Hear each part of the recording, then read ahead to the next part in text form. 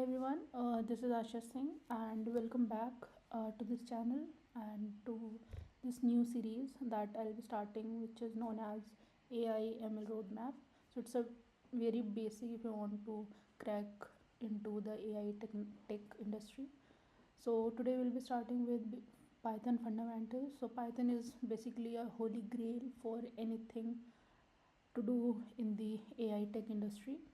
A few years back, R is also a very mainstream language which was majorly used to develop the AI systems, but right now everything has faded and only Python has persist. So we will be starting with Python. So stay tuned and hopefully I'll see you all there for the last session of this series and we'll do good things, great things together. Okay, so I'll be starting with Python, like with a very basic introduction of Python. What is it? So Python is a very popular high-level interpreted programming language known for its simplicity and readability. So if you guys will remember, like I'm not sure like what is the experience you guys will be getting here, but from the very beginning, like initially we used to have like 0 1 because the machine understands that, right?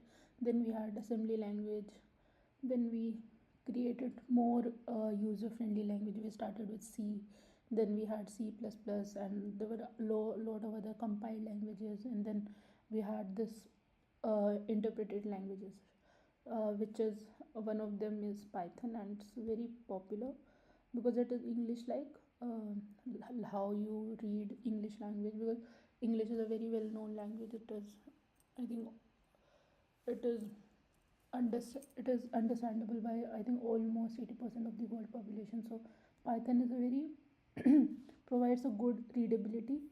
Second is it's very versatile. So if you see in any sector today, whether it's web development, data science, ML, AI, automation, or even game development, or even the NASA scientific computing societies, they are using Python as their base language. So it's highly versatile, uh, and also it has a huge community. So if you just go to your any browser and if you search Python, you will see that the whole community of Python is pretty huge. It has like so many versions till today that I don't think I'll ever remember those, but it's a huge community. It's an open source community, and where you can ask question, get a lot of things resolved. uh, Next, it has a very intensive libraries, like anything and everything is there. You have libraries for third party packages, frameworks available that you can integrate with it. So it's a huge library basically. Like I think there's very few things that are not there that you cannot integrate with Python, but I think almost everything is integratable with Python. Platform independence, so there are the code runs on Windows, Mac OS, Linux with little to no modification. So if you see the main site, so here you can like easily download the versions. Where can I? Yeah, here. So if you see, so it provides downloads for every OS, and you can easily download it whether for Windows, Linux, or Mac OS, Android, or other.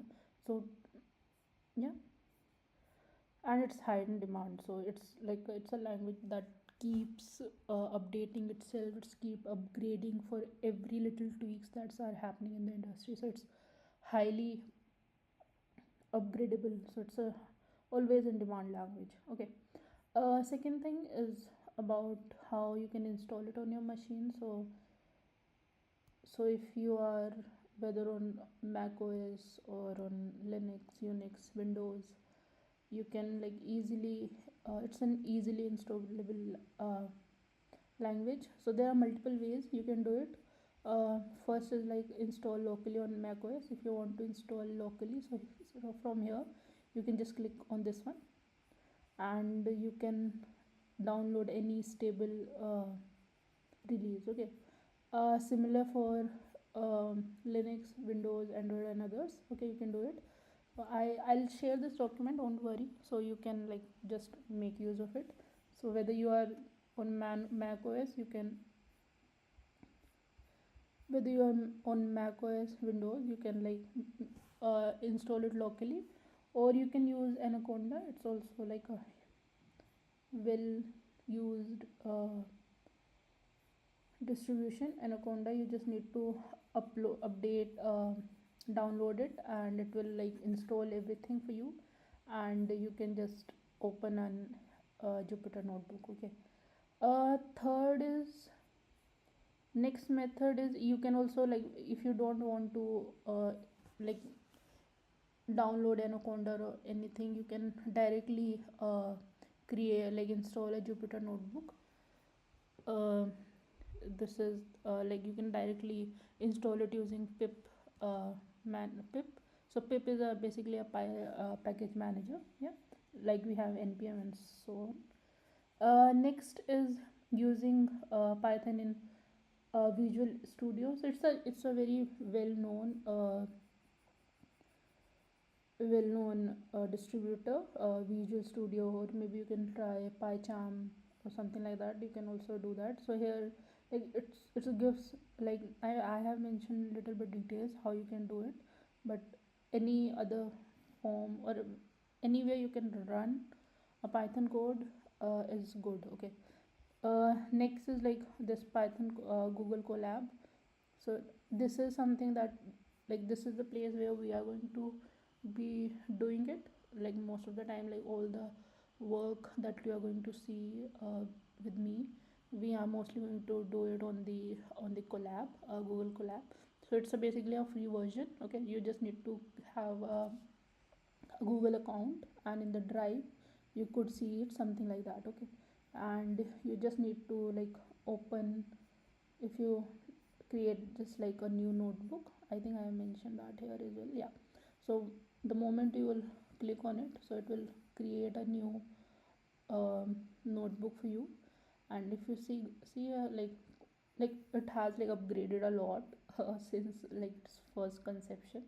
So we will be moving with the AI and ML thing. So here it also had like those GPUs to run, and it's a very good, I think, idea for sure, for at least for our project, that our roadmap that we are going to do.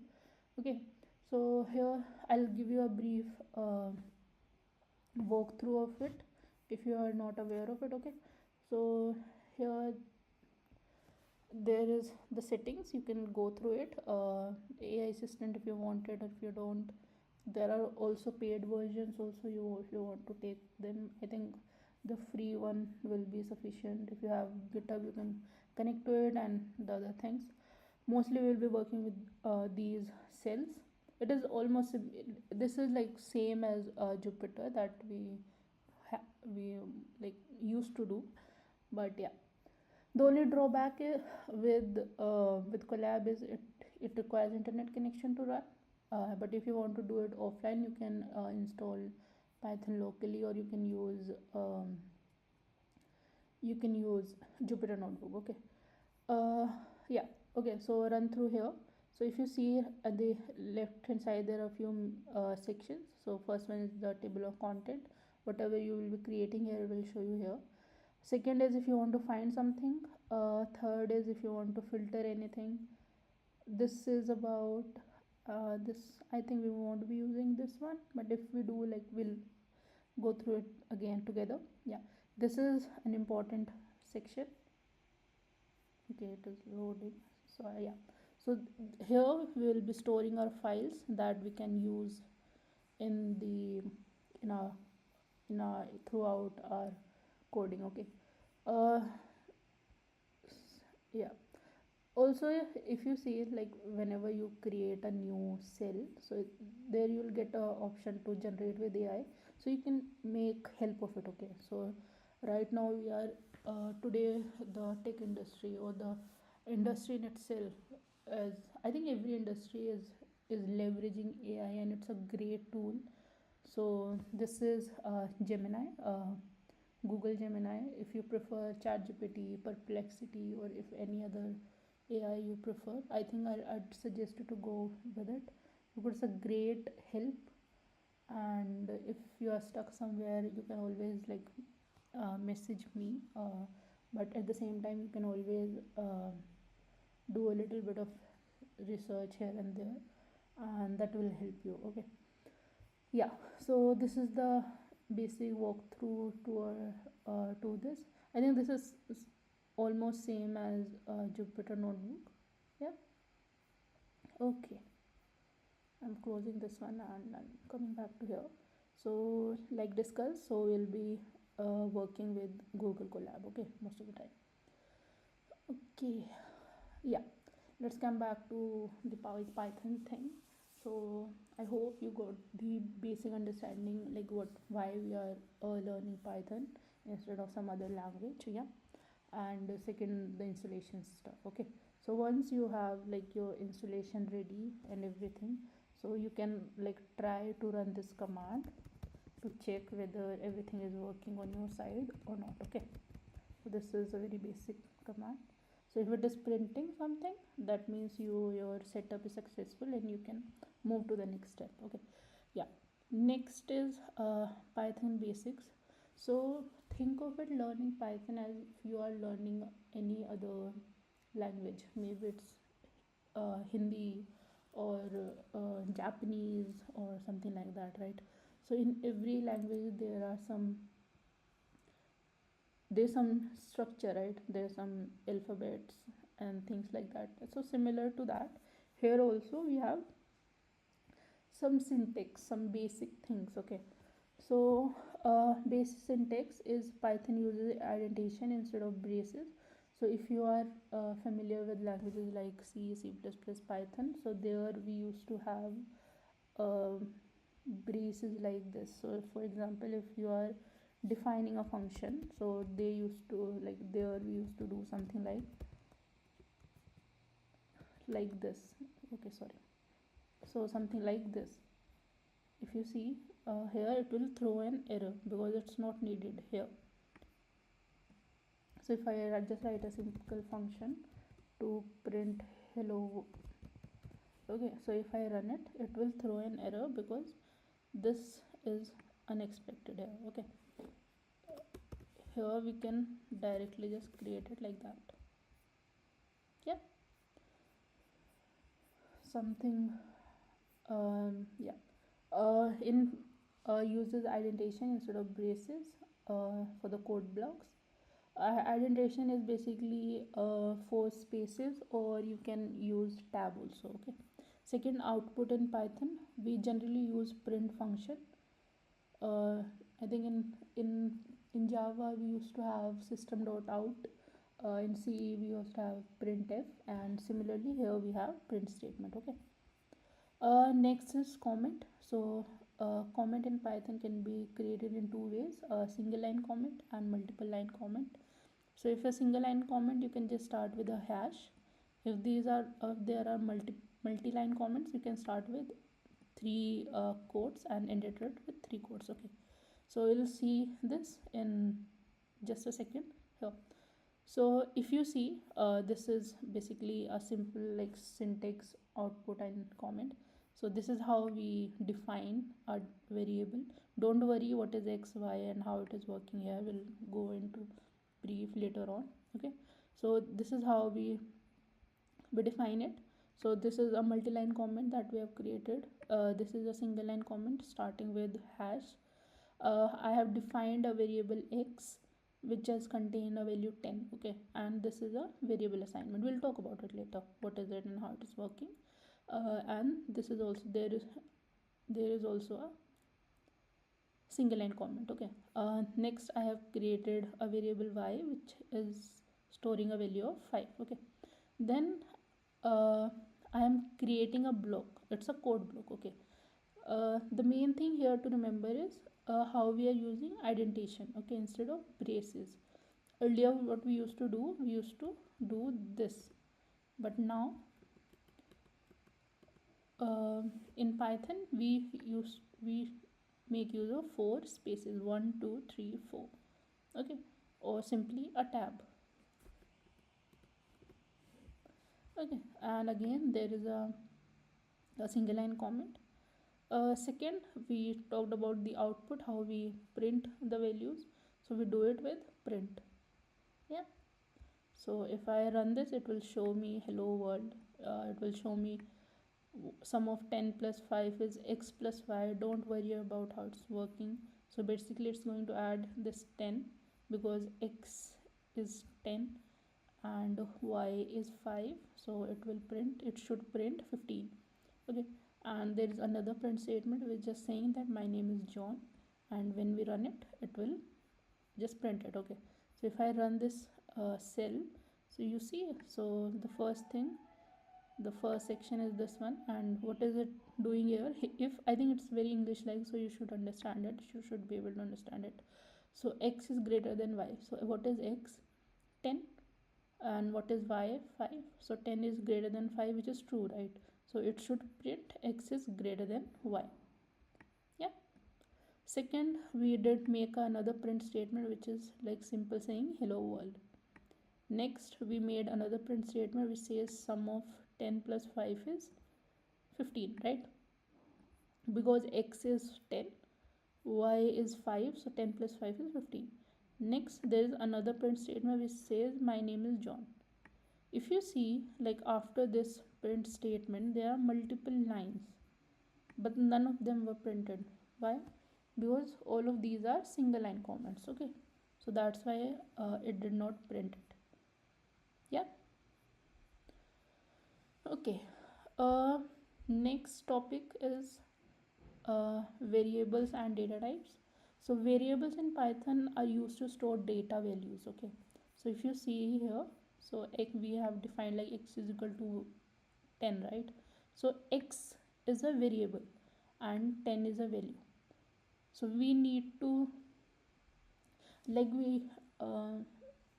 I think let's very simply, I think you all have understood it, but still, so how we do math calculations since our childhood? We do a plus b is equal to c, right? So that a plus b is equal to c, so c is equal to a plus b, so we are assigning the value of a plus b to c, right? Similarly here also, so x is a variable which contains the value of 10. Yeah, so these are called variables. Yeah. Yeah. Okay, so coming back again to other languages, so this is, you can create variables. So x is equal to 1, name equals to John, pi equals to 3.14, and is active is equal to true. So x is equal to 10, it's a integer value, right? Name equals to John, it's a string or a text. Pi equals to 3.14, it's a float value or a decimal value. Yeah, and is active is equal to true, it's a boolean thing, right? If this happens, that happens, something like that. So true or false. So these are the different data types. Yeah, and we'll talk about what are data types. So data types, I think the phrase in itself is very complete. So it defines the type of the data. So here x is equal, when I'm writing x is equal to 10, so the data type of x should be number. Okay, in Python we have three major data types, uh, a singular data type basically. So you can either, like, you can define it as a number or as a float, or I think these are the two integers values that we have. Okay, yeah, so the common data types in Python, we have integer, int, whole numbers, for example age is equals to 25, float, decimal number, temperature equals to 36.7, string or text, text enclosed in quotes. For example, here we have mentioned city equals to Delhi. So here you can see it as in double quotes, right? You can also have it in single quotes. Next, we have boolean. Uh, it can only have two values, either 0 or 1, and it is represented by true or false. So if something is true, then it is 1. If something is false, it is 0. Yeah. And we have some more data collections, list, tuples, dictionary. Don't worry, we'll discuss all of these in detail. So it's just to give you a brief overview. Yeah. Next is how we can check the data type in Python if you want to check the data type of something. So for example, if I mention type x and I've defined x equals to 10, right? So it should show me that it is an integer type. Yeah. Similar for the other. One more topic is reassigning variables. So in Python, if so, for example, here I have defined x is equal to 10, and then I have defined x is equal to, now I am a string. So if I print the latest value of x, it should print now I am a string. Okay, so it allows dynamic typing, meaning that the type of the variable can change at runtime. Okay, now we'll start with the lab. And yeah, so like we have discussed above, so creating and printing a variables, for example, x equals to 10. Yeah. And yeah, y equals to, let's say, define John,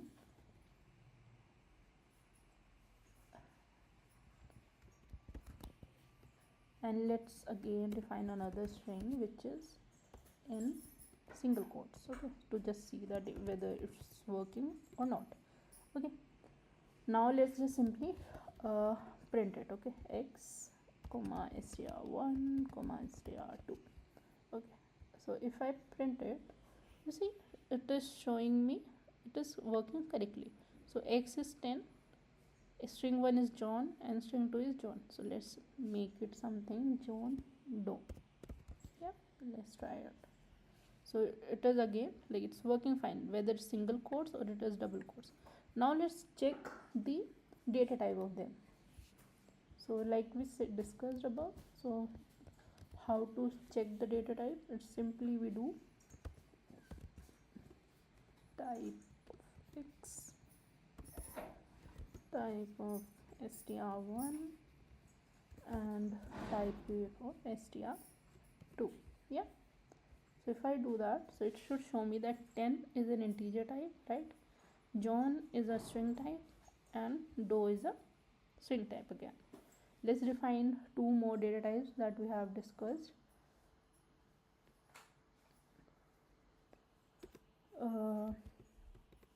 Pi equals to 3.14 and is student equals to, let's say, true. Okay, and let's print these two as well. Pi comma is underscore student. Yeah. Okay, so if I print it, so it will show me 10 John Doe 3.14 true, which are the values that are stored here, that I've created here. Okay, now again let's print their type, this phi, and type is underscore student. Yeah. Okay, so once I do that, so it should, yeah, so 3.14 is float, which is decimal, and true, it's a boolean. So let's say if I change the value of these, okay, let me just do something like that. If I just copy it and then I paste it here and I just reassign the values like we discussed above, so how should they work, right? 3.1466. Okay, and it should be false. Yeah, so if I now print it, you will see the values have changed. Yeah,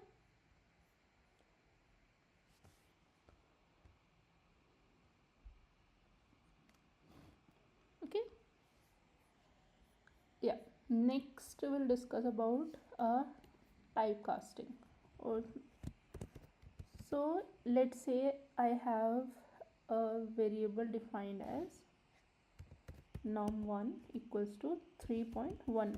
Okay, now if I print the num1 and the type of it, So it will show me, what should it show? It will show me that it's a float, right? Yeah, so it will show me that it's a float. Let's say if I want to change it to an int, so what can I do? So num2 equals to int of 3 point, no sorry, int of num. Okay, I did this and then I just print the num2 and the type. So now let's check again. So now it is showing the value is 3 and the type is int. Why? Because I did the typecasting. So basically what I did, I created another variable num2 and I have passed the first variable which has the value of 3.14 and casted it in a int variable. Okay, that's how you can do typecasting.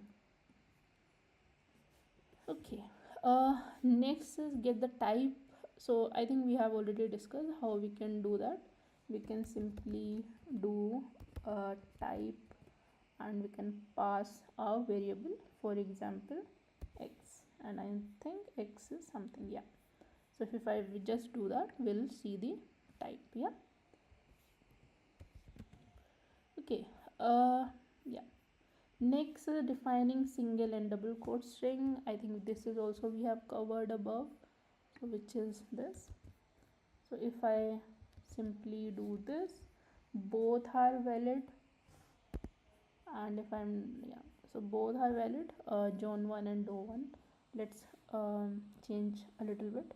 So for example, now you want to, now you want to print this. I have a BTech degree. Yeah. So how you can store it? There are two ways. Okay, so one way is you do this, and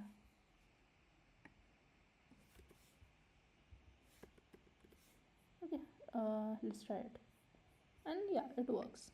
But now let's say you want to change it to, I have a BTech degree in finance. I have a BTech degree in computer science. See what I have done? So I have created a double quotes and then I have created a single quote. Now what I want to do is I want to create a string. So how I can do it? Yeah. So everything is same, but for this single quote I have added a escape character. Okay. Now if I print it, it will work. But if I keep it like that, for example, I have created this, and if I will keep it like that,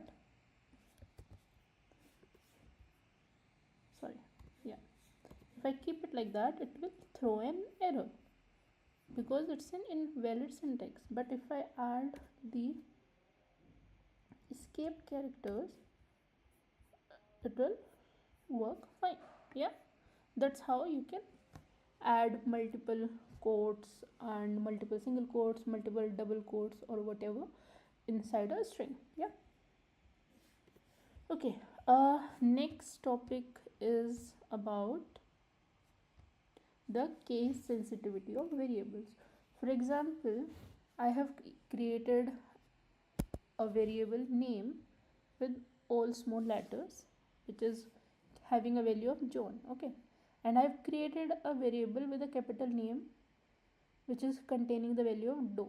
So if I print both these, so they should print the value of name should contain the value of John and name should contain the value of Do. So you have noticed one thing, that the variables are case sensitive. Okay, the lowercase and the uppercase they are treated differently. Okay. Second is the next is about valid and invalid variables in. Okay, so like we have discussed, so what are variable name? It's a place where we are storing the values, right? So a equals to 2, basically, something like that. So a is a variable where I'm storing the value of 2. Okay, so now basically by Python, if you this is the main site again. So if you go to the this documentation, so it contains a huge documentation. Like you can like start with the very beginner's guide and everything, and will be here. Okay, so how to define the variable, there are rules for it. So if you want to see, you can just go here and maybe you can do a little bit of search. Yeah, and it will show you how to create a variable. Okay, right now I'm not able to say it.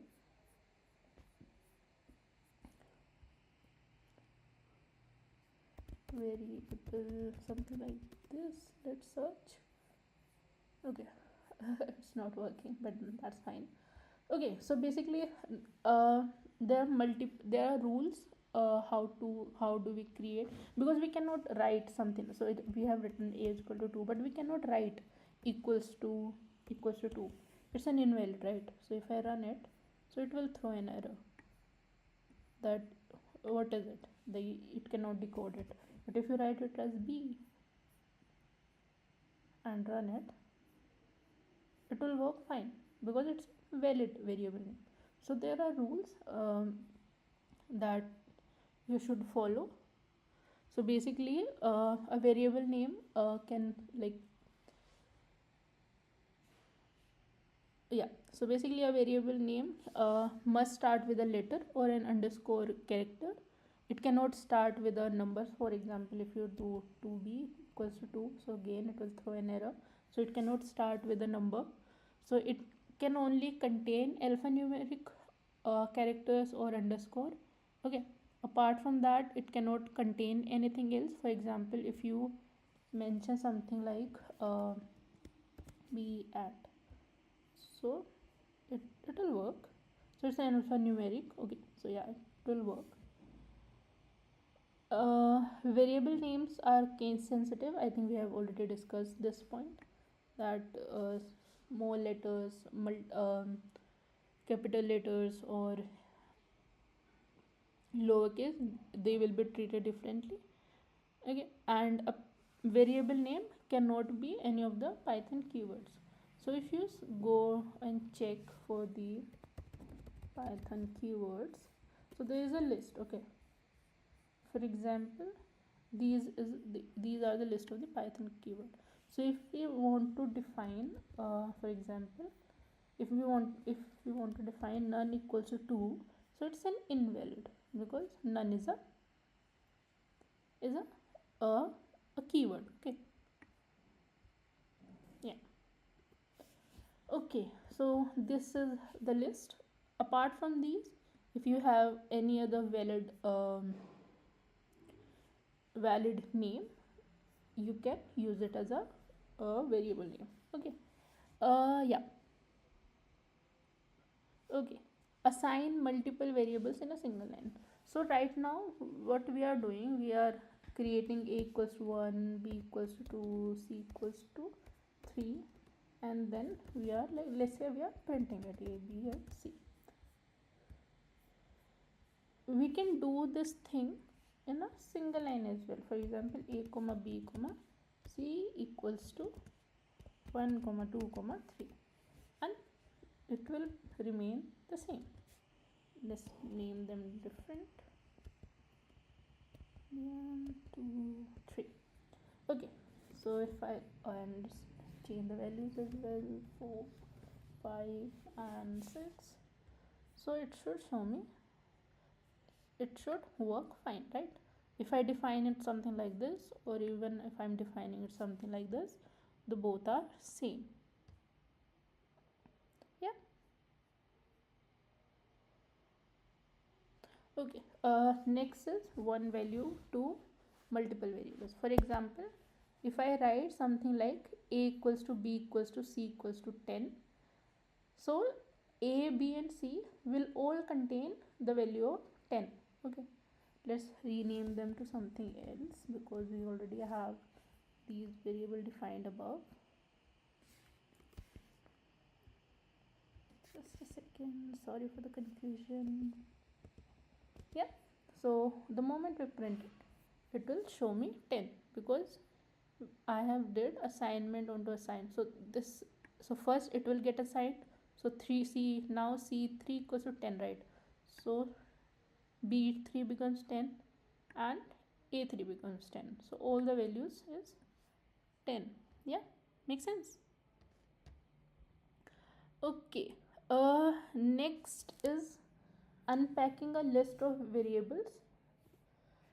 Okay, to understand it, I think in other languages you must have heard of arrays. So how we define it in Python is, for example, I have a list in which I have defined three items which contains 1, 2 and 3, and now I want to store these items into different variables. So how I can do that? Similar to this, instead of just mentioning 1, 2, 3, I just mention the list. So now if I print it,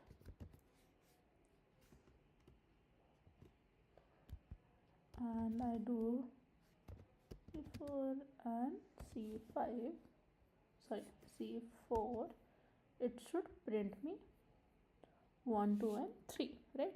This is how you can unpack it.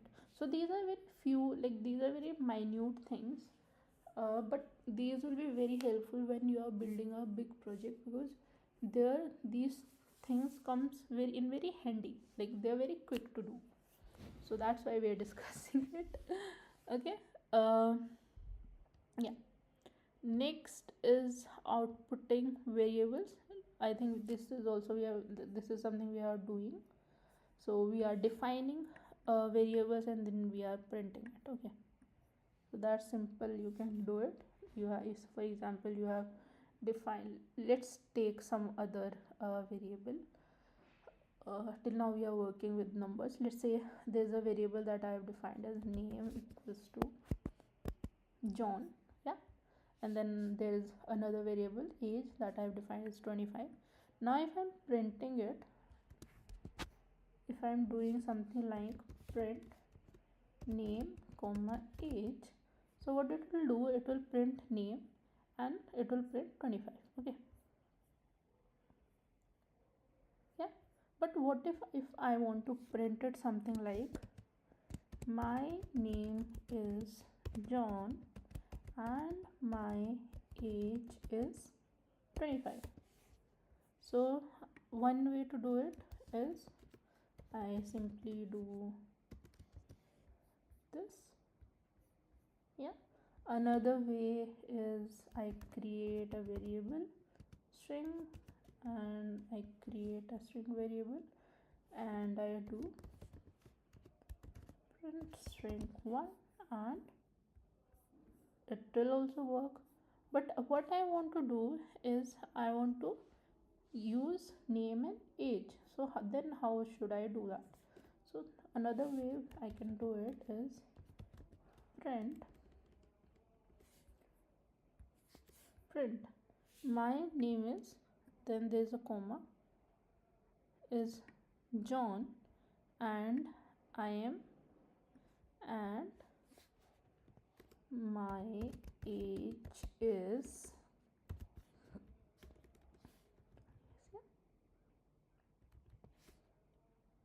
makes sense? If I run it, so it will show me my name is John and my age is 25. It works, right? Okay, okay, next topic we'll discuss is global variables. Okay, so just try to understand the concept, don't get into details like how it's happening and everything, because you might not understand. We'll have a different concept here which is called functions that we'll discuss later on, but just try to grasp the concept. Okay, so basically global variables are the variables that are created outside the function, and they can be used inside or outside the function as well. Okay, for example, I have created a variable equals to 10. Now if I print it, it will give me the value variable 1, right? It's fine, right? That we have already understood. Now for example, I have created a function. So this is how we create a function. So def, it's a keyword, that's how it indicates that it is starting a function. So def, then we mention a function name. Let's name it function name 1, and then we define whatever we want to define here. So for example, I want to print variable 1, yeah, and then this is how I've defined the function. Now I want to call it. So how I can call it is simply I mention function name 1, yeah. Now if I print it, if I run it, so it will print me 10, yeah. Now let's say I redefined it and I say variable 1 equals to 20. I redefined it inside the function name, yeah, and then I print it, so it will show me 20. But something is changed now. This is fine, but if I print variable 1 again, so it, what it should print, right? So variable 1 was 10 earlier, then there's a function created, variable 2 1 is updated to 20, and now I'm printing variable 1 again. So what should it become? Should it become 20 or should it be 10 itself? So what I think, it should be 10 itself, because this 20 we have created inside a variable.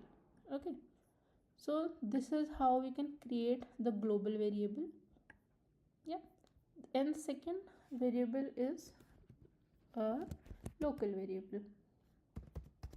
So local variable is something, so for example, I have created, let's say I have created a function, another function name 2, and I have defined a variable 2, and then I am printing it. Okay, so if I print it, it should print me 30, yeah, it should print me 30. But here if I print variable 2, let's check what it will print. It is giving us an error.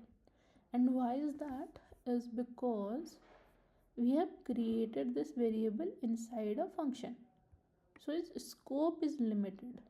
I know this thing might be confusing a little bit, but don't worry, we'll discuss it in detail a little bit later. But for now, just try to understand the concept of a local variable and a global variable. Okay, so here I have defined this variable inside this def block, so its scope become little. But for example, if I move it from here to here, now let's see what happens. If I moved it here and let's run it again, so it should print me 30, yeah, because the scope becomes global again. Okay, let's keep it here, so if you guys go through it later, you will have it. So right now it will throw an error. It should throw an error. Why it's not throwing an error? Let's try again. Something has changed. Let's define it to some other variable.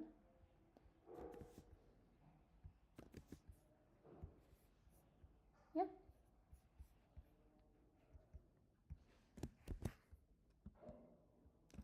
this will throw an error. Okay, next topic is defining global variable with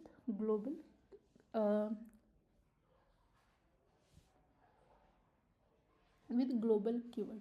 So you saw the problem that happened here. Now let's again create one more function. Let's name it 3. I'm sorry that we are creating a lot of variables. Okay, now let's name it a variable 6, and here let's call it. So if I run it and let's change the value to 60, so it will print me the value 60, right? It works. But now let's define this variable, and again, let me, if I check the variable 6 here, it should throw me an error, right? Because it is not defined. I have not defined the variable. Yeah, but now let's make this variable as global. Again, it's a keyword somewhere here, so we now define this variable as a global variable. So now if I run it, it'll okay, yeah, I made a mistake.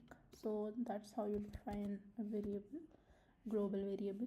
So you define it as a global variable, and then you assign it as a value. Okay, now we run it, so it works fine like earlier and later. Yeah. Next is constant in Python. So if you remember, if you know, like if you have gone through another languages, whether it's Java, C++, C, so there we have the concepts of constant, like the word itself says, so it's a value that does not change throughout the program. So normally we define it using this const keyword, but in Python there is no such thing as constant. Yeah, you can use a variable and you can use it everywhere. Yeah, that's how you use constant in Python. There is no such keyword for constant. So if you see this list as well, there is no such keyword here. You will not see any such keyword here. Yeah, hopefully this all makes sense to you, and I know it's a lot but I try to cover every little thing. These things does like sound a bit minute and they can easily slip by, but I promise you, if you grasp them, if you understand them in a bigger project, these little things makes a lot of difference. Yeah. Okay, next topic is data types. If you see above in this example, I think we have discussed a lot of them. Integer, string, float, boolean. Yeah, so again let's discuss these in a little bit detail, and then not in detail because I think we'll be discussing them in detail later on, but I think we have discussed all these points above as well. Yeah, I think we have covered these above as well. For example, like how you define a string variable, or a variable with a string data type is, for example, str equals to 1. We define it whether in a single quote or in a double quote. Yeah, so it works both ways. 1 comma string 2. This is how we define the variables in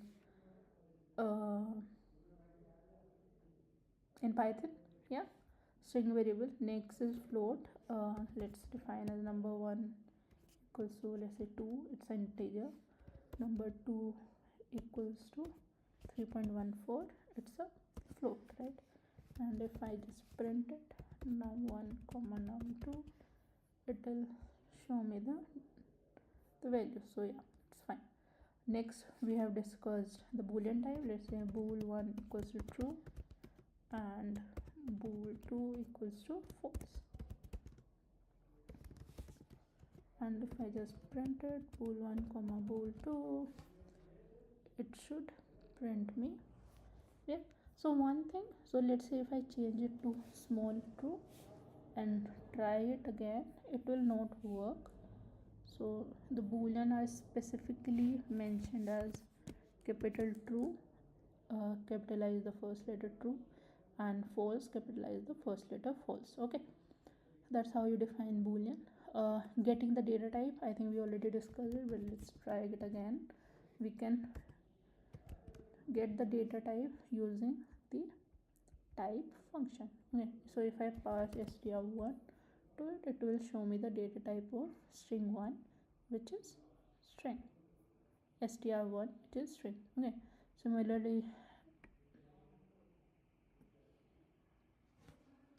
similarly we can print for all others as well. Let's quickly do it.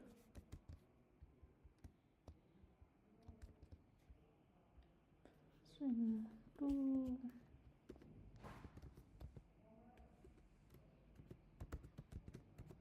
num1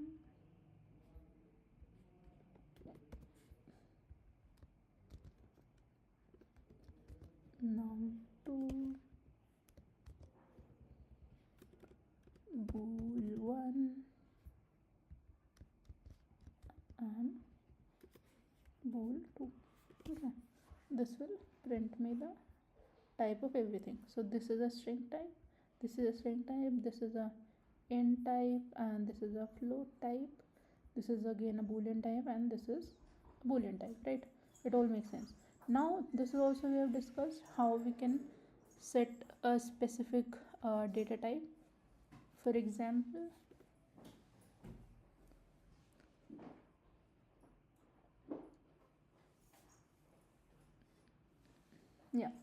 for example, I have a variable num3 which is defined as a value of 2.9866, and if I want to change it to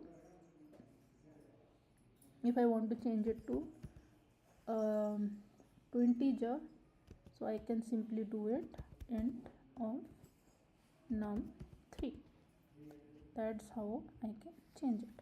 So what I did, I changed a float to int, right? So yeah, so now if I do print num3 comma type of num3, it should show me 2.96 and the type should be float. Yeah, and if I print num4 and type of num4, it should show me 2 and type int. Okay, we can also do a vice versa as well. For example, I have created a num5 with a value 5 and a num6 to move it to a float. So now what we are doing is changing int to float. Simply you will do 5, 6, same repetition, 5, 6. Now we'll check it. So what we have done, okay, maybe I think, yeah, should be 5. Okay, yeah, so from 5 into it has changed to 5.0 to float. Now if what will happen if we try to change integer to string? Let's try it. Let's define a number 7 equals to 10. Now I am defining a string equals to str. Yeah, yes. So let's see if it works or not. Yeah, it works, right? So but what has happened is it has changed the string to string. Let's try the versa. Yeah, let's say str4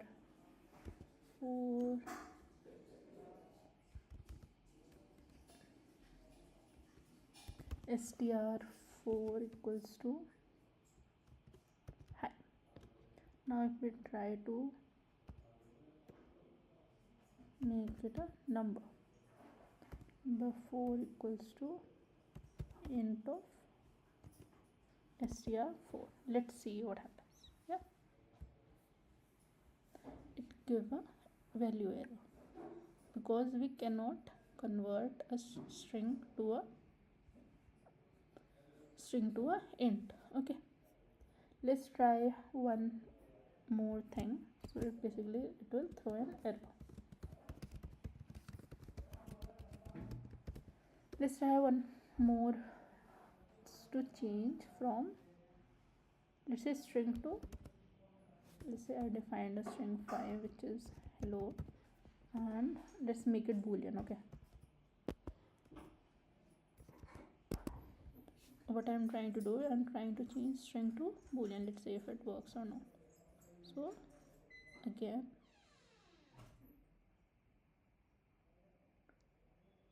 okay, something happened here. Yeah, so the reason here it is throwing error because here we are making the conversion, right? Yeah, so if now let's work, so it works because if, why it works, let me tell you why it works. So this is something, right?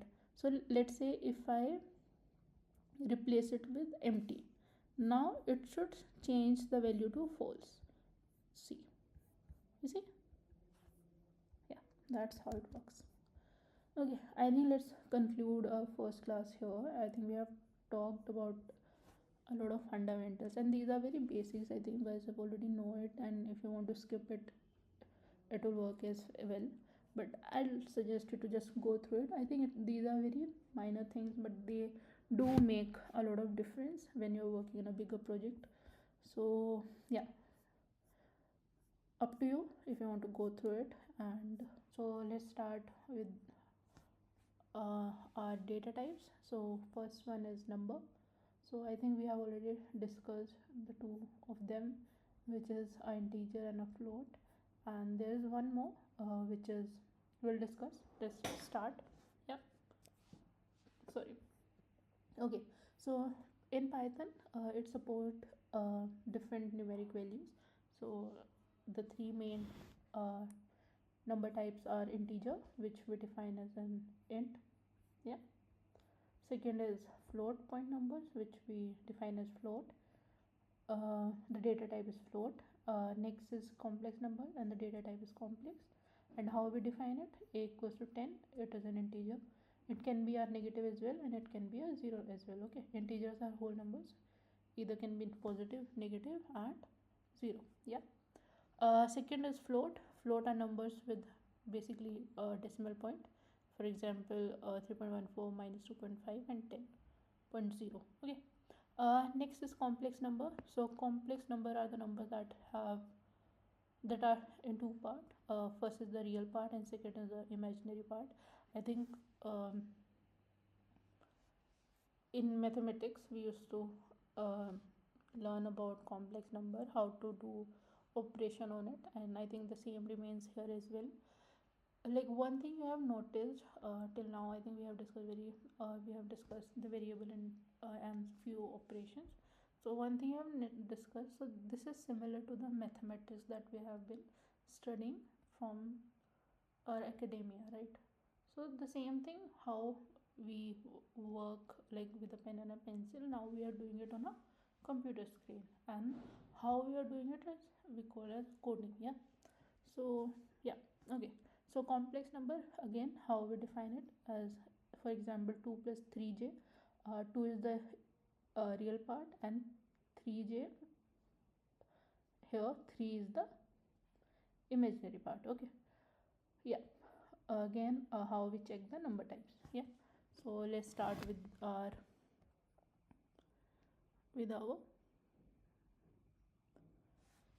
yeah, okay. So let's start with int. How we defined it, we already discussed it above. Let's say we have a number 1 which is 3. It can be negative as well. So integers are whole numbers, right?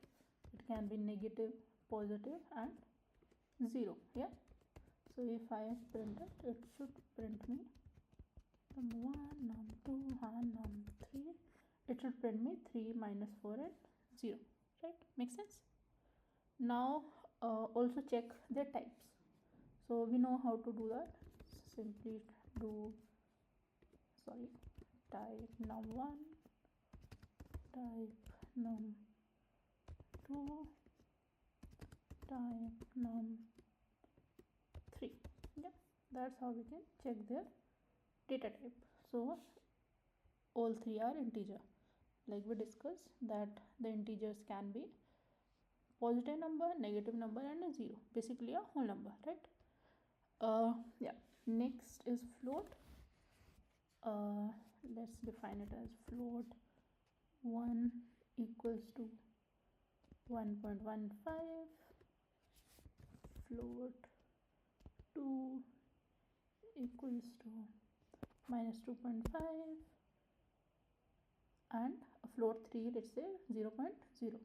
So now if again let's say I print the variable name and their type,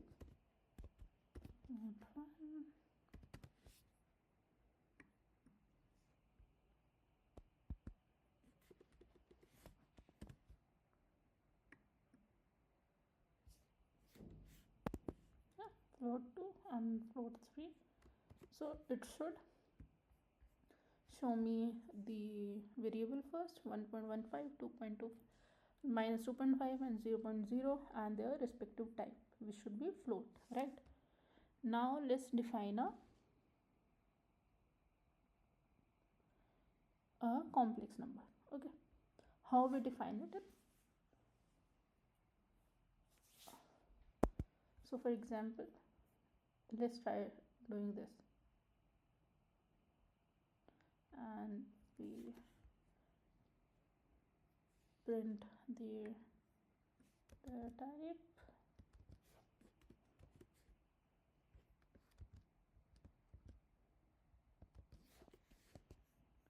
Let's see.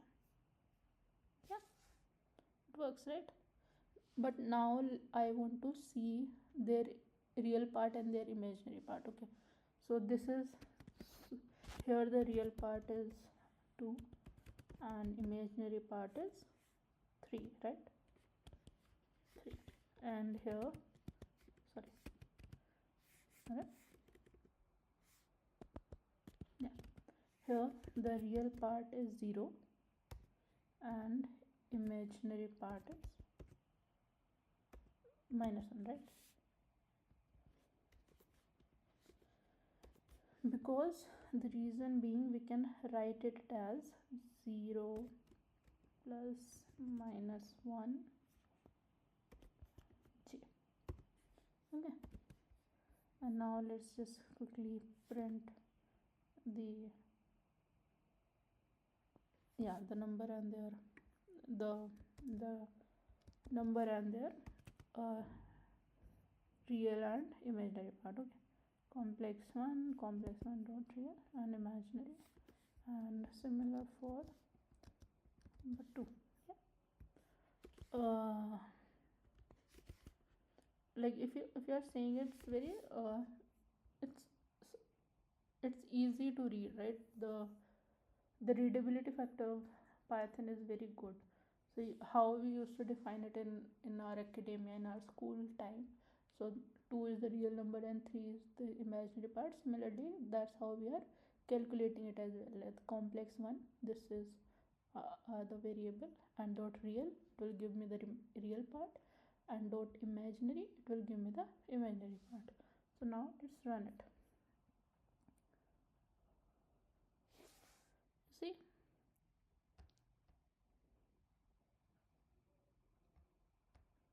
it's working, right? Okay, so it should be -0 instead of, I think -0 plus 0 is same, but yeah. Okay, so that's how it is. Next is type conversion, like we discussed above, how we can convert. I think we already discussed how we can do it.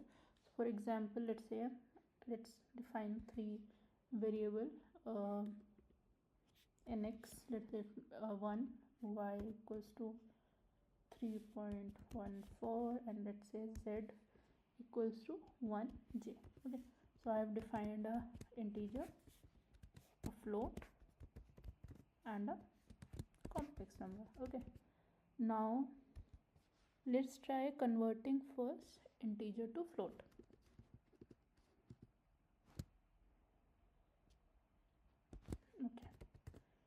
integer to float. So how we can do it? Let's give it a equals to float. Yeah, now if I print it, so it should work. Yeah, so x was 1, so let's do this also so that it's clear how it's changed.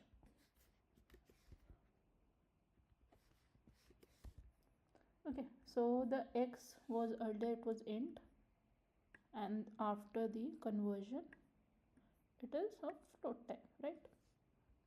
Now let's do float to int. I know it's a repetitive, but let's do it because practice makes a man perfect, like the saying goes. And if you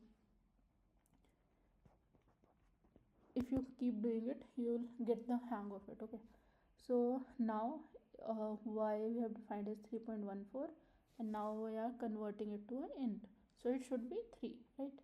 Let's print it. So yeah, so earlier it was float, but now it is int. Yeah, let's try converting int to a complex. Okay,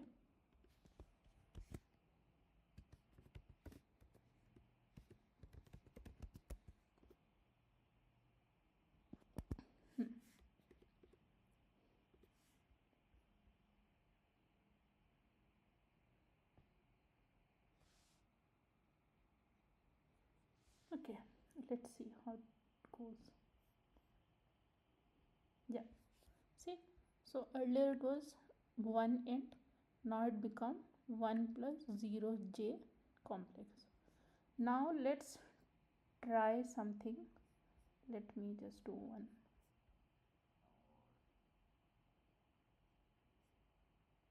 Okay, now let's try something. Let's change this z to, let's say, 1 plus 1j. Okay, now let's try converting complex to an int. Complex to an int. Let's see if it works or not. Okay, so we have d equals to int of z. And now let's quickly print z d d z. Let's see if it works or not. You see, it did not work. Yeah, makes sense. This conversion fails.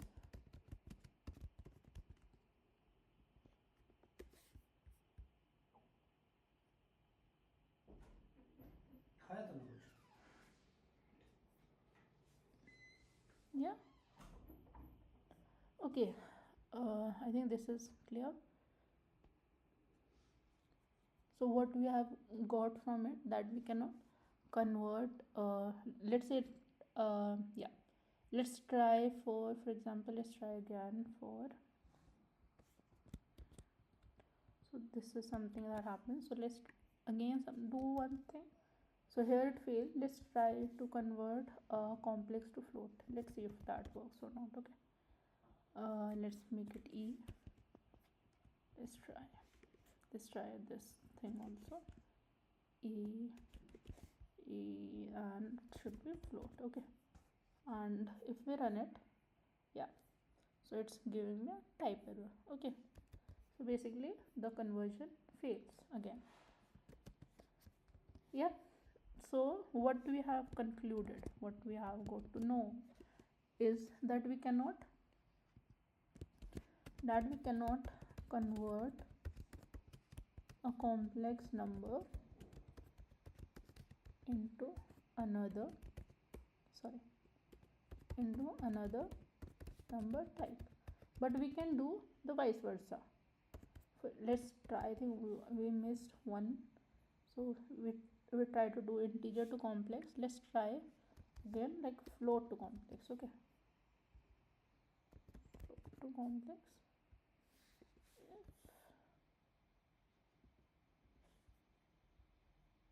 and it should be y.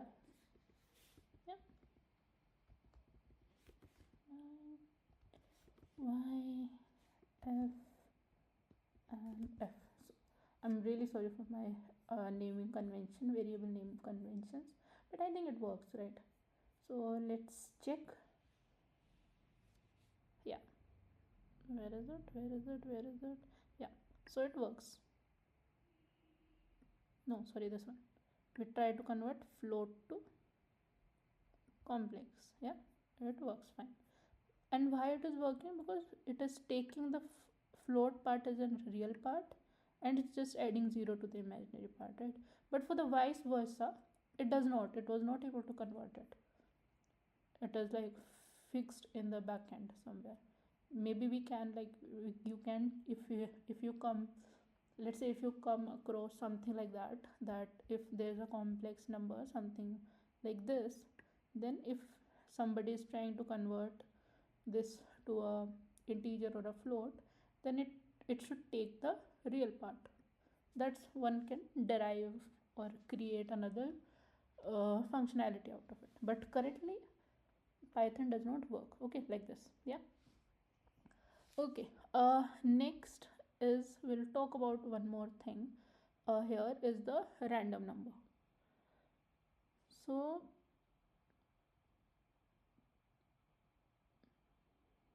yeah, should we discuss it now? Let's discuss it. Okay. So if you see here what we are doing, so for example here, so when we are defining this complex, so it is a it is a function, okay. Somewhere it is a function in the whole library of, if you see the documentation as well, and if you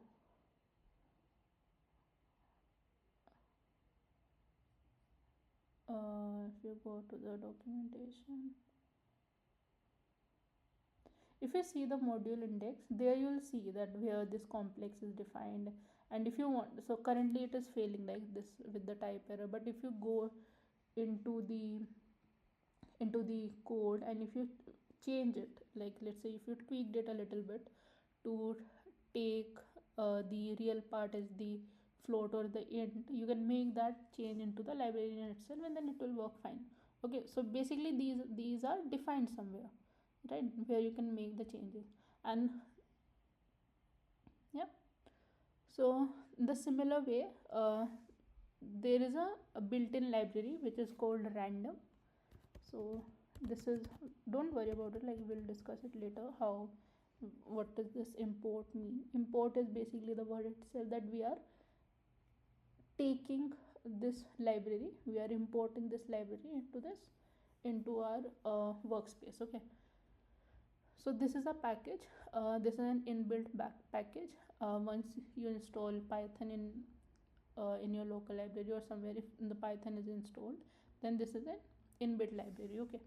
You don't need to externally install it. Okay, so how it works, so for example import random, and this can be used to generate a list of random numbers. For example, uh, you want to create a random number 1 between let's say from 1 to 10. So what you can do is you can, yeah, so this is the library and this is rand range, and you can mention that 1 to 9. So if when I've defined 1 to 10, so it will take from 1 to 9, okay. So if I run it, it will find me a value between 1 to 9. But if I want to get a value between, let's say, 10 to 19, so I have to mention here 19 plus 1 equals to 20, okay. So now if I run it, so it will give me a value between 10 to 20. Make sense? I think it does, right? Okay. Typecasting, I think we have already discussed. So when we do something like d equals to int z, what we are doing is we are typecasting it. we are making the data type, the variable type of d as an int. Okay, so if we write a equals to string hello, or if we write b equals to string 2, and if I print a and b and respectively their type of a and type of b, they will both be string. Okay, makes sense. So this is called as typecasting. Okay, I hope the number type number data type is clear. Okay, let's move to the next one. Next is Python booleans. Okay, like we discussed above, so these define the truth values. So it can only be 2, whether it can be true or whether it can be false, and it should be like the true should start with capital letter T and false should start with capital letter F. Okay, so Python has 2 built-in boolean values, true and false, and should start with capital T and capital F. Booleans are often crafted by comparing values. For example, 5 is greater than 3. True, right? It's like in English language how we use it. 10 equals to 5. No, right? So it should be false. 7 is less than equals to 7. True, right? And Python with the capital P equals to Python with the all small keys. It's not, right? So it should be false. Okay. The boolean, so there is a boolean function as well, bool function. So it converts a value to true either to false. For example, if you remember, we have tried doing something change to boolean, and somewhere here, okay, we did try to do something above. Yeah, I'm not able to find it right now. So yeah, so once if we use bool function, if we try to typecast, let's say, an integer to bool, then it will return it to true because something is there. But if we try to bool a 0, it will be a false. Again, if we try, let's say, a string John, it will be a true. If we pass an empty string, it will be a false. This is a list data type, we haven't discussed it, but if it is an empty list with a square brackets, it should be false, and if there is some values inside a list, it should be true. Yeah, okay, let's quickly do this. Okay, for example, if I defined a boolean as boolean 1 equals to true, boolean 2 equals to false, and if I printed and print the type, it should be true or false. And but if I change the false with small, all small, then it should fail with an error, right? So it can strictly like it is case sensitive. Okay, yeah, okay.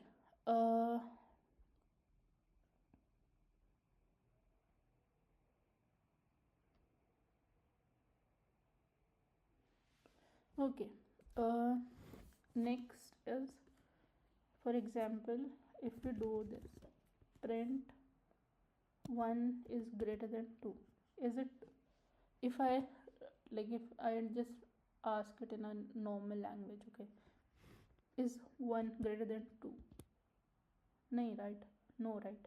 So it should be false. So if I test it, it will be false. If I say hello equals to hello, so it will be, right? So it works the same way. Basically, we are checking two values with each other. But if, let's say, if I say hello hello greater than 4, let's see what it says. So it will throw an error because we cannot pair, a string value and an integer value, right? Hope it's making sense. Yeah. Next, evaluate variables and values and variables. So like we discussed about typecasting. So if I typecast a string hello to a boolean, it should be true, right? But if I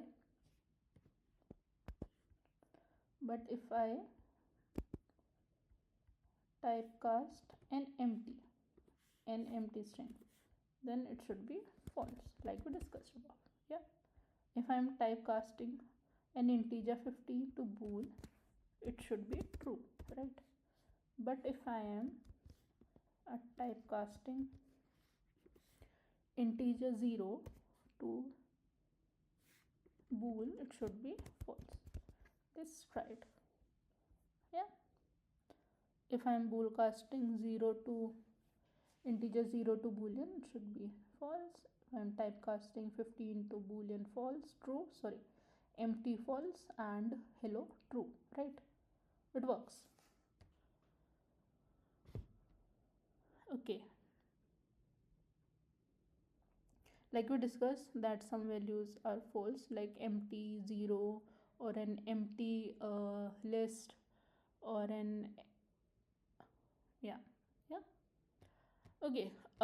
One more point, which is like functions can return boolean. So for example, don't worry about like what are functions and how we define them, but just try to understand the concept. For example, let's define a function. Let's say function1, and what it is doing, it is just returning 2. Yeah. And if when I run this function, I call this function, it should print me true, right? But let's change it now. Let's change it to return false.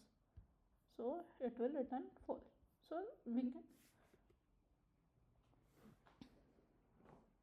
we can return boolean variables to our functions as well. Okay. Next is instance function return a boolean. Okay.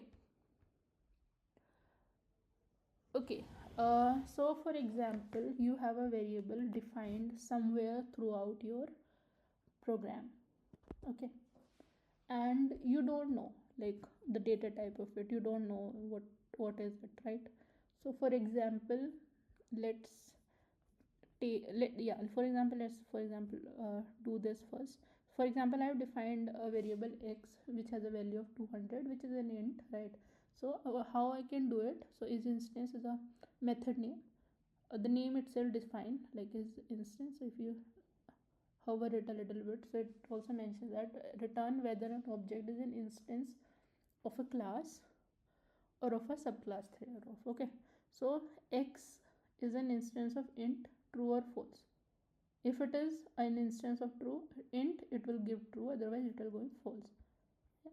But let's say if I say here it's a bool, so it should return false, right? Because it's an int. Yeah, that's how we can do it. Okay, I hope it is clear, and I hope you are doing good and you are able to understand it, whatever we have discussed so far. I know these are the very basic things, but I think these are important as well.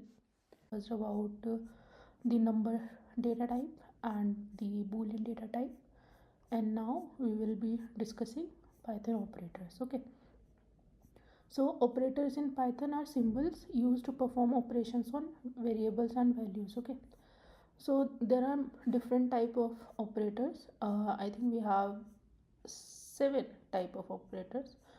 Don't worry, they might look too much, but they are pretty simple, and it's something that we do end up using in our daily life, so they'll be quick to understand. Okay, so first is arithmetic operators. In this we have addition, subtraction, multiplication, division, floor division, modulus, exponent. So these are something that we have been using in our academic mathematics. Second is comparison operator. So whenever we need to compare two values, we use comparison operator. Okay. Uh, Equals to, not equal to, greater than, greater than equal to, and less than equal to. Good. So we have like 6 comparison operators. Next we have logical operators, which is and, or, not, and, or, and not. So logical operators, I think a lot of you guys have learned about logic gates in your mathematics or even in physics as well. So this is something we have in Python as well. So basically it used to combine boolean expressions, and there is a truth table, a very simple truth table that we will discuss later on once we'll start working uh, with the logical operators. Okay. Next is the assignment operator. So whenever we do something like a equals to 5, that means we are assigning the value of 5 to the variable a. This equals to sign that you can see is called as an assignment operator. Okay. So assignment operators are basically used to assign or update a variable value. For example, equals to 5, we are assigning the value of 5 to a variable a, and this a equals to a plus equals to 3, this is we are updating the value of a by 3. Okay. So this can, the same can be written as a equals to a plus 3. Yeah. Next we have identity operators. Identity operators basically is used to compare object identity. So let's say if I say 6 is 6, so that should be true, right? And if I say 6 is not 7, which is not, right? So it should be false. Okay. Membership operators, this is something that we use to check something. For example, if there is a class of 10 students, and if I want to check whether John is part of the class or not, I can simply do like John in the number of students that are there in the class. Okay. So if he is there, I'll get a true boolean. If it is not there, I'll get a false boolean. Okay. Similarly, not in, if he is not there, I'll get true. If he is there, I'll get false. Okay. Next we have bitwise operators. So bitwise operators are the operators that works on binary numbers. Okay. Binary numbers are the numbers that starts with 0 1. So any number that we have in, I think any whole number that we have, we can convert it into binary. So we'll discuss it how we can do it. So we have like these operations: bitwise and, or, XOR, not, left shift, right shift. Okay. So let's start with the first one, which is the arithmetic operators. Okay. So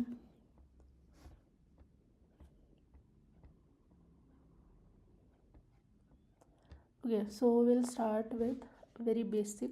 So let's say I have number 1 equals to 16, and a number 2 which is let's say 7. Okay. Now we have discussed that these are the arithmetic operations we have. So let's check. So I'm not creating something like num3 equals to num plus num2. Okay, I can do this. So then I can do num3, or I can directly do num1 plus num2. Okay, so both should give the same result. The only difference is, okay, yeah, so 16 plus 7 is 23. So both are giving the same response. The only difference is here, if I call this like after, like throughout the workspace, the number the output will be 23. But if this is something, it's not saved anywhere. Okay. but here I have already assigned it to a variable which is num3, but this thing, it is just printing. Okay, I have just outputting the sum of it. It's not getting assigned anywhere. It does not have like num1 plus num2 does not belong to a third integer. Okay, so this is how we use a plus operator. Yeah, next we have minus. Similarly, 16 minus, so num1 plus num2, which is 16 plus 7 is 23. Similarly, num1 minus num2 is 16 minus 7, which should be 9. Oh yeah. Similarly, num1 into num2, num1 divided by num2. So let's check quickly. So 16 into 7, I did not know what is 16 into 7, so I'm just checking 112. Yeah, and if you do want to clarify, you can just simply just verify it as well. Just open any calculator app and just quickly do 16 into 7 and it should be 112. Yeah, makes sense. Similarly for division, 16 divided by 2 divided by 7, I can tell 7 to the 14, so it should be 2 point something. Yeah, so which makes sense, right?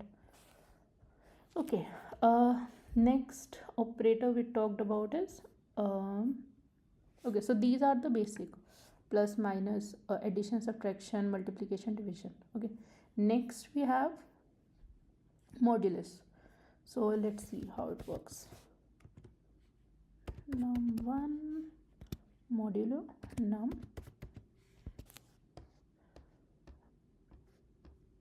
modulo num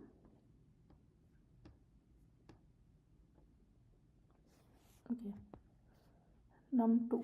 Yeah, so it will give me, so I'll tell you how. It will give me the remainder. So 16 divided by 7.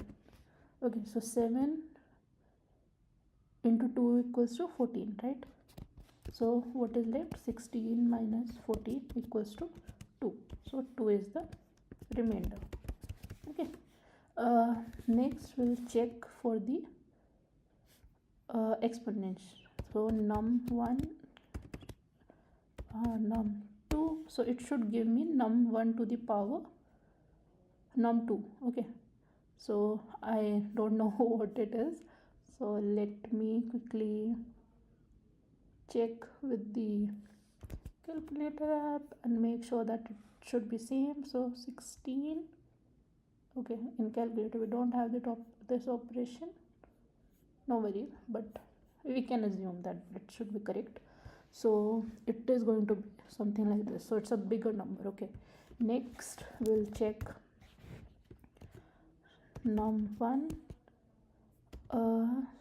floor division. So I'll tell you what it will give. So if I do this, so it will give me 2. So floor division gives the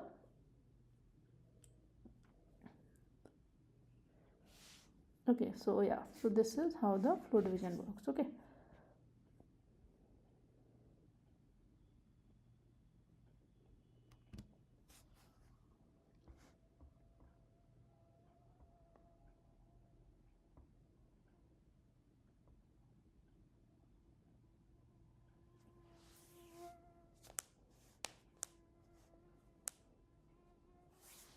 okay, so how floor division works? So it rounds. So for example, if I do 16 by 7, so it should be something 2.28, right? So it will give me the floor value equals to, it should be 2, right? Yeah, okay. Next we have comparison operator.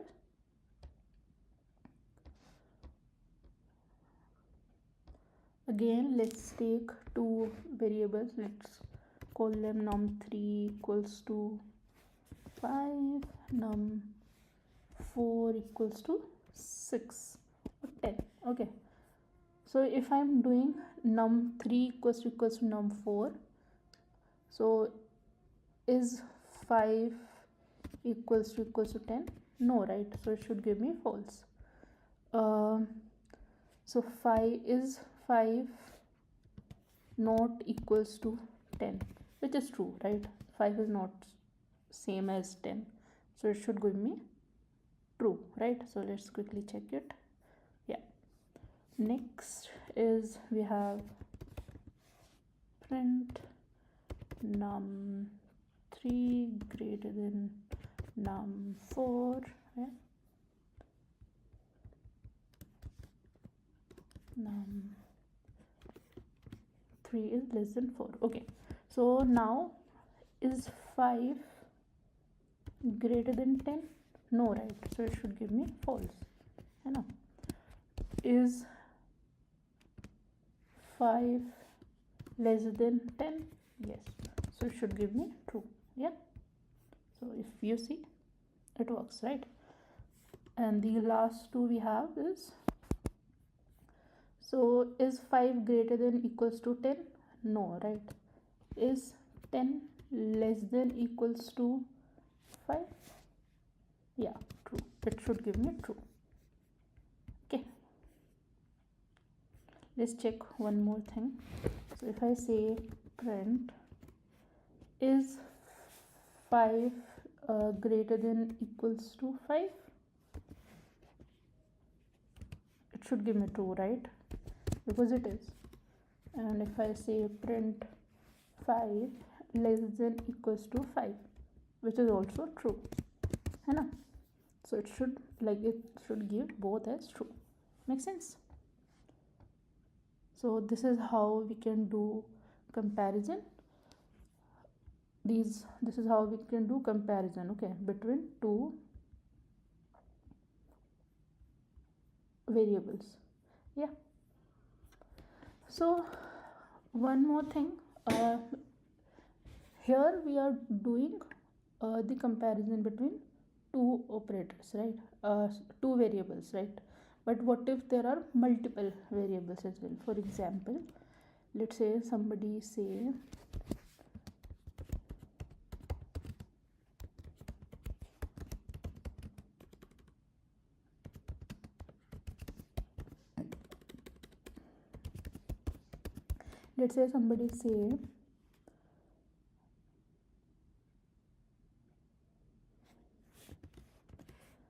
check whether num3 is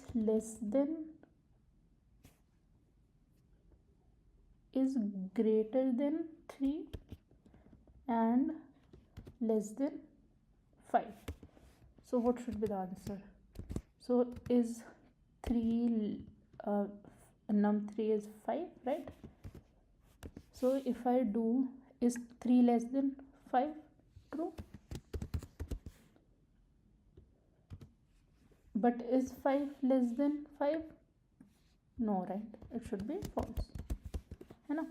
Let's try one more. Is 3 less than 5? True. Is 5 less than 10? True, right? So it should give me false and true, right? Makes sense. Next we have logical operators.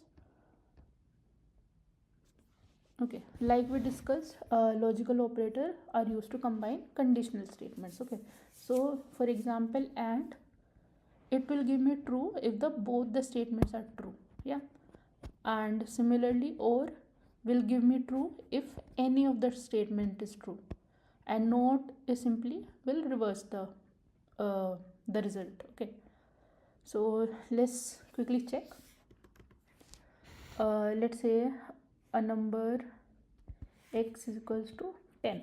Okay, and we'll see if print x is greater than 0 and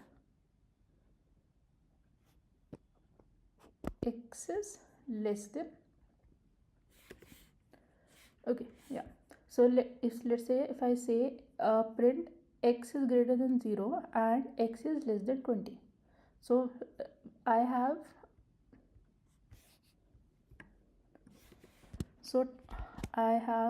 uh, 10, right? 10 is greater than 0, true,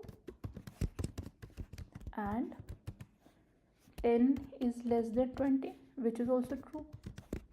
So now both the statements is true. So true and true is true, right? So the answer should be true. Here it says 10 is greater than 0, true, and 10 or 10 is less than 20, which is also true. So true or true should be true, right? Yeah. So let's create a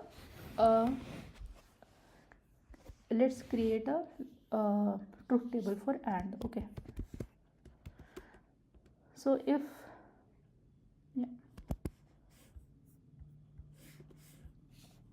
the first condition is true and the second condition is true, so output should be true, right?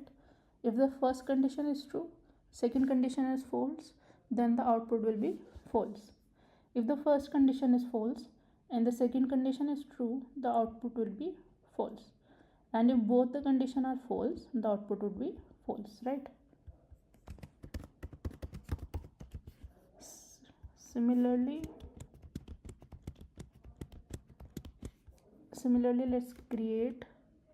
let's try to test this. Okay, so we have print.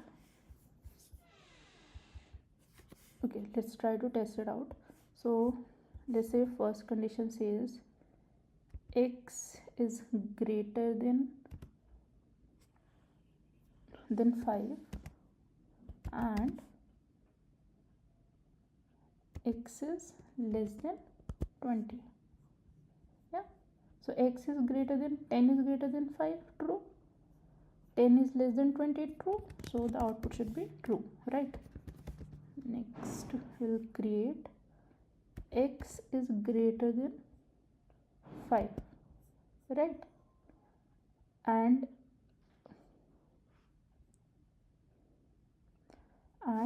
x is less than 5. So let's try. So 10 is greater than 5, true, 10 is less than 5, no, right? It should be false, so the answer should be false. Okay, let's try the third condition. Let's say x is less than 5, 10 is less than 5, false, and second is 10 is less than 20, true, so the output should be false, right? Now let's check the last condition, which is saying x is less than 5 and x is greater than 5. Okay, so let's check.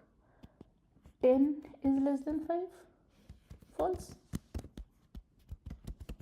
and 10 is greater than 5, false again, so the output should be false, right? Let's quickly verify it. So first is this one, this is fine, then we have this. Okay, let's quickly add a print statement as well. It says and truth table so that there is no confusion. Okay, so this works, right? Now let's try for or truth table. Okay, or truth table.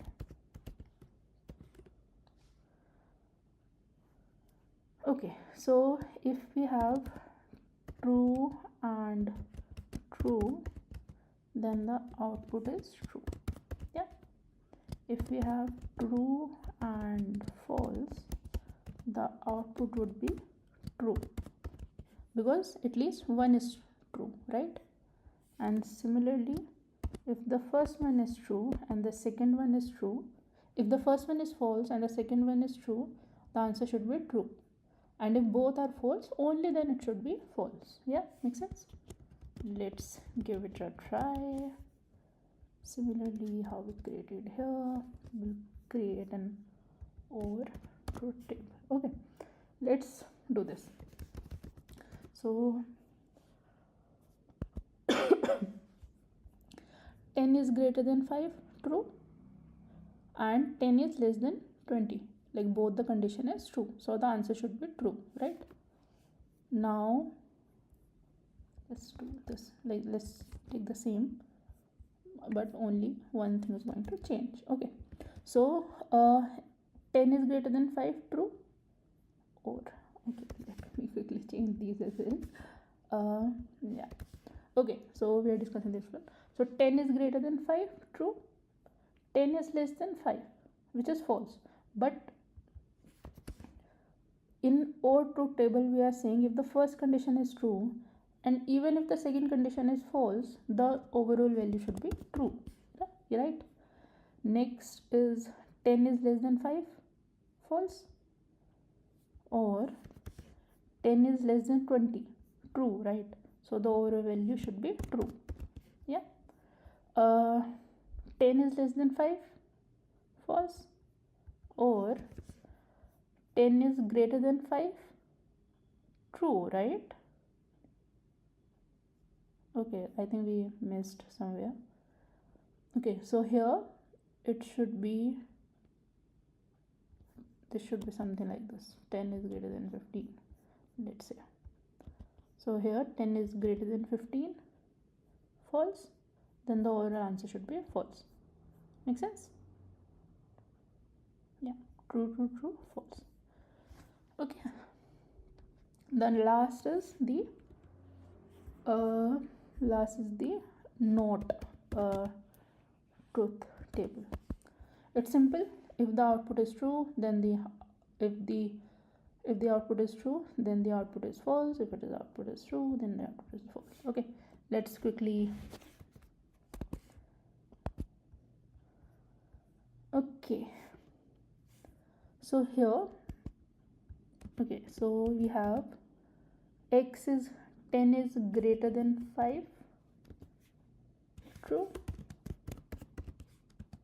and 10 is less than 20, which is also true, right? So true and true should be true, right? But now we also have a not attached to it, so it will be false ultimately. Okay, second says 10 is greater than 5, true, or 10 is less than 20. Is 10 less than 20? Is true, right? So and there will be a true, so the output should be false, right? Yeah. Now let's check for this one.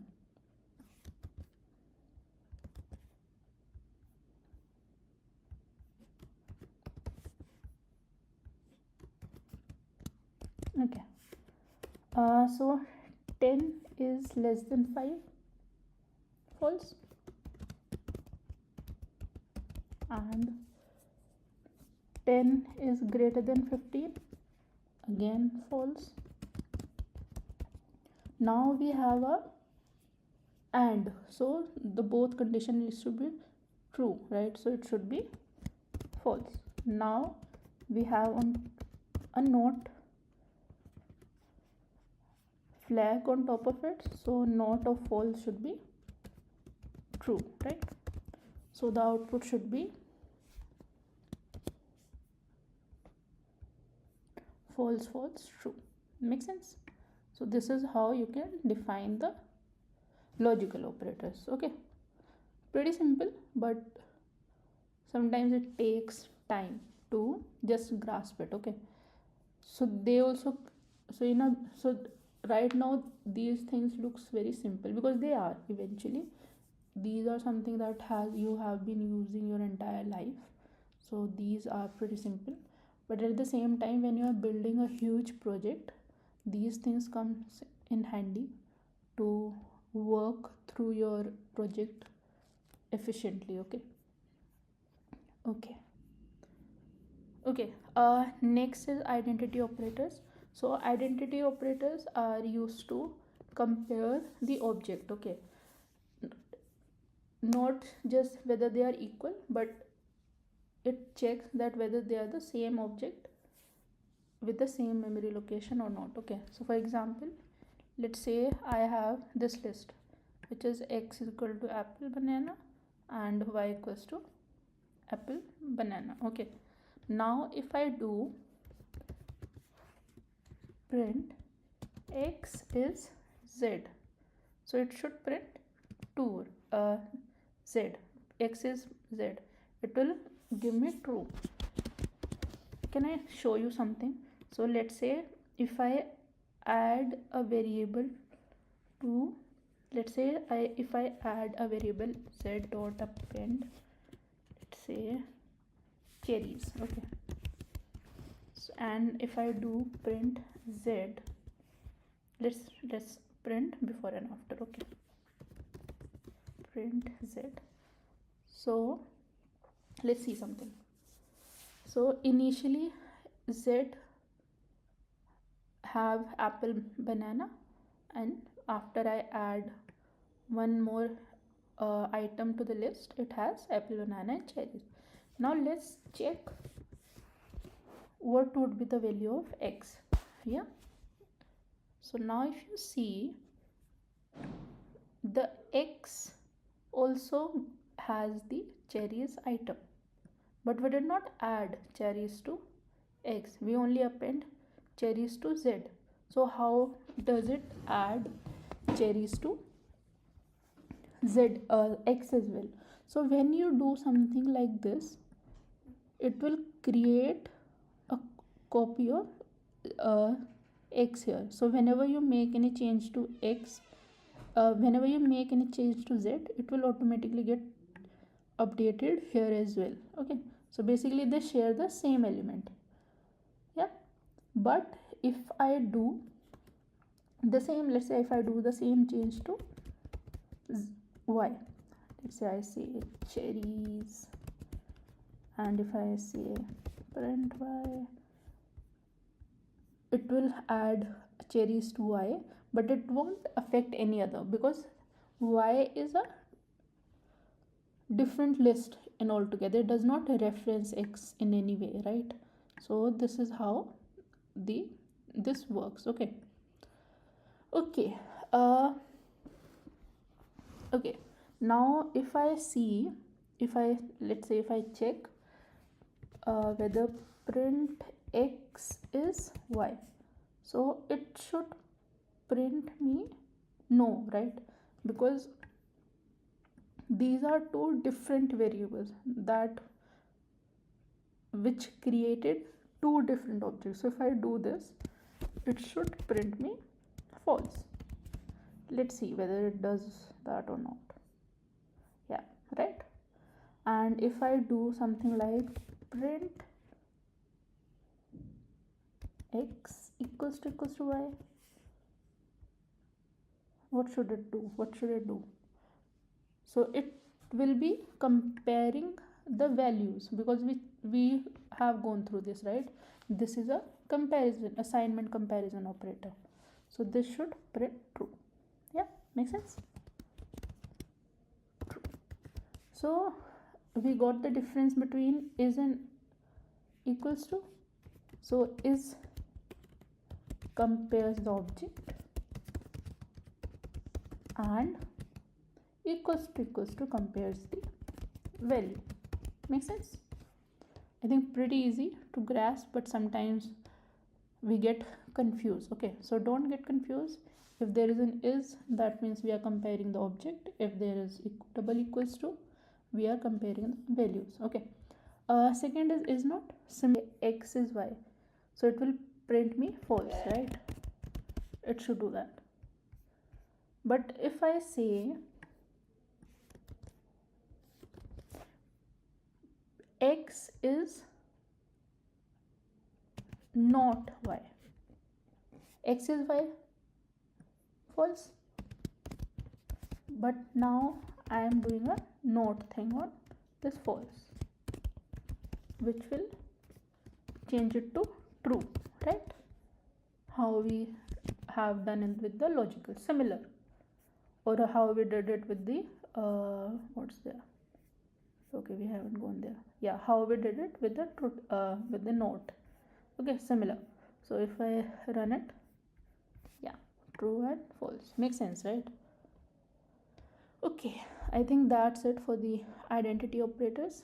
Next we have the membership operator, similar to identity operator. So membership operators are used to check whether if a sequence is presented in an object or not. Okay, so in will return true if a sequence with the specified value is present in the object or not. Okay, so for example, let's quickly do that. For example, if I have a list, list one, which has some items. Let's say it has some student's name. Let's say John Doe Will and Mike. Okay, so if I do something like print John in list 1, so does John exist? Yeah, so it will print true. Okay, now if I do if Rambo exists in list 1, so it's not, right? So it should return false. Make sense? Simple. Now if let's check something else as well. If I say print if Joe exists in list or not, let's see what's the answer, right? So it should return false. It's not checking the subset of it, it's checking the entire item. Okay, makes sense? Similarly, not in works. For example, if I say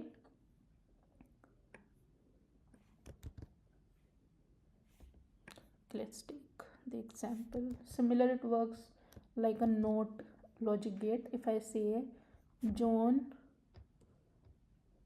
not in, yeah, so John in list true, but because we have a not gate, it will become false. Yeah, similar here, Rambo in list no, so it should be false, but since we have a not, it will become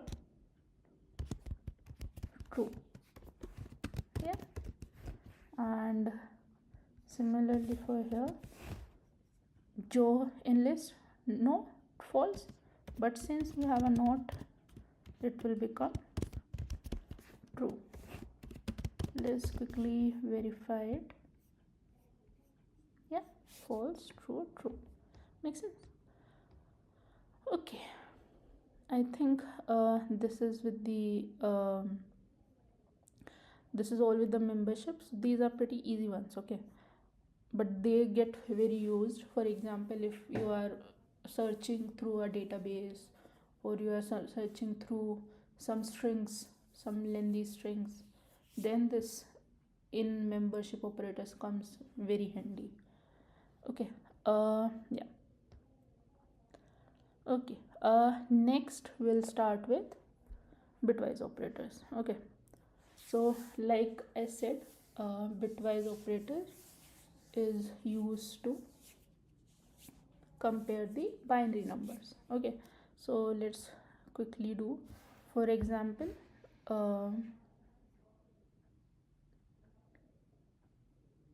Something I missed. Okay, yeah. Okay, so let's say if I say print 6, if I say 6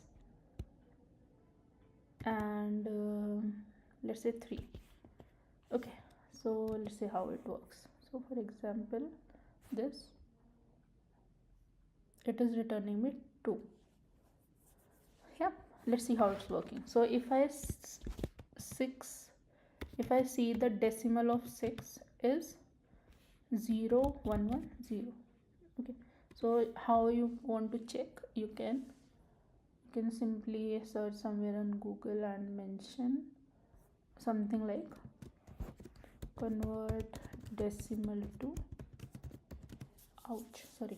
convert decimal to what is it, decimal to binary, something like this. You can search on Google or anywhere, you will get the output. Okay, so for example, I have done this. So any first thing you'll see, for example, I'll put 6 here.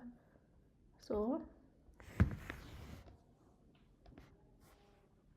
I have got this, right? 1 1 0. Where am I? Yeah, so it should be, let's put it 1 1 0. Next I have is 3. Let's check what would be the binary for 3. It should be 1 1. Okay, it should be 1 1. So I'll write it at something like this. Now we have discussed what is, like, how AND operation works. If each bit is true, then the output is true. So, and in binary we say 1 for true and 0 for false. Okay, makes sense? So now if I am saying this, then what should be the output here? Then what should be the output here? It should be 0 and 1. 0 and 1 should be 0, right? Makes sense? And 1 1 should be 1, and 0 1 should be again 0, right? So it should be 0 1 0. So let's check what is the decimal for this binary. Okay, similar how we did this, we can now convert binary to decimal. Now if I do this, I'll get the decimal as 2, right? Decimal. And if I run it again, so it will give me the output as 2. So this is how the AND bitwise operator work. Yeah. Next, let's check for the OR. Again, for example, I am taking this 6 or 3. Same, 6 is written as same. Let's copy paste it. Sorry. Okay, convert binary to decimal. We'll move a bit quicker. So, and yeah, so how we are doing OR is each bit to 1 if one of the 2 bits is 1. Okay, so let's do here. Okay, sorry. Okay, 0 1 1 makes sense. 1 1 1 makes sense. 0 1 should be 1, right? Hai na? Makes sense. Now we'll check what is 111 called in decimal. So we have this binary and we'll simply convert it. So the answer should be 7. So if I convert this binary to decimal, the answer should be 7. Let's quickly verify it. Yeah, makes sense. Next we have the XOR operator, which says that each bit to 1 if only one of the two bits is 1. Okay, so let's take again the same example. Print 6 to the XOR operator 3. Okay, let's see how it works. 0 1 should be 1, 1 1 should be 0, because it says only one of the two bits is 1, right? And 0 1 should be 1. Let's see the binary for decimal for 0 1s. So it should be 5. Now let's quickly verify it.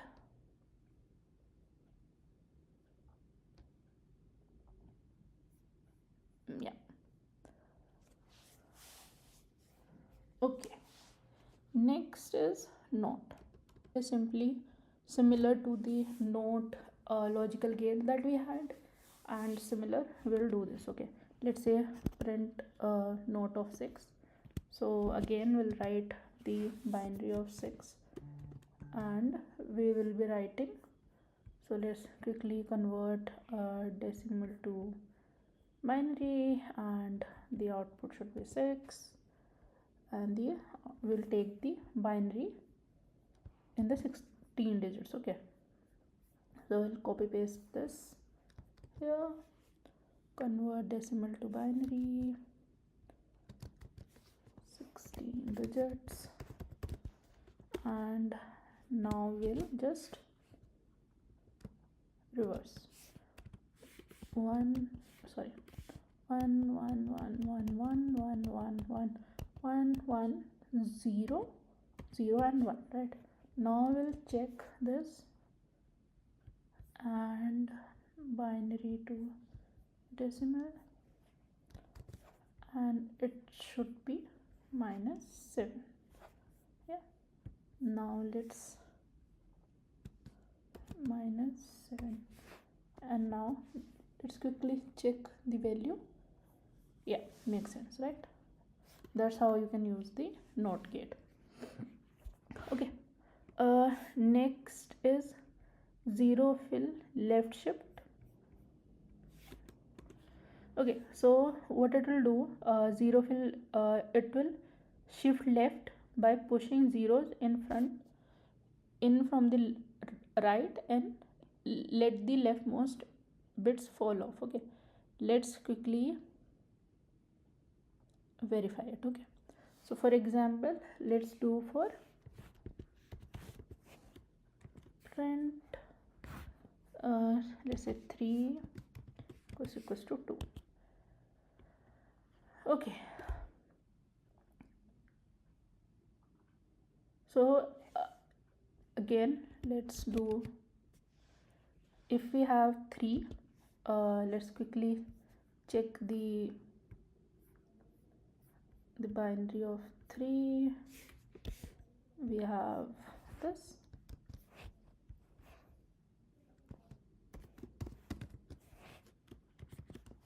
decimal to binary. Now what we need to do, we need to push 0 in from the right and let the leftmost bit fall off. Okay, so what will happen is this will remain same, 0 0 0 0 0, and this will become 1 1 and 0 and 0. Yeah, now if we check the binary to decimal, so it should be 12, right? So the answer should be 12. Make sense? And for the last bit, from the left and let the rightmost bits fall off. Okay, so let's take similar example. Yeah, and just copy paste this one and this one. Yeah, now it will 0 0 0 0 0, it will 0 become 1, and we have pushed 1, and now we are going to push it again, so it becomes 0. So the output should be 0, right? Let's try one more example so that it's become a little bit more clear. For example, we have print 8 greater than 2. Okay, let's see what is 8 in binary. For example, I have 8 decimal to binary. I have 8. It can be written as this. Okay,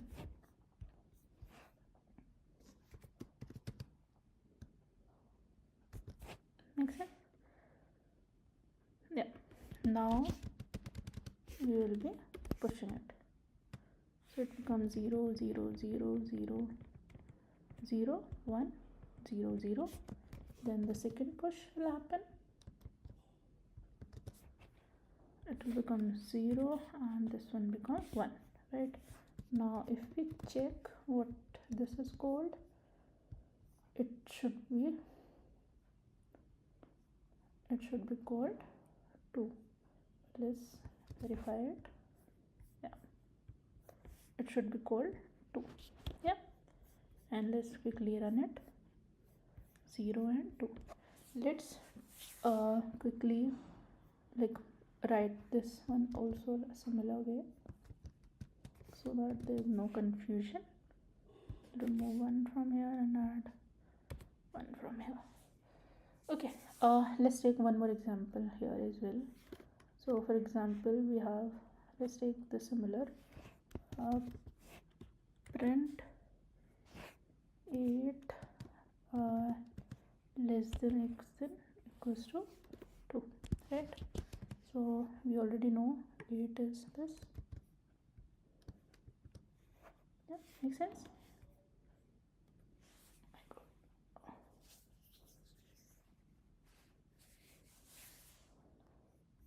Yeah, so it will become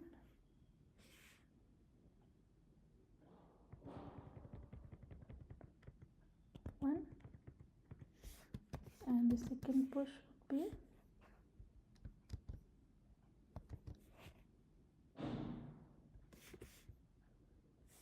0, right?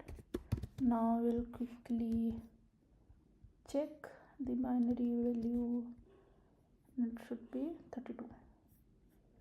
Let's verify it if it is correct or not, and it is. Okay, makes sense? I know it's a little bit tricky, but I think just give it a little bit time, and it will be much more clearer to you. This one. Okay, we here what we can do, we can assign or modify the value of the variable. Okay, so let's say I have defined x is equal to 5. If I do print x, it should be 5, right? It's a simple operator.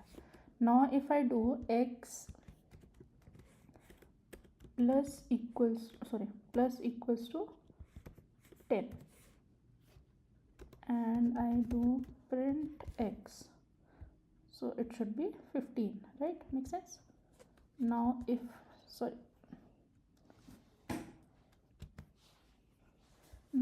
I do,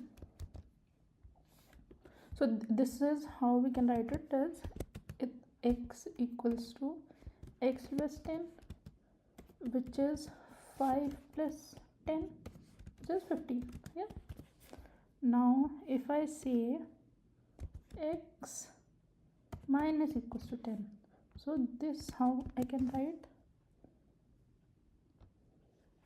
x equals to x minus 10, right? Now what would be the value of x? It should be 15, because we have updated the value of x. So it should be 15 minus 10, it should be 5, right? So here if I print the value of x, it should be 5. Next is x, x into 10. Now the value of, so it can be written as x equals to x into 10. Now the value of x is 5. 5 into 10 equals to 50. So the value here should be 50. Next is x division equals to 10. So it can be written as x equals to x by 10. And we have the value of x equals 50. So 50 by 10 equals to 5.0. And here if you check the type of x, it should be float, right? We'll check it, but it should be float. Now we have x, what do we have? We have x percentage equals to, let's say 10. Okay, so it can be written as x equals to x ampersand 10, which is 5 percentage 10. So it gives the remainder, so it should give 5.0. Now do something like, so it should print 5.0. Let's quickly verify it so that we are not making any mistake. Next is x, what do we have?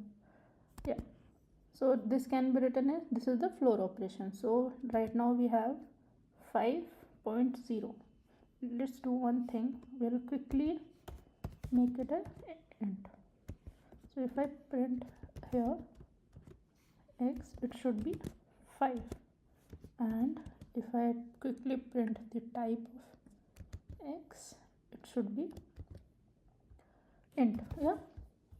Okay, so now I am doing a floor division. So if I do this, so 5, I think it does not matter, but let's do it just for the sake of it. So 5 floor division by 3 equals to, it should be 1, right? It should be 1.8 something, so it should be 1. So if I do print x, it should be 1. Next we have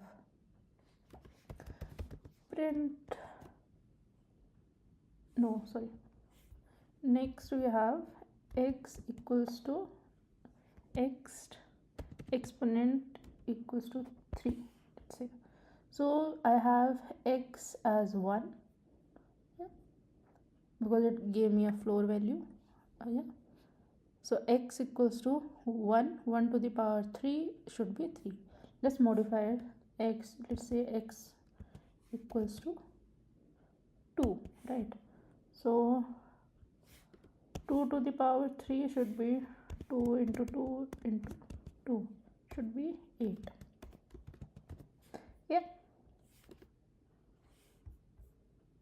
Let's quickly verify it. It should be 8. Makes sense. We are done till here. Let's try these as well quickly.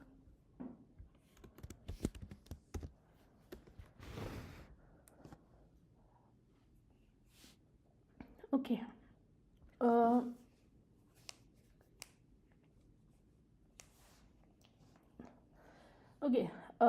Now the recent value of x is 8, sorry.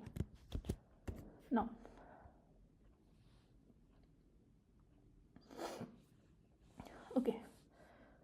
so these are the bitwise operator, the first 3. Now if I have x percentage equals to 3, so the value of x should be 0. So if I see 8, let's check the value of decimal to binary. the value of 8 should be 1000, है ना, 1000, and value of 3 is 11. Now, like we discussed, and operation, so 0 1 0 0 1 0 0 0 0 0 1 0, yeah, and this should be, the decimal should be 0. So this makes sense, right? Now next is, now the value of x became 0. Let's change it to something, let's say, let's change it to x again, 8 again, so that we have a bit easy. So let's do x, yeah, same. Okay, now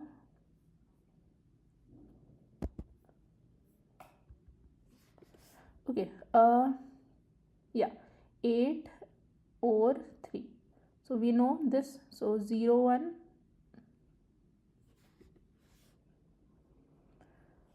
okay, 1 0 0, 0 1 1 1 0 1. Okay, let's quickly verify 1 0 1 1. Binary to decimal.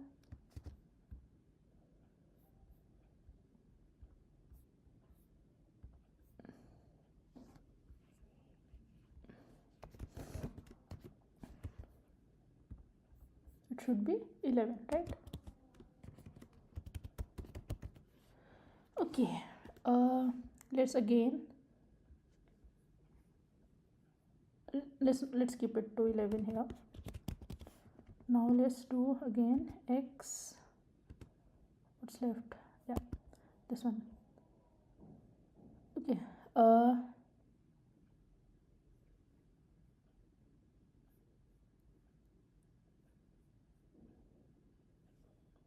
okay, so now let's do this, and it should give me x.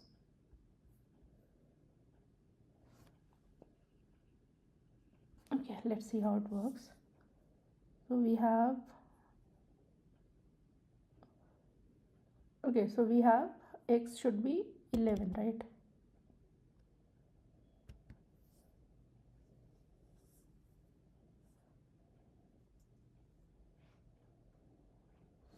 Eleven equals to 11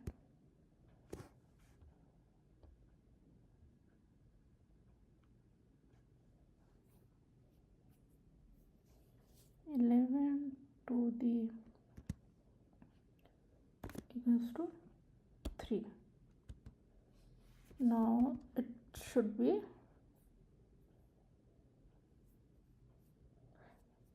it should be 8, right? Yeah. So if I print it, it should be 8. Okay, what next? We have left with these 3. Let's quickly go through these 3 as well. Again, bitwise operator, bitwise operator. Okay.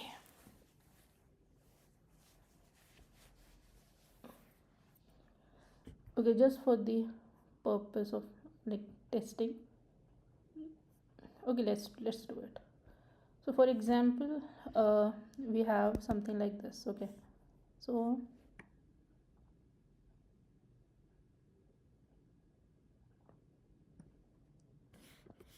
right now we have value of x as 8, है ना? Yeah, so 8x equals to 8. Now let's quickly check how we can write 8 in decimal to binary. 8 goes here, and this is how we can write it. Okay, now let's move the letters quickly. So 0 0 0 0 will move on 0 0 0 0. Yeah, next we will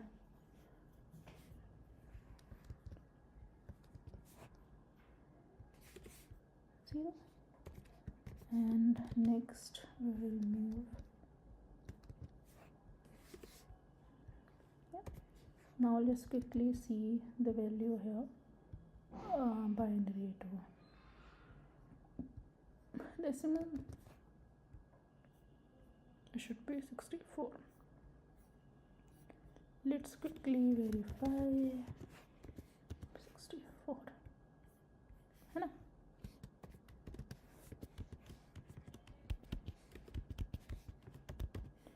Okay, let's check the next one, which is now the value becomes 64. So 64 3. Okay, so let's check what is 64 called. Decimal to binary. First of all, we need to check what is 64 called. It is, okay, I think it will be the same, but let's do this.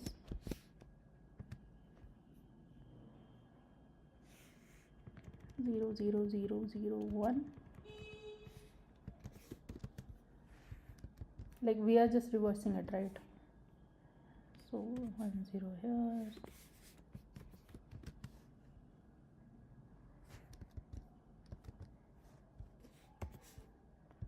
Now if we quickly verify it, this is same as this, so output should be 8.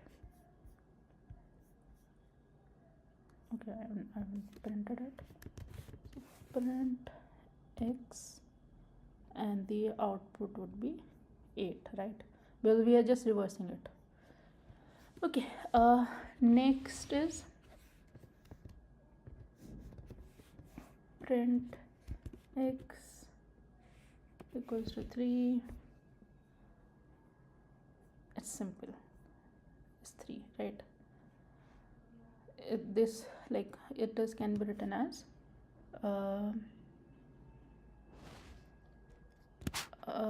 x equals to 3, then print x. Okay, we are just simply printing the value. Okay, so these are the operators that we have discussed. Then one last thing which is left is the operator precedence. Okay, so right now what we have discussed a lot of operators. So for example, someone gives you something like this: print 6 plus 4 plus 9, 6 plus 5 minus 10 into 4 divided by 5, let's say. So how should I do it? If I move left to right, 6 plus 5 11, 11 minus 10 into 4 divided by 5. So then I'll do 1 into 4 divided by 5. If I do 1 into 4 divided by 4, it should be 0 or something like that, 0 point something or something like that. Yeah, let's check it. It is giving me 3. And why is that? Is because of the precedence. Okay, if you remember, in school you guys must have like learned something like which is called as board mass. It is called as board mass or something along the way. You guys must have read it. So basically, multiplication, division, addition and subtraction. So now let's follow this and calculate. So first of all, what I should do out of all these operations is the multiplication one. So if I say 6 plus 5 minus 40 divided by 5, next I should do the division one. Yeah, 6 plus 5 minus 5 hits are 40, right? Next what I should do is the addition. 6 plus 5 equals to 11. 11 minus 8, yeah, now 8, 9, 10, 11, 3, right? And the answer is 3. So how it is working? So we have a operator precedence.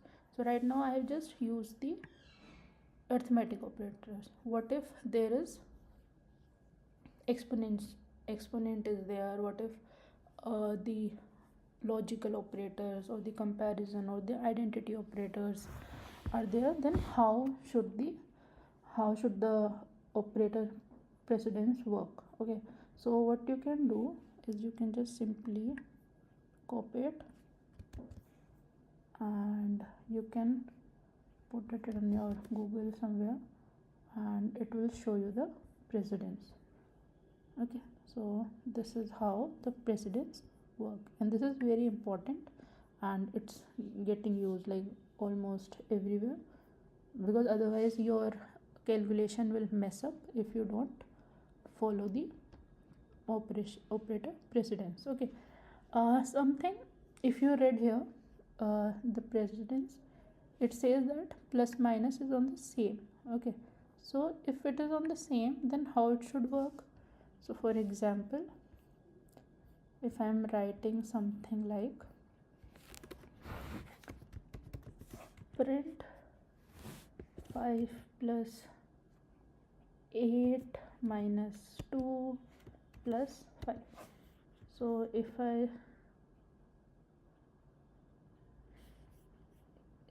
you see here, so plus minus, this is on the same precedence level. So if the precedence level is same, then you should go from left to right evaluation in case of that. So here it should be 5 plus 8, 13. 13 minus 2 plus 5 should be 11. 11 plus 5 equals to 16. So let's quickly verify it. It should be 16, right? So this is how you can work with the operators. Starting with the strings. Okay, so string is another data type in Python. String, you can also say like text. So how you can define a string in Python is either enclosed in a single quotes or in a double quotes or in a triple quotes. I think we have already have worked with strings a little bit, so you guys have an idea now. Okay, these are the things that we are going to discuss in detail below.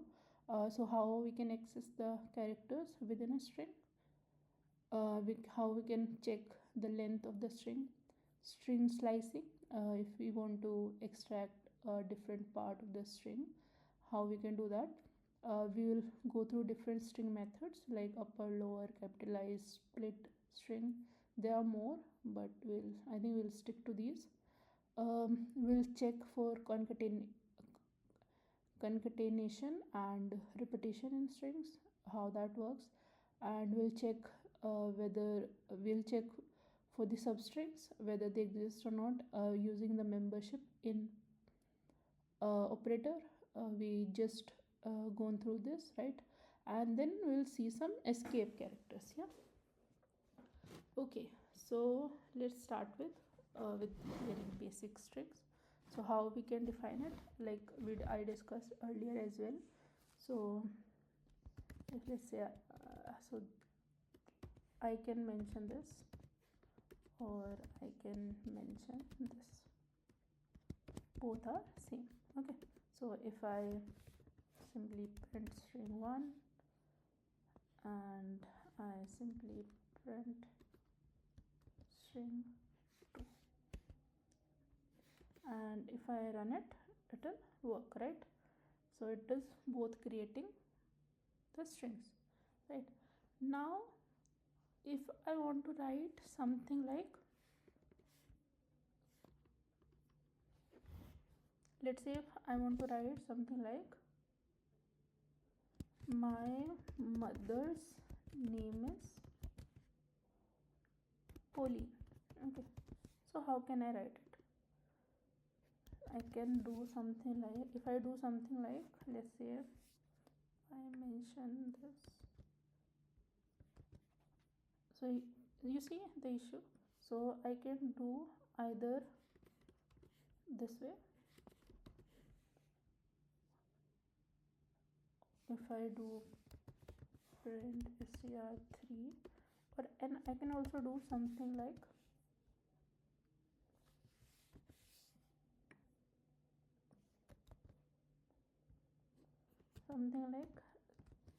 this as well, using a backslash a character.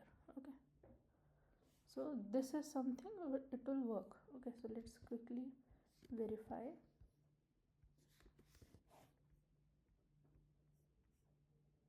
Yeah, so in both case it is same. Yeah, similar if you want to write let's say you want to write I have a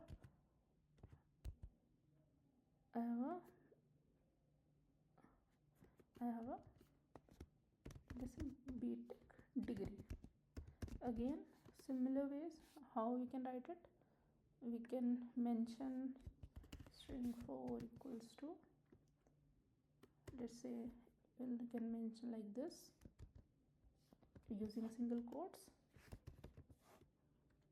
str5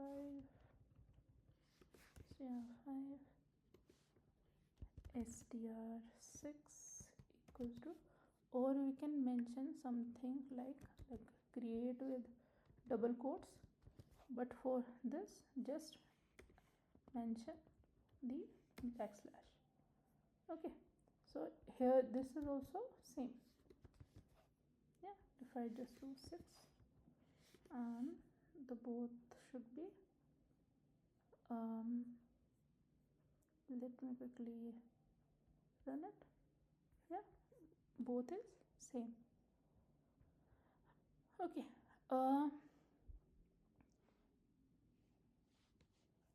okay, next, if you remember, like I have read in the above that we can create a string using triple quotes as well. So how do you do that? So till now we are only seeing the single strings, right? Like single line string. But what if you want, like I have a paragraph, something like I have something like, you know how to create multiple comment, right? We just discussed it. So if we create something like this, hi, my name is John, I live in San Francisco and I work at Costco, let's say. Okay, so if I run it, it will not do anything, because it will be considered as a multi-line comment, right? As a multi-line comment. So how I can define a multi-line string? So what if I mention it as something like string 7 equals to this, and now if I print it, see what's gonna, okay, yeah. So if I do something like this, so it will, can you see, it will print it as a multi-line string. Okay, can you see this extra space in between? It is because now if I run it, it will work fine, right? Okay, so this is how we can define strings. Okay, so we have discussed how we can define strings. Next, let's start with slicing the string. So how we can, suppose let's say I have a string which is something like let's say I have a string string 1 equals to let's say, let's take a very hi, I am new here and I'm learning Python. Okay, something like that. I'll just print it. Yeah. Now I'm only interested in this part. Okay, let's say I'm only interested in this part. So how can I extract it? So in Python, the indexing start from 0. Okay, so if I do the indexing for it, it will be something like this: 0 1 2 3 4 5 6 7 8 9 and so on. Okay, so now what I want to do, I want to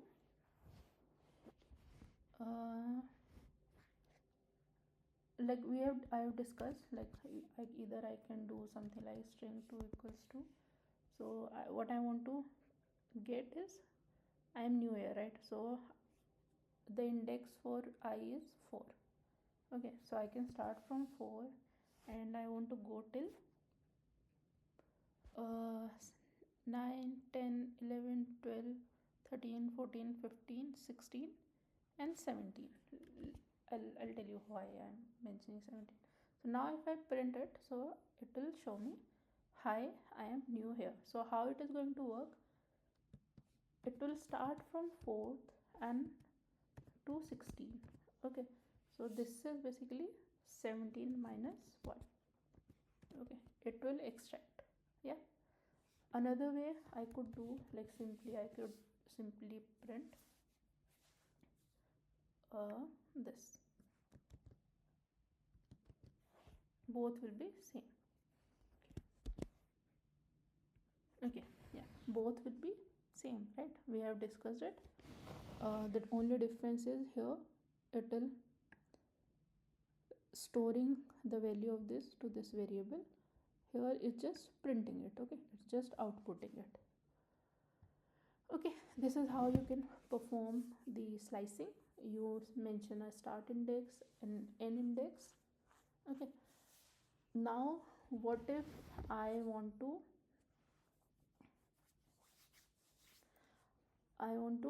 let's say somebody says print the first 15 letters.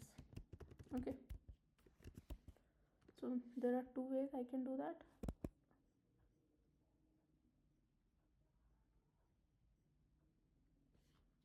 I can do something like this. Let's see it's working or not.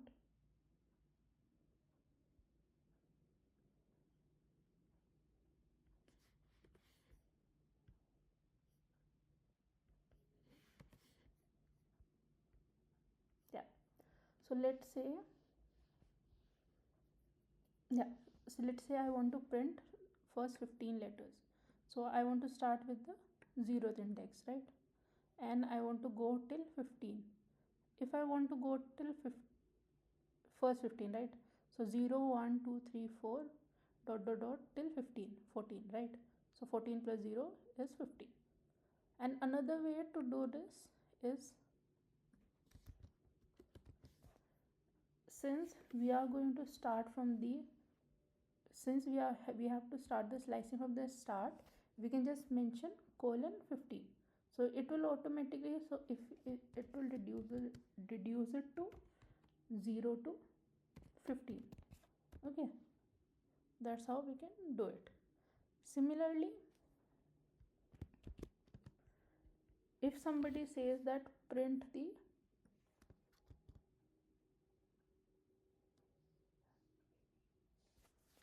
if somebody says that print everything after the 15th character, let's say print everything after the first 15 characters, 15 letters. Okay, so how you can do it, I can do something like, either I know the length of this, so let's try to find length. So how can I check the length? Is there is a method called length of string. So length of string. So using this I can check the length, which is 42. Okay, so now I know. Let's do one more thing. Okay, now I know what I want is I want to skip the first 15 letters and I want to print the rest. So one way I can do this, yeah, or I could do something like this. So how it will translate in the backend? So it will be reduced to something like skip the first 15, starting with the 16th character, go till the length of the string. Okay, so what is length? Return the number of objects in a container. Okay, container is like an object. Okay, yeah, so if I run it, it will be same. So if you see, if let's say let's check also. So if I do something like so this is the first 15, right, and this is the later part. So if I combine this, I should get my string 1, right? I could also do a comparison as well. Let's quickly do that. So once I got check equals to string 1, yeah, and why, and if I do something like this, what would be the answer? It would be false, right? Remember, is operator, it checks the object, right? It checks whether the object are same or not, right? Okay, next we'll discuss about the negative indexing. So let's say if somebody says that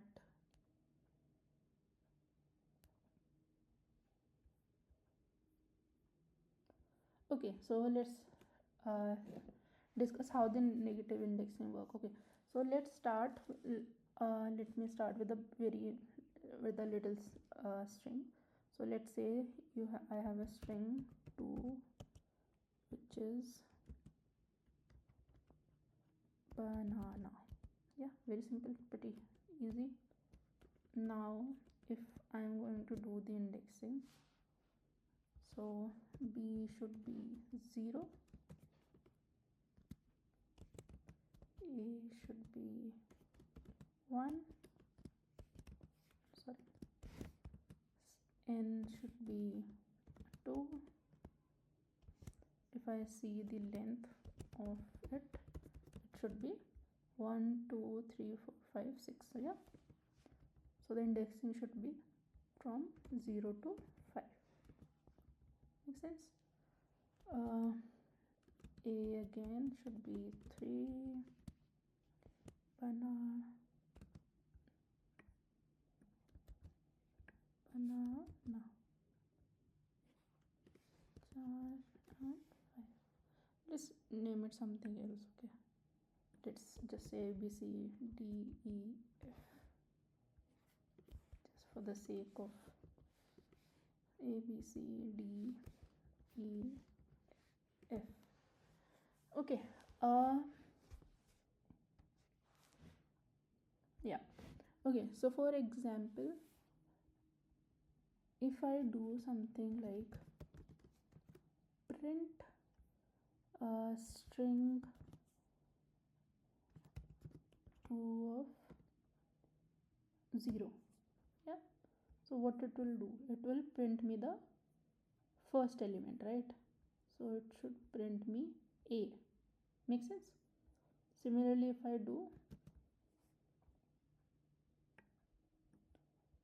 similarly, if I do something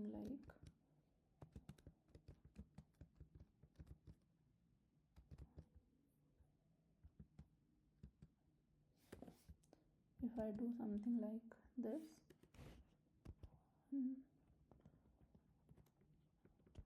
2, 3, 4 and 5. Okay, so it should do something like A, B, C, D, E, F. Now let's see one more thing. If I do something like this, what do you think it will print? Will it be throwing an error or not? Yeah, okay, it will throw the index error because our string has the indexing from 0 to 5 only, right? So if I try to access the 7th element, so index 6 is the 7th element, so it does not exist, right? So it will throw an error. So let's remove this and just check. Yeah,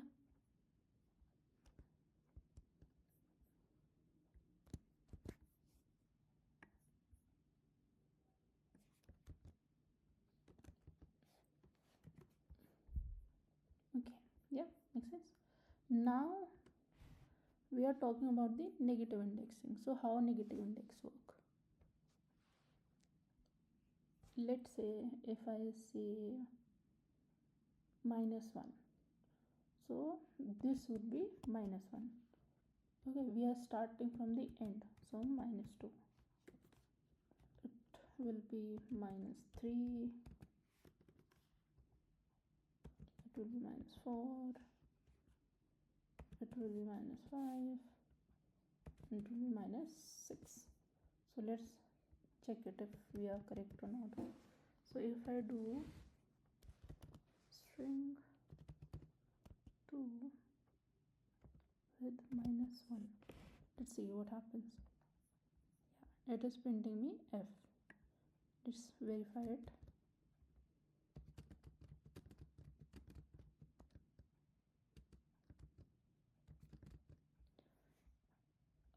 2, 3, 4, 5 and 6. Did you notice that the positive indexing start from 0 but the negative indexing start from -1, right? So now let's print it. Works, right? Now what if I try to do something like string 2 and if I try to do -7, let's see what happens. It will throw an error, right? So basically everything is working for us, right? Okay,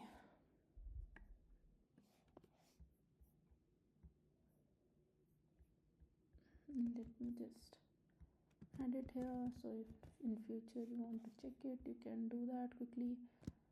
Okay, this is how we can do it. Okay, next is we'll start with modifying the strings. Okay, we'll see different functionality, a little bit of that. Okay, so how we can modify a string? So basically, let's say if you have a string, let's say I have a string 3 equals to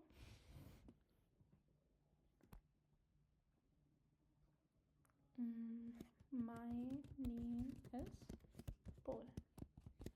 Okay, if I have a string like this, let's say, now what I want to do, let's simply just print it string 3, and if you print it, it will show you something like this. Yeah, can you see the spaces are there? Okay, Now if you want to um,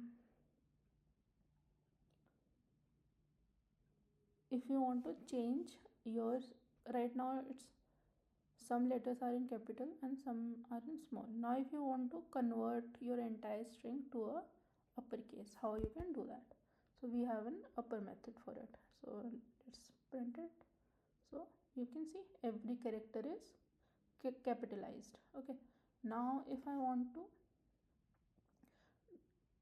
make every character to lowercase, how quick I can do it is passing the lower method. Okay, now if I run it, see, but if you notice one more thing, that the spaces and everything is intact, so it is only changing the case of the characters. Okay, now removing a white space, how I can do that? So we have a method which is called, so white space is basically space. So if you have something like this, so this is considered as a white space. Okay, so we have something like strip. So what it do, it removes the space on the left of the text and from the right too. Okay,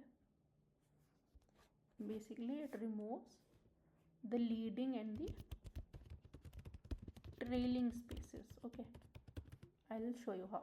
So now I am doing string strips. Let's try something. Let's try this first. So you see, now if I do this, it's different, है ना? Now what I want to keep the initial spaces, but I want to remove the last one. Okay, how I can do that is print dot r strip. Okay, so let's try it. Yeah, so if you see the last one, so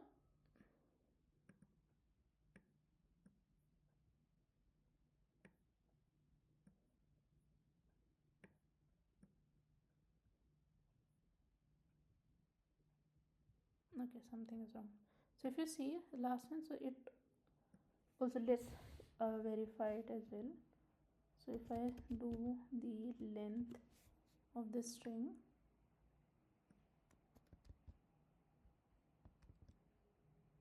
and if I do the length of string 3, it should be less, right? And let's do the length of this also for the above one, just to verify. Okay, yeah, so if you see here, when I'm doing, sorry, strip, I have to do strip. Okay, so when I am doing strip, the length becomes 17 because there are 1 2 spaces here and there are 1 2 spaces here. Yeah, makes sense.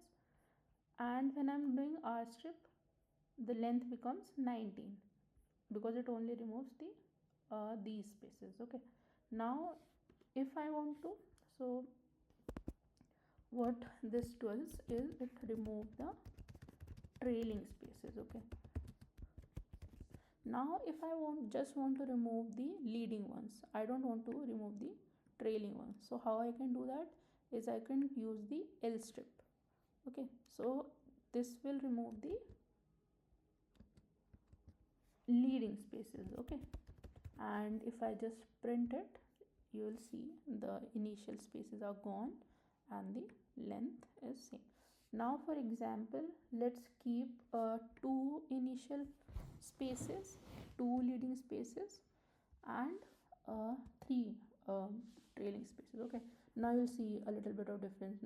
Currently there are 2 leading spaces and 2 trailing spaces, so you might not see the difference, but now you will, right? So when I did, yeah, when I did the R strip, it removed 3 spaces, and when I did the L strip, it removed 2 spaces, and when I did strip, it removed 3 plus 2, 5 spaces. Yeah.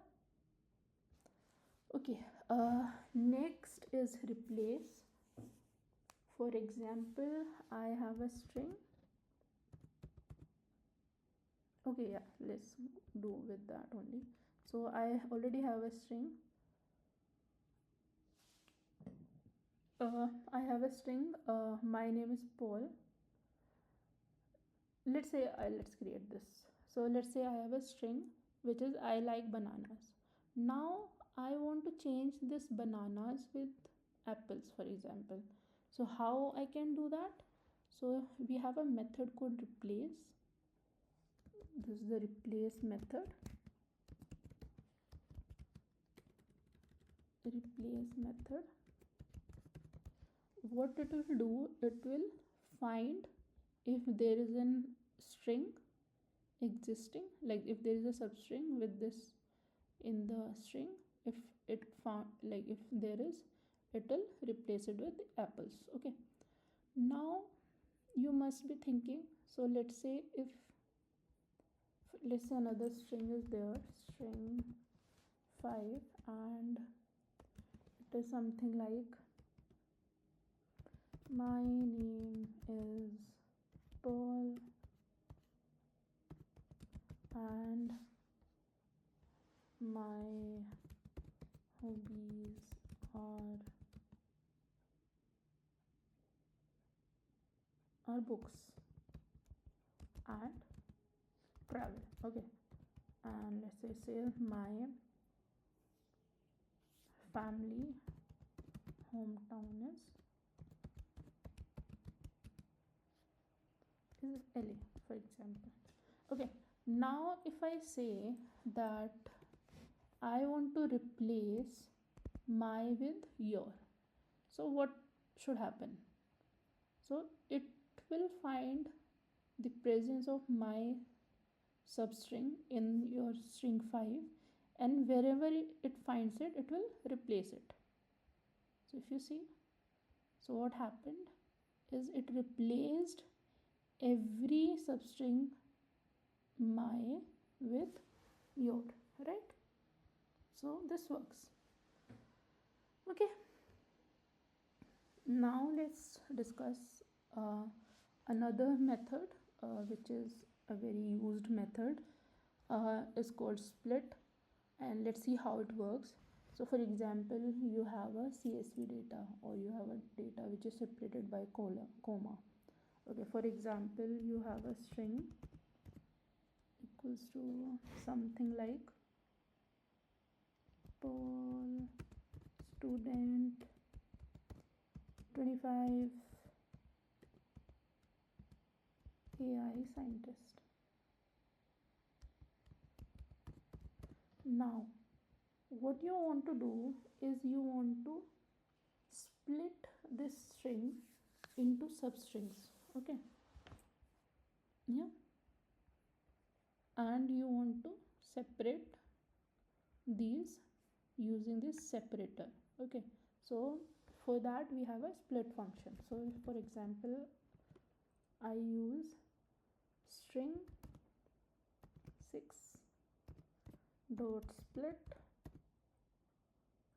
and here we'll pass the separator basically.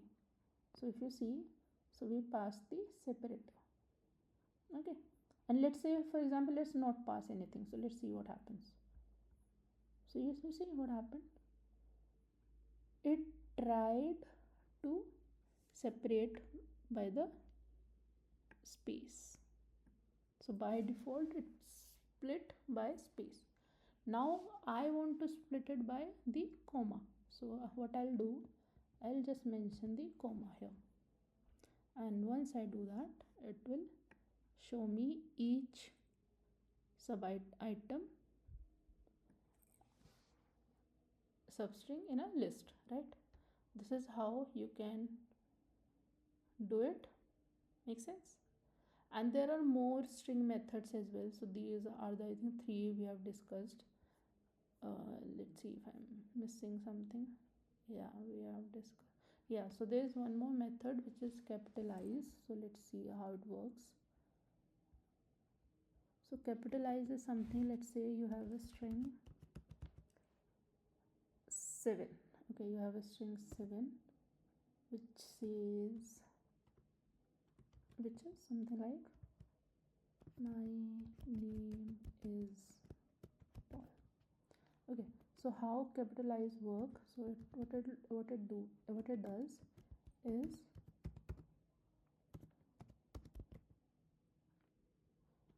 yeah, what it does is it insert,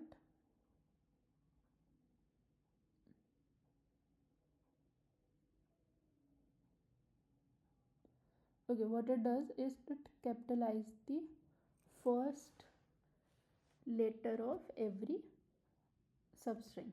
So if I do, yeah, if I just run it, so what will happen, it will capitalize this. Make sense? If I have something, I work at San Francisco, okay,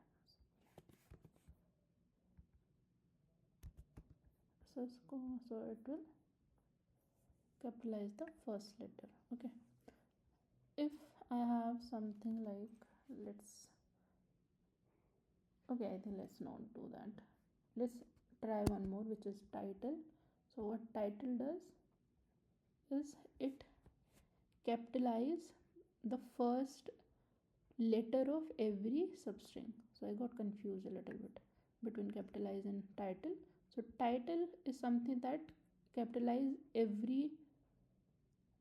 the first letter of every substring. Okay, and capitalize the first letter. Yeah, so these are the few methods, and there are more methods. There are too many methods for string.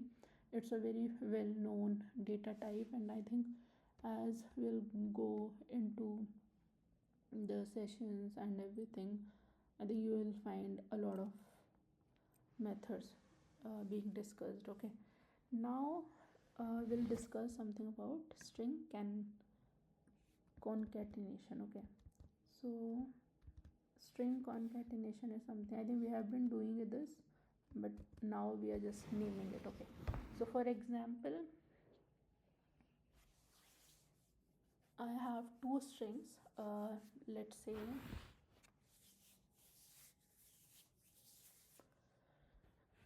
I have two strings, let's say str1 equals to hi and str2 equals to there. Yeah, now what I want to create a string which has a value of hi there. Yeah, how can I do that? So how you can do it is, you can simply do str1 plus, which is like an addition sign, and str2. Okay, now let's try it. So if you see, what happened is it just combined it. Now if I want a space between hi and there, so what I can do is I can have something like space plus. Now if I run it, it will have that space. Okay, that's how we can concat two strings in Python. If you there are many languages which have a method like concat, but in Python there is no such method. It's simple, like we have simplified it here, that plus is like a well-known symbol of addition, so why not work it with string? Yeah, okay. Next is about formatting the string. Okay, uh, if you remember, uh, in the if you remember in while we were discussing variables and printing those, we did work something like this. name equals to Paul, age equals to 22, and we did something like this. My name is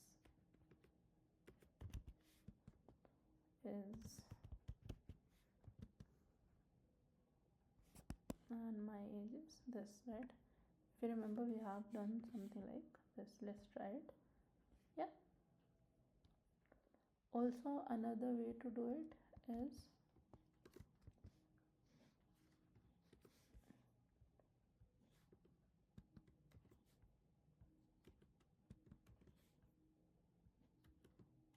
let's see if it works or not. Okay, so you see the issue here is that we try to, so this is all string, right? This one is working fine, but if you see this age, it is a integer, so we cannot, this is a arithmetic operator, right? So we cannot use this operator with different data types, right? So let's do one thing. We make this as a star. Okay, and now try to do it. So it works fine. You know, my name is Paul and my age is 22. Yeah. Okay. Now let's say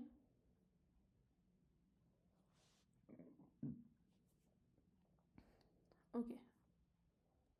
Now in Python, in the latest version of Python, something known as formatting strings were introduced. So here what you can do, something like this. We can use f as a f string, then instead of doing this plus, we can simply define our variables with curly braces. Okay, that's how we can do it. And I'll show you one funny, like, yeah, I'll show you something as well. So for example, I can do calculation as well in it. For example, I have this name, age, something like 4 plus 5. So if I do this, 4 plus 5 is 9. So this is basically a playground to do things. Okay, or if I, let's say I have age parameter and I have another parameter which is now okay, let's redefine these, like let's make age as a number again, and let's define age 1 something and 10. Now I want to print it as age 1, sorry, age plus age 1, so it should be 32. Yeah, so this is how we can work. Yeah, we can do operations inside these curly brackets. Okay, this is we have discussed. Next we have is escape characters. Yeah, I think we have already discussed the single quote one. For example, I want to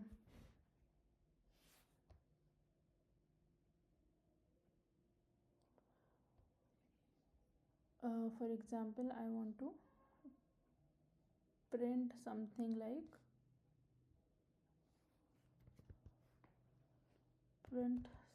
let's say if I want to print something like this, I am fine. So how you can do it? There are two ways you can do it, like print I am fine, this will work fine. The second way is print using single quotes, You see this. Now to work with it, I'll just mention this thing. Okay, now if I run it, it should work fine. Yeah, now if I want to insert a black backslash in my so for example, I want to write this, I am here, something like this. Okay, let's try writing it with double quotes.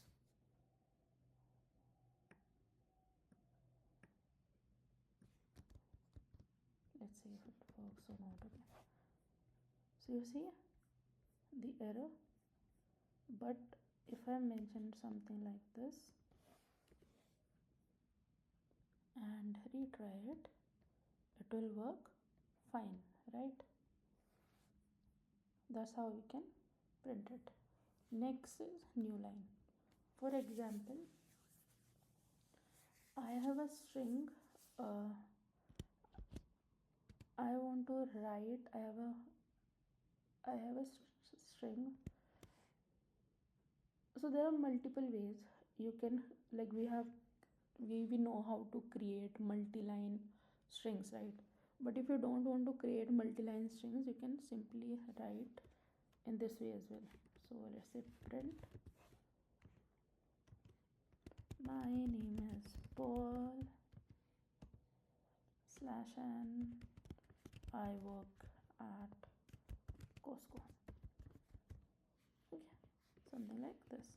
If I run it, it will show me my name is Paul in first line and I work at Costco in second line. Let's run it. Yeah, you see this space, it is because I have kept the space here. Let's try again and just remove this space, and if I run it again, it will show me like this. Okay, next is carriage return. So how it works is, yeah, let's take this example only. So if I say my name is Paul /r, so it will only print me I worked at Costco, right? Yeah. Next is tab. Tab is a very mostly used. How we can do it is, let's say I want to print something like this.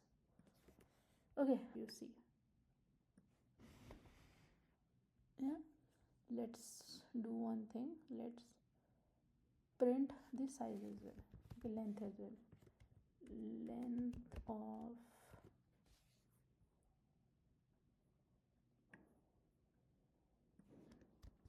Length of this and length of this, like without the t. So let's see the difference.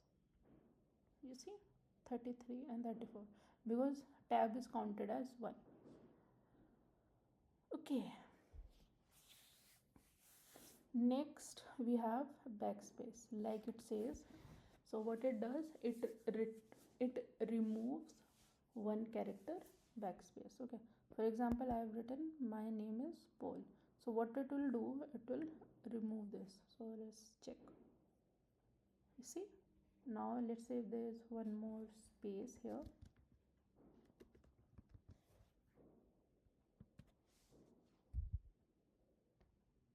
If there is one more space here, if I run it, it will, like now there is only one space. Okay, next is we have some methods. So like I said, for string we have a lot of methods and these are the well-known ones, so I think I can discuss these. Okay, so yeah, capitalize, like we discussed. Let's define a string. Hello world. Okay, and if I capitalize it, it should capitalize the first letter. Okay, so if I run it, it will do something like this. Okay, something like this. Yeah. Next is case fold. It will convert the string into lowercase. So let's print it. Works good. Similar to lowercase. Okay.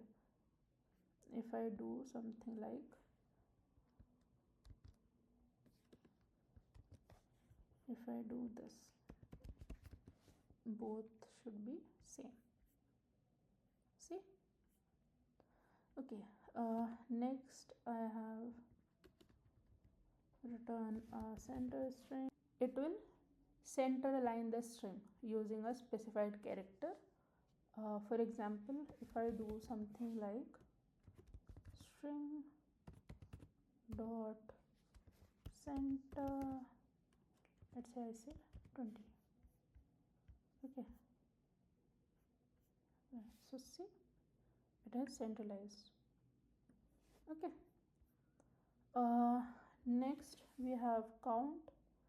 If I want to count number of times a specific value occurred in a string, so how I can do it is print string dot count. So if I want to count how many times L has encountered in the string, how I can do it is simply pass the character. Okay, so it should show me 1 2 3, right? It should show me 3. Yeah, works. Now next I have is string encode. Okay, so what it does, it used to encode the string. So right now, like, but let's discuss this. So encode, we can encode in different with different encodings. So if I encode it, so it will encode it to byte. So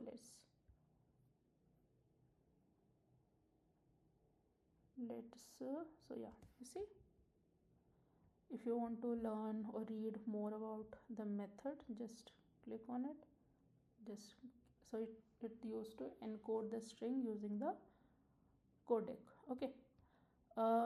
Next we have is the ends with method.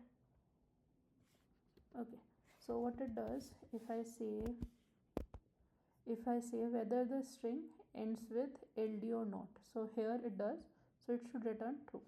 But if I say whether the string ends with kl or not, so here it should return false. Okay, let's quickly verify it.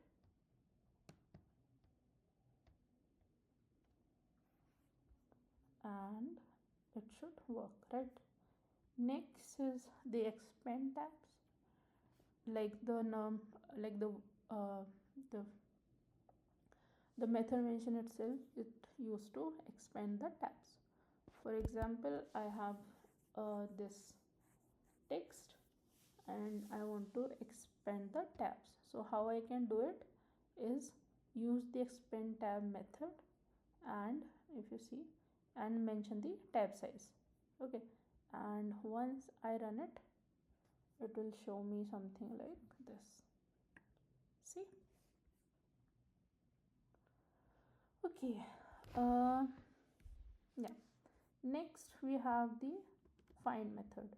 So find method is if you want to search the string for a specific value and return the position where it was found. For example, yeah, let's find string dot find and mention, let's say I mention L. So let's see what it does. It gave me 2, but if you see, L has come in multiple places, but what find does it gives you the first occurrence. Okay, so here it will give you just 2. Yeah, let's say if I say find vor. So it should give me 0 1 2 3 4 5 6. It should give me the 6, yeah, because the indexing start from 0 6, yeah, right. Next I have, okay, yeah, so if I want to find something which is not there, which does not exist in the string, for example, if I try to find the z character and this value does not exist in the string, then it will return me -1. Okay. Okay. Next I have format. Okay, so how format works? If you want to format specified value in a string, for example, let's say, yeah, okay, so let's say I say print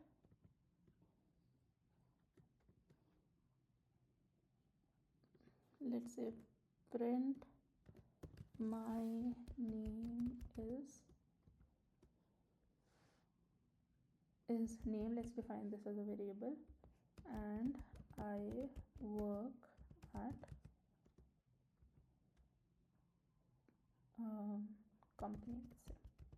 Okay, now what I can do, I can use this format method to mention that this name is John and this company is Costco. Yeah, so now if I run it, it will show me my name is John and I work at Costco. Now if I change this John, for example, this John to sorry, if I change this John to Jimmy and this Costco to, let's say, Domino's, okay, I can do that. So this format methods comes handy if these variable keeps changing. Okay, if the variables are keeps getting changes, then it is very useful. Okay, you will see in big projects where there's a lot of database work, so something like that, these are being used, these methods. Okay, next we have format map. So what it does is print string dot format map. Yeah, okay, let's try it.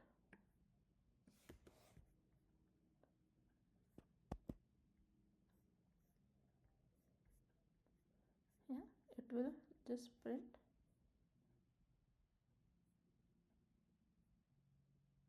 hello world because there is no name in Johnny there. Okay, but if I do something like this, let's try what it does now. Yeah, it's just mapping it. Okay, because name is mapped with John, here it is mapped with Jimmy, and this company is mapped with Domino's. Like this index searches the index of a specified value and return the position of where it is found. Yeah, for example, print string dot index dot l. So yeah, so it will give me the index of l. Again, similar to find, there are multiple l in the string, but it will give me the first occurrence. Okay, now let's see something. For example, I'll show you the difference between index and find. Okay, for example, if I try to check the index of z, so it will throw me a value error. because the substring does not find, like does not exist. But in case of um, find, it returns -1. Yeah, so that's how you can do it. Now we have some more methods. One is isElem. So what it does, it checks whether your string contain, like whether your string is alphanumeric or not. So alphanumeric is something which contains either alphabets, capital, small letters, or 0 to 9. Okay, so let's quickly verify it. For example, I have a string a b c d e f. Now I want to check whether this string is alphanum or not. Okay, let's see. So it is true, right? But let's change it a little bit to a b c. Okay, now let's check it whether it's alphanum or not. So it should not be, right? Let's check it. Yeah, right? Similar for isAlpha, it checks whether all the characters in a string are alphabet or not. Again, let's quickly check with, for example, I have a string ABCD. If I do isAlpha, it should be true, right? But if I have a string which is ABCD 1 2 3, and if I check an alpha on top of it, it should give me false. Yeah, let's quickly verify it. True, false. Yeah, makes sense. Now similarly, I have is ASCII, right? It checks whether all the characters in the string are ASCII characters or not. So if you want to learn about the ASCII characters, you can just quickly search it over and it will show you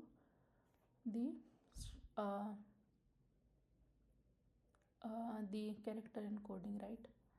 So it contains 128 characters, capital A to capital Z, small a to small z, including English letters, digits, punctuations, and control statements. Okay,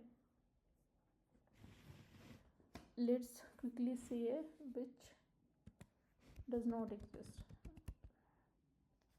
Let's quickly check. Okay, something like this. Okay, let's try with it. Okay, so let's see.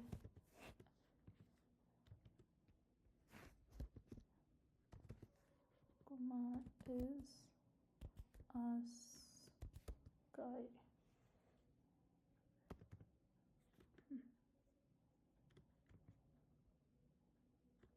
Okay, I think I made a mistake. Yeah, dot is ASCII, so it should be true false, right? And if I have a string like this, then it should be true. Dot is ASCII, it should be true, right? Let's quickly verify it. True and false. Yeah, makes sense. Okay, next is decimal. Okay, so is decimal. Again, it will check whether all the characters are decimal or not. So for example, if all the characters in the string are decimal or not. Okay, let's verify it quickly. It is, and here it is not. Yeah, next is for is digit. It will check all the character in the string is a digit or not. For example, 1 2 3 4 all are digits, 1 2 3.4 all are not digits, right? So if I, yeah, it works, right? Next is identifier. Okay, it will check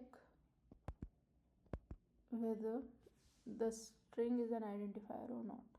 Okay, so ABC is an identifier, like we said how the string starts, and yeah, makes sense. Next is lower. So this checks whether all the elements or the characters in the string is lowercase or not. Okay, so for example, if I say something like, yeah, if I say something like,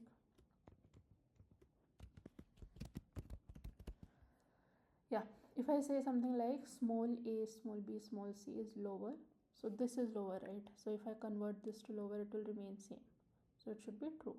Now if I check this string, is this in lowercase? No, because the first letter is a capital, so it should give false. Yeah.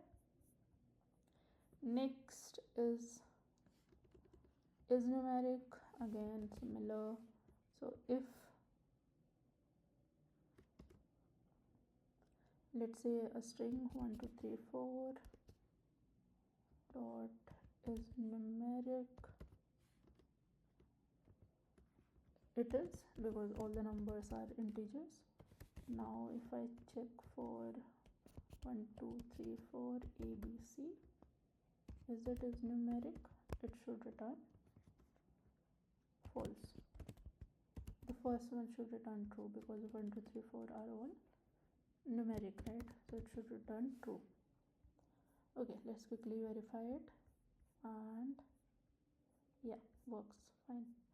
Next we have is, okay, so I think these are going to be a lot, but let's cover the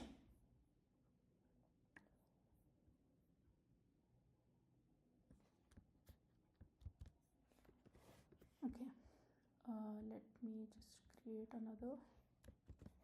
Okay, so is printable is basically we are checking whether all the character in the string are printable or not. Okay, so how we are doing it is, yeah, ABC everything is printable, slash and here is not printable. Make sense? Next is we have is space, is check. It checks whether all the characters in the string is a space or not. For example, it is an empty space string like this, so it will return true, but if there is something there, let's say it is ABC, it will return false. Okay, they're pretty much like very straightforward, like the name itself suggests. Yeah. Next is title. We discussed about the title method, right? So what it does, it capitalizes the first letter of every substring, right? Okay, so if you see here, so there are two substring, hello and world, and the first letter is capitalized, so it should be true. And here the first letter of the second substring is not, so it should be false. Yeah, we run it, it should be true, false. Yeah, makes sense. Next is upper, like we checked with is lower, similarly we can check with this. Print, if I have something like hello, and if I check is upper, it should work, because if you see every element is capitalized, right? And if I do something like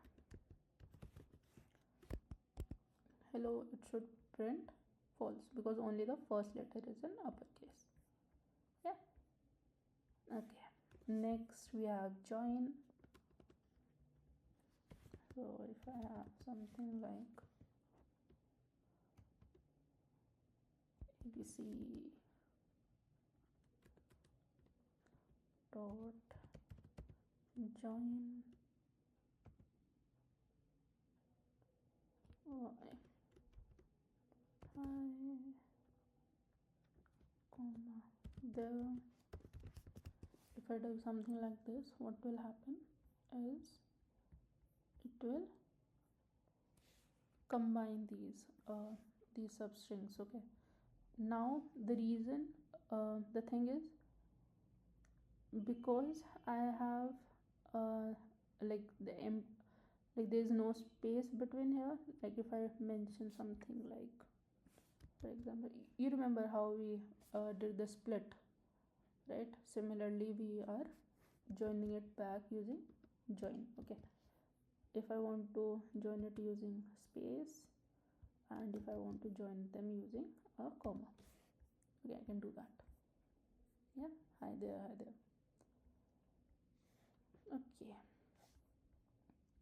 next is just. Okay, print, yeah,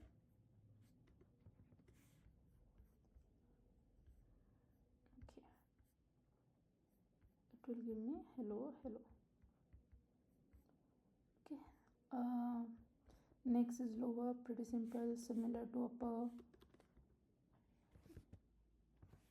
Print, if I want to change it to lower, so it will print me hello.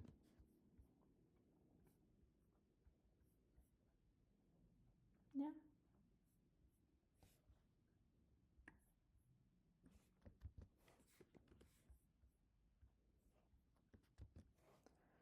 okay, this is how we can do lowercase. Next is L strip. You remember, like we did a strip. Similarly, L strip is L means leading spaces. So for example, we have a strip, we have a string known this. So what L strip will do is to remove this. So the output should be hello. Okay, if I run it, and I'll get hello. Yeah, next we have, let's keep these for the little later one. Yeah, okay, so let me just,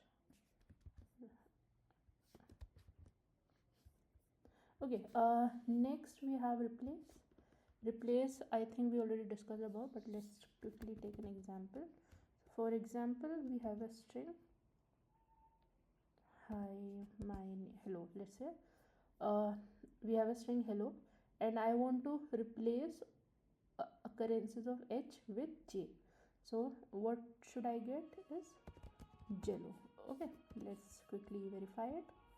Yeah, for example, now let's see, I want to replace L with K, for example. Now what it will do, it will find all the occurrences of L. So right now there are two, right? So what it will do, it will give me echo. Okay, let's quickly verify it. And yeah, now let's try one more thing. For example, I have a string which is something like, hi my name is Paul and my hometown is LA, for example. Okay, if I do replace, and if I replace all the occurrences of my with your, okay, so what it will do, it will find where my is, and it will replace it, right? So let's quickly do it. So you see, yeah, that's how we can do it. Okay, next we have is our find. So if you remember, we learned about the find function. So what it was doing, it was return. So for example, let's say I have, so we had find. So what it was doing, it was finding the first occurrence of hello dot find. What it was doing, let's say I want to find L. So what it was doing, it was finding the index of the first occurrence of this character, right? So 0 1 2. Now what our find would do is it will find the last position where it was found. So here it was giving me 2. Now it should give me 1 2 0 1 2 3. Okay, because it was found, like L was found at the 3rd position. So let's try one more example with a little bit more hello world, let's say. Okay, now it should give me this one, right? So it should be 0 1 2 3 4 5 6 7 8 9 10. So I should get 10. Yeah, let's quickly check it. Yeah, okay, so this is how our find work. And for example, if I'm trying to find something which is not existent, then it will give me -1. Okay, okay. Next we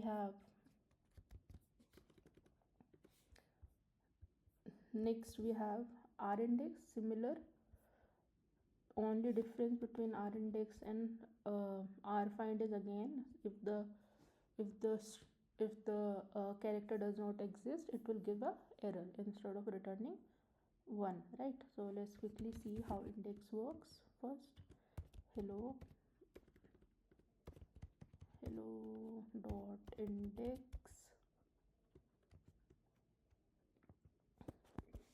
Yeah, let's quickly verify it. Yeah, right. Now if I'll try to, let's try these two as well quickly. I'll modify the function name. Yeah, so now for this one it should throw an error.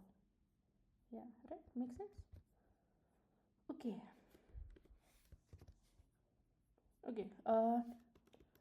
rjust is similar to how we discussed ljust. Yeah, so it will give me the right justified version. For example, if I do print hello dot r just, yeah, okay, sorry.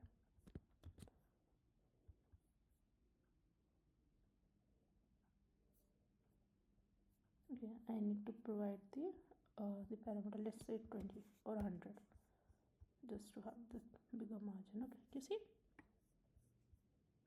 Yeah.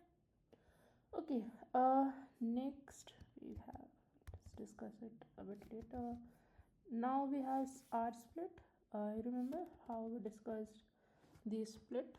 Similarly, like whenever, for example, if I do print hello world and if I do split, what it will do, it will divide this string into a list of substrings, right? So if I run it, I'll have something like, okay, I think I made a mistake. Okay, I need to give space. Okay, yeah, I'll have the list of substrings, right? Okay, now what r split will do, so for example, let's say take the same example and we'll do r split. Okay, it will give me same, but let's change something. Let's say, for example, I add comma somewhere. You see the difference? Split the string at the specified separator and return the list. Okay, so it will give me something like this. Okay, next is, okay, so what a strip does, for example, I have one I have, let's say, hello, and then I have 3 spaces, 2, okay, 2 spaces. Now if I do strip, what I'll get just, it will remove the leading, the trailing and the leading spaces. So dot strip. Okay, if I do this, what I'll have is hello. Okay, now if I do, let's see the difference. If I do L strip and if I do R strip, so what L strip will do, it will remove these. Okay, what R strip would do, it will remove this. So if I run it, I'll have something like this, right? You see the difference? Yeah, that's how we can use strip, L strip and R strip. Okay, now we have split also we have discussed how we can use it. Split we can do like if we have something like, let's say hello comma world. Now if we want to split it with comma, okay, with a separator, so this is the separator, and if I just simply run it, it will give me something like this. Okay, now let's do one thing. For example, I had this and I try to split it by, for example, I have this and I try to split it by comma, so nothing will happen and it will give me a single element because there is no comma, right? Now if I try to split it by column, let's say, it will give me hello and the second string would be word, right? Now if I try to split it via space, then it will have first substring as this and second as this. Okay, this is how it works. Okay, good. Yeah.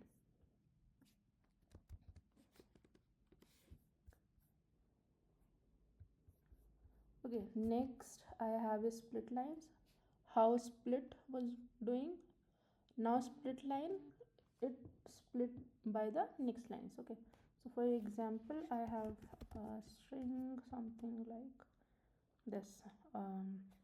Hi /n, my name is Paul /n, I work at Costco, right?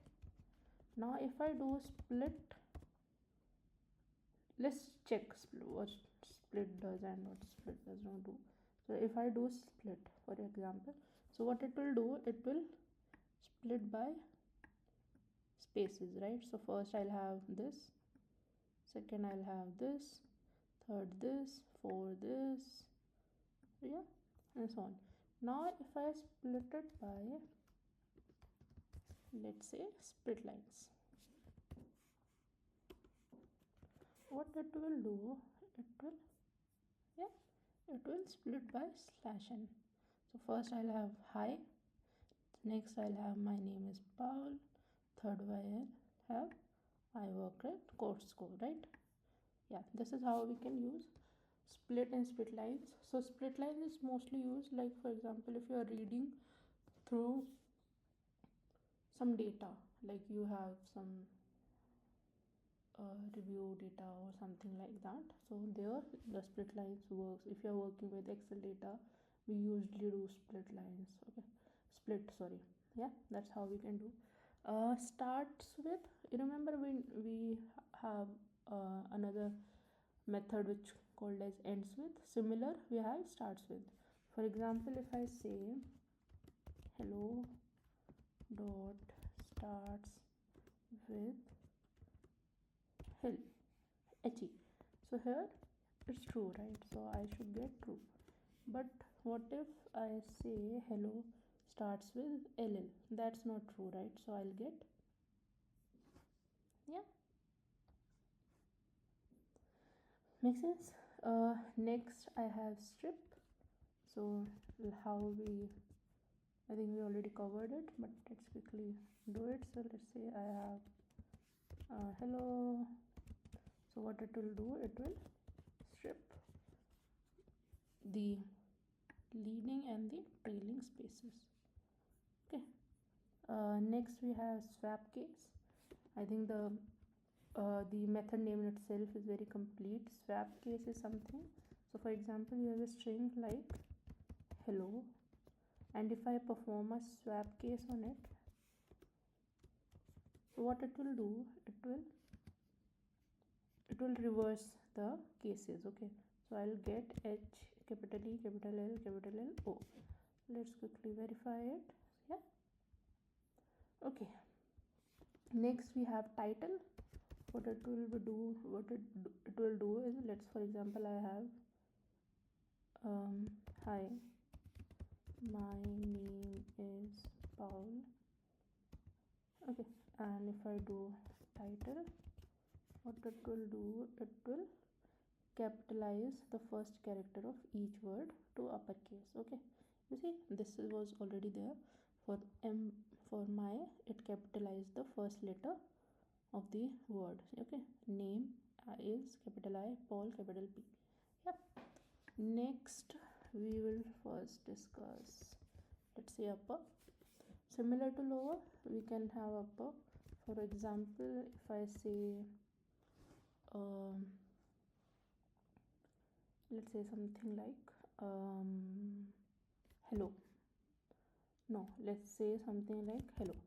And if I do upper, what it will do, it will convert the string into uppercase. Okay, so it will give me something like hello. Yeah, let's quickly verify it, and yeah, makes sense, right? Next we have these. Okay, yeah, zfill, like the name in itself suggests. So for example, I have a string says hello, and if I do zfill here, I need to mention the width, so I can mention, let's say, 10. You see, it will do 1 2 3 4 5 6 7 8 9 10. So it will keep the length and it will fill the empty spaces with the 0. Now let's try one more. Next example, I have a string called hello world, and let's try with 10 first. So nothing will happen because the string length is greater than 10. But now let's do something like this, and let's keep it as 20. And now let's try it. Okay, so what will happen, so this whole length is 20, and the string length is this, so rest of the characters are filled with 0. Yeah, makes sense. This is how we can do zfill. Next we have translate string. So what translate string does, it replaces any character with the other character. Okay, for example, let's say I have a text.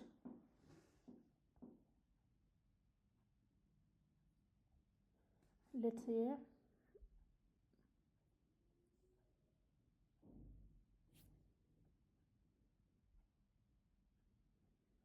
okay, so for example, I have which is saying replace 81 with 80. Okay, something like that.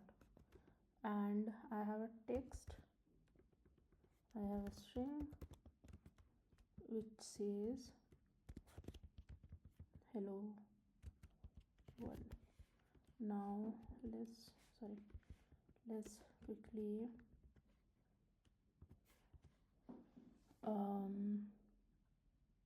yeah, let's quickly perform it. So string 1 dot translate. Yeah, so print the values to the string. Okay, so if I something, I need to pass this here, this mapping. Okay, so you see there's no change because this 81 does not exist. Let's check the ASCII value of h, for example. So we'll check ASCII value of h. Okay, let's do that. So ASCII value is 72. Yeah, 72, and we want to replace it with, let's say, 80. Okay, now if I run it, you see what happened is it's changed the hello. So let's print both string 1 comma c. So earlier it was hello, now it become hello. So basically this h is the ASCII for 72 and it changed it to 80. So this h becomes p. Okay, so here we do the mapping with the ASCII. Now if I want to do the direct mapping, okay, so there we can use make trans. Okay, so let's see how it goes. For example, what I want to do is print string 1 dot make trans, and what I want to do is I want to map h with, let's say, k. Okay, now if I run it,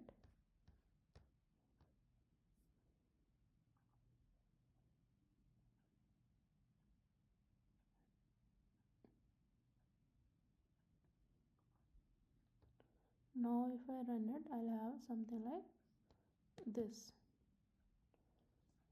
Okay, nothing is happening. Why is that? Okay, sorry, I think I made a mistake. Yeah, so yeah, instead of mentioning that, I can mention this. So I need to store it somewhere. Let's say okay, I think I made a mistake. So how we can do this? So similar like here I did this. So now what I can do, I can create this mapping like str is basically string, right? I can call make trans, and instead of mentioning the ASCII, I can simply say replace h with k. Okay, for example, now what I'll do, I can directly call this string comma dot a1. So what it will do,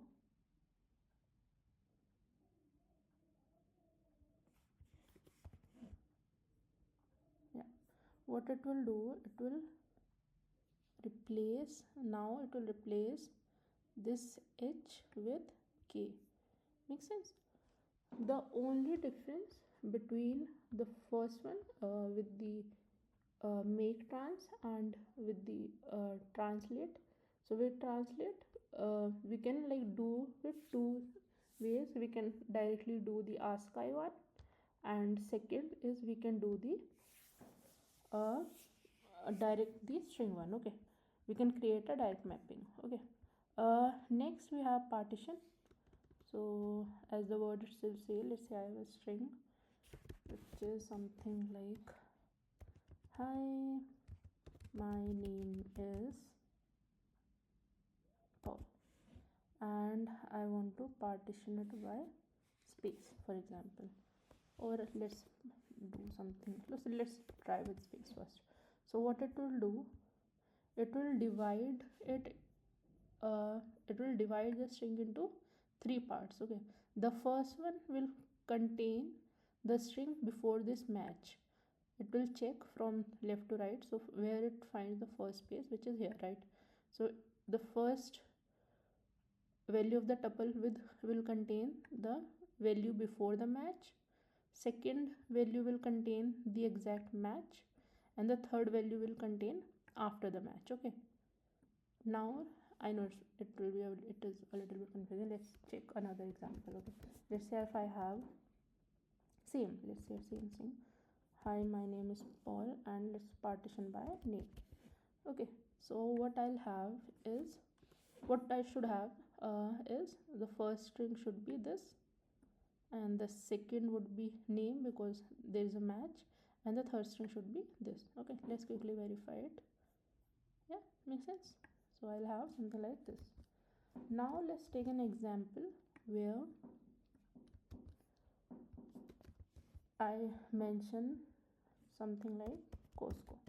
So this string does not exist here, right?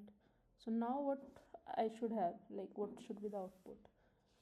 So the first value in the tuple should be this the string before the match. So there is no match, so if the first string would contain the whole string. Okay, the second should contain the match because we don't have anything, so it will contain empty, and for the third value as well it will should be empty. So you see here, so we will have the first value which is before the match, so there is no match, so it will throw, like it will give the whole everything, yeah, back. And second is with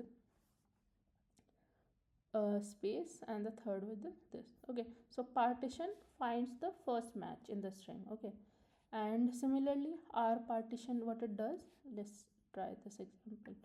What it does, it finds the last match. Okay,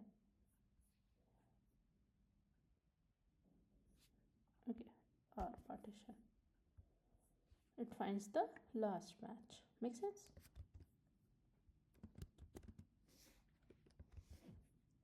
Yeah, let's try one more example with something more concrete. Hi, my name is Paul and my hometown is LA or something, and if I do R partition on caret, let's say on match my, so what it will do, it will find the last one, yeah, and before the match is this, sorry, before the match is this, match is this, and after the match is this. Okay, let's quickly verify it. Yeah, makes sense. And let's quickly like verify it with simple partition as well. So the simple partition should find the first my, and before should be this, mesh should be this, and the last should be this one. Okay, let's quickly check it. Yeah, makes sense. And for example, now the last case is, for example, it does not find the partition. For example, I'll have something like similar to this. So the output would be the same, like the first would be the before the match, because there is no match, so it will return this one. There is no match, so the match field should be 0, and after the match should also be empty. Okay, let's quickly verify it. So the answer should be same. Yeah, I hope we are clear with the, so these are the most used methods. I think we are covered, I think, almost every method there is, and I hope it brought you a lot of clarity. So string, I think we have covered a lot of things, which is good. So strings in Python is a very important data type, and I think every, like most of the it gets used very heavily. So I hope like it is clear to you all the methods, how we can use them. So we can do so these methods are there for our ease, right? So you don't have to remember each and every method, it's all there on the internet, you just need to check.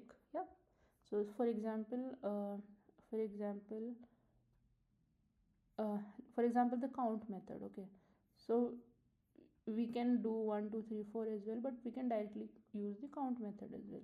So these methods are there for our ease. Okay, so try to work through it, create an habit. Start with Python range. So the range function is Python is used to generate a sequence of numbers. Okay, it is commonly used in loops but can be converted into list if needed. For example, I need to generate a list of 100 numbers. Okay, so instead of doing something like a equals to 1 2 3 4 something like that, I can directly do a equals to range, or I want to generate, let's say 1 to 1 to 100. So what it will do, for example, let's print this a, you will notice something as well. So if I does this, okay, is okay, sorry, yeah. So if I do,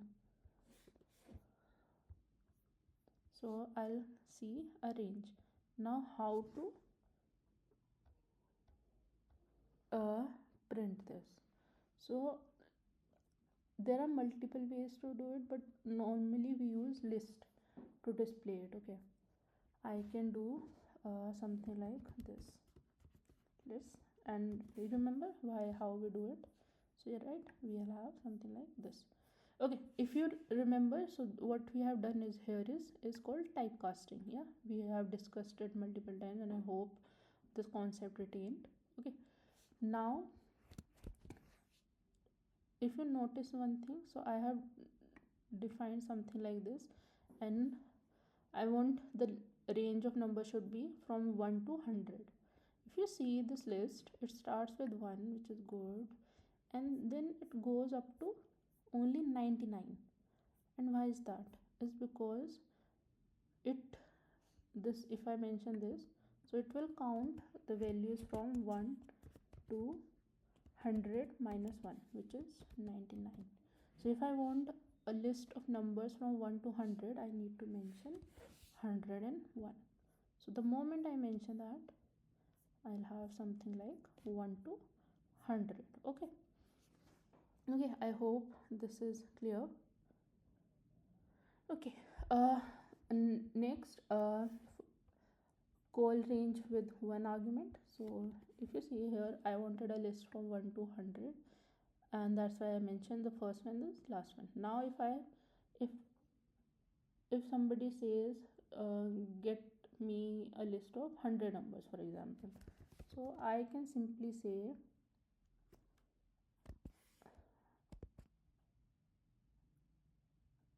let's say somebody says to get me a list of 10 numbers. Okay, I can, this is typecasting, and this is my range variable.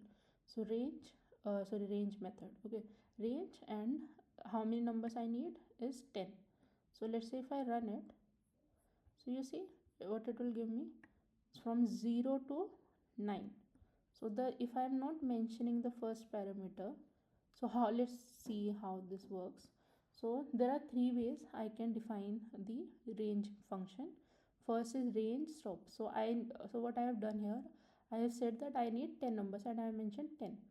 So here I have mentioned a stop, that is I need 10 numbers. 10 is the last last count. Okay, now because I did not mention from where to start, it started by 0 by default. So if I counted 0 1 2 3, so these are the count of the number is 10, which is true, right?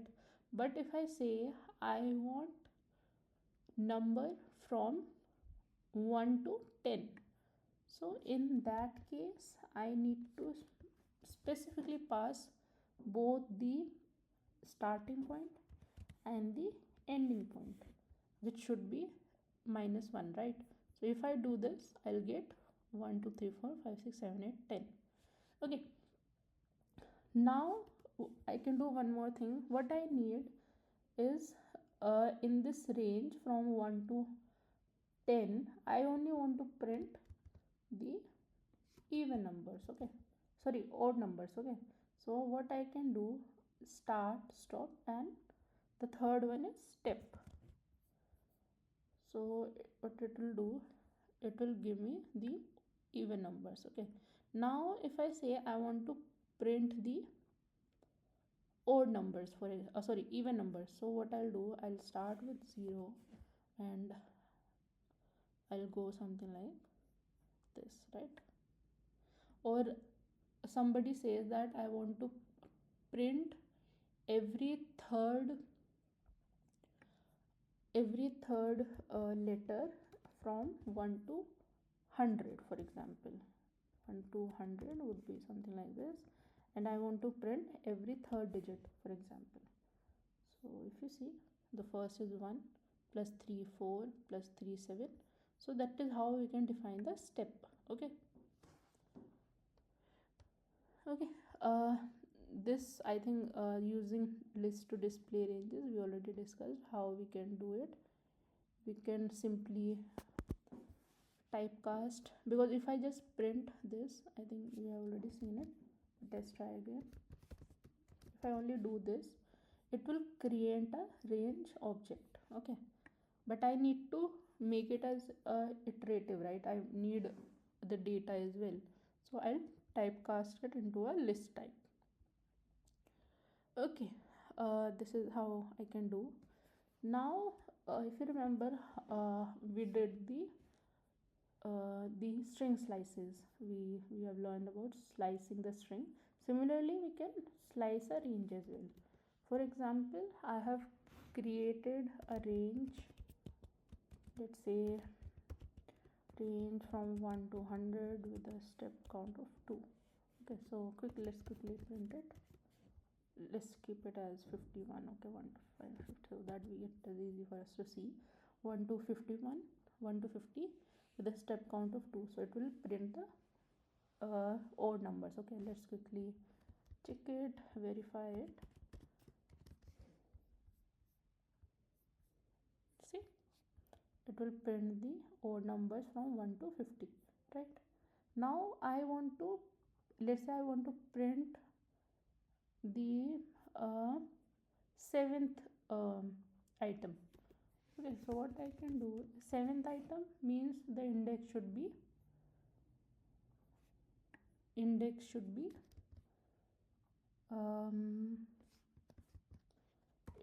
should be 6, right?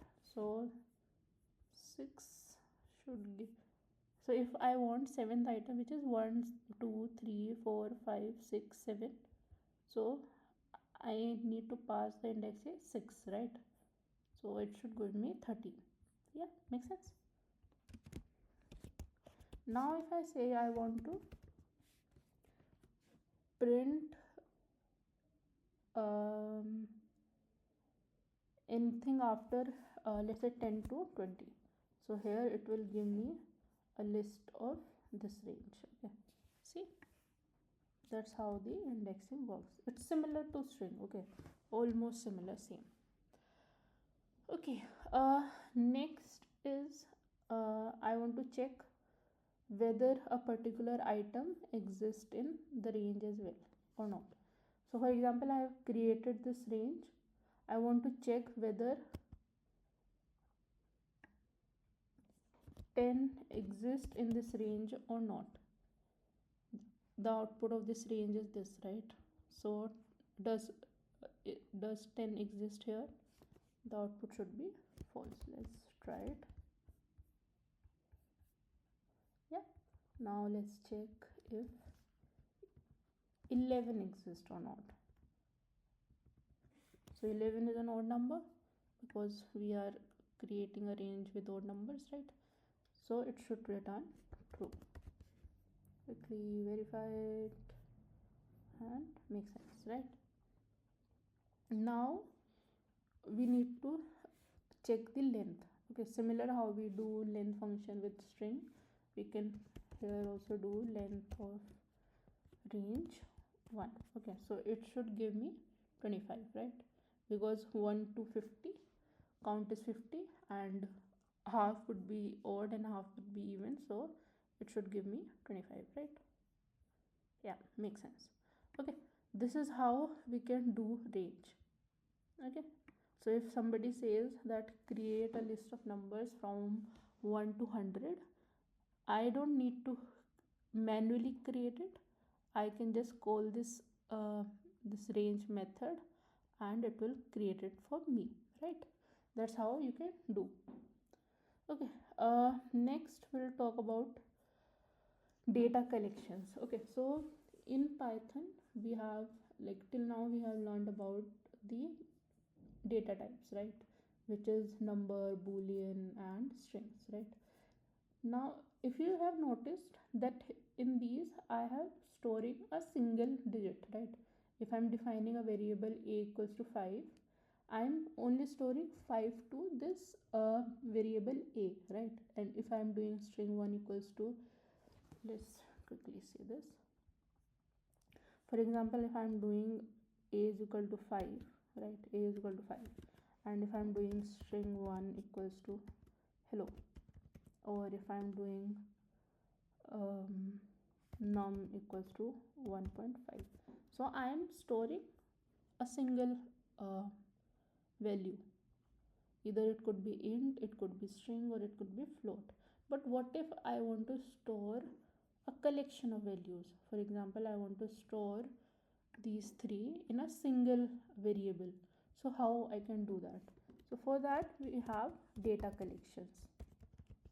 If you remember, we quickly, like we just passed through these when we just started the sessions, when we read about the data types. We quickly went through it, list, tuple, directory, right? So now we'll go through these in detail. Okay.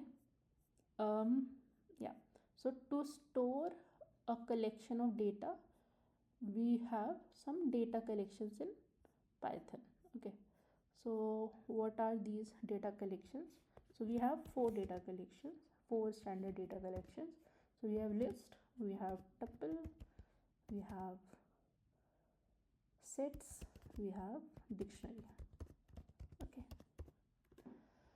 Okay, so if you have gone through any other language, programming languages, so you have heard about a term called array, right? So what array is we use array is a data type which we use to store a homogeneous kind of data values, right? All the values in a array should be of same type, right? Whether we can have something like this or we can have something like this, right?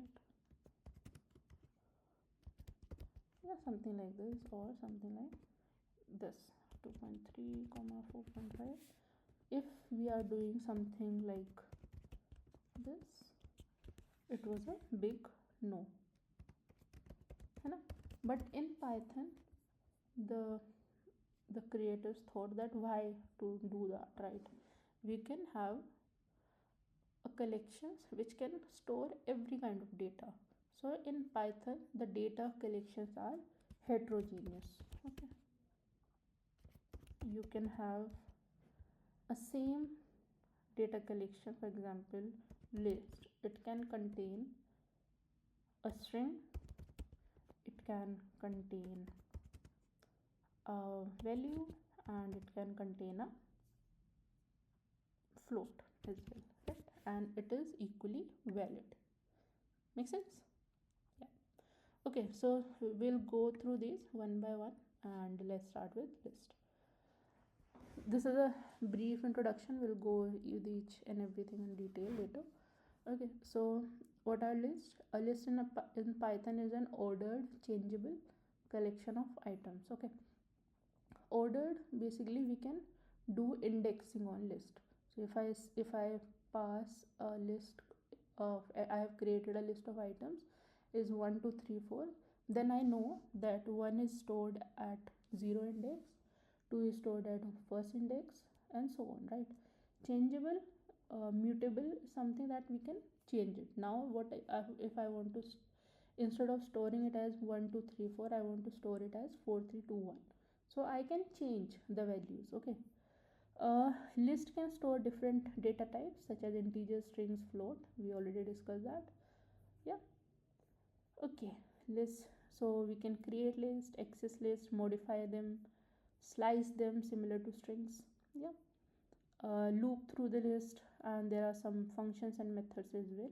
We'll go through them in detail. Okay, don't worry. Okay, so let's start. So this is a simple list. We'll stick to it. Okay, yeah. Okay, So this is how we can define a list. Now if I want to just print it, it will show me. Yeah.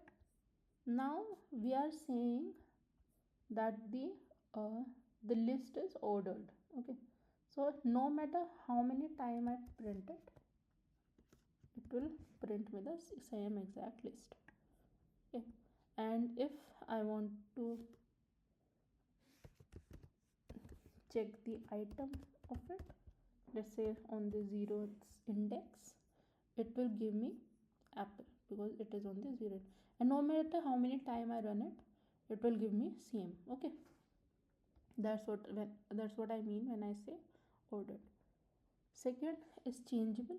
For example, I want to change the value of the first item. Okay, so I can do something like this. Don't worry, we'll discuss it later, but let's try to understand it. Okay, so let's say I want to replace apple with grapes. Okay, this is how we can modify it. Now if I run it, so it has updated the value. So basically the lists are mutable, I can change it. The next thing it says that it allows duplicates. For example, if you see currently it does not have any duplicates, but for example let's say I modify this to mention something like, and I repeat this element again. If I say this, and now if I print it,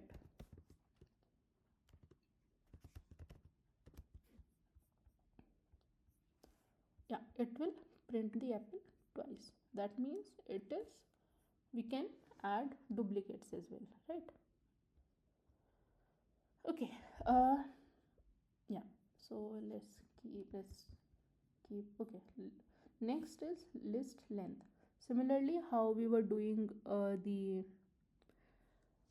how we are finding the length of a string, similarly we can do that here. We have this method which is called a length, and I can call it on our list. If I do this, so right now I have 1 2 3 4 5 6 7 8 items in a list.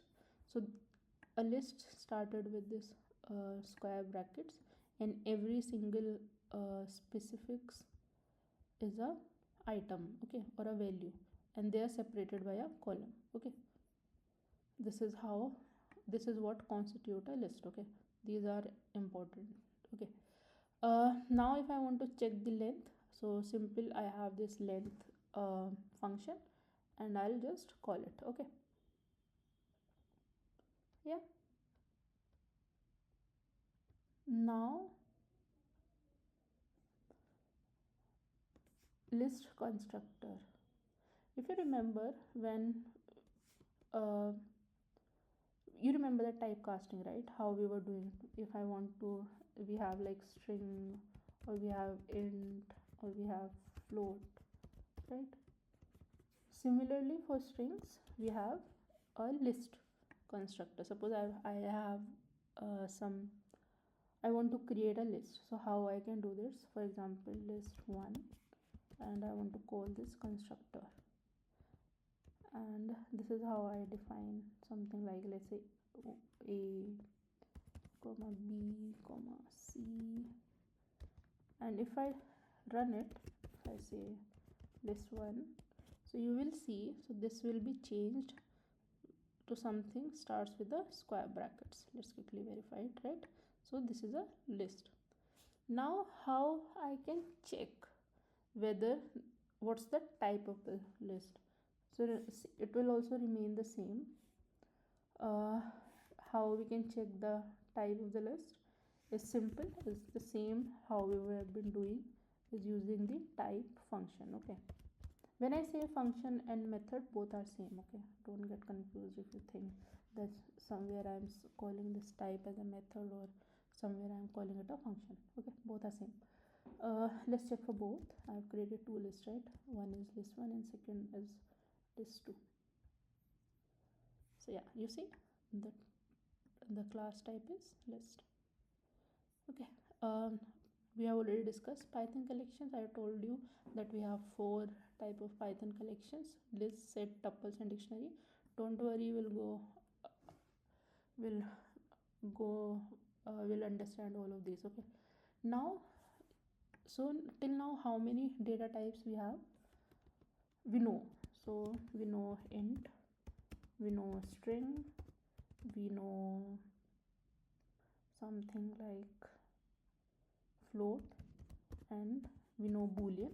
How can I forget that? And we know something called list, right? Let's quickly see the example of each. One, it should give me the int, right? Second, let's have a float. Let's say hello. Sorry, let's have a string. Next, let's have a float and a boolean and a list. So if I check the type of each and every one of them, so I should get something like this. Make sense? So these are the different data types we have gone through till now. Okay, yeah. Next is how to access the items. Till now we have learned how we can define it. For example, let's copy paste this list. How we can access it, we have already discussed it. How we can do it is we can call it using something like this. So like in strings, here also each item is indexed. So for example, how indexing works here is, currently I have length is how many? 1 2 3 4 5 6 7 8. Yeah, so length is 8, so total index we have is 0 to 7. Make sense? Index should be 0, kiwi should be 1, banana should be 2, orange should be 3, tomato should be 4, pear should be 5, mango should be 6. Let's for now remove this apple because it is a duplicate and you might get confused. And so we have 7 elements. Okay, 1 2 3 4 5 6 7. So this is how the indexing will work. So now how we can access the item? So we can print the entire list, right? So but how we can access the individual items, these values? So items and values are same, don't get confused by the terms being used. Okay, so if I want to print the first item, for example, so I can call the 0th indexing, similar to strings. Okay, if I do this, it will print the first item. Similarly, if I do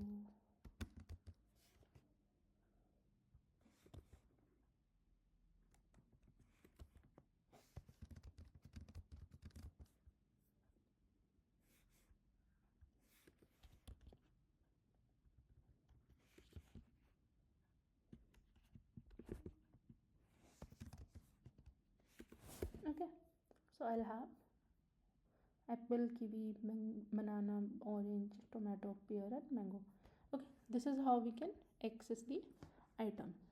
Okay, second is about negative index. So if you remember, we discussed about the negative indexing, right? So how it works? It works from the last item.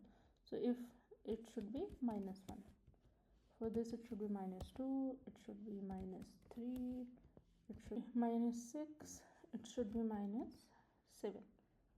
Okay, now if I print something like this, fruits. Okay, let's try one more thing before we move on to negative indexing. So here if I do something like this, fruits 7, so what should I get? I should get a index error because indexing is from 0 to 6, right? I know you guys already know this. because we had similar thing with string. So we are seeing how consistent things are between different data types. Okay, yeah, coming back for negative indexing. So if I want to print the last item, so I should be mentioning -1. Yeah, it will give me the last item. Okay, now if I want to do the from end to bottom, how I can do it is similar. -2 will give me the last second, -3 will give me the last third, and so on. Okay, -5, -6, and -7. Okay, yeah, just the opposite of it, right? So like in strings, then indexing start from 0 and the negative indexing start from 1. Okay, so it will go from -1 to length of the list. Okay, now let's try one more thing here. So for example, I do something like fruits -8. Let's see what we'll get. We'll get a index here.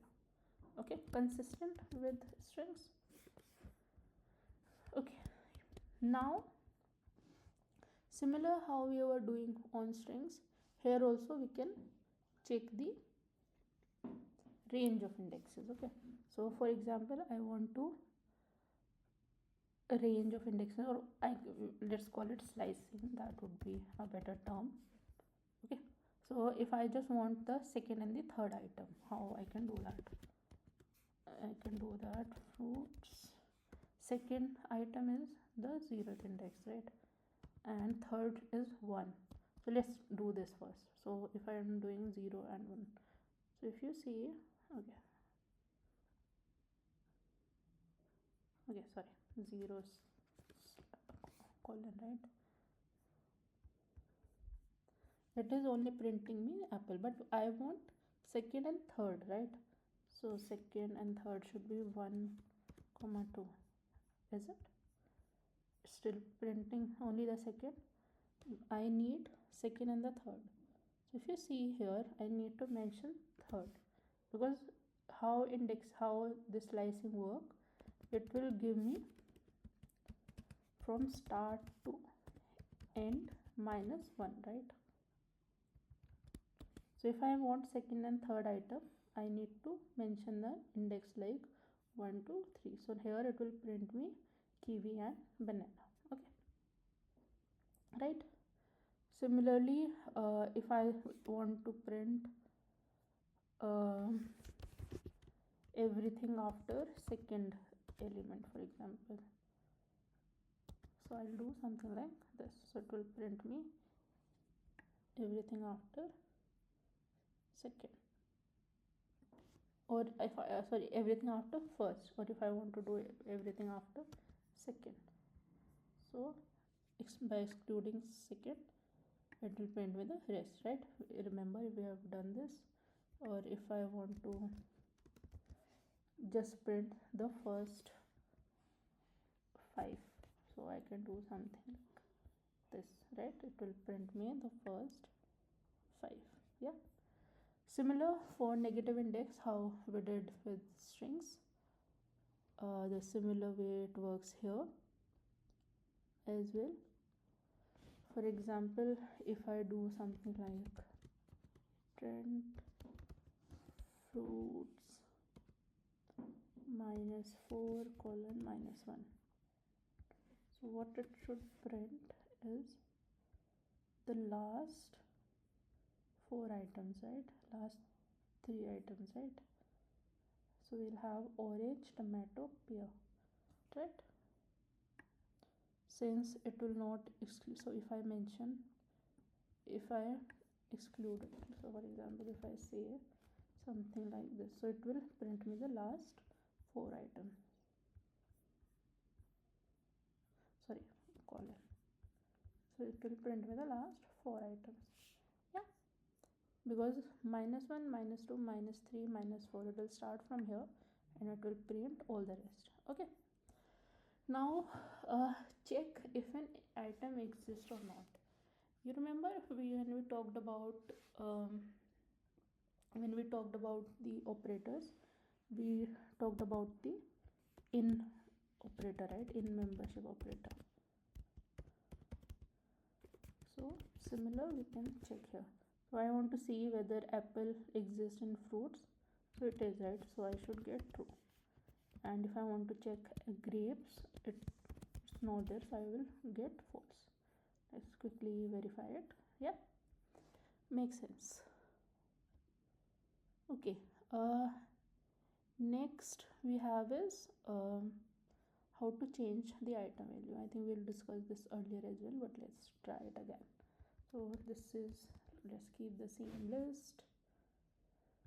How we can change the value. So for example, I want to update this apple to grapes, so I can do something like this, right?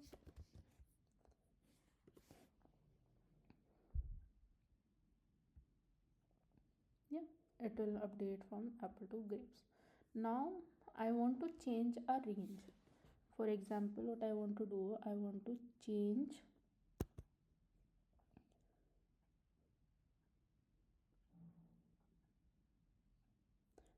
this kiwi to kiwi 1 and this banana to banana 1. So I can do something like this. Okay, now if I run it, I'll have something like this. Okay, this is how it works.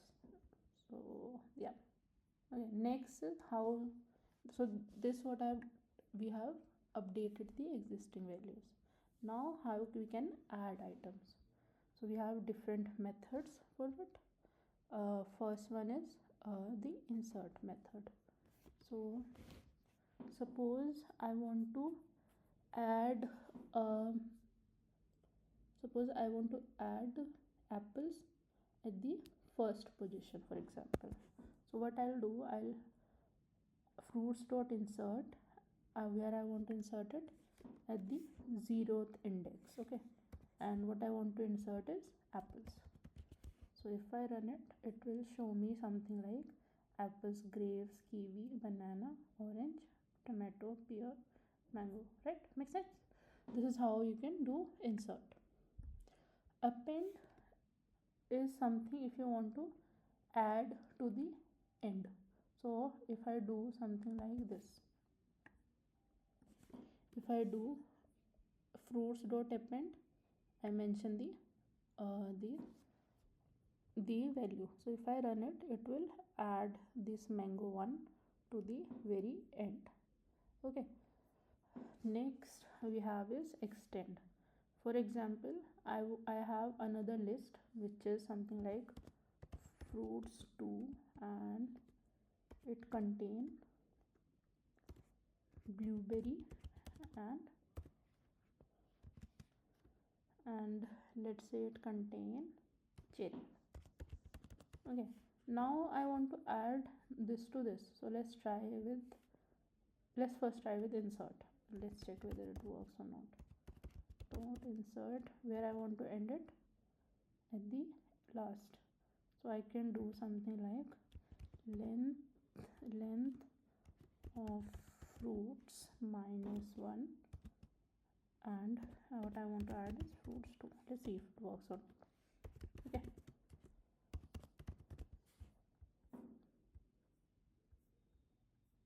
you see when I did, what it has done, it has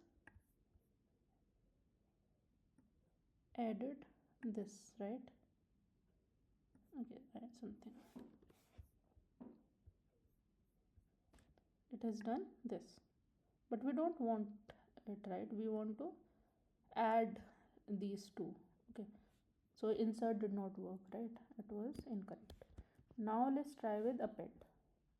So let's do something like fruits dot append. So sorry, so for append we only need one, right?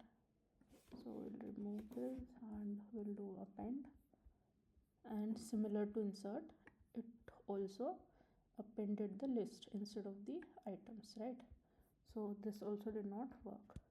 So if you remember, we have had something. We can also, if you remember in strings how we can concatenate, so let's try something that as well. So let's say fruits equals to fruits plus fruits 2, right? So let's see if it works or not.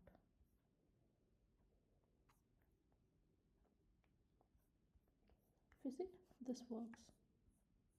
So this is the one way you can do it. There's one more, which is this extend method. Okay, let's say I have this, and I want to have another list, this, and so let's first try with this. Just quickly verify where the list got updated above. So it has this. Now let's try the same thing with extend. Okay, using concat, which is plus, and using extend. So I can do something like fruits dot extend, and I can do fruits too. Yeah, now if I print fruits, both should be same. Yeah.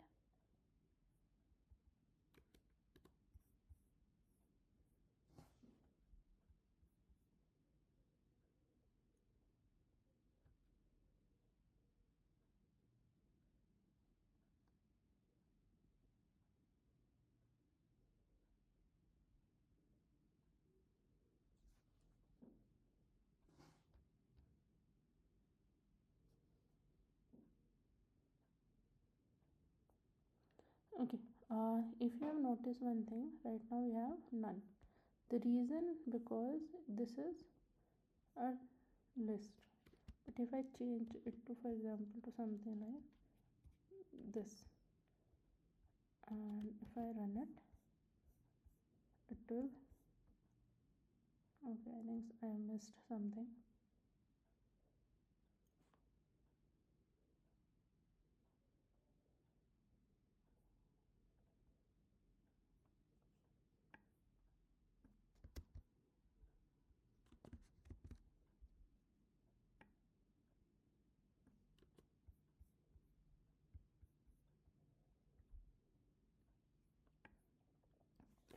Okay, the next method is we can do using extend.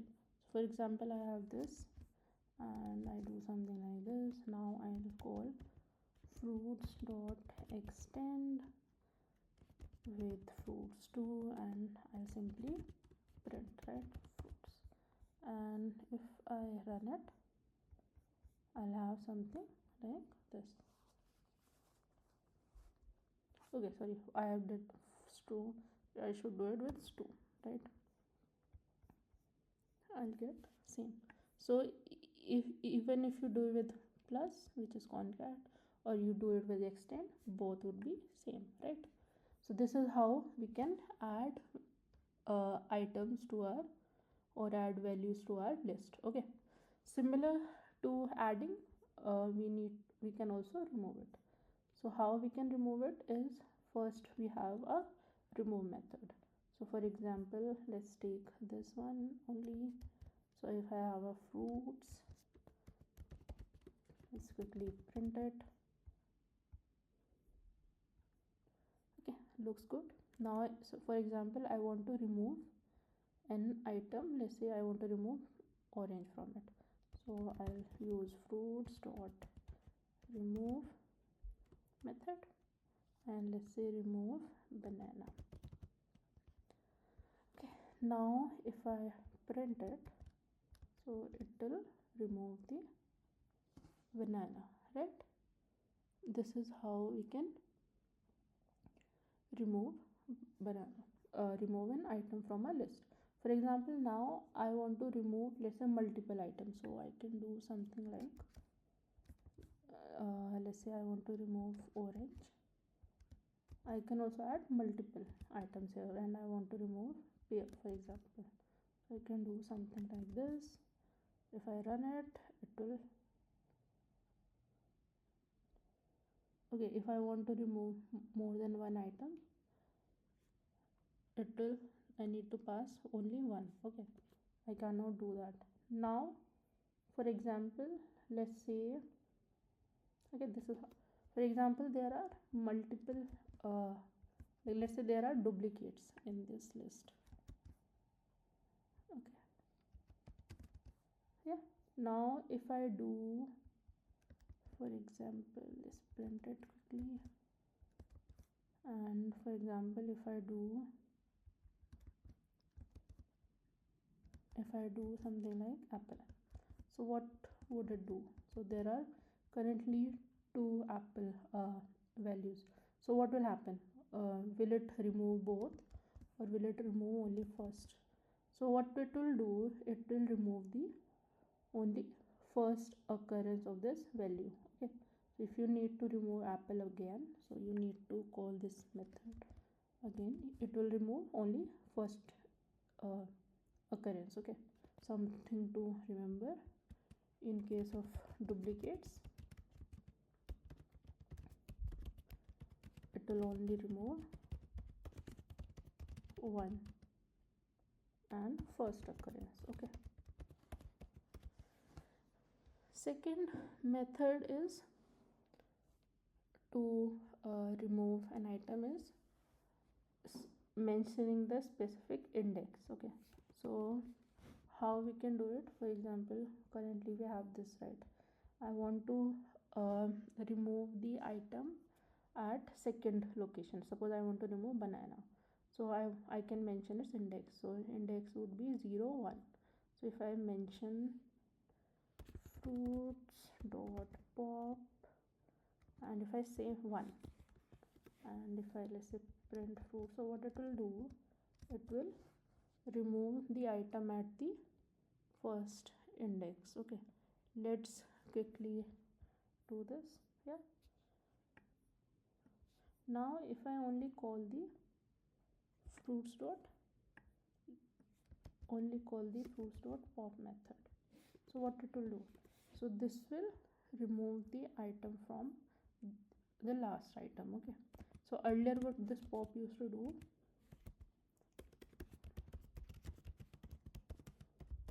it will use to pop any random item. Okay, now if I want to clear, now if I, so there is another way how you can delete, remove a specified index value. This is called delete, del. So for example, if I mention del fruit 0, so it will remove kiwi. Let's quickly verify it. Yeah, this is how you can do it. Now if I want to empty the list, so we have another method function which is called dot clear. Now if I run it, it will, if I want to delete the list entirely, so how we can do it?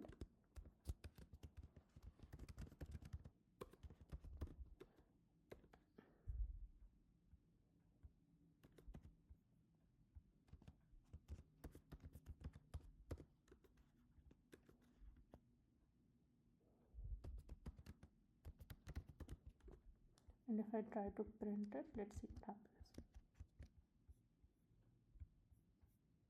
It will throw me an error, because after we perform this del on this data type, this fruit does not exist anymore. Okay, makes sense?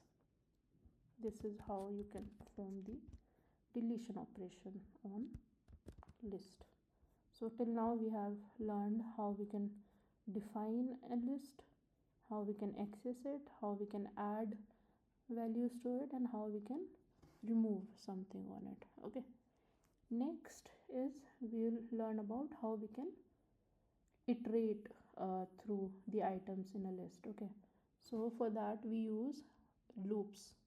So I know we haven't gone through loops till now, but let's quickly understand them here.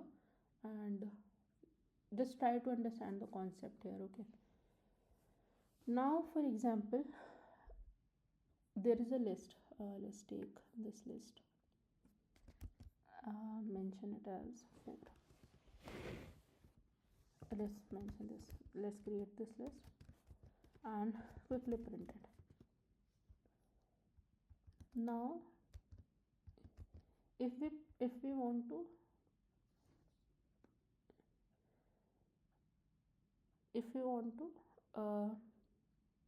loop through this list, how we can do it?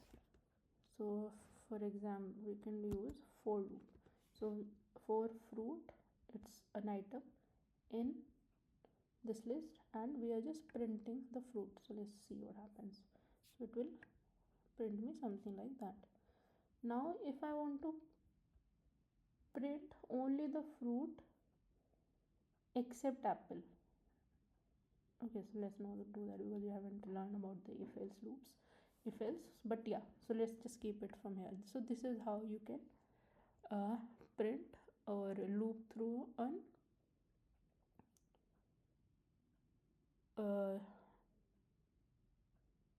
okay. Now you remember we have learned something about range, right? So let's use that. So for example, we have something like for fruit in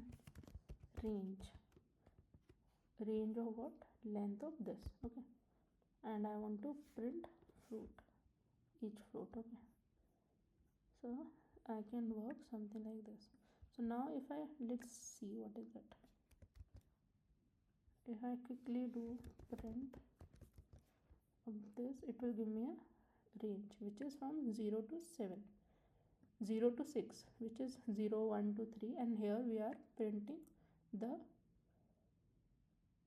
item using the indexing. Okay, so this is how we can use loops to go through a list. Okay, next is we have list comprehensions. So instead of using this like for fruit this something, we can do this thing in a single line. Okay, so how we can do it is we can have something like a new list equals to x. Yeah,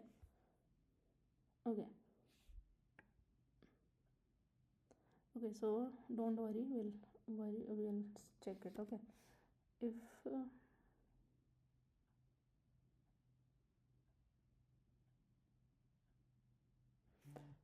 okay, something like that. So what will happen? So we are adding every x if that x exists in fruits. No, sorry, what we are doing, we are looping through for x in x, then we are checking if that element has apple in it, and if it is, then we are adding it to the list. Okay, something like this. So but let's say if that element contain I, for example. So how many of these contain I? Only kiwi. So if I run it, so I'll have only I. Let's change this I to A. So if I run it, it will return everything except I think kiwi, because kiwi does not have an A in it.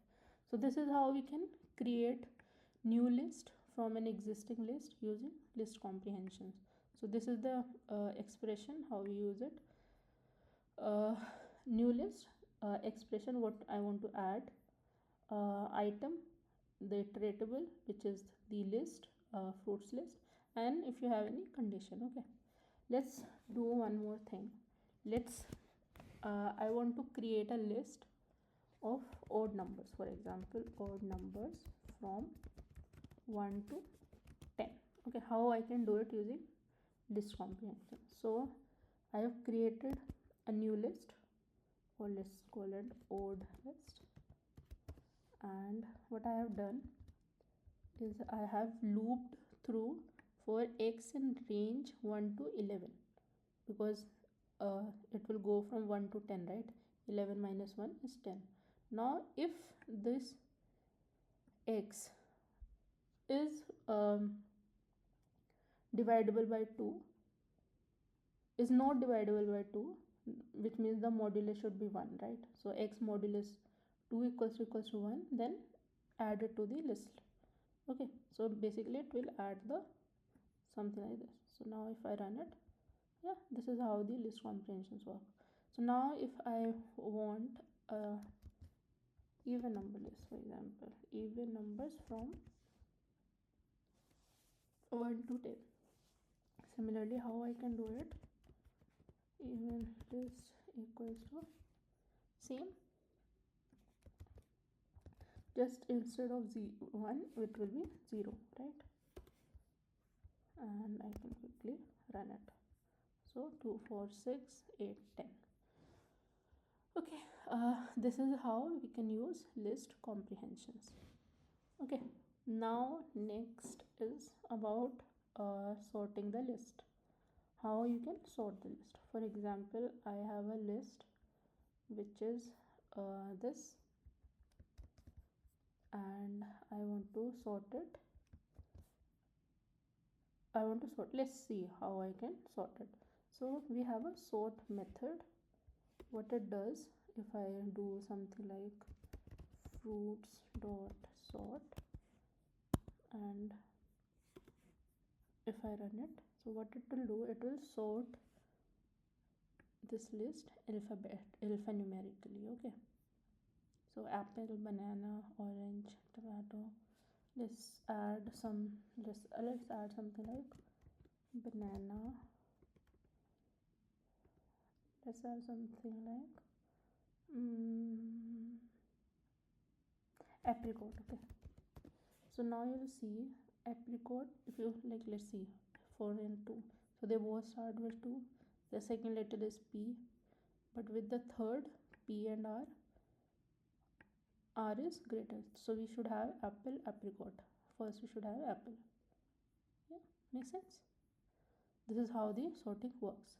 Okay, now what if I want to sort them in a descending order? Okay, so how we can do it is, you can simply use a reverse keyword. If reverse is true, it will sort it in descending. If reverse is false, it will sort it in alphanumerically. So by default, this sort, by default it is false. You see here, equals to false. So by default it is false, and false means it should sort in alphabetically. Now if I run it, it will just reverse it. Okay, now what if I want to create my own sort function?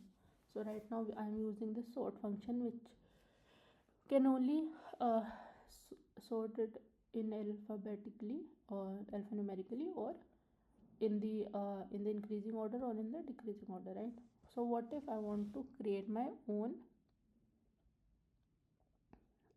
sorting function? So how I can do it?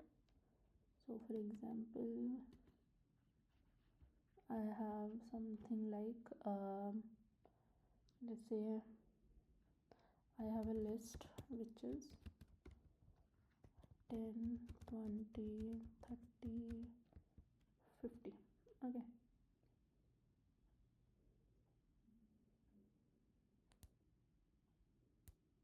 or I'll have something like, let's say, yeah, let's keep it something like that. And I want to sort it in a way where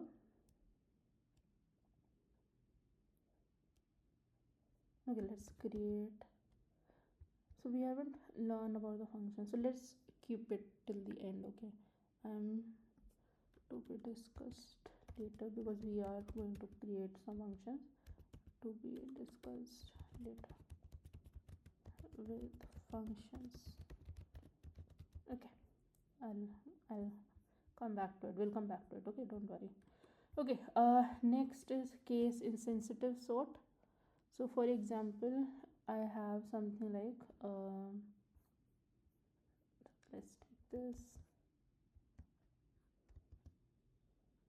if K is capital, T is capital. So let's see how it works.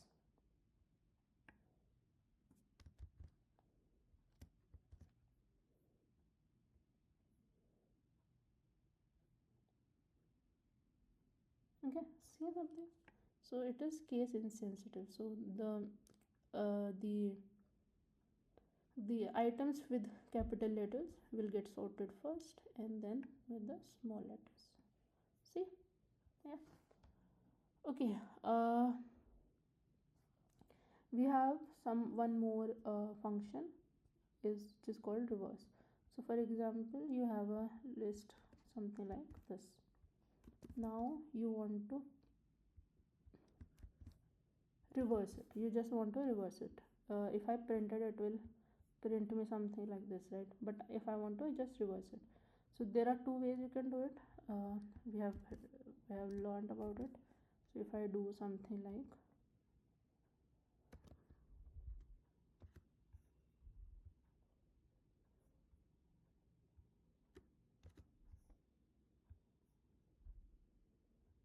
sorry if I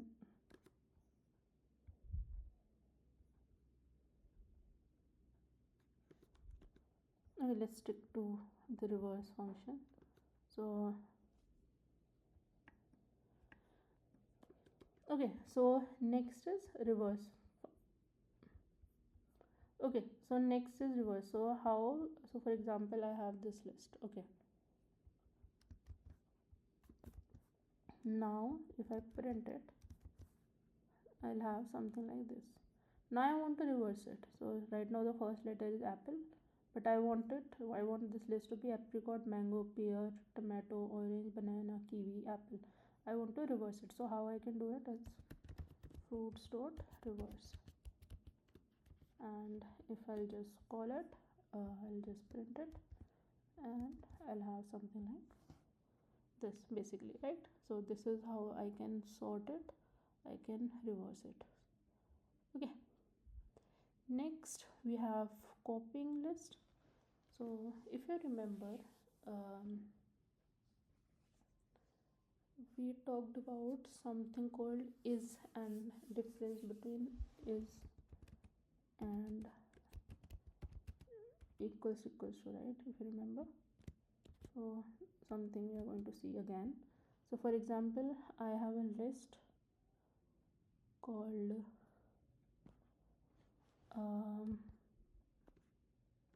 this list called, let's take this same list. Okay, if I have a list called this, and if I create another list, fruits2 is equal to, now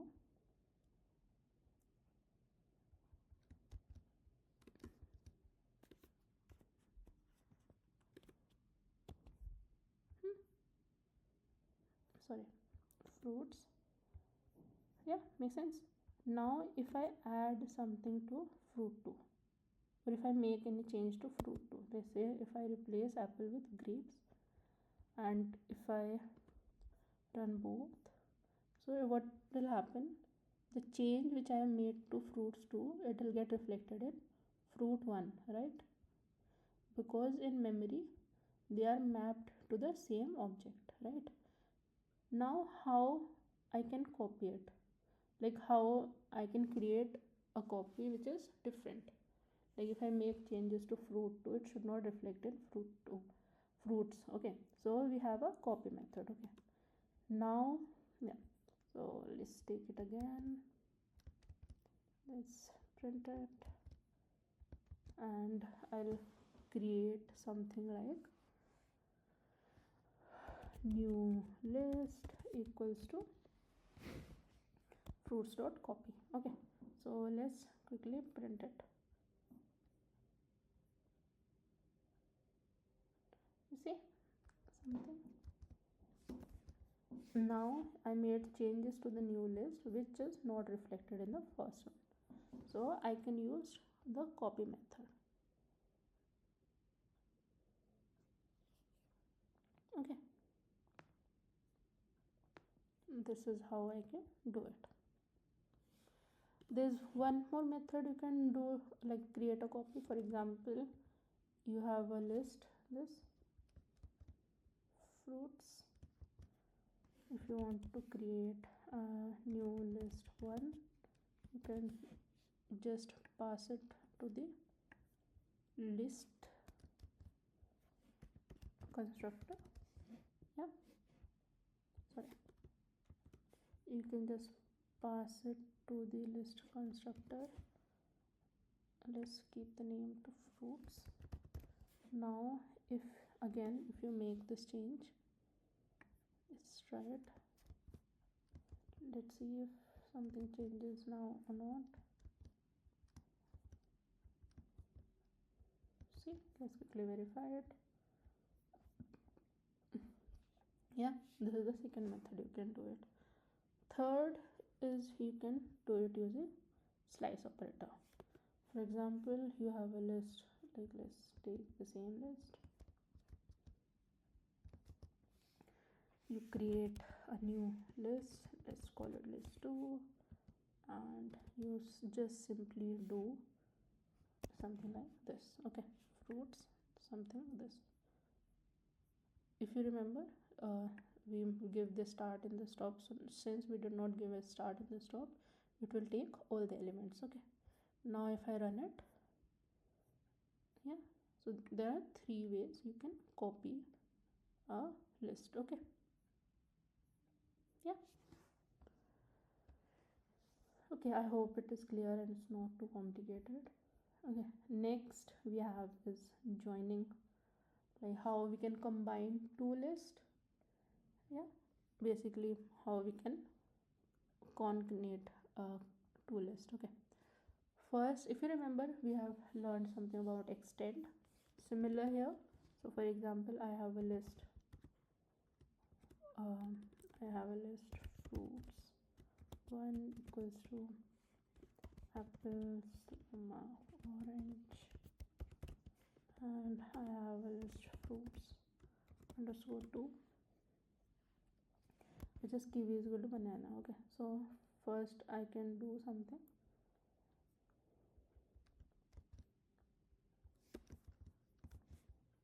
Let's print all. Okay, we have learned plus how we can do it. Join works. Second,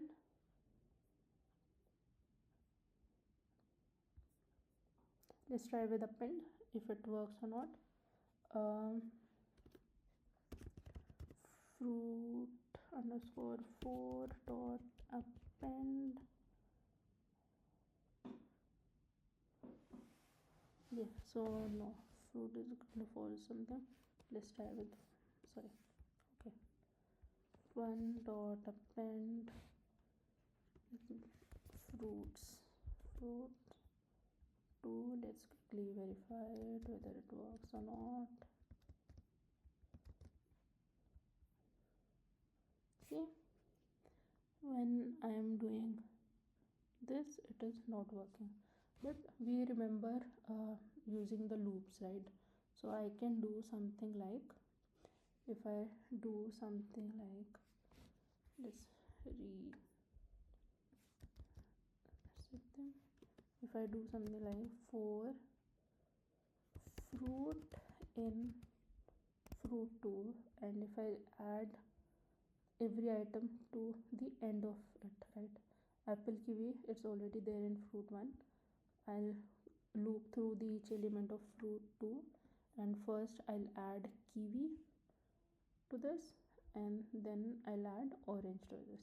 So if I run it, so we'll have something like this, right? The third method we have already discussed about extend, and it works very well. I could do something like fruits 1 dot extend fruits underscore 2, and I'll just simply print it. Okay, so these are the 3 methods how we can join 2 lists. So these are just the 2 lists. If there are more, this is the same method you can apply. Okay, next we have some list methods. I think we have gone through almost every of them, but let's just quickly do it. Let's say I have a fruits list. Yeah, quickly print it. Okay, first is append. We already know how append works. Is print fruits. If I want to, let's say add apple to it. Okay, dot append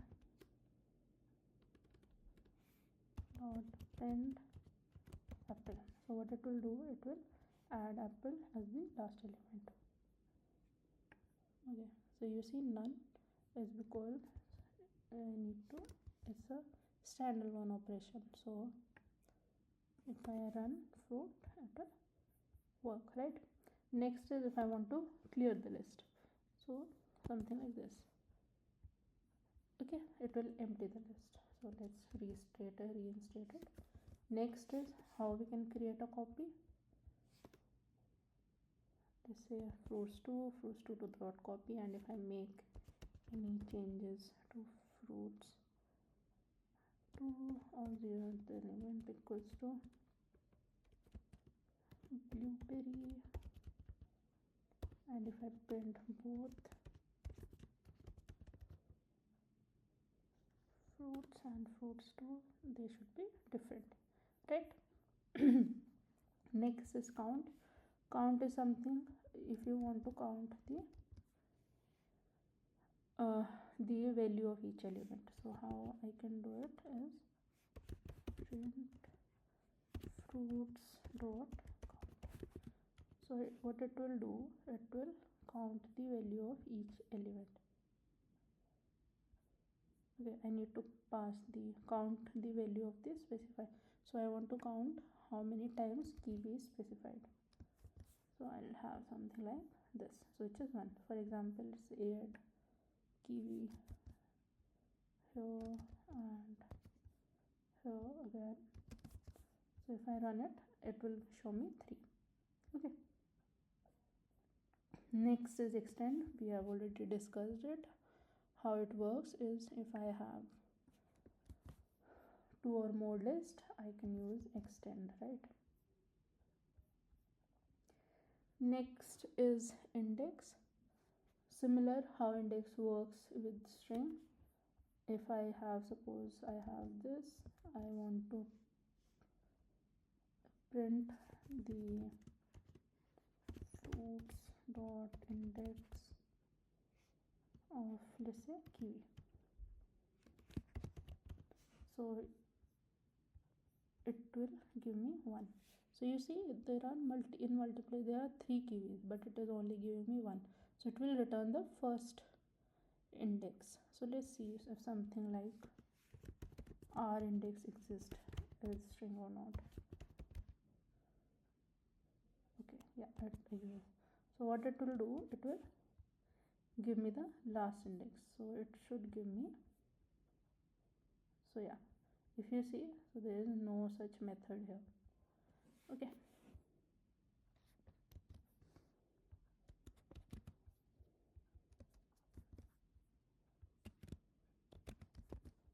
So this method exists in strings, but it's not there in list. Okay. Next, I have insert. We already discussed that how insert works is, suppose you want to add fruits dot insert. If let's say you want to add apples as the first element. So this is how you can do it. Okay. Okay. Next is pop. If you want to remove, let's say you want to remove the first element, you can do something like this. So it will remove apple out of the list. Now if you do it again without the index, it will remove the last element. So here it will remove kiwi. Okay. Next is remove. So if you want to remove a specific value, for example, I want to remove banana from it, but let's remove kiwi. So what will happen, it will remove the first occurrence of kiwi because there are 2 occurrences. So if you see, so now if you want to remove it again, you need to call it again. Okay, so it will remove both the occurrences of it. Reverse, if you want to reverse the list, so fruits dot reverse. Now what it will have, it will just reverse the list. Okay. Next, if I want to sort the list, fruits dot sort, so it will sort it alphanumerically, and if I want to sort it in descending order, I could just say fruits dot sort reverse equals to true, right? If I do that, I'll get the opposite list. So let's quickly verify it, and it works, right? Yeah. So this is how you can create list. This is how you can, like, we have gone through every little operation with list. This is how you can create a list. This is how you can access it and add items, modify it, remove items or entire list altogether. You can loop through. We have learned about list comprehensions, we have learned about listing, and we have learned about how we can do copy, and we have learned about join, and then we have learned about some list methods as well. Okay, now we are going to discuss the tuples. Okay, so a tuple in Python is an ordered immutable collection of objects. So when we discussed list, we discussed that it is an ordered mutable and it can have duplicate values, right? Now when we are talking about tuples, it is ordered, that is, if I have placed my first element at index 0, it will remain at index 0. Okay, it is ordered, but here the tuples are immutable. That is, if I stored an item in index 0, we cannot modify it. Okay, we cannot add it. Yeah, we cannot modify it. Basically it is immutable. Next, tuples, we can have duplicates. Okay, yeah. How we can create a tuple? So a tuple is defined by these braces and the items are separated by a colon. Okay, this is how you can define a tuple. Similar to list, we can have same data types or different data types in a single tuple. Okay, yeah, we'll talk about it, how we can create it. Accessing tuple items, how we can access it. Similar to list, by indexing we can access it. Next we'll learn about tuple slicing, similar to how we were doing in strings and lists. Same way we can slice them. Okay, next we'll check about its immutability. Yeah, we'll do the loops how we did with list, and we'll check for nested tuples. I think we did not check for nested list, but I think we'll do it here. Okay, next we'll see how we can pack and unpack tuples. Okay, so let's start with, so here I have defined a tuple. So it start with these braces and we have comma as a separator. Okay, now if I simply print it is the same example that we are using as list here, and we'll simply do this. Okay, now when we are saying that the ordered, unchangeable and allowed duplicates, let's give it a try. So let's do something like, so yeah, so ordered means that no matter how many times I'll run it, I'll see the same sequence of the tuple. Okay, tuple would be at 0th place, first index, second index, third, fourth, fifth, sixth. Okay, unchangeable. So let's say for example, if I do something like this, let's try to change the first value to grapes. Let's see if it works or not. Something like that. So when I try to do this, I am getting this error. So we cannot modify it. That tuple object does not support item assignment. Okay, next is we'll check how we can check the tuple length. similar, we have length function, and we can just simply call it and we'll see the length. Okay, next we have tuple with one item. For example, I have only, let's say I only have this fruit equals to apple. Now I want to create a tuple out of it. So how I can do this? So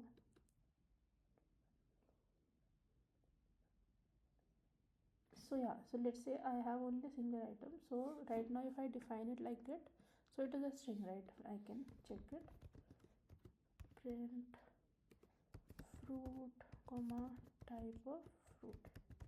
So if I do this, yeah, it is a string type. Now let's try to convert it to a tuple. So if we define it like this, let's say with a single element, if we talked about, so it should start with these and it can have a element. So let's see what is it. If I do something like this, okay, and let's check the type of it here and see what's happening. You see, it's still a string. Now how can I define a tuple which has only one item?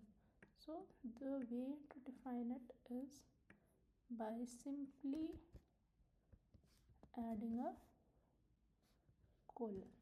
Yeah, the moment I do it, it will create a tuple with a single value. Okay, this is how you can do it. Okay, tuple items, so it can have different data types. So here I have created a tuple with the string data type. You can have different as well. So for example, tuple 1 equals to 1 2 3 4. So it is a tuple of integers. Okay, let's say I create tuple 2 equals to 1.3 2.4 5.6 5.2. It is a tuple of floats. Let's create another ABC. It is a tuple of string, and this is a tuple of boolean. Okay, now I want to create a tuple which is a heterogeneous. Basically it will contain the elements from different data types. So let's create something like 1.4 a true. Okay, works. And next simply we'll do is we'll print these. Okay,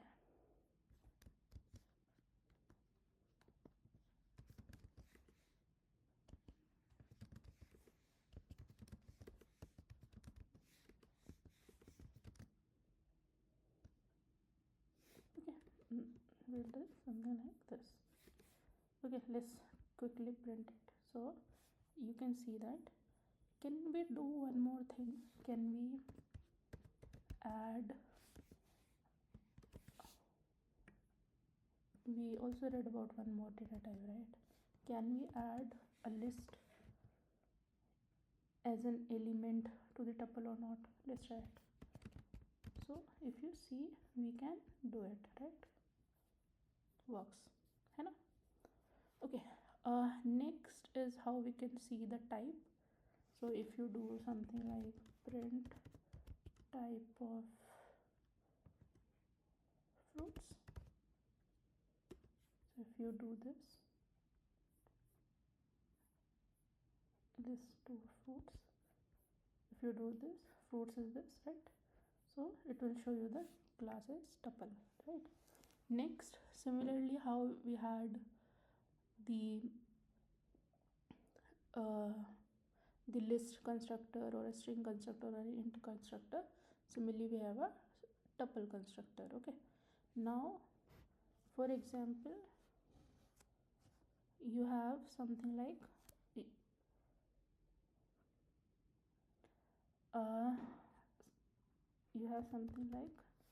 Oh, you suppose, let's say you have a list. Okay, I have a list, fruits equals to apple comma banana. Okay, now I print fruits comma type of fruits, so it should show me list, right? Now let's try to create a fruit. Yeah, do something like this. So let's see if we can convert it from tuple list to tuple, so it works, right? So this is how you can use this type. We can, what we did here, we did a typecasting, right? We have learned about it, so I'm assuming that you guys remember it. Okay, next we have is how we can access the tuple item. So similarly how we were doing with the list, suppose this is my tuple. Same way I could do that, right? I can do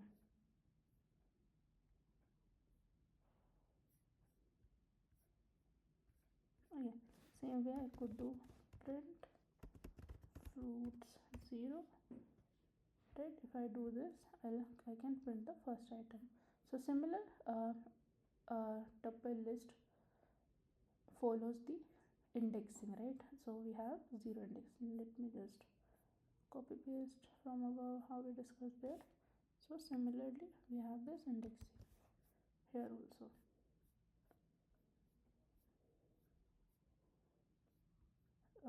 Yeah, so similarly we have this indexing here also.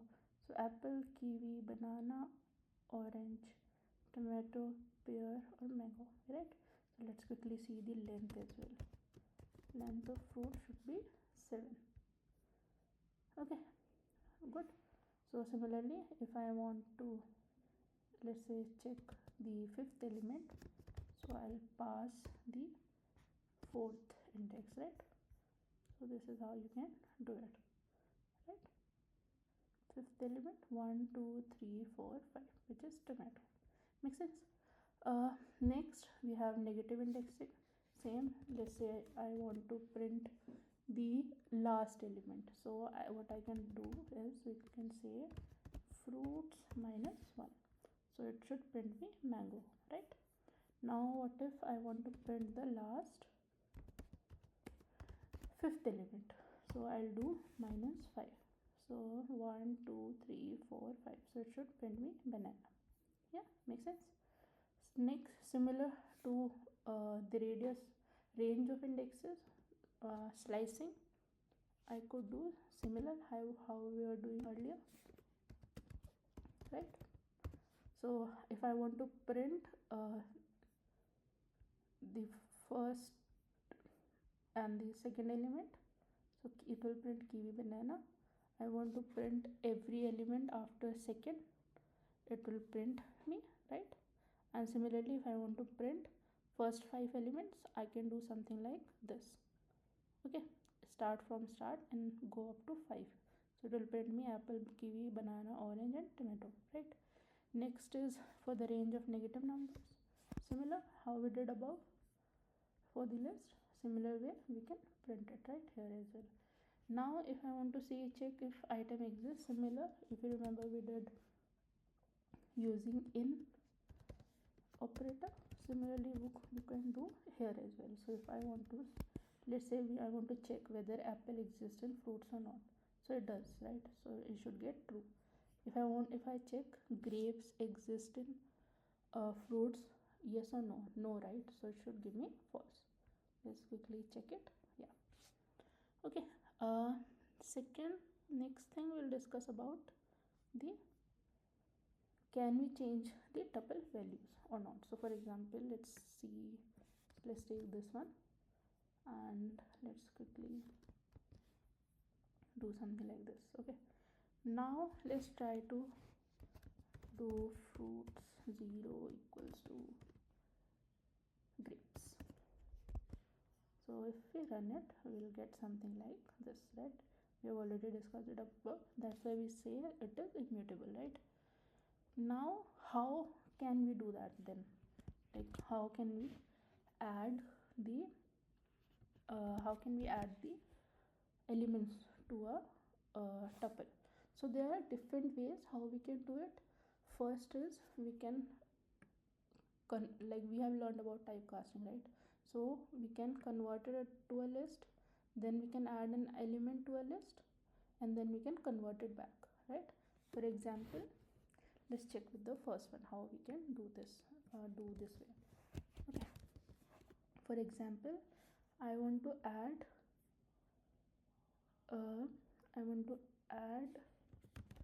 grapes to this tuple, and let's say I want to add it at the first index, okay, as the first element, let's say. Okay, how I can do that? So first of all, I need to convert it to list. So first I'll do is equal to a typecasting. So list of fruits, if I check it, print of list 1, so it should show me as a list, right? And if I see the type of list 1, it should show me the list type. Now list, it is a list, so I can simply do list1 dot insert. We remember this method, right? List1 dot insert at the first 0th index, because I want to add it at the first position. So first element, the position, the index should be 0, right? So this is how I can do it, right? So okay, so I'll do that insert at 0th index, and if I now print the list, it should print me grapes, apple, so on, right? Now what I'll do, I'll convert it back to a tuple, right? So then if I'll print fruits, so let's see how it works.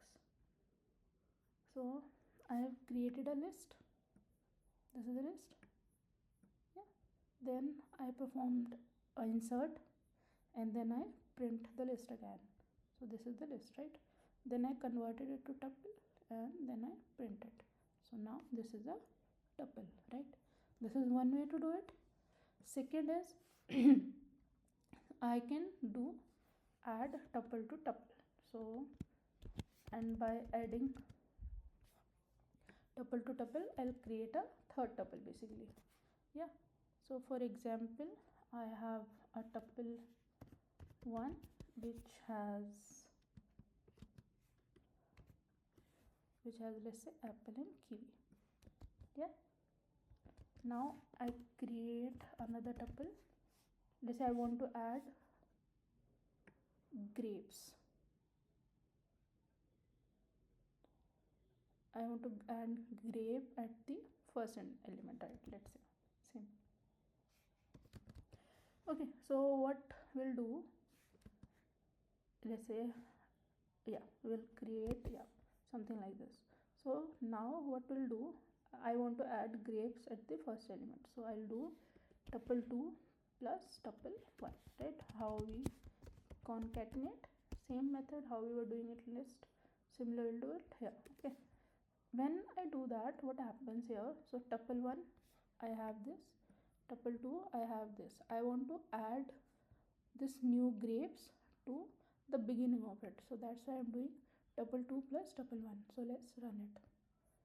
So you see, but what if I do something like, let's name it as 3.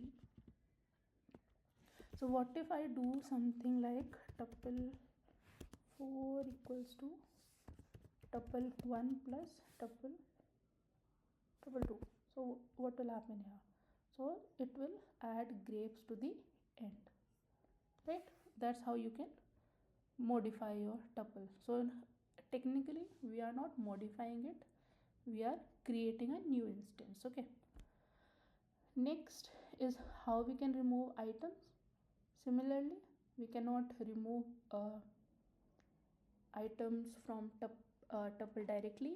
The first way is we can convert it to a list. Again, similar, let's say I want to let's say I have this.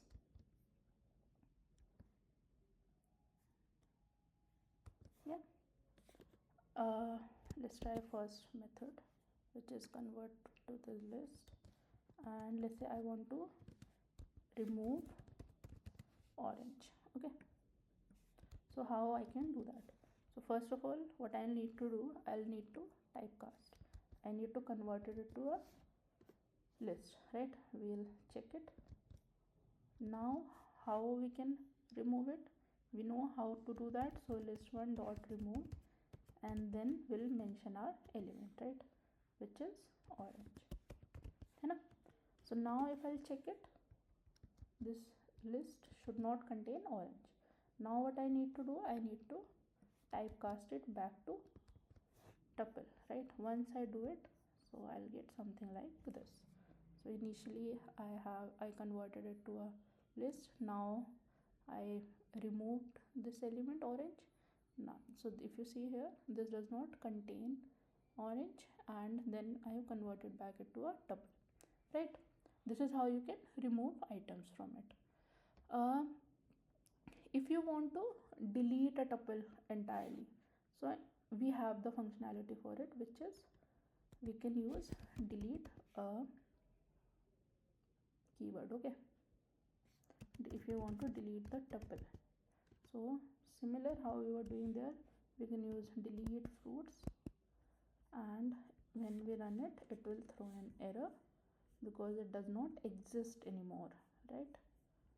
Yeah, same way, similar to list. The only difference is in there we could also delete the elements, right? But here we can only delete the list entirely. Okay, next we will talk about how we can unpack a tuple. Okay, let's say I have this tuple,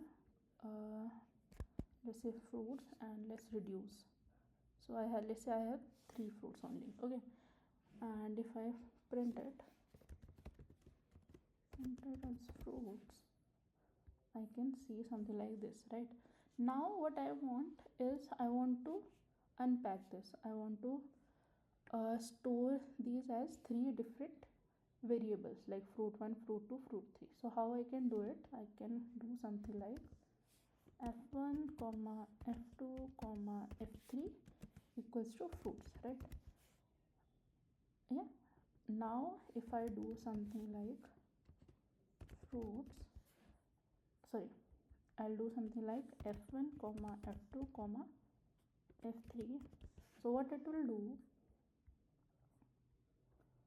so right now in fruits there are 3 elements, right? So it will assign apple to f1, kiwi to f2, and banana to f3, right?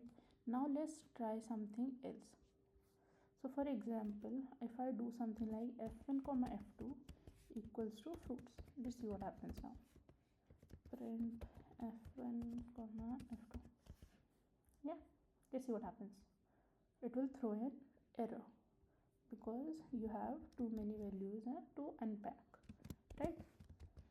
This fruit contains 3 values, but you are only unpacking 2, so it will throw an error, right?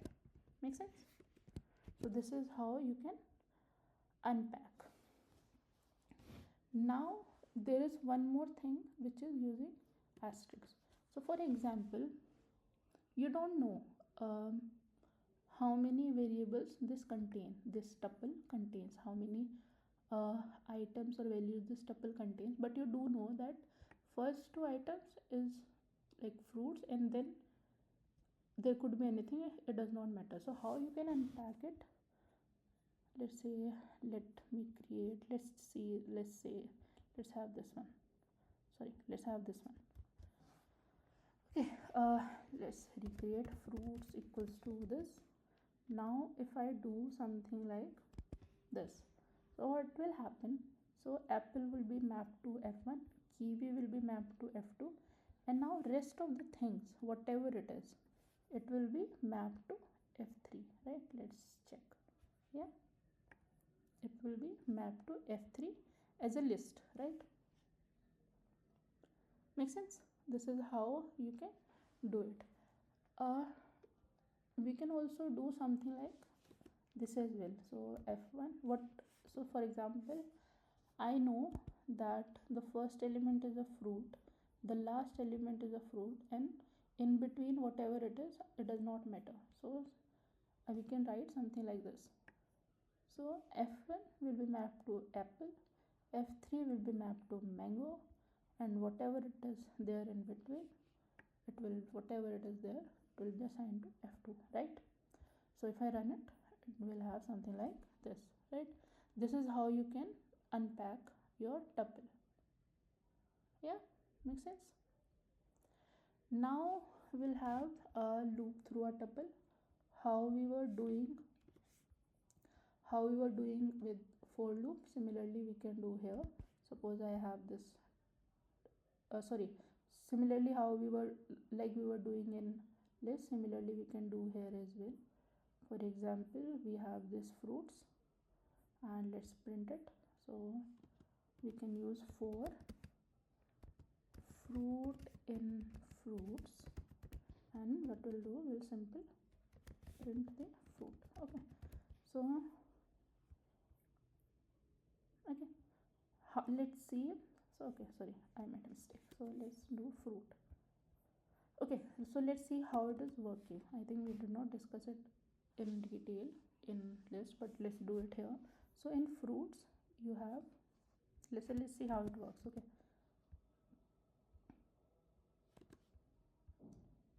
in fruits you have these many items, right? So 1 2 3 4 5 6.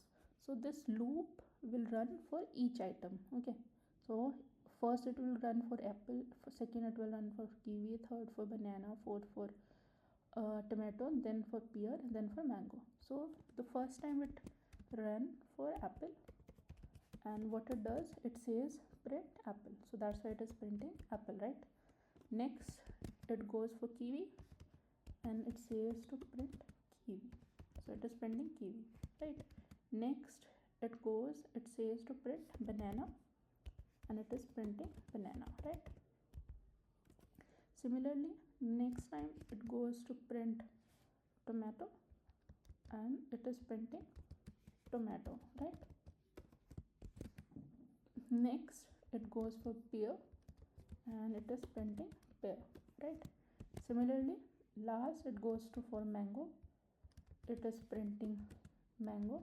Now since the list is empty, like since the list is finished, so it exits the loop. Okay, so this is how it is working. Yeah,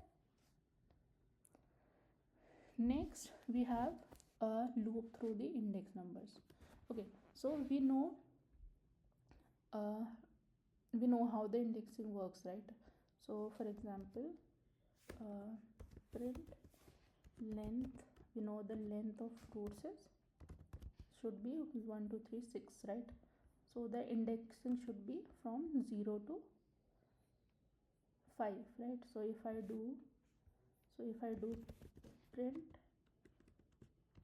fruits 0, and if I print fruits 5, so I'll get first in the last item, right? I know that, right?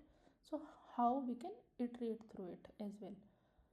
So how we can iterate through the index value. So now we'll have something like for fruit in range, this is length, so it will be a number which is 5, right? So it will go for 0 1 2 3 4 5, right? So now this length of fruit become, this range of fruit become, we remember we learned about range. So range will become, length of fruit is 5, right? So the range will become 0, no sorry, length will become 6, because length is 6, right? 1 2 3 4 5 6, and this the range will become 0 to 6, right? 0 to 5, right? Both including. So we'll have 0 1 2 3 4 5, right? So the first time it will go for 0, then what is saying, it is saying to print the 0th element, right? Print the element at 0 index. So what we have at 0 index, we have apple, right? So it will print apple. Next it will go for 1 and it is saying to print fruit at first index, right? Now it will print kiwi. Okay, similarly next it will go for fruit 2, it will go for 3, it will go for 4, and it will go for 5. Okay, let me just quickly fill it up. 3 for 4 and for 5, right? So once it will go for 2, 0th index, we have banana, right? So it should print banana. Similarly it should, for the 3rd index, it should print tomato. For the 4th index, it should print pear. For the 5th index, it should print the last item, which is mango, right? So this is how it is working when we are looping through the index numbers and when we are looping through the tuple. Okay, I know I think I moved a bit fast when we were working with the list, but here I just want to clarify because we haven't gone through the for loops yet. So I hope it added a lot of clarity now. So yeah, okay. Next we have join. Similar how we were doing with joins in list. Similarly we have here tuples. So remember how we were creating a new tuple. In similar way we can join the tuples, right? For example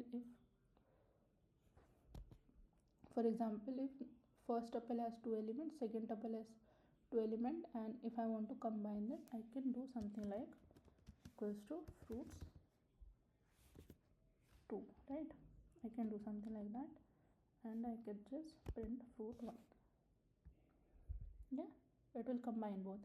So do you see something like this? So this is one of the assignment operator we have gone through, right? If you guys remember, I hope you remember, right? So this is how we can do it. Let's say there are more let's say there are one more tuple. For example, we have something like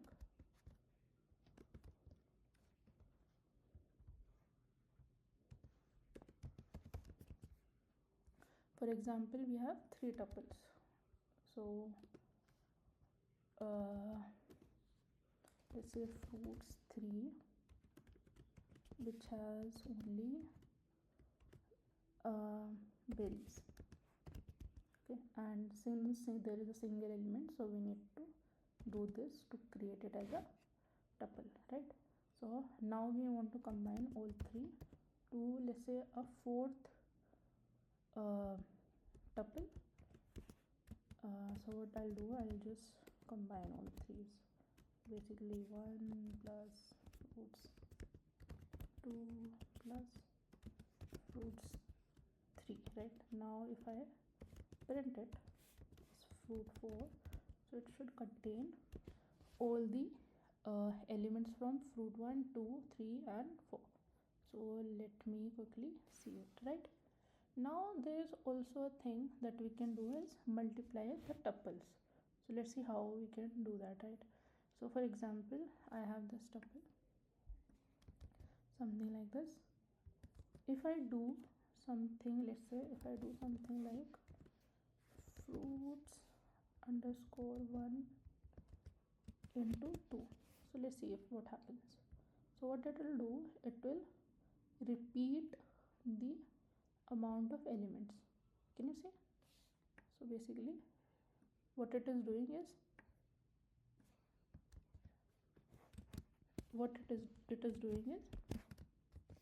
plus this, right?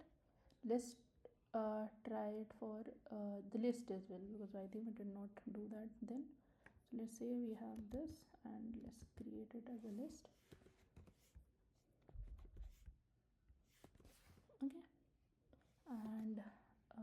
if I do something like this, let's see what happens.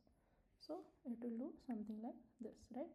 This is how we can multiply tuples and list. Okay, there's one more thing that we are missing that we did not discuss for list as well, which is nested list or tuples, right? Okay, so for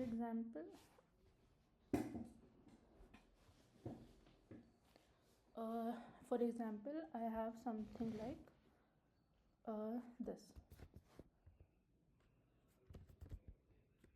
Sorry. Fruits equals to something like this. Now I have two types of fruits. Okay, one is tropical fruits, one is citrus fruits. So let's say lemon, dragon fruit or orange. It's a one category of fruits. Second, we have, let's say, papaya and berries. Okay, so this is also how we can define the tuple. So let's quickly print it. Oh, sorry. Okay, so right now, so you say something happens here. It is throwing a name error because right now these lemons, they are defined as a variable, which is not there, right? But I need them as a string. Okay, so let me quickly do it.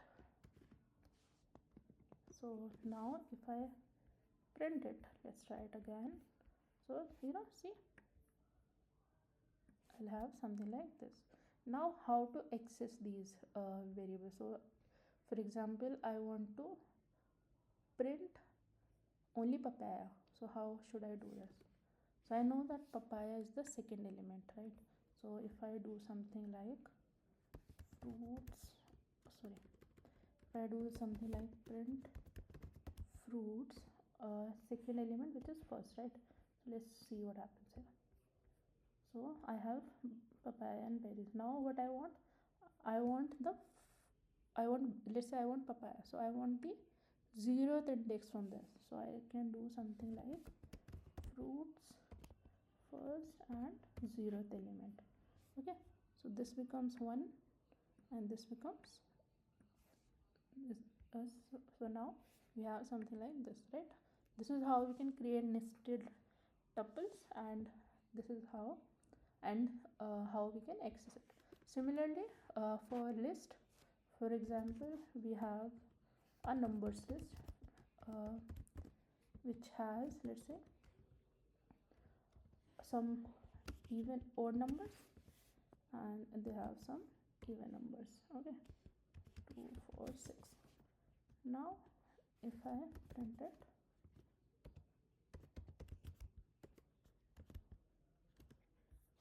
numbers list, right, it works fine. Okay, so let's do one more thing. Let's quickly check the type of it as well, right, to verify whether the type is correct or not. Yeah, type of numbers list. Okay, so we'll quickly do that, and you should see that this is a class tuple, right? This is a nested tuple, but again the class remains the tuple, and this is a nested list, and the class also remain the list. Okay, now I want to extract, let's say, element 6. So I know the element 6 belong to the second element because this is the first element separated by comma and this is the second element. So let's try to do that. Okay, so I know how to extract the second element. Now from the second element I need to extract the third element. So index should be 0, 1, 2, right? So I can do something like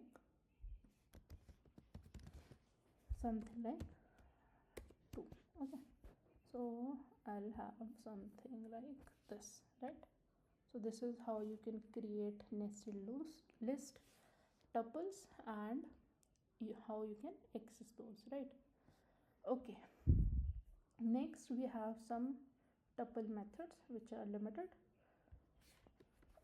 First is count. You can count the number of times a specific element occurred in a tuple. For example, you have a tuple which is something like tuple 1. It has, okay, let's take the same example. Let's take this one. No, let's take this one. Somewhere we have created, yeah. Okay, let's take this example. Fruits equals to this. Now I want to check how many times kiwi occurred, okay, in this. So you see, right, kiwi is there only once. Now if I do something like this, it will show me 2 because kiwi occurred twice, right? Second is index. Similar, if I want to see the index of kiwi, so what index does, it gives me the first occurrence where the kiwi is found. So 0, 1, 2, right, it give me 2, but kiwi also exists at last element and the fifth index, but it will not give me that, it will only give me the first occurrence. Now for sorry index, I made a mistake. Yeah, both are same now, so I got confused. Okay, now if I want to find an index of an element which does not exist here, so let's see what happens. So it will throw me an value error. Okay, similar how it was doing in list and how it was doing in string, right? Now let's see for count for element which does not exist, right? So what happens, see what happens. Okay, wait. So see what happens is it will throw me 0 because this element does not exist, so the count will be 0, right? So yeah, so this is all for tuples and we finish it. So the major things that we have discussed about tuples, I hope we have covered all of these. We got to know how we can create tuples, how we can create homogeneous tuples, how we can create heterogeneous tuple. We know what's the importance of this comma while creating a tuple, right? How we can create a tuple with a single element. Yeah, how we can access the tuple elements. We got to know how we can do slicing with the positive indexing, negative indexing. We got to know that tuples are immutable.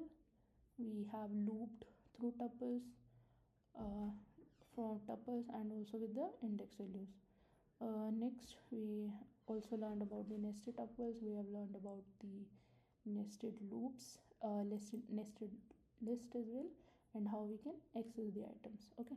Next, we have also learned about the tuple packing and tuple unpacking, right? Let's start with Python sets. Okay, so a set in Python is an unordered, unindexed collection of unique items. So if you remember, we have discussed that list is an ordered, mutable, and contain duplicates, right? Now with the set, what we are saying that it is unordered and unindexed, right? And it does not contain no duplicates, right? This is what we are getting from here, right? So if you remember in uh, academic mathematics, you have learned about Venn diagrams and sets, right? These are the same sets that we have in Python. Okay, so we'll learn about how we can create them. So how we can create them. Okay, so for list we know how we can create a list which is square brackets, right? For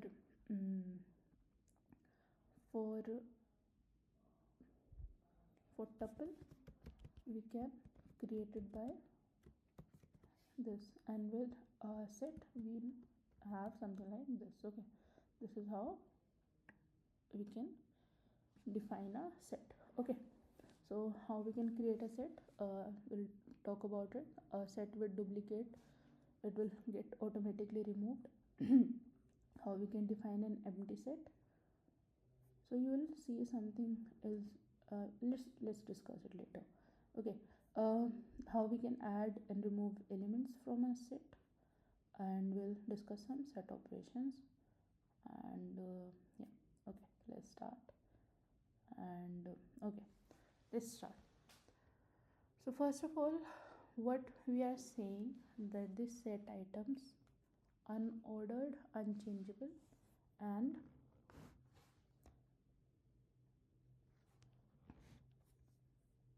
okay, so let's see what we mean by that.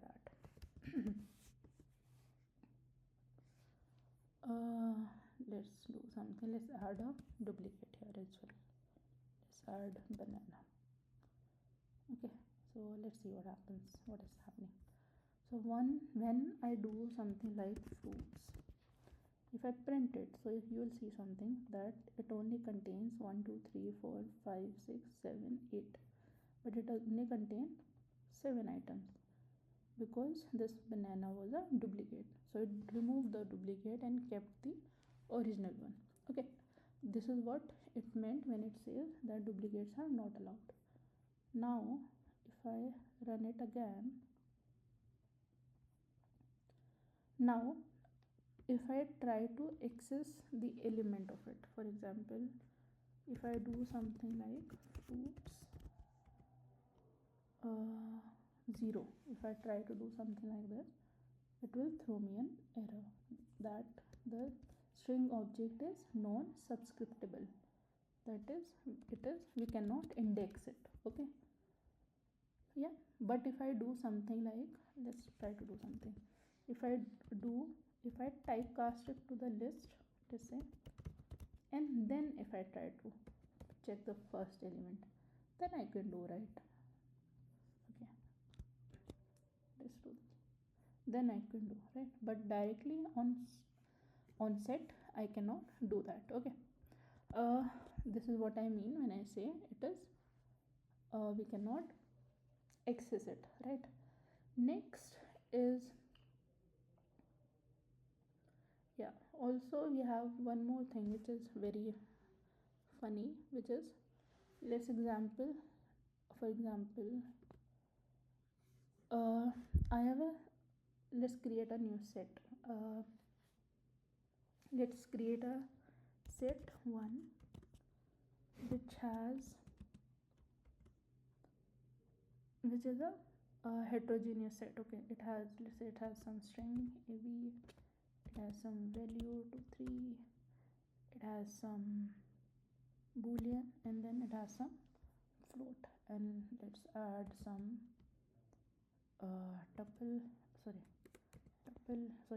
list as well, and a tuple as well. Let's see how it works.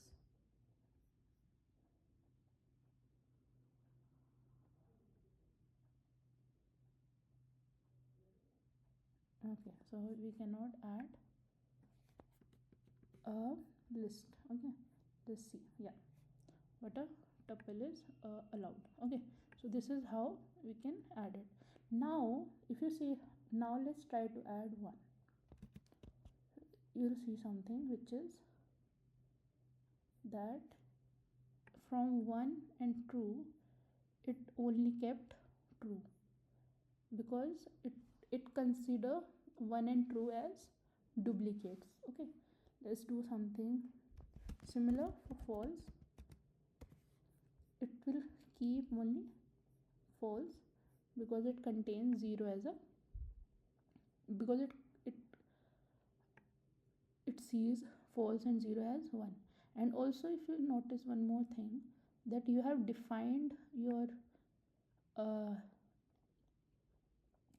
set like this, but when you are printing it, it is something like this, that the ordered the order of elements that you have created is suddenly changed, right? So that's why we say that the sets are unordered. Okay, makes sense? Okay, next is how we can see the length of the set. Same method that we have been using everywhere, right? Length, this is how we can check. One, so it should have 1 2 3 4 5. 1 and 2 is considered same, so 5. 0 and false is considered same, so 6. So it should have 6 elements.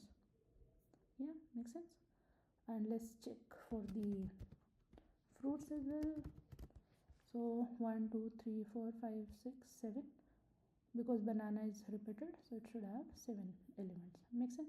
So this is how you can do it. The data types that item can have, we can have string, integer, boolean, and we can also have tuple, but we cannot have a list. Okay, let's see something else as well. So set equals to 1 equals to, let's say 1 2. Let's give it a thought with everything. Okay, if I have something like true comma false, it works. If I create something like set 3 equals to float, let's see if it works with float as well. I think it should. Now let's see something like set 4 equals to, so we know string works. B, now let's try for something like a list. 1 comma 2 comma 3 comma 4. Now let's check for 6 equals to tuple a comma b, sorry, 1 comma 2 comma 3 comma 4, and let's try one more, which is a set inside a set. Let's see it works or not. 1 comma 2. Okay, let's see if it works or not.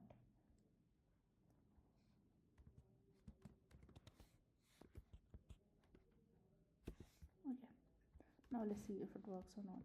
I'll build. So you see, with list it does not work like we have suspected earlier, right? Now let's remove set 5 from here. Let's check for other. For set, multiple set, it also does not work because it is unhashable, right? So what we have concluded is that a set can have an int, a float, a boolean, a string, and a tuple as the data type, right? So remember that. Okay, next item we have is how we can access the set items. Okay, let's take this example only. So if I do something like fruits, it should show me, yeah, works. Now if I try to do something like fruits,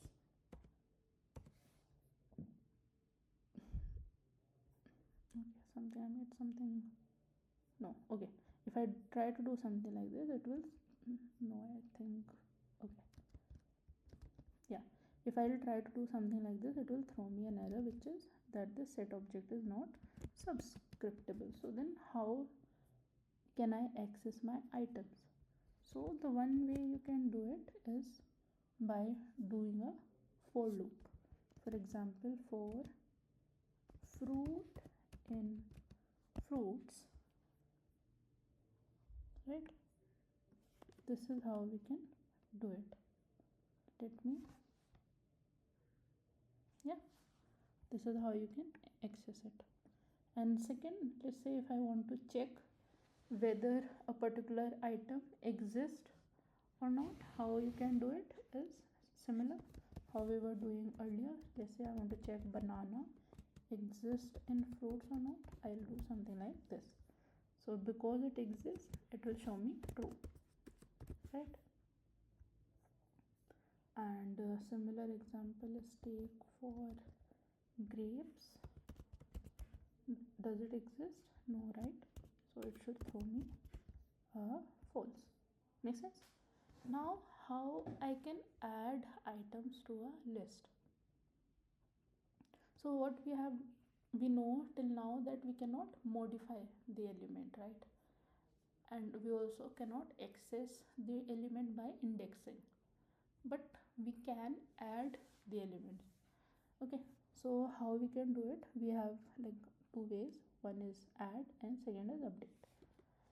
Okay, okay, first is add. So for example, I have this fruit. Now I want to, let's say, add fruits dot add. I want to add cherries. Now if I print it,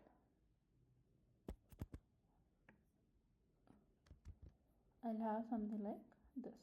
Okay, it had added cherries, but you have to notice one thing, that it has added it randomly. Yeah,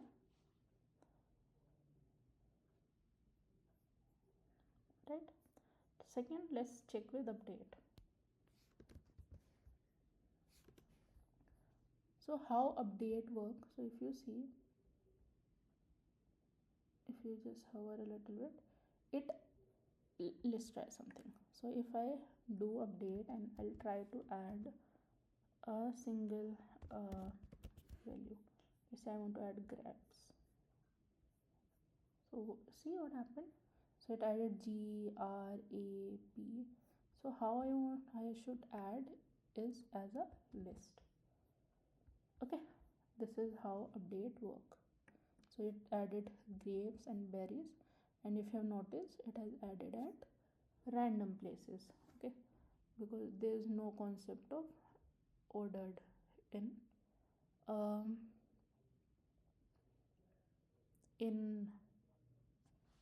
sets. So here I have added as a list. I can also add it as a what is that? What do we have? Added as a set. Okay, so I could do something like let's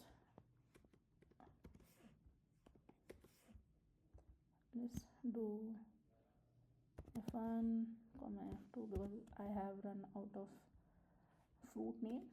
Okay, so this is also same. It should also work, right? It should have added f1 and f2. And let's try to update it using for example a tuple. So it should also work.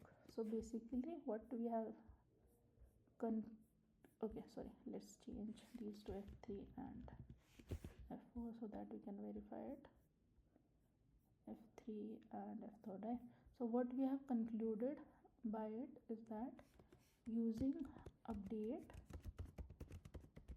we can update a set with any iterable, right?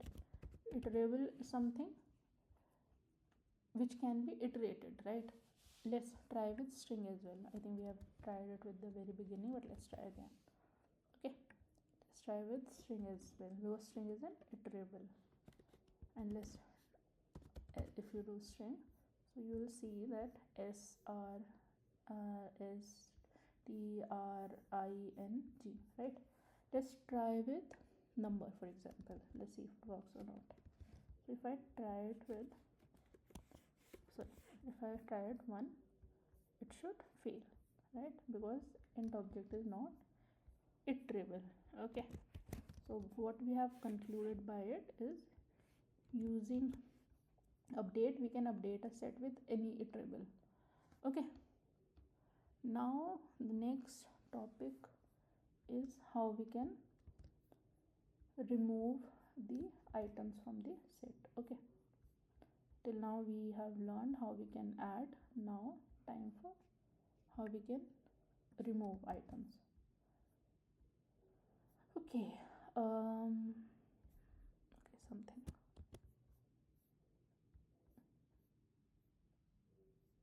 Okay, just give me a second. Yeah. Oh. Okay, so let's take the example of this one only. So there are multiple methods with which we can do it. First one is remove. So let's see how it works. For example, I have this print. I have this fruits set. Then I'll simply do fruits dot remove banana. Right. So here it will remove it. Yeah. Now if I try to remove banana again, so it should throw me a key error. Okay, and I remember that we did not try to do this try to do something similar with list and tuple. Let's see how that works as well. So let's quickly modify this as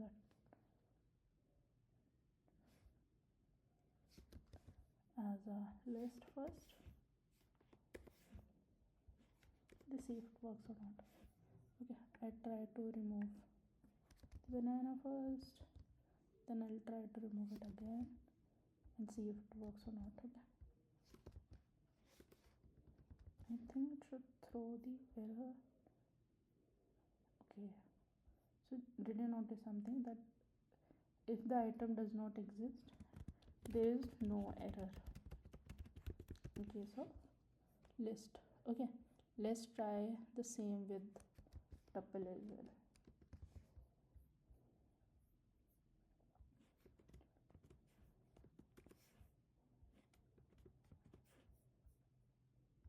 Okay, it threw. Okay, with tuple we cannot do it, right? Because tuples are immutable. Yeah, sorry, I forgot. But with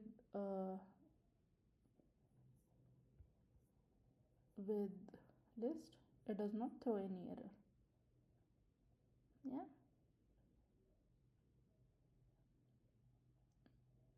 Okay, let's see something. Initially I had this. We removed banana. We removed it again. Let's see something. Type of fruits.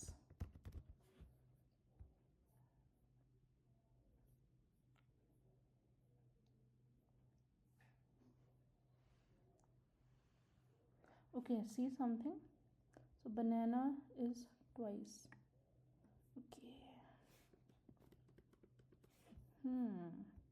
Now see, yeah, it should throw an error. Well, that's why I was like worried.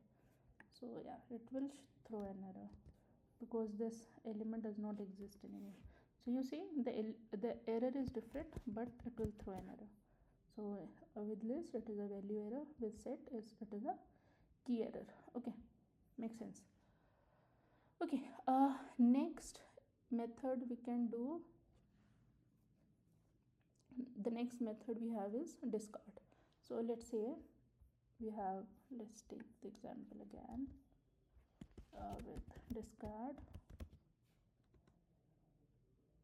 Let's say we have this and we'll print it.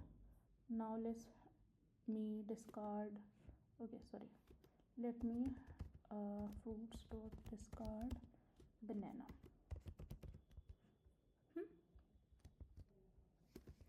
It should work, right? It removed banana. Now let's try to do it again. Let's see what happens. Will it throw an error or will it not? So you see, it did not throw an error. So which means if the item does not exist, it will not raise any error. It will slightly, it will just let it go. Okay, it will not raise any error or anything like that. Okay, next we have is the pop method. Okay, similar how we have pop in list, similar we can have it here. For example, right now we have these. If I do something like print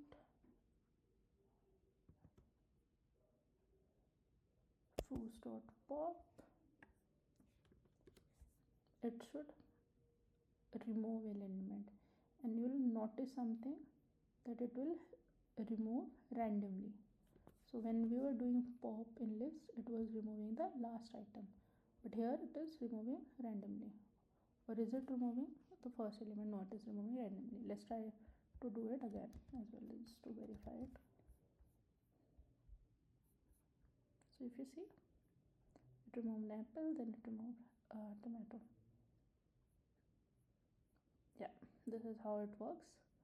Then we have clear, similar to how we have the clear method in list. If we do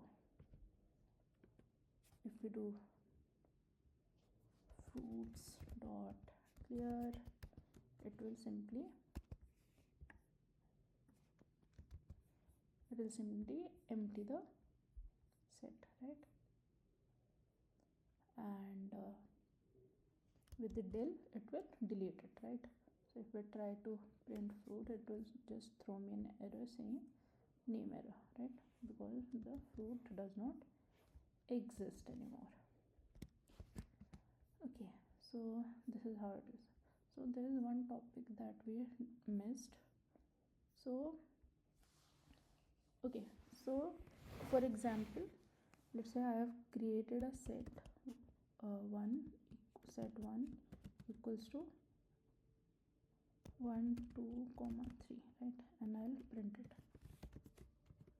set 1. Yeah, let me quickly remove it. Okay, so I'll do this, it will work, right?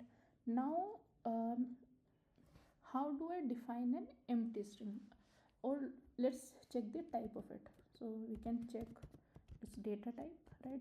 We know how to check it. We can simply do something like this. So once we do it, it will show me that this is a class set, right? Now how to define an empty set? Let's see, if I do something like this, and if I do this, you see, it is showing me the class as dict. We'll discuss this later on, but it is not showing it as a set. So how do we define an empty set? So to define an empty set in Python, we need to mention the type. Okay, so this is how we can define the sets in Python, an empty set in Python. Okay, so now see, this is how it works in Python. Okay, next topic is loops. Similar how we were doing in list in tuple. Similarly how we did above, while accessing the list set element, we can use a for loop for x. And for example, let's take an example for this only. Let's take an example of this. For x in fruits, print x. Yeah, x is, for the first time, x is apple, then kiwi, then banana, then orange, then tomato, then pear, then mango, then banana, right? So if I simply run it, it will work, right? Next we will have joins in sets. Okay, so let's remember how we were doing joins in list and tuples. We were using plus, right? So let's try to do something similar here. Let's say I have a set 1 which is have 1 2 and 3, for example, and I have set 2 which has 4 5 6. And what if I try to do set 1 plus set 2? Let's see if it works or not. You see, it is an unsupported item. It is an unsupported operand type. So how should we do the joins in sets? So there are multiple ways to do joins in set. Okay, so if you remember, in academia we had the operations like union, intersection, difference, and things like that. The same remains in Python as well. Okay, so if we want to combine, so let's say first operation is we want to combine two strings. Okay, so combine two strings is basically union. The term that is used is union. Okay, how we can do it? So for example, I have, let's take the example of this only, set 1 and set 2. I could do something like set 3 equals to set 1 dot union of set 2, right? If I print it, what will happen is it will combine the elements from set 1 and set 2. Yeah, 1 2 3 4 5 6. Now let's say set 1 contain 1 2 3 4 and set 2 contain 4 5 6. So if you see, there is a common element between them, which is 4, right? But so let's see what happens when I try to union them. So you will see the common element is coming only once because it is a set, right? So this is how the union operation works. We can also do the same thing using this shorthand operation. So this is same as this. Instead of doing this, I can do something like this. Yeah, if I run it, yeah, same. Okay, this is how we can do union. Okay, and there's one more method which is using update. So let's see how update works.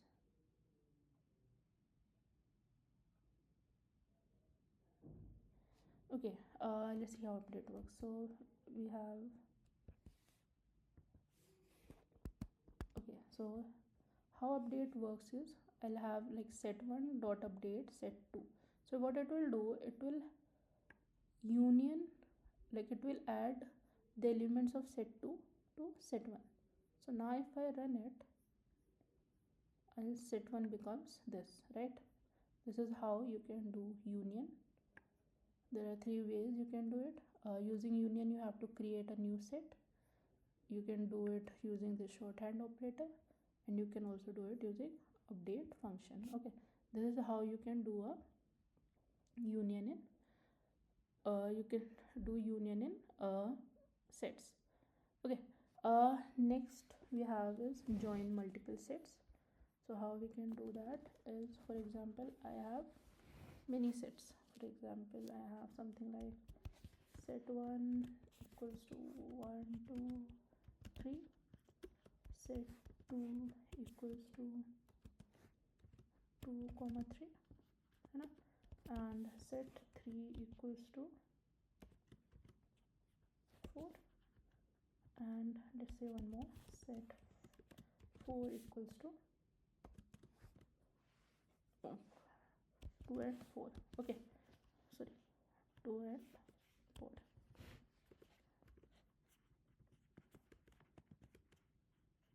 Now how can I perform the union operation?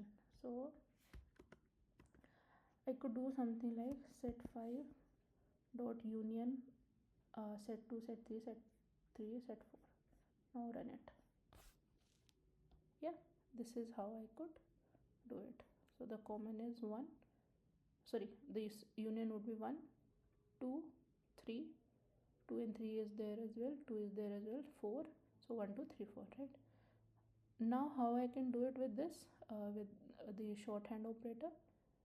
So you could do something like, for the same, you could do something like this: set underscore 6 equals to set 1,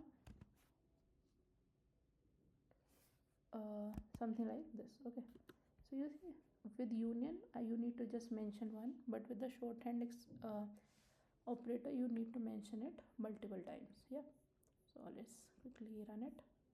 Yeah, output would be same. Okay, this is how we can perform the union. Okay, so next is how can we join a set and a tuple. Okay, let's try with both union and the shorthand operator. Okay, yeah, let's say I have a set 1 to 3 and I have a tuple 3 4 and 5. Okay, now let's try to perform the union, and let's try to perform the union first, and then we'll try the shorthand operator. So if I do something like this, it works, right? But what if I do something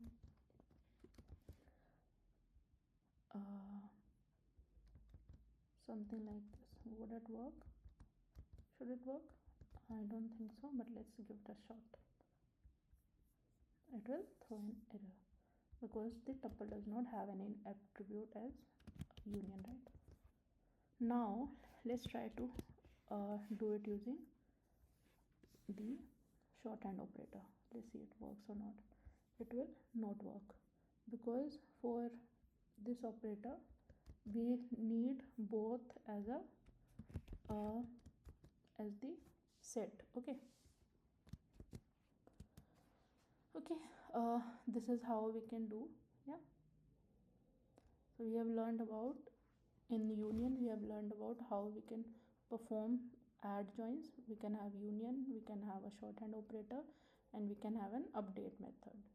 The difference between union and update: union we need to store it in a third set, but update, it will update the first one, right? Okay, next we have is intersection. Intersection, in layman terms we call it common values. Okay, so let's say if I have a set 1 which has values 1 2 3 and a set 2 which has values 4 5 6.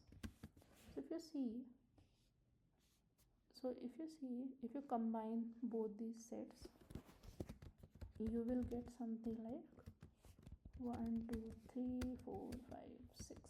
But if you try to find the common terms between the sets, so there is none, right? So it will be an empty set because 1 2 3 unique, 4 5 6 unique, so there is no commonality between two. Okay, how we can check that in Python?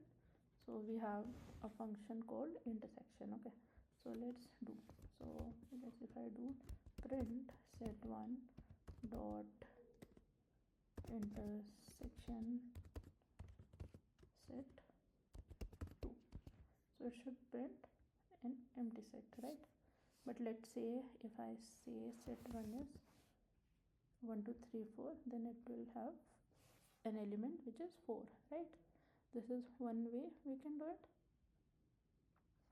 Second way we can do it is using an AND operator, similar how we were doing earlier, right? If I do something like print set1 and set2, let's see what happens. I'll get same output. Okay, this is how you can do. Okay, same thing happens here as well. So let's see if I try to find an intersection between a set and a list, for example. So here we can also try it with the list as well, so that would have also worked. Okay, so let's try it here. So for example, if I do something like print 1 comma 2 comma 3 dot intersection, and let's give it a list which has 3 4 5. Let's see if it works or not. Right, 3, which is common. Let's try with tuple as well.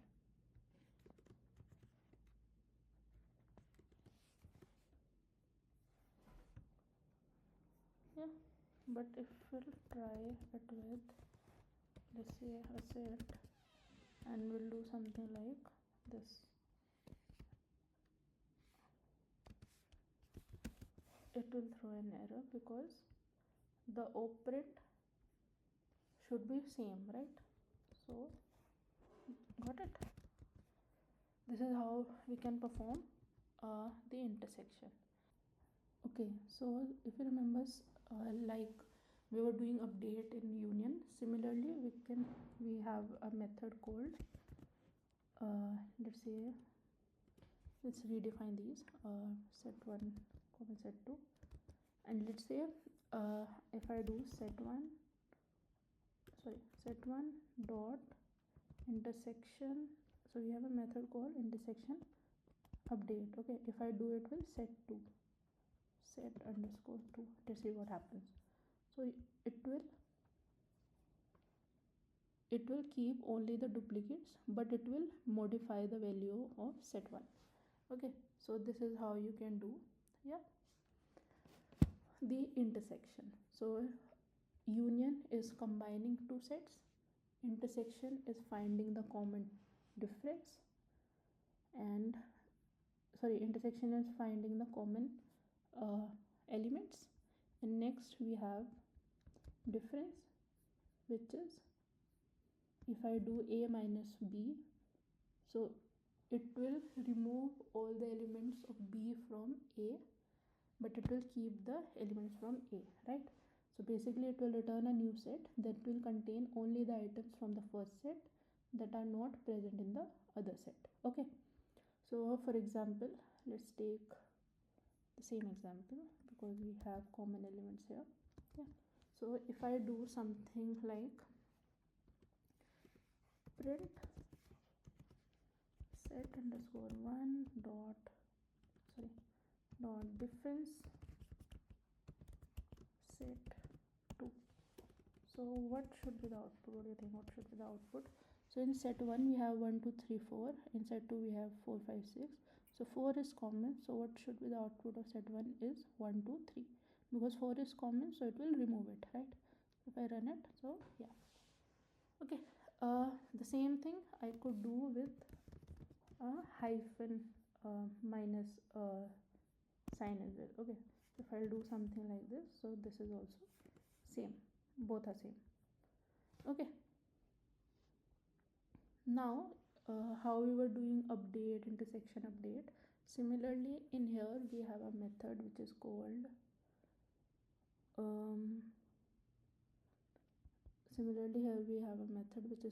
intersection. Let me see, intersection difference update. Okay, yeah, so if I do this, it will also give me 1 2 3, but it will modify the, so if I do something like this again, so basically it will modify the actual set. Okay, the only difference is, so this is how we can find the difference. Okay, next we'll have something called symmetric difference. Okay, so symmetric difference, what it does, it will keep only the elements that are not present in both the sets. Okay, so for example, I have a set 1, this, and if I do something like print symmetric difference, so what it will do,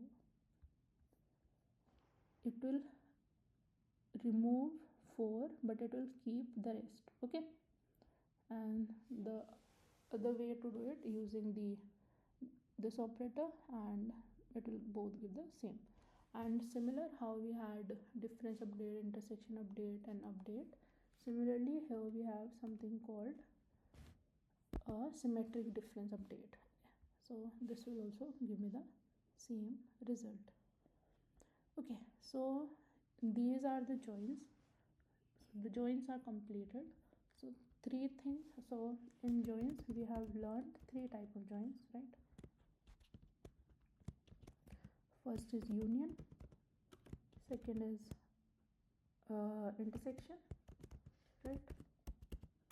And third we have learned about is difference, and fourth we have learned about is symmetric difference. Okay, so what we have noticed in all of these, there are three type of methods which are available. First is the union method. So basically the first method, so basically three methods we could do it, union or difference or intersection or symmetric difference. Yeah, so these method here we need to store somewhere, okay, the result. For the operators like this, comma and, comma minus, comma this, these only works on same data type if the before and after are same data types. And then we have update methods, right? They update the first set, right? Make changes to the first entity. Okay, so this is the only difference. Okay, so these are the joins we have. Next is we have something called a frozen set. So frozen set, what is it? It is an immutable version of a set. That is, we cannot add or remove elements from the set, from a frozen set. Okay, so how we define it is, for example, we have something like frozen underscore set equals to, it has a constructor. How we define it, right? Suppose I am defining one, let's do something like 1, 2 and 3, right? Now if I print,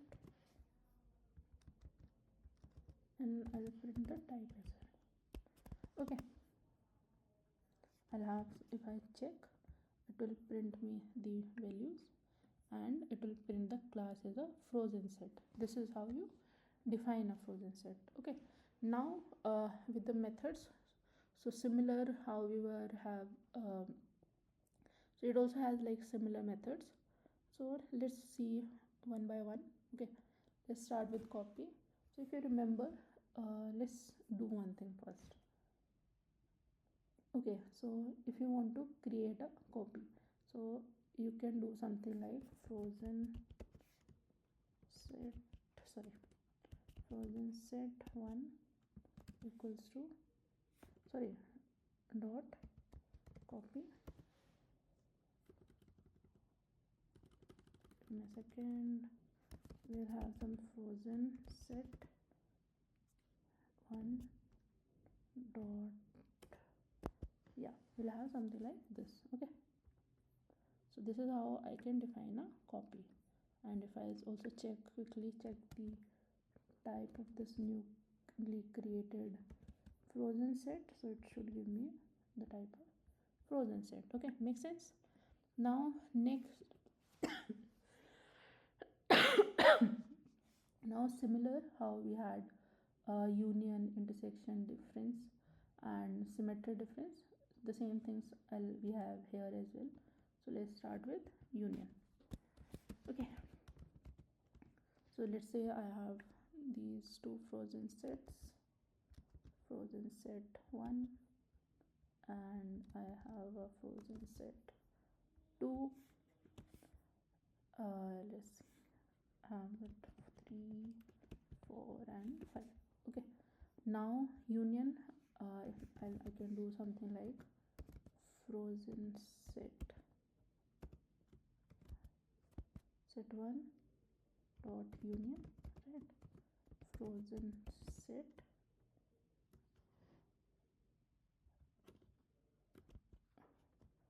Frozensets1 union Frozensets2.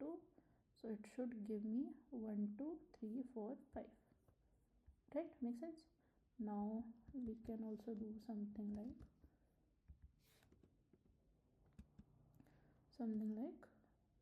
this, right? This is also we can do the union. Okay, this is how we can perform. So let's see one more thing. So if you remember, we are also doing update. So let's see if that also apply to Frozensets or not.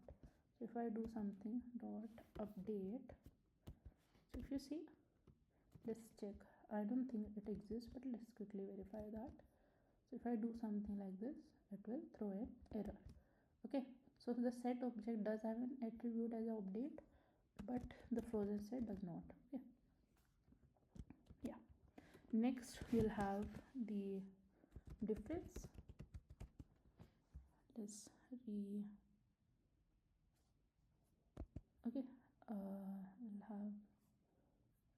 let's recreate these and just replace union with difference and it will and, right? So the difference should be 3. Okay, so here the union should be 1 2 3 4 5 and difference should be 3. So we should have 3, right? Makes sense.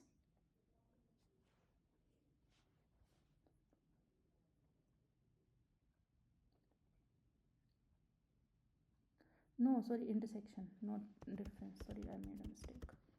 So intersection and difference, there is a difference. So intersection is the common element, so I am interested in the common elements.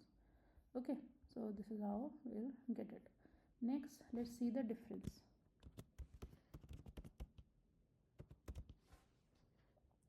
So difference is basically we'll get the so let's do the same. We'll have something like this. So the difference should be 1 comma 2, right? And we'll have something like difference and we'll have minus. Okay, let's quickly verify it. Okay, okay, I'm thinking the difference. Okay, it works. The last join method is symmetric difference, right? So when I do symmetric difference, the output should be 1 2 4 and 5, right? And let's quickly verify it using both the operator and the method. So 1 2 4 5 works, right? Next we have discussed the joins here. Okay, now we have some more methods. The first one is, so we have discussed this, we have discussed this, we have discussed this, we have discussed this. Okay, so we have 3 more methods. So first one, let's start with subset. So let's see, for example, I have created 2 Frozensets and let's see whether if Frozenset1 is a subset of Frozenset2 or not. What do you think? Is it a subset? I don't think so. False. But now if I do something like 3, is it a subset now? Yes, because this element 3 is there in set 4 is set 2.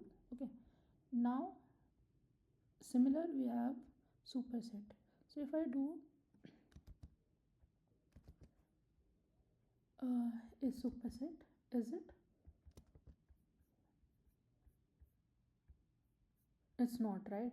But if I reverse it, if I say superset 2 is a subset, is a frozen set 2 is a superset of frozen set 1 or not?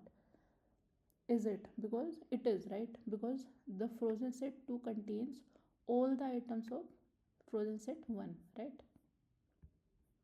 So it should work, है ना? Make sense? Now we have another thing called disjoint. So let's discuss what disjoint is. For example, let's try with this one.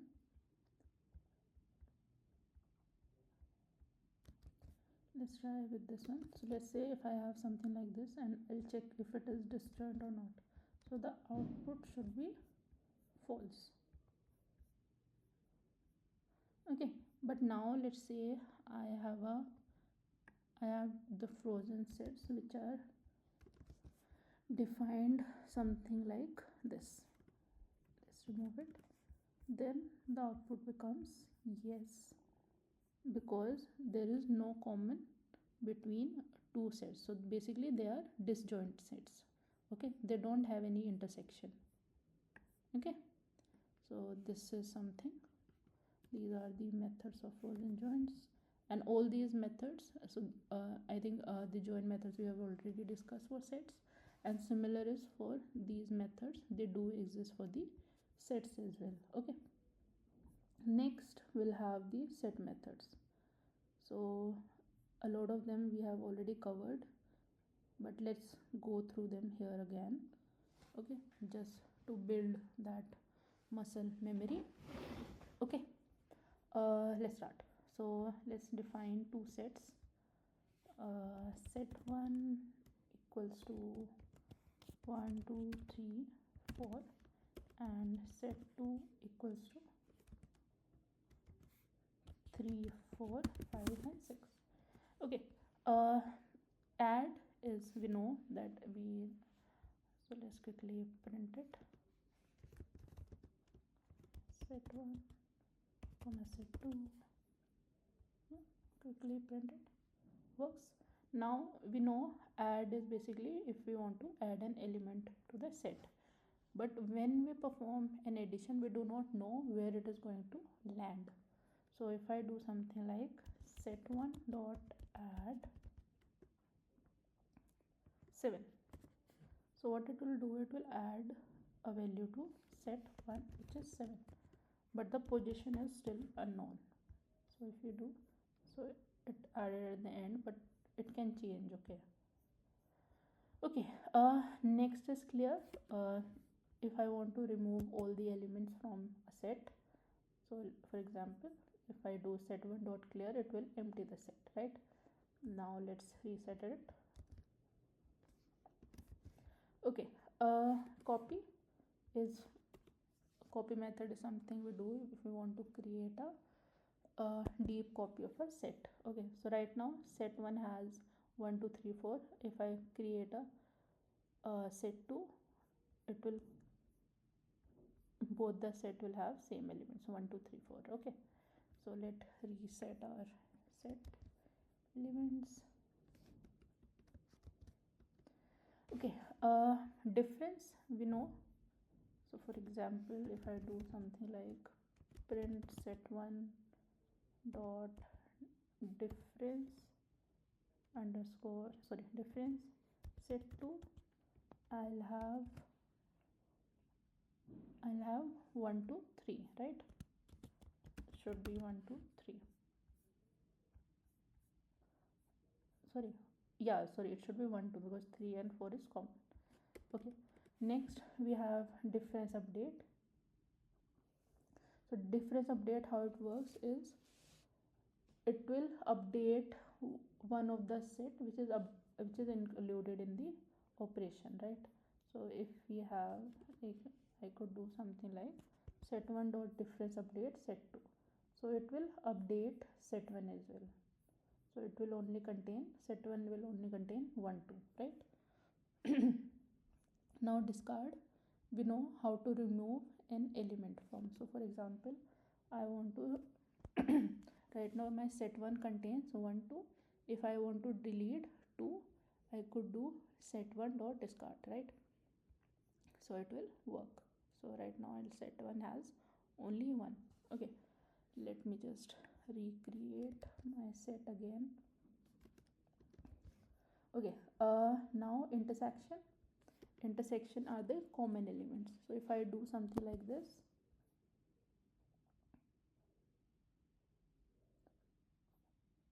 something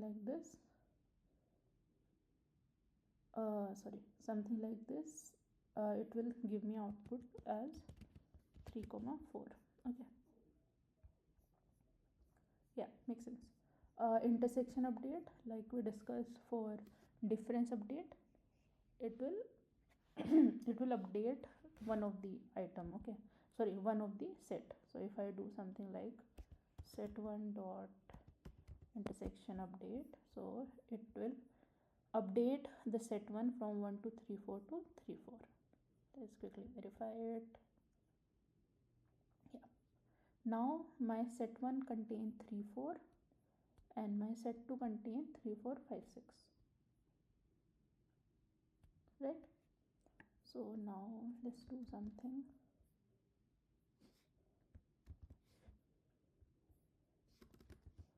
Let's recreate the set to have no common elements. Okay, let's say we have 1 2 and 5 6 3. So it is disjoint. What will do, it will return true if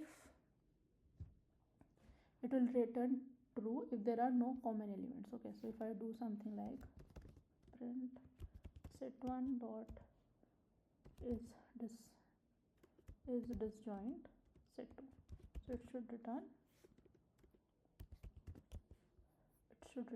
true, right? Let's do something.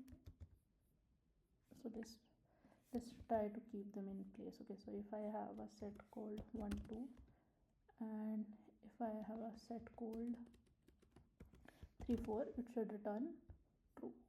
But let's say if I have a set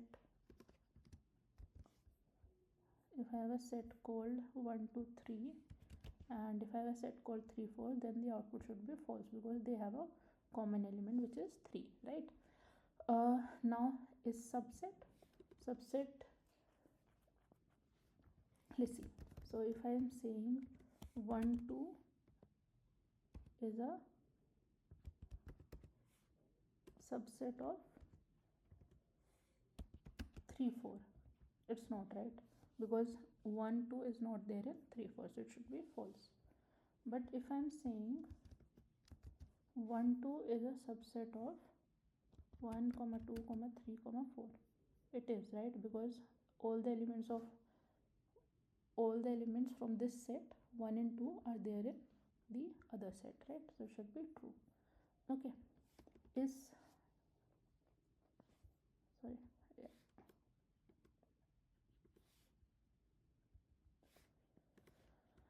okay, next we have is superset. So if I say print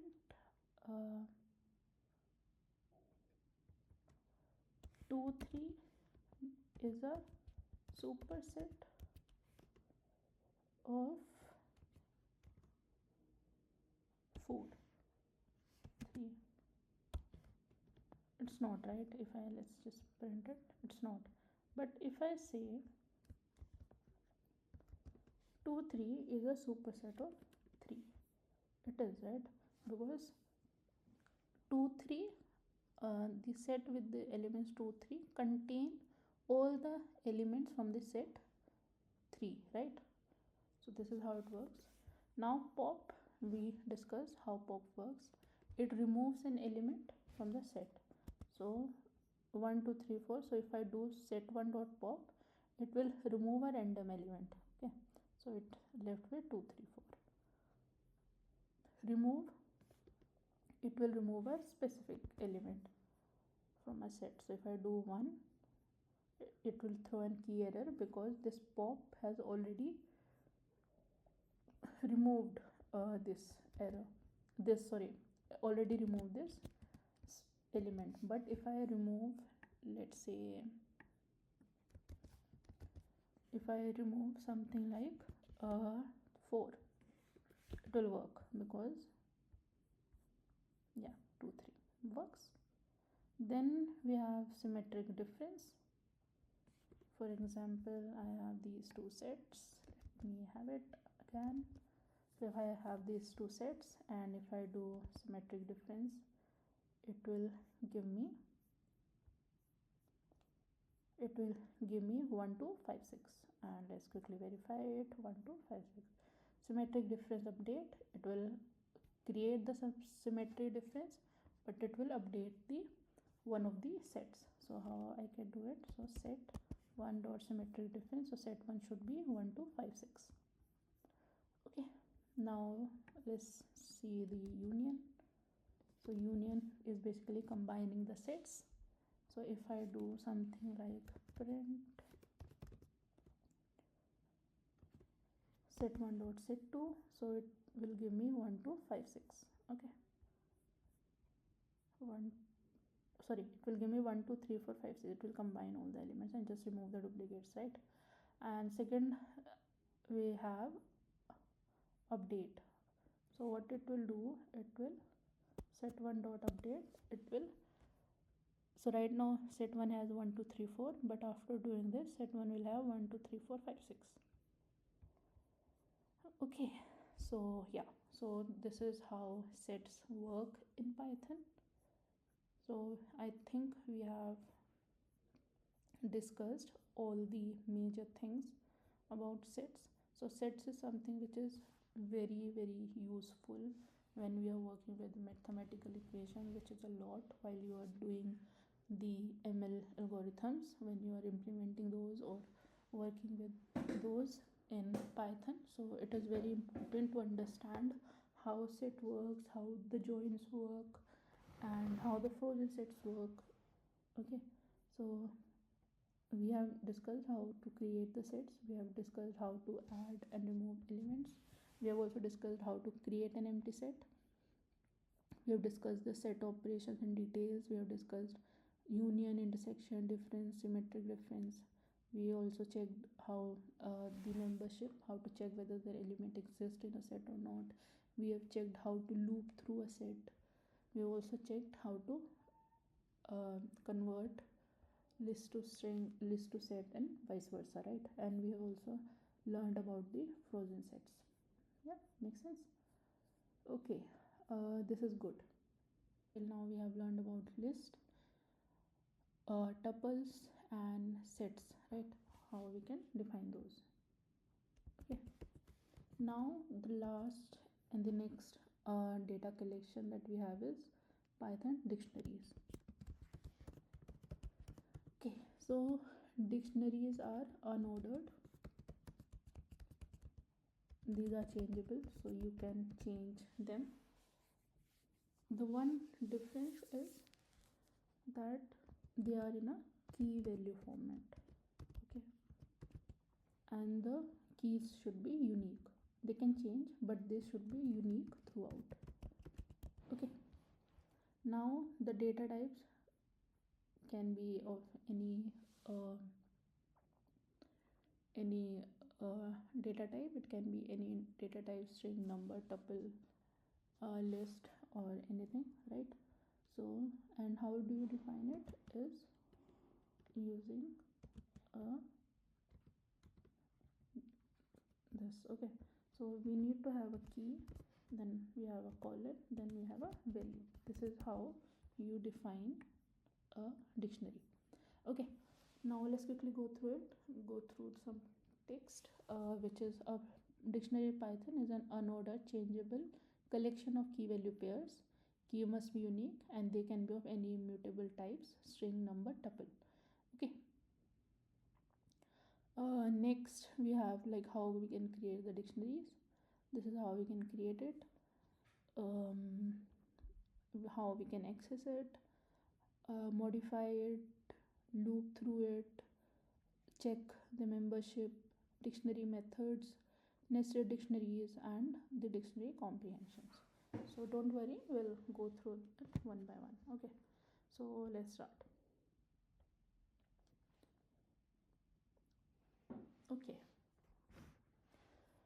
Okay, so this is the basic structure. So this is a variable name, which is a dictionary type. Okay, this is how it starts with the basis.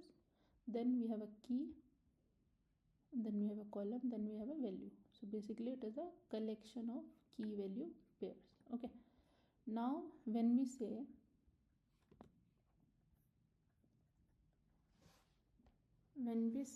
it is changeable, that means we can change the values. For example, if I do something like student name equals to,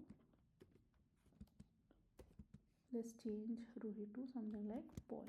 Okay, if I'm doing something like this, and let me I reprint it, student. Okay, then what else? Let's print it before as well, so that you can see the difference. You see, earlier the name was Ruhi, and then it was changed to Paul. Okay, now when I say duplicates not allowed, so for example, if I rewrite it to something like just repeat it, something like this, and if I try to print it, let's see what happened. So you see, it does not do anything. But let's say if I change the city to LA, for example, and then I run it again, let's see what happens. You see, it will, if there are duplicate keys, it will keep the key which is there for the, which is added at the end. Okay, that's how it happens. Okay, next is how to find the dictionary length. Similar how we have been doing in all the data types, we simply use the length function. So it is 3, because 1, 2, and because out of these two only one is going to be kept, so 3. Okay, so this is how you can check. Let me just remove it, or let's keep it. Okay, next is the data types. So same, it can have like different data types. For example, I could, so if you see, okay, so let's rewrite it. So let's say student equals to name, let's change name to Paul, city, and let's say hobbies. So it can be something like a list. Okay, painting, singing. Okay, and let's have another key which is like is single. Okay, sorry, let's keep it as is employed. Let's say it says true. Yeah, so this is how we can define, we can have different data types in a single dictionary. So this is a string, this is a int, again string, then a list, and then a boolean type. Okay, this is how you can have different data types in a dictionary. Let's quickly print it and see what's happening. Yeah, it works, right? Now let's check the type. If you remember, when we try to create an empty set, it did not work, right? Because, okay, sorry, see the type, so it should be dict, which is the type of a dictionary. Okay, now similar how we have been doing for other data collection like this set or tuple, similarly here also we have a dict constructor. For example, I have something like, so this is how also I can create dict1 equals to dict, and yeah, I'll have something like this, right? Let's name it as Paul. I'll have something like this. So this is also works. Okay, and if I print the type, it should print me a dict type. Okay, so this is how you can define your dictionaries. Okay, next is how you can access your dictionary, how to access it. So basically, let's take an example, this one. So let's take this example and quickly print it. So if you see something that in this, in a dictionary, we have two things. We have basically three things. Okay, so this is something called a item, like when we are creating a list, like whenever we create a list or something, so we define it using this. Similarly here we are defining this curly braces, then we have item, item, item. Similarly here we have item separated using a colon, comma, item separated using a colon, comma, sorry, item separating using a comma, item, and so on, right? But with each item we have two things. First is a key, okay, and the second is the value. Okay, so any dictionary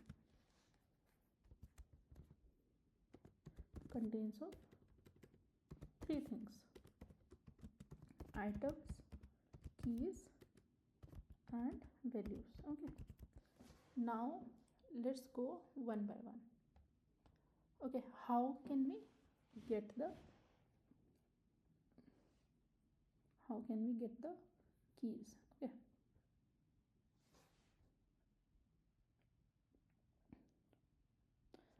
how can we access the items? Okay, let's go one by one.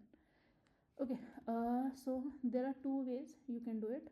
So for example, if I do something like print student name, you remember how we were doing indexing in list and tuple?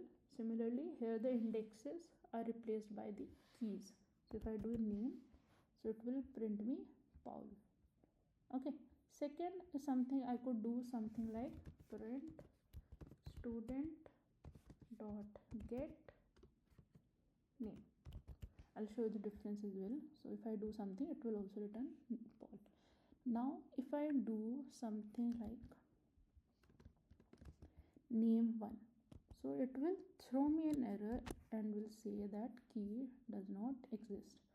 Basically it will throw me a key error. Okay, but when I'll try to do this with .get method, it will just return me, okay, sorry, if I try to do it with the get method, it will return me false and it will not throw an error. Okay, this is something that gets handy whenever we, like for example in any project, whenever we have like a large json large data set or something like that, and we need to extract some values from it, and sometimes they can be empty or things like that, so we can use these methods so they do not break our code. Okay, that's how you can get the items. Okay, now if I want to, so right now I only have a dictionary but I do not know the keys, so how I can list it? So we can list it something like this: print student dot keys. Okay, so what it will do, it will print name, age, city, hobbies, and is employed. Okay, so it will print all the keys that we have. Okay, and on base of the key, so let's try one more thing. If I do something like student dot keys, yeah, you can also see the list of this similar way. how you were doing for other data types, so you can see it, right? You can convert it to the list as well. Okay. One thing I wanted to check here is whether, okay, let's see something. So if I can do something like this or not.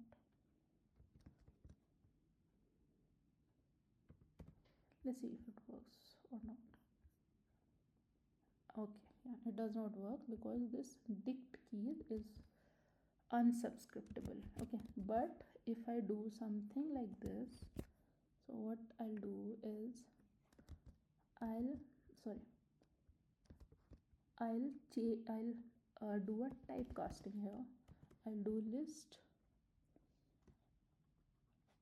and then I try to extract the 0th element, which should be name. So the answer should be Paul. Let's see if it works or not. Yeah, it works. So answer is Paul. Okay, this is how you can work. Next is how to get the values. So if I want to list all the values like Paul 22 with Delhi, painting, singing, true, so I could just use student.values. If I do this, I'll get the output, right? Simply you can like move it. Right now it is a dict values type. You can use typecast it to a list. Okay, you can easily do that. Next is similar. If I want to print all the items, okay, how can I do that is using by simply calling print student dot items. Okay. Yeah, you see something. So this is of dict keys which has a list inside it. Okay, this is a dict values which has a list inside it. This is a dict items which is a list again. And if you see, the key value pair is defined as a single tuples, right? So you can typecast them. Okay, next we have like check whether a key exists or not. So if you remember, we have an in method, right? So if I want to check whether a name key exists in the dictionary or not, I could simply do this. True. And let's say I'll check for name 1, so it should return me false. Works? Yeah. Okay, so this is how we can access our dictionary. There are 3 main things in a dictionary: items, keys, and values, and we have discussed how we can list and read each of those. Yeah, next is how to change the dictionary values. Okay, so let's take this, let's skip it, and quickly let's print it, student. Okay, now how can we change it? I think I have shown one way to change it, which is we could do something like this. Yeah, so right now let's say the name is Paul, and let's change it to Pauline. Okay, works. So what we are doing is we are changing the value using key indexing. Okay, like right how we used to do it in list and tuples, we used to pass the index. So here we are passing the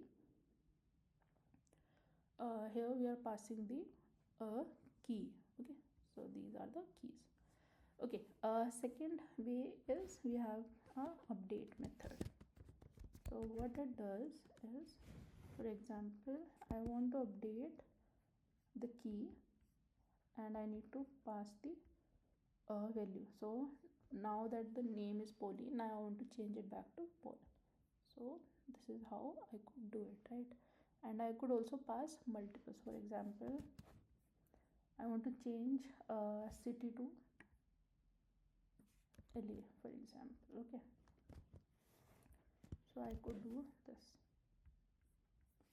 See, this is how you can update your dictionary. Okay, next is how you can add items. So again, for example, let's reinstate it. Again, there are two ways you can do it. First is key indexing. For example, I just simply add the salary. Okay, so this is a new key, it does not exist, so what it will do, it will just re-add it. Okay, there is another way, which is using the update method. Okay, the same update method. So if I do student.update salary equals to 2000, so what it will do, it will update the salary of this, right? It will update it to 2000. But if I do something like student.update is let's say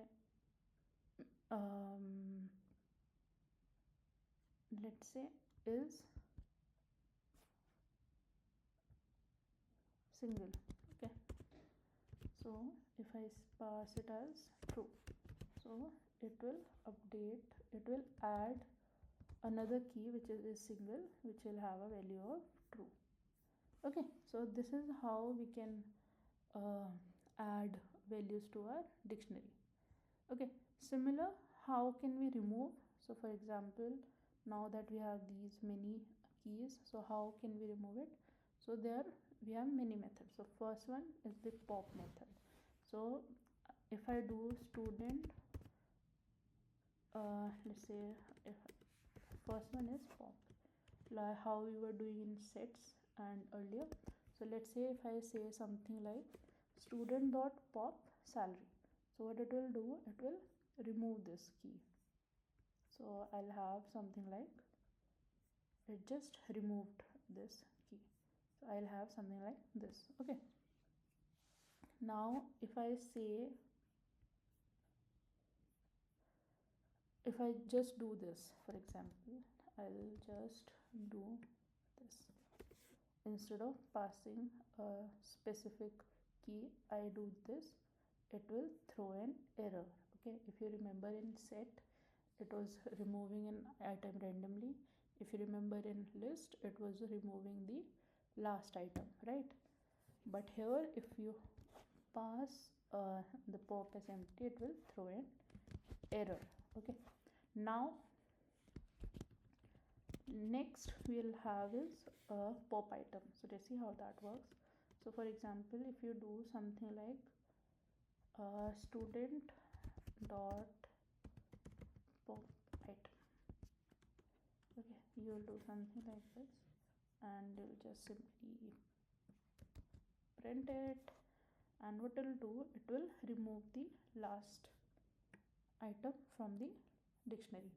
Okay, next you have clear. So same how it is working everywhere. So if you do student dot clear, it will empty your dictionary. Okay, now delete, similar how we were doing earlier.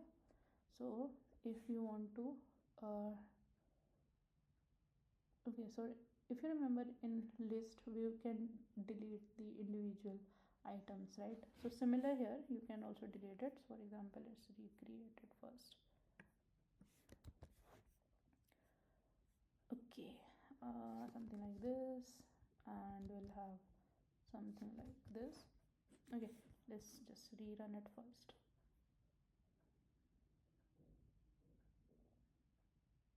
Okay,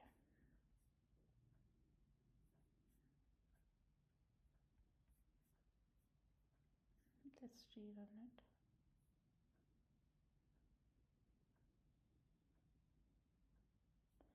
Okay, we'll have something like this. Let's just quickly keep it here so that when we rerun it, we don't have to worry about this. Okay, so I have recreated it, and now this works, right? So if I want to delete let's say this one, so what I could do with del, I could do something like this, or let's remove this instead of name. Yeah, this is how you can remove it. Now if I want to remove the entire dictionary, so I could do something like this, and if I try to print it, it will throw an error like a name error, because the student does not exist anymore and it is deleted, right? Okay, so this is how you can delete items from a dictionary. Okay, next we have is loop, right? Yeah, so how can we loop in a dictionary? For some example, this is my dictionary, and if I just quickly print it, I'll have something like this. Yeah, and let's do a for loop. Okay, direct a simple for loop. So if I do something like for s in student, let's see what happens. Print s, so it should print each item, okay, on each loop. So first it should print name, Paul, age 22, something like this. So let's see. So it is printing me the items, it is printing me the keys. Works. Now what if I want to print the values? If I want to only print the values, how could I do that? We have a for value in student dot values, right? Yeah, so if I do this, it will print me only the values. So like say Paul 22 Delhi and so on. Yeah, works. And now for example, I just want to print the keys.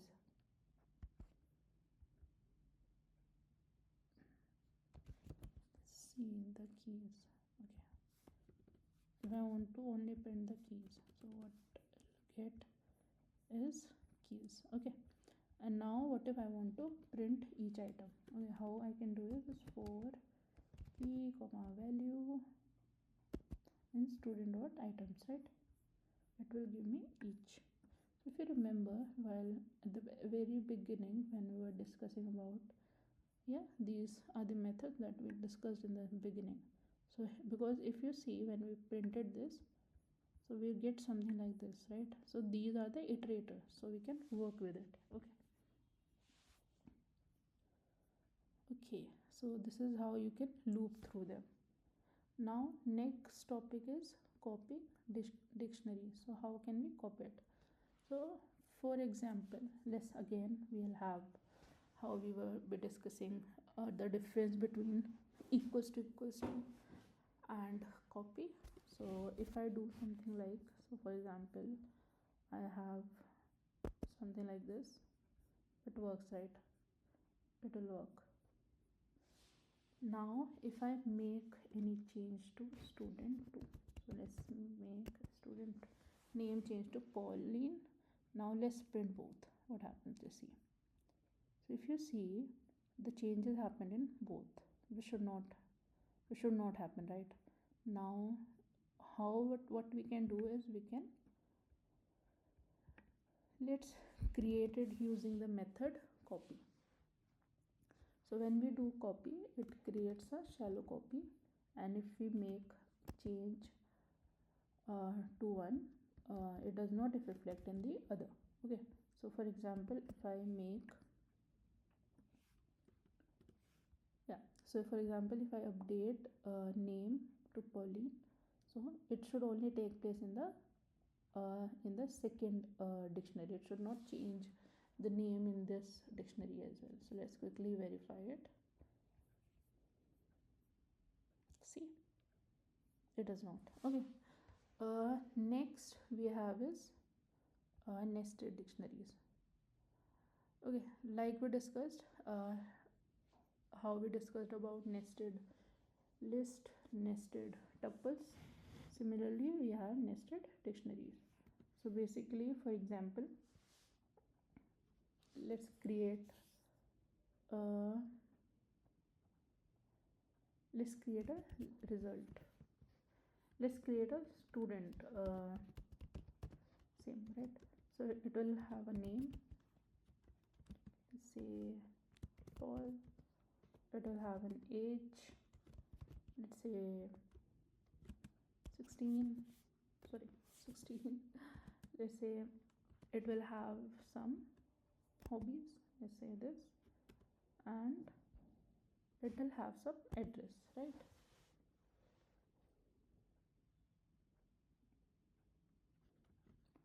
So now if you see in address, it will have some city, it will have some pin code, right?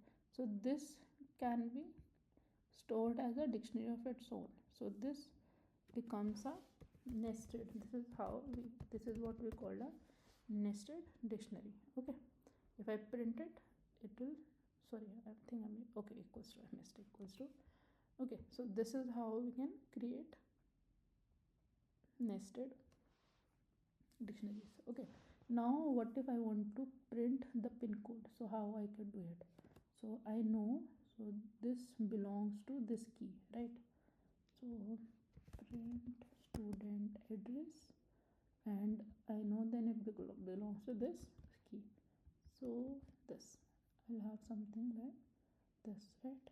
So let's quickly, I think we have already discussed it while we were working with the nested list and tuples. So there we were passing the indexes, here we are passing the key. Yeah, only difference is that. Okay, so let's start with the dictionary methods.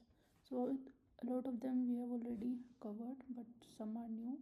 So let's discuss all of them just to create that muscle memory. Okay, so for example, let's take this one.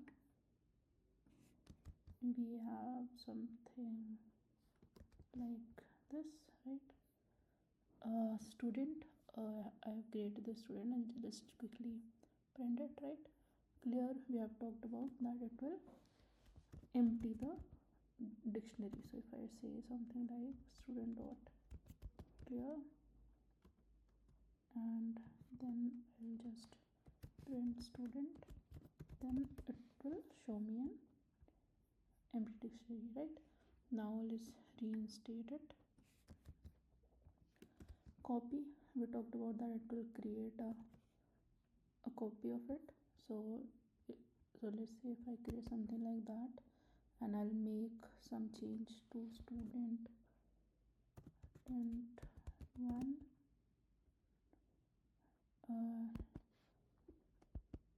so this change is only made to this student one. It will not be made to that particular one, right? So we have a copy function which we can use to, if you want to create different copies of a dictionary, right? Next is we have from keys. It is something, for example,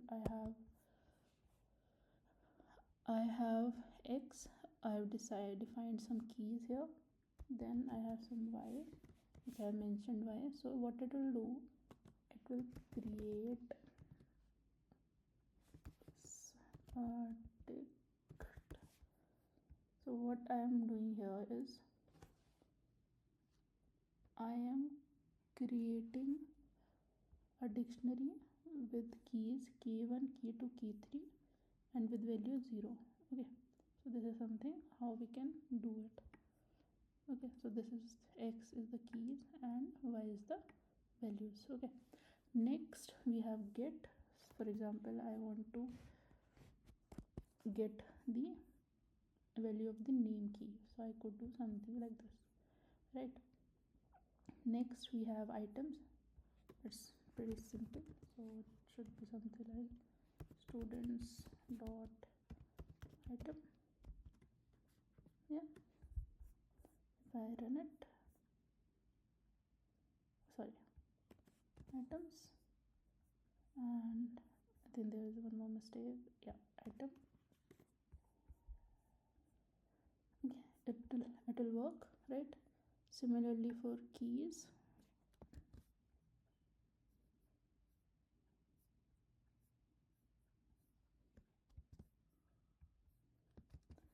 Similarly for keys, if I do something like student.keys, I'll see the keys, right? Pop we discussed, so it will remove the item with this particular key name, right? So if I do something like that, so it will remove the name key pair. Okay, next we have pop item. Pop item basically remove the last entered key value pair. So if you see this one, so it will remove address. So if I run it, okay, sorry, I made a mistake. Okay, so it will return, it will remove address, right? So try it one more time. Okay, right, this is how pop item work and pop, right? Next we have, let's try one more thing. So for example, I'm doing pop and I mentioned a key which does not exist. Let's see what happens. So it will throw me a key error, right? Okay, next we have is set default. So a set default is something, for example, for example, I have done a student.setDefault name equals to Paul. So for a key, I have defined a default value. So now if I check student, let's see what happens. So you see that this Paul got added, right? Makes sense, right? Now let's see, I do something like this. Age equals to, let's change the age to 40. Okay, now let's try it. So if you see here, the age remains same because our string or dictionary already contain this key value pair, right? So it did not had any effect, but here because it did not had it, so it changed, like it added the name and the value. Okay, this is how you can use set default. Okay, next is update. We can update, for example, right now we can update the name to, if you do name Pauline and if run it, it will update. Or it is also used, it can also be used to insert also. So if I do something like is working, let's make it as true, something like that. So if I do this, it will add it, right? Yeah, next is values. Similar how we were returning the list of keys and items, similarly I can return the list of values. Okay, that's how it works. So now we have discussed all the data types. So we have discussed all the major data types that we have in Python. We have talked about integer, we have talked about string, we have talked about float, we have talked about boolean. So these are the basic ones, right? Bool. Next then we talked about some data collections, in which we talked about list, we talked about tuple, right? We talked about set, we talked about Frozensets, and we talked about dictionaries, right? So these are the basic structure, data structures that we have in Python. Okay, everything or whatever we have in Python, wherever the data is defined, so these are the data types that we have, right? These are the structures that will be used. Okay, we don't have anything else in Python. So this is pretty much, if you know all these, so you know how data behaves in Python. Okay, what we have learned till now, that how to output something. But what if um, how to output something? For example, this is a simple um, um, simple code snippet where what I am doing, I am creating a variable a which has a value of 4, variable b which is a value of 3, and then I'm just simple doing a arithmetic operation, right? C is equal to a plus b, and then I'm calling a print function which is printing the sum, right? So when I run it, I will get something like sum is 7, right? Because 3 plus 4 equals to 7. So now till now we have learned how to print something to the user. But what if user wants to interact with your code snippet? So how you can do that? So for that we have something called a Python function in Python. Okay, so similar how we have learned about the similar how we have this print function, similarly we have something called input function. Okay, so how you can do it? Some basic input as numbers, multiple inputs in single line, we'll talk about it, and how to you can give a prompt. So for example, let's start. For example, I want to, let's take the same example. Right now we have a4, b equals to 3, I'm doing c equals to a plus b, then I'm just printing sum is c, right? So let's say I'm doing this. Yeah, now what I want to pass this a from the user. So let's see how I can do it. So input, we have learned about it, and I'll pass this b from the user as well. Okay, now if I run it, so you see there is a prompt. So it is asking for let's say I give 2 and I give 3. Let's say I run it. So do you see? So instead of printing 5, it is printing 23. So let me tell you. So when I do something like this, by default this function take input as a string, right? And we have learned if we combine a1 plus 2, we will get a string called 12, right? Instead of the summation. So how I can pass the input as a string? So remember we talked about typecasting, right? So in similar way we'll do it. For example, let's take same, a is equal to input. Now let's make it as int. Okay, so what I have done, I have typecasted my input function. So whatever I'll pass, let's say if I give 2, so 2 would be a string. Now I have casted it back to an int, right? So now let's do the same thing here as well. Int input, and now if I do something like this, it should, so if I pass 2 and 3, it should give me 5. Yeah, makes sense. So this is how we can pass the values of different so now let's see something again.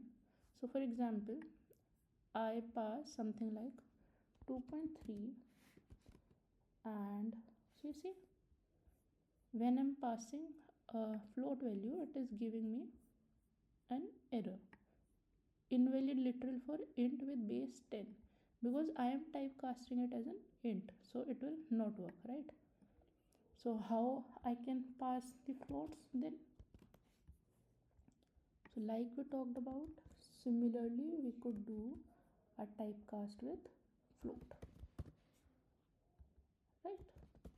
So once I'll do that, so what will happen? So if I'm doing 1.3, let's say, and let's say 2, so it will give me 3.3. Okay, so this is how you can take the input of different types. Okay, similarly you can do for boolean, list, and strings and everything, right? Now what if instead of taking this 1.3 and 2 in different line, I want to pass them in a single line. So let's see how I can do that. So for example, I have something like a comma b, and what I want to take both as an input in a single line. So what I'll do is I'll say something like input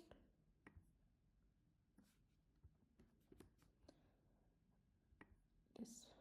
First do this. So I'll do something like input, and what if I run it and I do something like 1 space 2.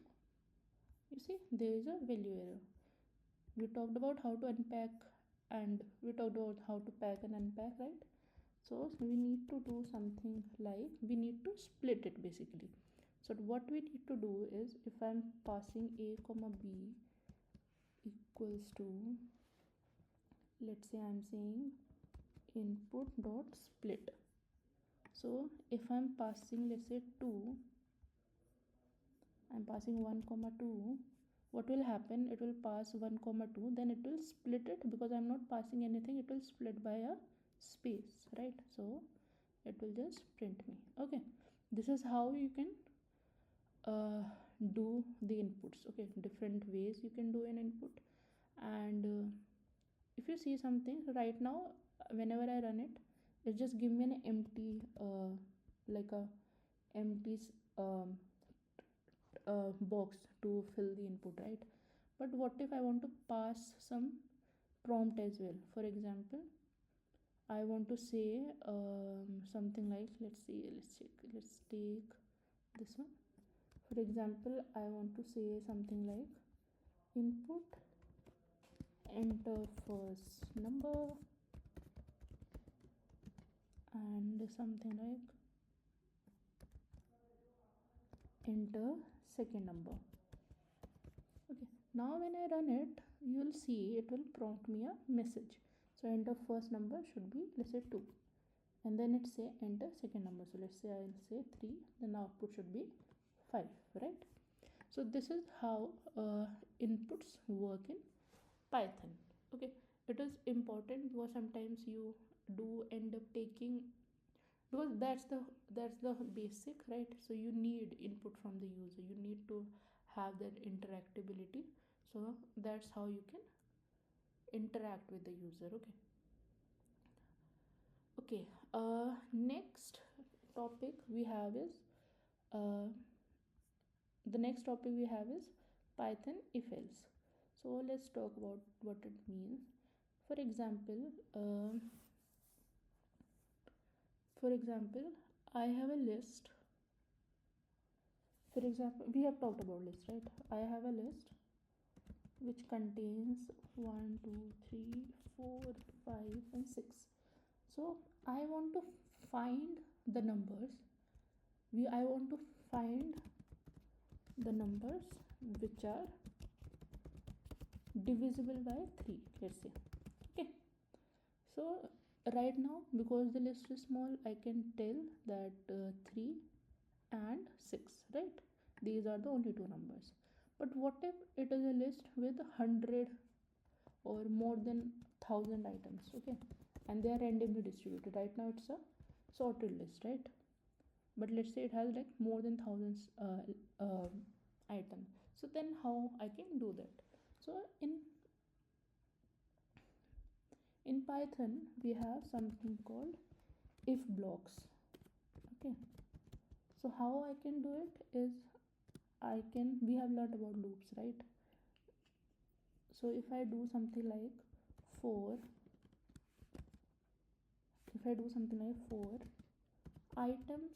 item in A, so what it will do, it will iterate for each item of A, right?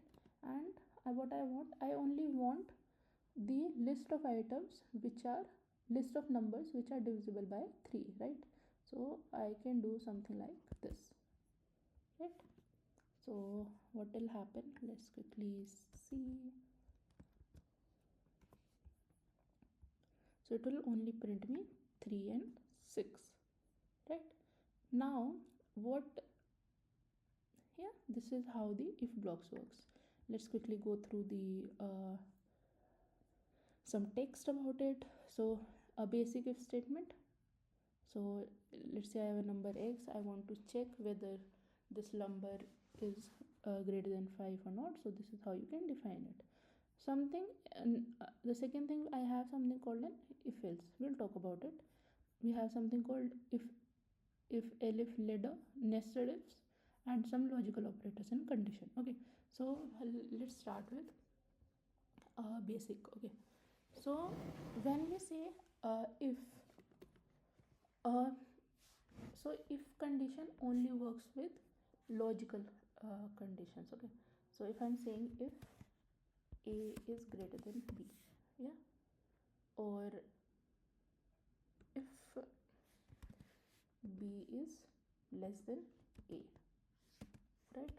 Or I can say something like a equals to b, or I can say a is not equals to b, right? Or something like a is greater than equals to b. You remember we talked about these operators, right? Logical operators. So these are the one that works with Python. And also one important thing we talked about, that we can only compare same data types, right? We cannot compare a string, like we cannot say string is less than 3, right? Because these two are of different data type, right? So this is how we can work. So now let's take an example. Let's say I have a number 1 which is 10, and I have a number 2 which is 20. Okay, now I want to check whether the number 1 is greater than number 2 or not. So I'll do something like this. Okay, so if number 1 is greater than number 2, I can print something like that number 1 is greater than number 2. Okay, so if you see, we talked about how the addition works. So this is the 4 spaces. Okay, now if I run it, it will not give me anything. The reason being the number 1 is not greater than 2, right? Now let's update the number 1. Now it should give me number 1 is greater than number 2, right? Now let's see one more thing. Right now it is printing number 1 is greater than number 2. What if I want to print 30 is greater than 20? And this 30 and 20 can change, right? And if you remember, we have learned about something called the formatting, right? So let's try that. So for example, so how I can do it? So I can do something like f, right? I could pass it in a curly braces, and similarly I'll pass this variable in a curly braces, right? This is how we can do it. So now if I run it, so for this it will print me number 1 is greater than number 2, but for this it will print me 30 is greater than 20. Let's quickly verify it. Yeah, so this is how you can do it, right? Now, so you must be thinking that where we are using the if condition.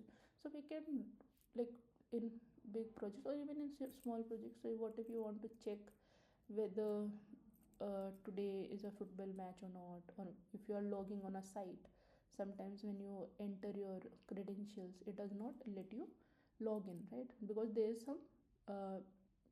some condition that's happening, right, in the backend. So that's how these if conditions work. Okay, one more thing is you can have, like, for example, I have this, right? So what if you have something else which is like I want to check whether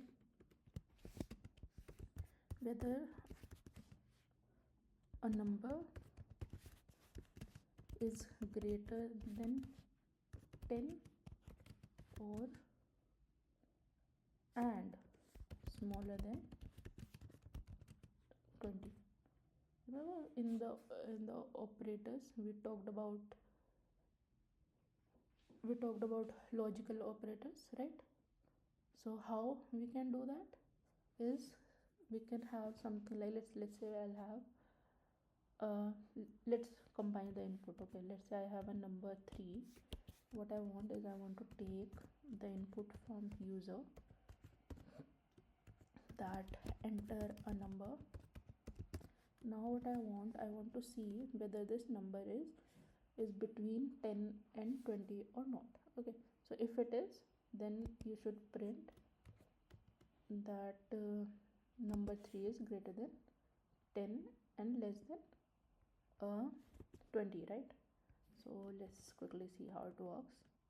So when I run it, it will prompt me for a number, right? And let's say I give 15.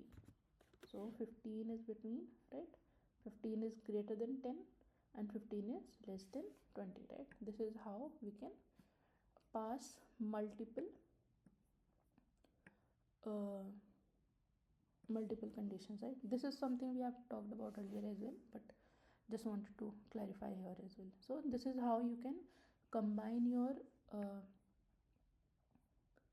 comparison operators and your logical operators, right?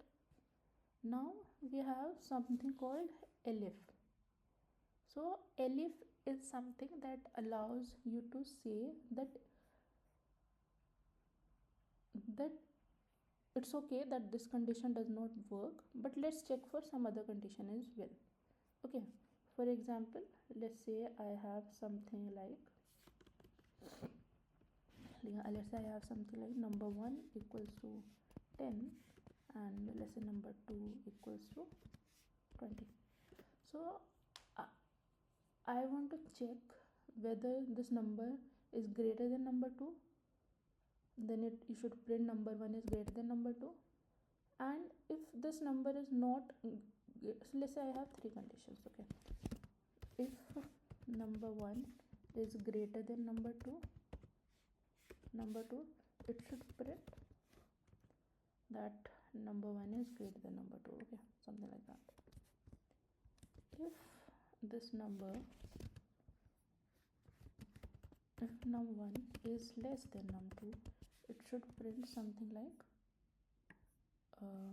num1 is less than number 2, right? But if this num1 is equals to number 2, like both are same, then it should print something like print num1 is same as num2. Okay, so how we can achieve it using if? You could do something like if number 1 is greater than number 2, then you can again call an if number 1 is less than number 2, right? We can do it, right? And the third is if number, yeah, this is how you can do it. Now if I run it, so for now it will only print me num1 is less, if num1 is less than, because 10 is less than 20. What if I change this to 30? It will print me number 1 is greater than number 2. Let's make it 20. It will print me num1 is same as num2. So this is one way to do it. So there is one more way to do it, which is introducing an elif statement. So first the user go here, it checks that num1 is greater than num2. It's not, let's say, then it will move to the next. So what I can do, I can, instead of saying this, I can make it elif. Okay, and similarly I can make it as elif. Now let's see what happens. See, it works fine. So what if I have 30? So it will run for the first one, because here the 30 is greater than 20, so it say number 1 is greater than number 2. What if I make it as 10? So it will say that num1 is less than num2, right? But if I make it as 20, it will say that num1 is same as num2, right? This is how you can use elif keywords. Okay, for example, let's take a very like mostly used example. So if somebody says that I want to check, so if let's say you are in school, right? So if you have a test in which you are assigned marks out of 100, right? And let's say if your marks are between if your marks are more than 80, your grade is A. Okay, if your marks is if your mark is greater than 80, your grade is A. If your marks is greater than 60, your grade is B, right? And if your mark is greater than let's say 40, your grade is C. And if you have something less than less than 40, your grade is, let's say, fail. Okay, so how I can implement it? So I'll show you both way how we can do it using if, and how we can use it using elif as well. So if I'm doing it with if, so for example, let's take a number, let's call it 3, and let's say I'll get it from the user, right? Sorry, input, and I'll pass some prompt. Let's say enter your marks, enter your marks out of 100. Okay, I'll do something like this. Yeah, now once I have this number, now let's add the if statements, right? Add the conditions to print the grade. So if what I have said, that if this number is greater than 80, I'm saying print a grade A, right? If this number is greater than 60, print the grade B, right? If this num is greater than 40, then print this grade as C, right? And if this num is less than 40, I'm saying that print fail, right? This is what I'm saying, right? So now if I run it, and if I say something like 90, so what I'll have is something like this, you see. So at first it will go here, so 90 is greater than 80, it will print me this, right? Next it will go here, 90 is greater than 60, it will print me B, right? Next it will go here, 90 is greater than 40, it will print me here. Next it will go here, 90 is less than 40, it falls, so it will skip it. So now how we can do it by elif? So I could mention something like elif here, elif here, and elif here. So let's see how it works now, how it goes now. So let's say I pass 90, so you see it only gave me grade A. So if it goes here, so for the first one he found, and so now it won't check for any more if statements, right? So it will just exit from here because none of these matched. Okay, now let's check it for, let's say, for 25, it is going for fail. Yeah, because 25 is greater than 80, no. 25 is greater than 60, no. 25 is greater than 40, no. 25 is less than 40, right? So that's how it works. Okay, also why to use this elif? So the moment it founds a true condition, for example, in case of 80, in case of 90, let's say it found, so it found the condition is true, right? So it will stop, it will not unnecessarily run for rest of the elif statements, okay, or whatever statements we have. Okay, so this is how the elif works. Okay, now we have something called else. Okay, for example, let somebody says that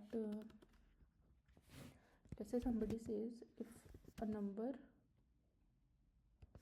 now number is greater than 30, then print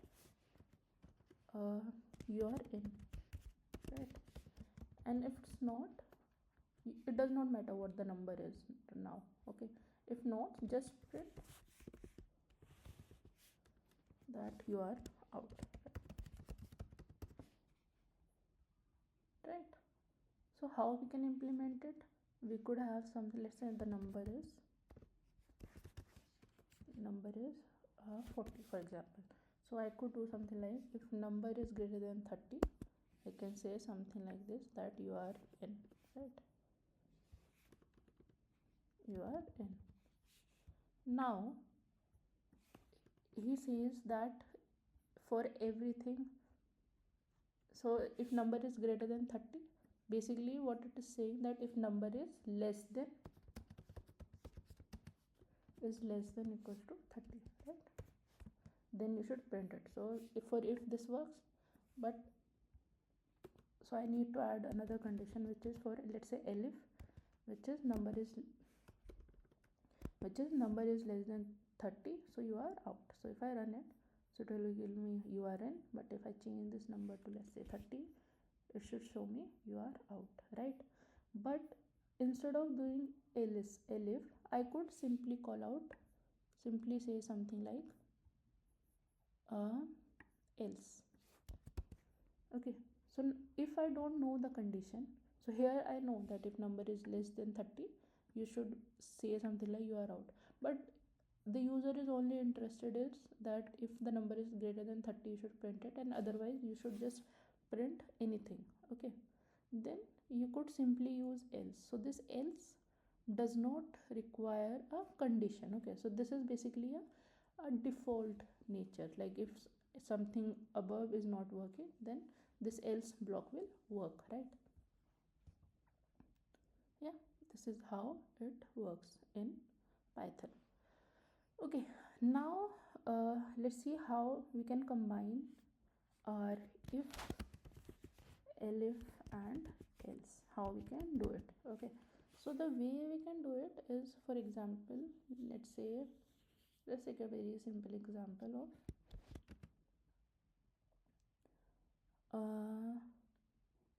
yeah, we can take the same example, let's say this. Okay, we have something like this. Let's take the same example. So I have an assignment which is grading grades out of 100. Okay, so I'm saying if the mark is greater than 80, it should give A. If mark is greater than 60, it should be B. Greater than 40 should be C, and for everything else it should be fails, right? So how we can implement it? I could simply say that for if this number is greater than 80, then it should give me A. If number is greater than 60, it should give me 60. B. If number is greater than 40, it should give me C. And for everything else, you should just print it fail, right? So let's quickly see how it works. Let's say my mark is 23, so it should give me fail, right? So this is how you can combine your if, elif and else statements, right? Okay, so most of the time what we say that else is a default statement or a fallback statement. The default or a fallback statement. So for example, if nothing works, we run this statement. Okay, now we'll talk about something called a shorthand if. Okay, so shorthand if is something. So right now what we are doing, right? So for example, we have a number 1 equals to 10. We are doing something like, if number 1 is greater than 5, let's say, I am printing something like num1 is greater. Okay, now if I run it, it will show me num1 is greater. So how I can write, for now you can see I am creating it in 2 lines. There's a indentation, right? So I could also do it in a single line as well. So how I can do it is, I could just simply say if num1 is greater than 5, then what it should do is should just simply print it. Okay, see, this is how we can do it. Similarly, we could do it for else as well, if else as well. So for example, if number is greater than 5, it should print this, else it should print, say num1 is smaller, for example. Okay, now let's replace it with something called, let's see if it works or not. Okay, I have 3 is greater than 5 if this happens, else this. So let's see if it works or not. It should not work because the syntax is incorrect. So how we should write it is, so we should write it something like, so let's say print num1 is greater if this num1 is greater than 5, or else we should do something like this. So let's replace it with 3. So if 3 is greater than 5, no, right? This will not go, so it will go for the else. So answer should be num1 is smaller. Okay, so this is how you can do it. So the same thing you could also do with indentation as well, but this is a shorthand ways to do it, because in a large database, if something is quick to do it, you could always go for these shorthand expressions. Okay, now how to assign a value. So if you see something this we have done, so what if I want to do is, let's say I have two numbers, num1 equals to 10, let's say num1 equals to 2 10, and let's say num2 equals to 20, right? So what I want is, I want to create a variable num3 which should have the difference, no sorry, let's say I want to create a num3 which should contain the number which is the bigger. Okay, so how I can do it? So I could do something like, if num1 is greater than num2, we can have num3 equals to num2, right? And and else we can have num3 equals to num, right? This is how we can do it. Print num3, let's quickly verify it. So right now 10 is greater than 2, which is false, so num3 should be num2. Now how I could do it with the shorthand is, I could simply do something like num3 equals to num2 if num1 is greater than num2, or else it is num2, right? Sorry, it should be num2 if num1 is, it should be num1 if num1 is greater than num2, otherwise it should be num2. Okay, so let's run it. So it is 20, right? So this is how we can do it. Now right, we can, so right now there are only two conditions. So if either if is true, else is true. We can also have like multiple conditions as well. So for example, we could have multiple conditions as well, like we were doing here, like combining, where we were doing, yeah, combining, where we were doing, somewhere we were doing that is, yeah, somewhere like similar to this. So we can have multiple if statements as well, right? We'll talk about it. Yeah, okay. Now we'll talk about the logical operators, how we can combine if with logical operators. We have already seen it, something similar here, but let's try it again with all the operators. Okay, so we know we have 3 logical operators, right? So now let's try it for all. So for example, I want to check, let's say I have three numbers, num1 equals to 10, num2 equals to 20, and num3 equals to 30, for example, and I want to check whether the number 2, if 20 is less than num1 and 20 is less than num2 or not. So how I could do it is, if num1 is less than num2 and if num2 is less than num3, right? If it is true, then let's say we can say that num2 is between num1 and num3, right? This is something we can say, and you will see that you don't have anything. So the reason being, okay, it should be 3. Let's quickly verify it. Okay, so num1 is between num1 and num3. Now I want to see that this yeah, now let's check with or we know that or works with either, like either the first condition is true or either the second condition is true. So let's say I want to check this. Let's take the same condition. Okay, if num1 is less than or num2 is, so that means that num1 is either less than num1 or greater than num2, right? Greater than num3. Let's quickly check it. Yeah, let's let's change the value of 2 to, let's say, 40. So we do this, so I'll get again same, right? Because 40 is less than 10, false, but 40 is greater than 10, true, but 40 is less than 30, false. So this condition is true and this condition is false. So true or false should be true, right? Let's change it to something like, let's say, what should I change it to so that the both conditions are false?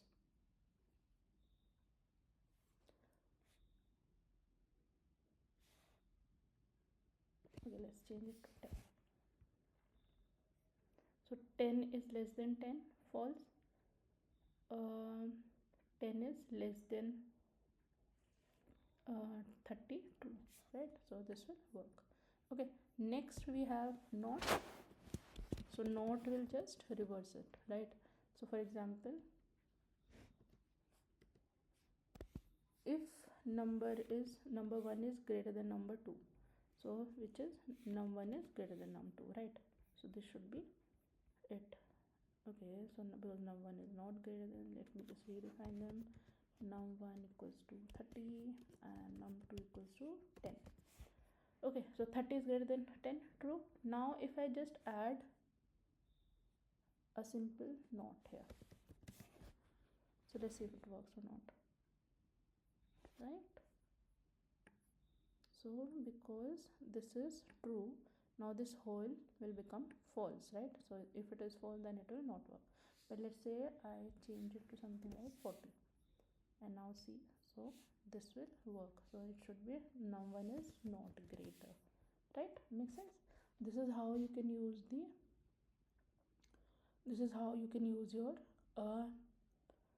if conditions with logical operators. Okay, now I think we have already talked about the truth tables, but let's quickly go through it. And truth table. So let's say if first condition is true and second condition is true, then the overall value is true, right? If the first condition is true and the second condition is false, then the overall value is false, right? First condition is false and second condition is true, then the overall condition is false, right?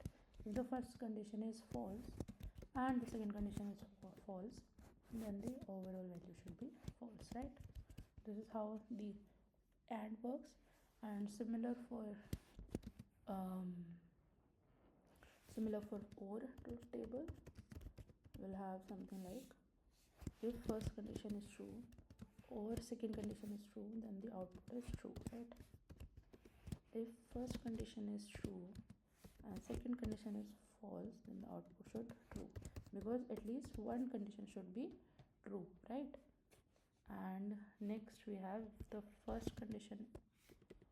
If the first condition is false and the second condition is true, then the output should be true, because one of the condition is true, right? Similarly for false, both the condition is false, so that overall value is false. Now for the not truth table, so if not true, it becomes false. If not false, it will become true, right? It will just reverse the value. Okay, this is how you can do the logical operators. How we discussed above, you can also, if you do something like, you can have nested logical operators as well. Okay, that will work as well.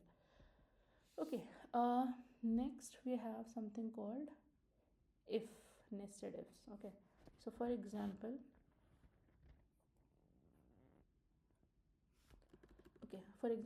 you have something like, let's say you have something like, if let's take that mark example as well.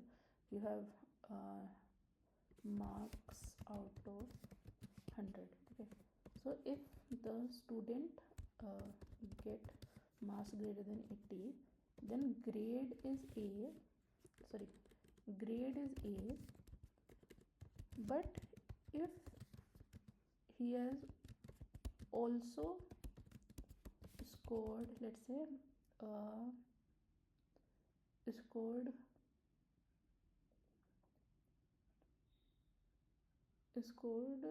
marks greater than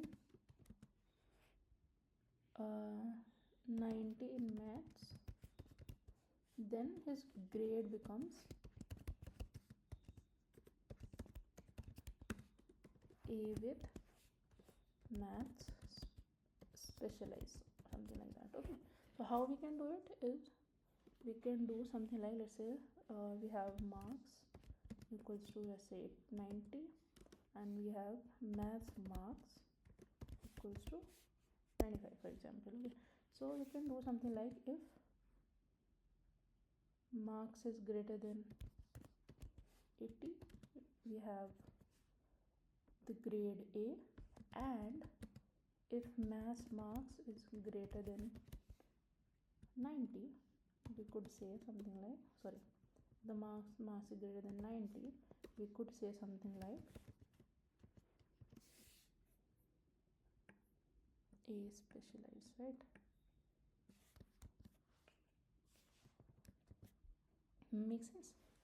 Now the problem becomes, for a student whose marks is 890, but whose marks are greater than 80, but whose math marks are less than, for example, 90, so he does not get a grade, right? So how I can write it is, if marks is greater than 80, so he's a A grader, right? But if his marks is greater than 90, then he is a math specialized. So if I run it, so it will print me both. It will give me a grade and it will print me math specialized. Let me quickly verify it, right? Now what if I want this, if this condition is true, if this both condition are true, then I don't want to print A, I just want to print A math specialized. So how I can do it is, I could just remove this here, and I could say something like else, and see, so what will happen here, I'll just have A math specialized, and if the person has marks less than 90, for example this, then I'll have just grade A, right? This is how the nested ifs work. Okay, yeah, next we have something called a pass statement in it. So for example,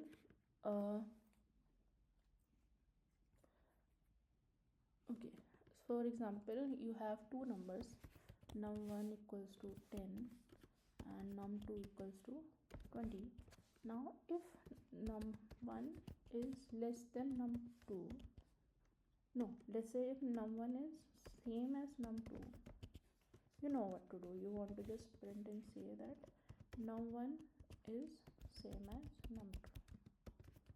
Now he says that, let's say if num1 is greater than num2.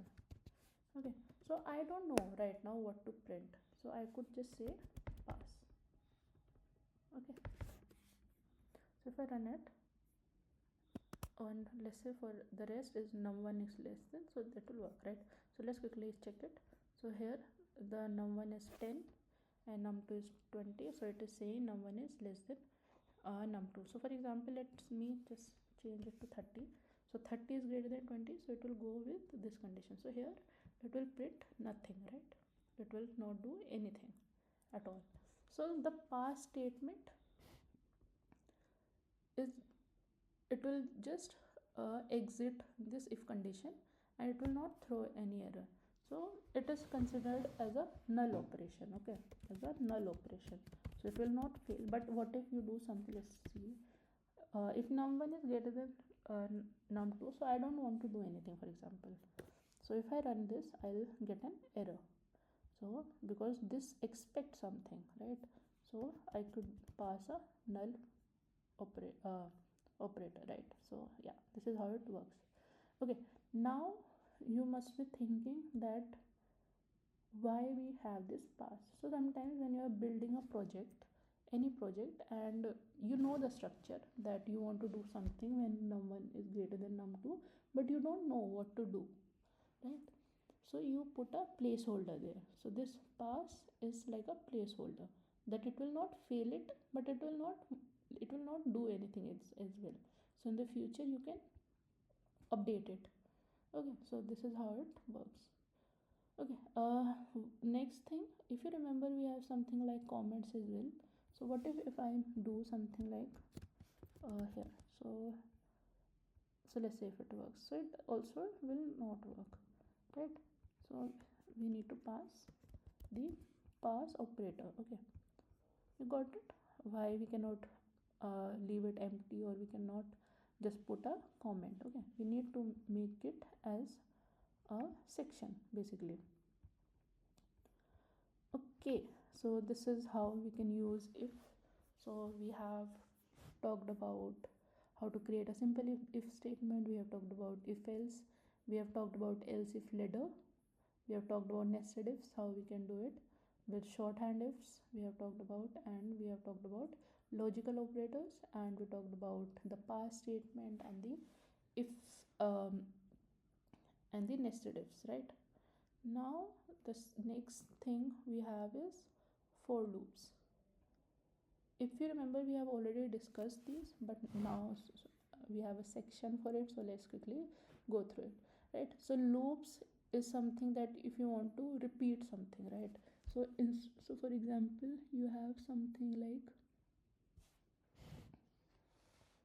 you have a list like a equals to 1 2 3 4 and 5. So instead of printing each item, 1 print 2, something like that, instead of doing this, okay, I did something, okay, sorry. So instead of doing this, you could simply call a loop, right? For item in a, right? So you see, this work is same as this, right? So that's where the loops come in. So basically, if you want to iterate over a sequence, it can be a list, a tuple, a dictionary, a string, or a set, right? If you want to iterate over a sequence, then you can use loops. So we have two types of loops, for and a while loop. So a for loop is something you iterate over a sequence like a string, like a list, string, ranges. We talked about range, right? Python range. Or if we have something like a dictionary or anything, we can use for loop, where we know where to start and where to end. But for example, you don't know that, right? You only know that if there is a condition happened, so you just need to leave it. So for example, there we have the while loop. So while loop runs as long as the condition is true, right? So let's say you have a sequence of numbers and you want to count the numbers till a uh, particular item appears, right? So for example, you have a random list of 100 numbers. Okay, you want to count the numbers till 77 appears in the list. So there you can have a while loop. You can also do it using for loop as well, but you should try it with a while loop. We'll discuss how we can do that. Okay, so yeah, so let's start with the for loop. Okay, first, so if you remember, we had an example for fruits. Let's take that same example quickly, somewhere above. Okay, just give me a second. Okay, yeah, let's take the same example.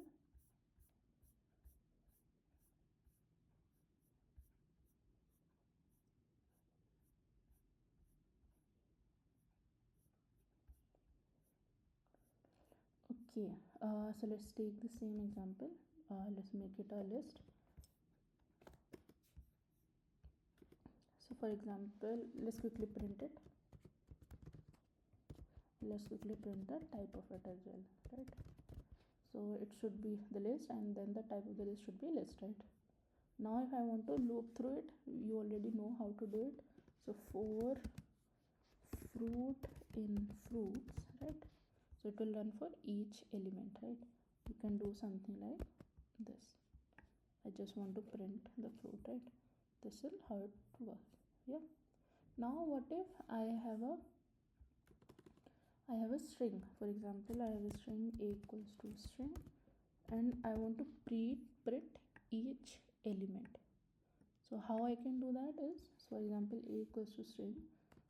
For s in string, I could do print s, right?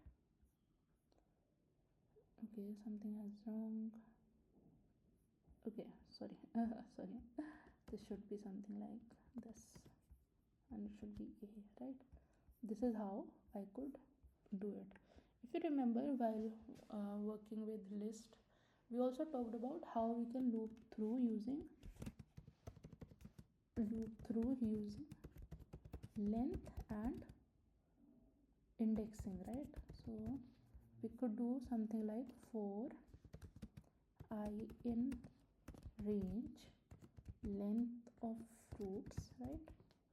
Sorry, length of fruits and print fruits of I, right? Remember, we have done this. So here the length, how it will break is, length will have something like length. What do we have? Length 1 2 3 4 5 6 7 8. Sorry, 1 2 3 4 5 7 8. So range is 8. So we will have 0 to 7, right?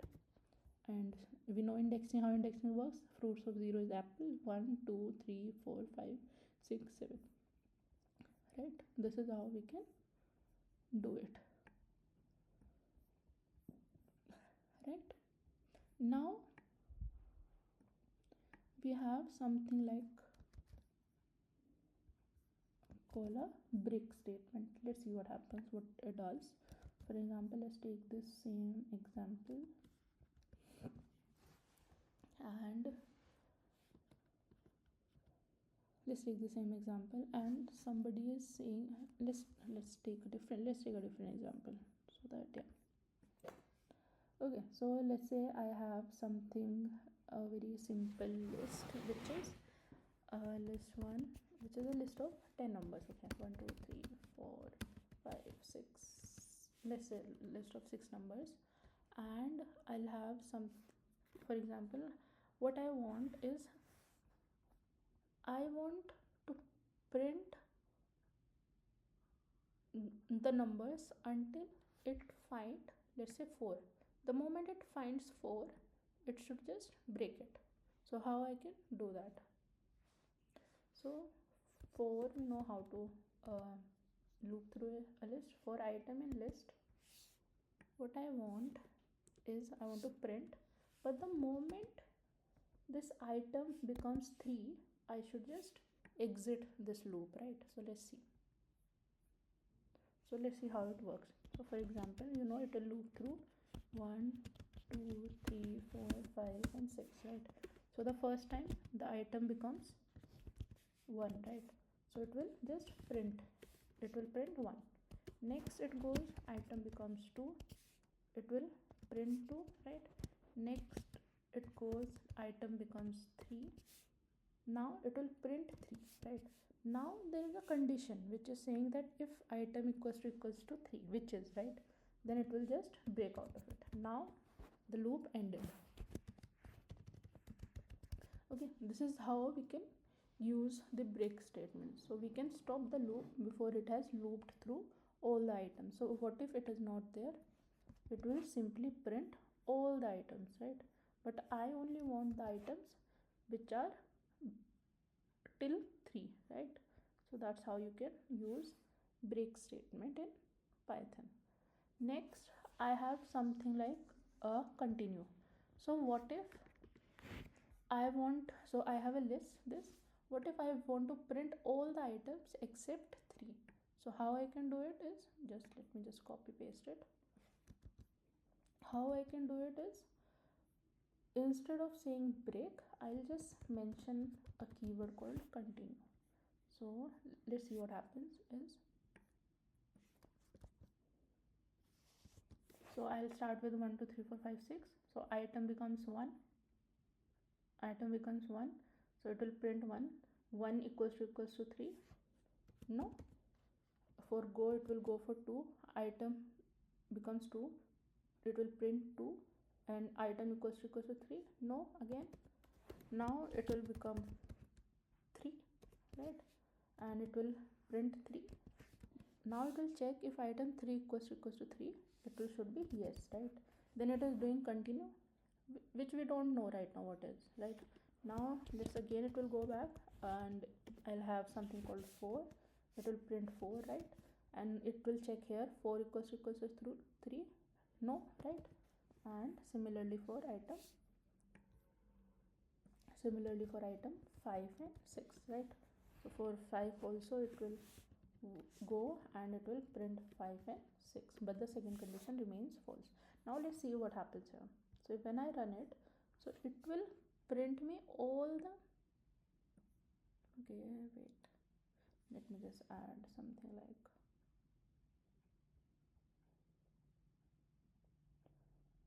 okay, just give me a second, let's have some clarity here.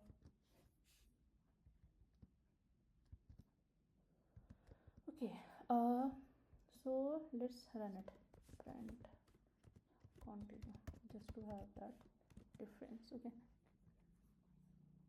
so you see it will print me 1 2 3 4 5 6. Okay, so the reason it print 3, because we are printing 3 here.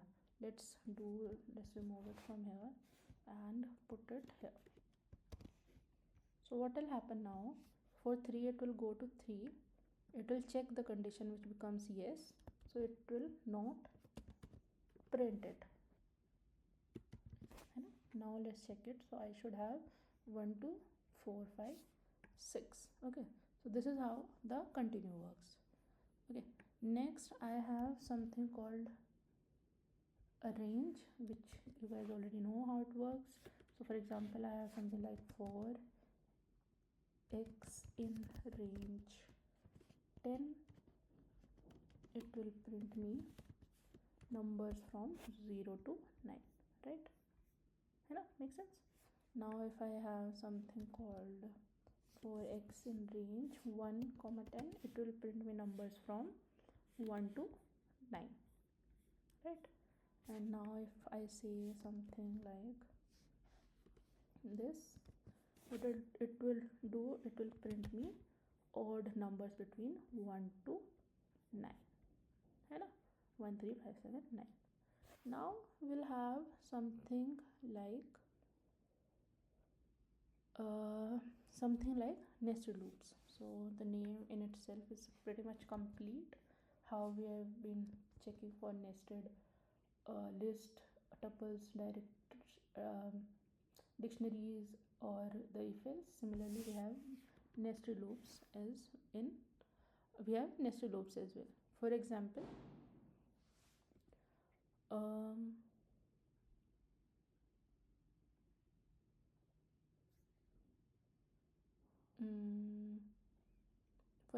you have something like for I in range 5, let's say. So it will run from 0 to 4, right? and I have another j in range, let's say 2, so it will run for 0 and 1. Now I want to print is I into j.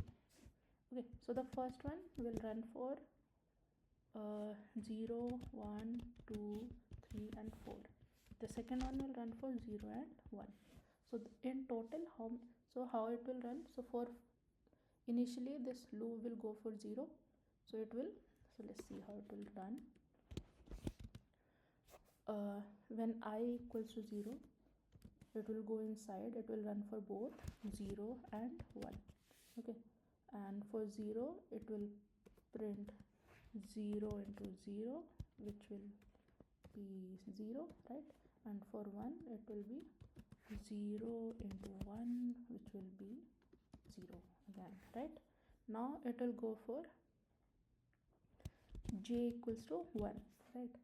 And it will work for both 0 and 1, right? Now for 0 it will do 0, I, this is I, right? It will do I into j, right? So 0 into j is 0, right? The second it will do 1 into 1, which would be 1, right? This is how it will work. Okay, similarly it will work for I equals to 2, and the j becomes 0 and 1, right? 0 and 1. Now for 0 into 2 is 0 and 1 into 2 is 2, right?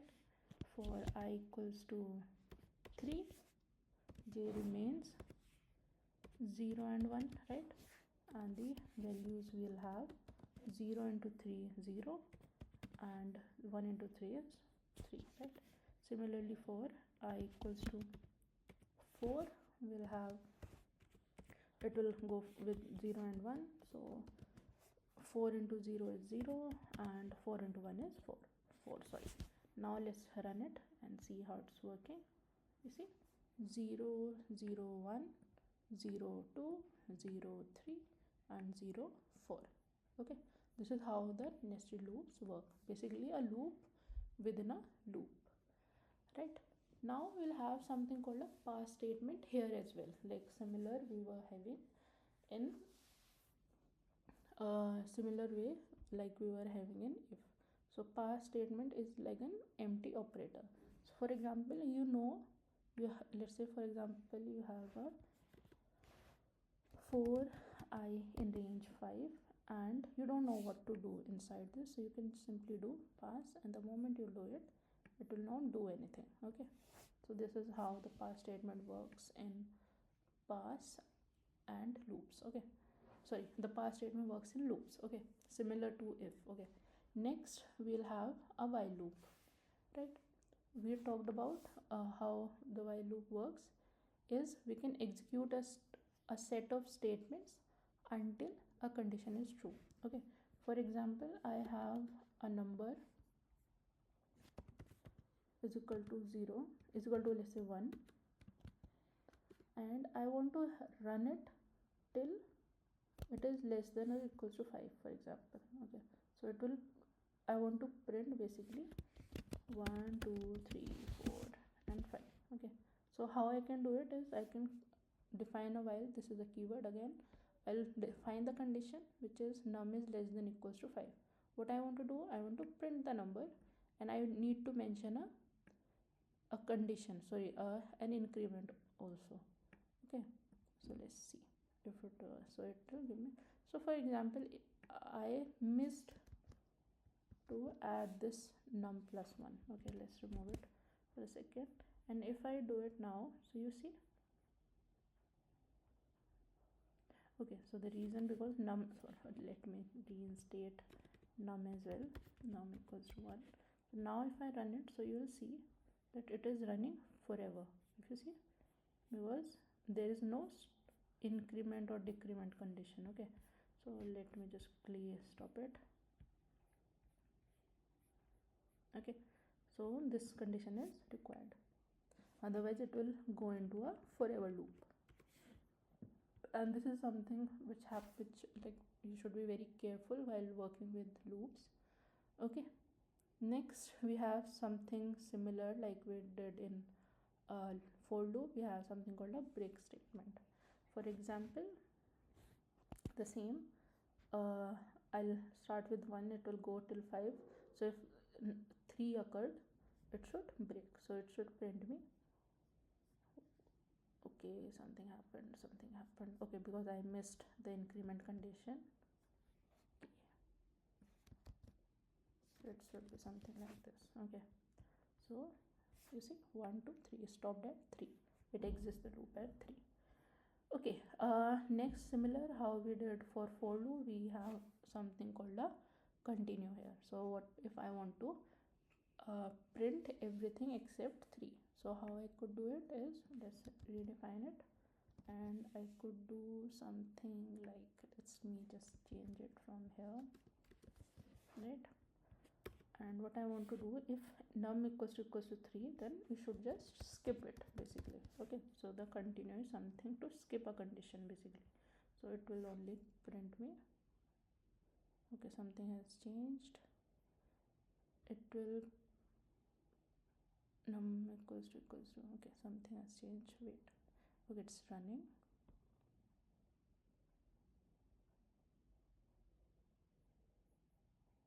Okay, you see it is running an infinite loop. Let me tell you why.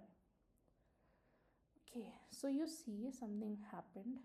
So the moment it entered the loop, right, so the moment 3 comes and becomes 3, it will continue, basically it will get back here. So now the 3, it will come here again, then it will go back, right, the 3 continue, it will go back. So this loop is, because you see this condition is at the end, right, so we need to move it from here to, let's say, somewhere here. So now if I run it, it will work fine, right? 2 3 2 4 6, yeah, this is how you can do it. This is how you can work through for loops and the while loops. Okay, we have learned how to do the for loops, and we have learned how to do the while loops. We have understood how the break statement or a continue statement or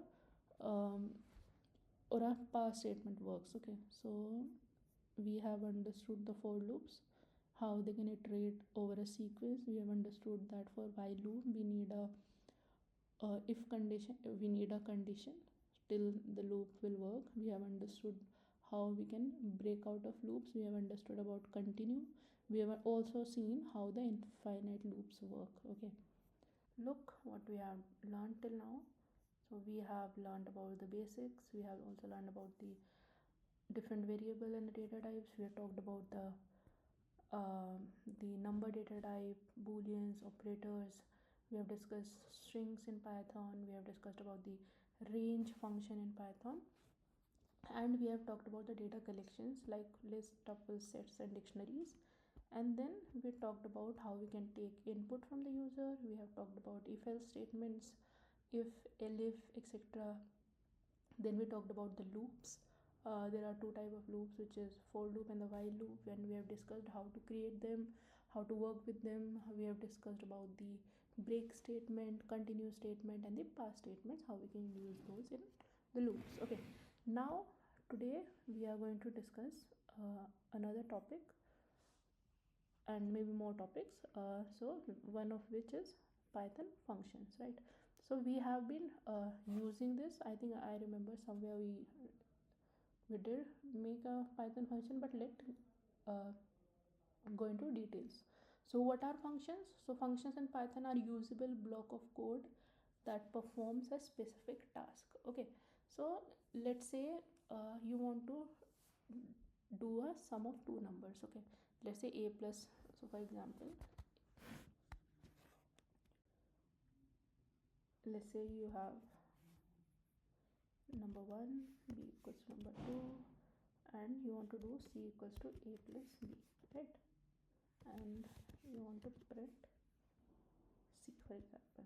Okay, now you want to take the sum of, let's say, 3 and 4. Okay, so you need to do the same thing again, right? And let's say now you want to do the sum of 5 and 6, for example. So you need to do this thing again. So in Python we have something called a function. So how we are doing this repetitive work, what we can do, we can create a function def. This is a keyword. This is how the backend knows that this is the beginning of a function. Let's call it a sum function, and yeah, and let's pass those a and b as a variable, and we can simply do c equals to a plus b. And now when I call sum 1 plus 2, it will print me 3. Now if I call this sum plus, let me quickly do this.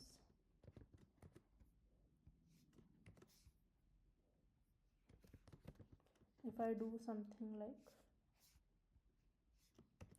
3 comma 4, it will print me 7. Okay, sorry, we'll talk about it why it is printing none in a little while. Okay, 7. Now if I call it with 5 and 6, it will print me 11, right?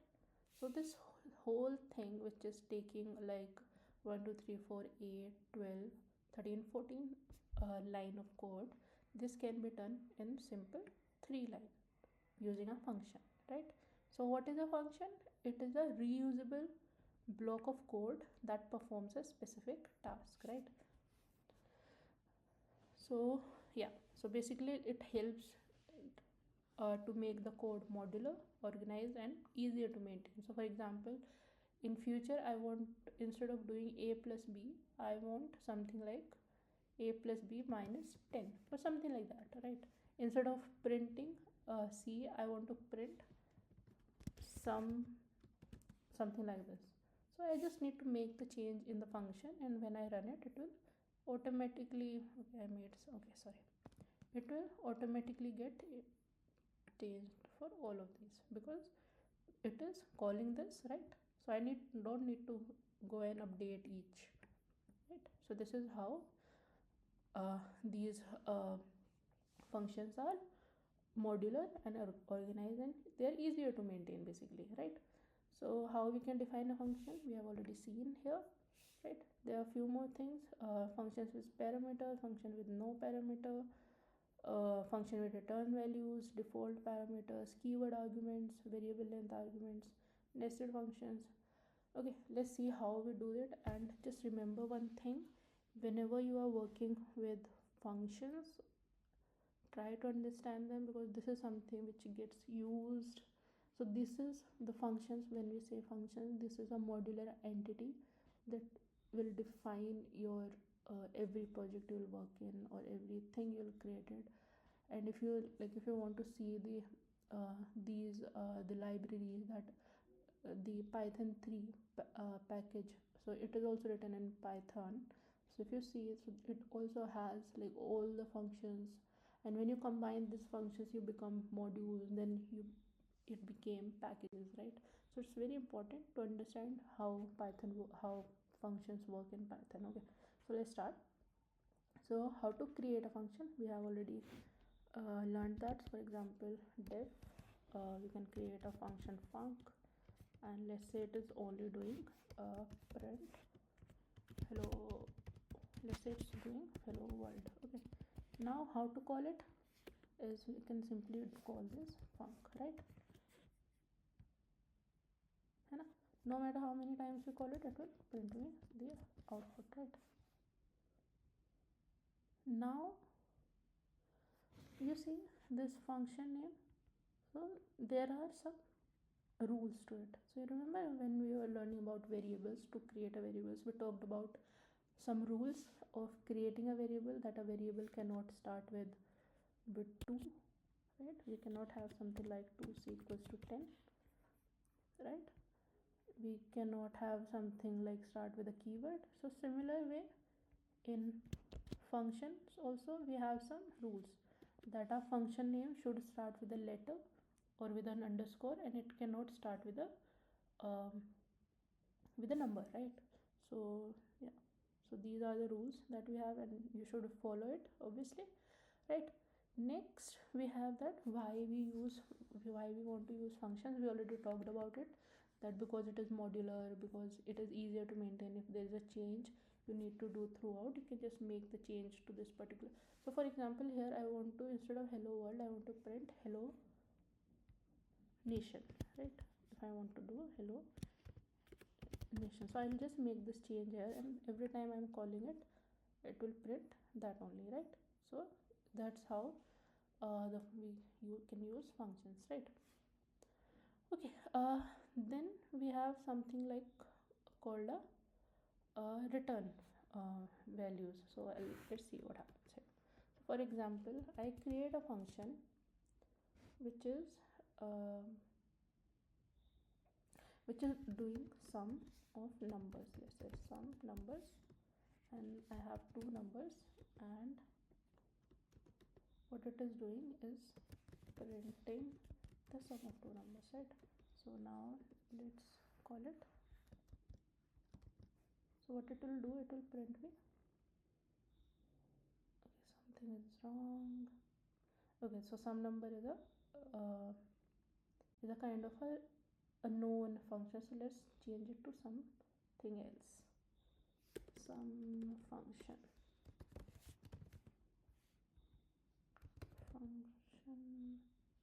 underscore sum. Let's make this name to something like this. Okay, now when I run it, a comma b, or let's run it on 1 comma 2. So what it will do, it will print 3, right? Now what if I want to store this into a, let's say, a third number c? Would it work? Let's try it. It will throw. Okay, it will. Now let's try to print this fc. Let's see what happens. It will print none. But what I want to print, what I want to store in c is sum of it. So how I can do it is I can use a return keyword, and what I need to return is simply the sum of a plus b, right? So once I do that, you see, it will, the c is 3, right? So that's how we can use the return statements, right? By default it returns none. So like we see, if we do not have this return statement here, so by default any function returns none, right? But the moment I put something like return a plus b, it will return 3, right? Now similar how we discussed the pass statements in for loop, if similarly here also we have pass operator. So suppose you have defined a function func, and you don't know what to do inside it, so you can just simply create a pass holder with the pass. So if you run it, so, and if you call this function, so nothing happens, okay, because it's not doing anything right now. Okay, so this is how you can create functions in Python. Okay, now we'll talk about function arguments. Okay, so when we are writing a function, let's say, let's write something like func def my function, and I'm passing a variable, let's say. Okay, and let's into that I'll just do print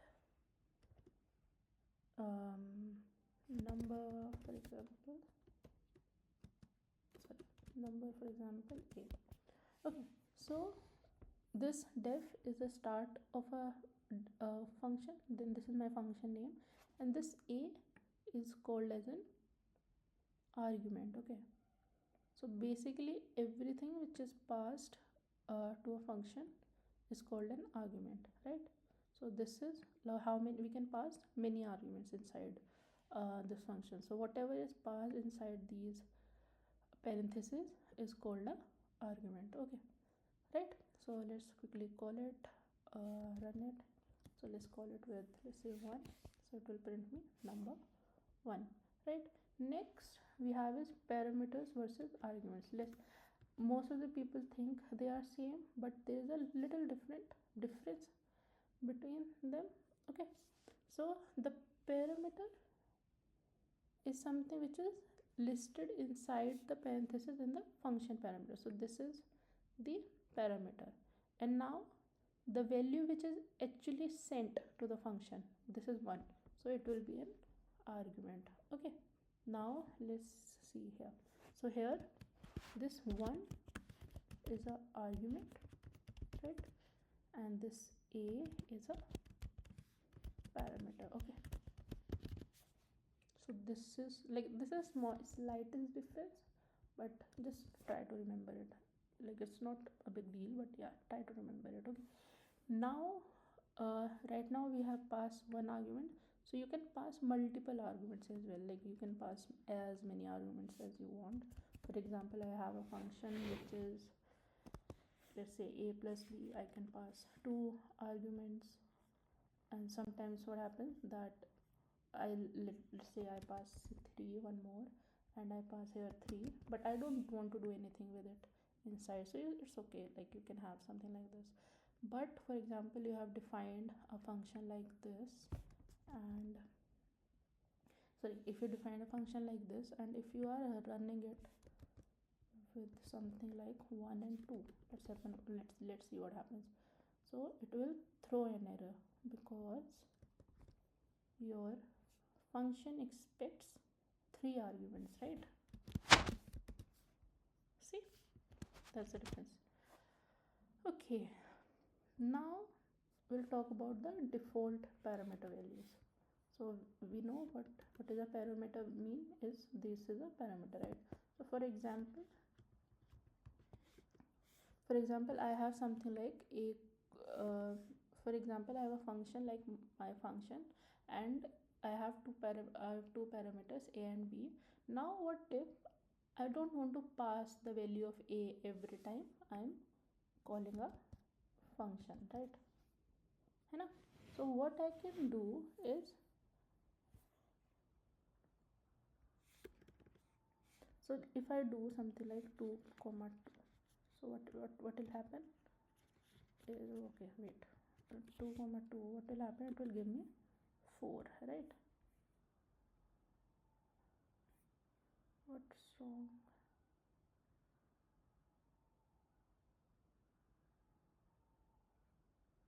Okay, so yeah, one thing to remember, I'll talk about it.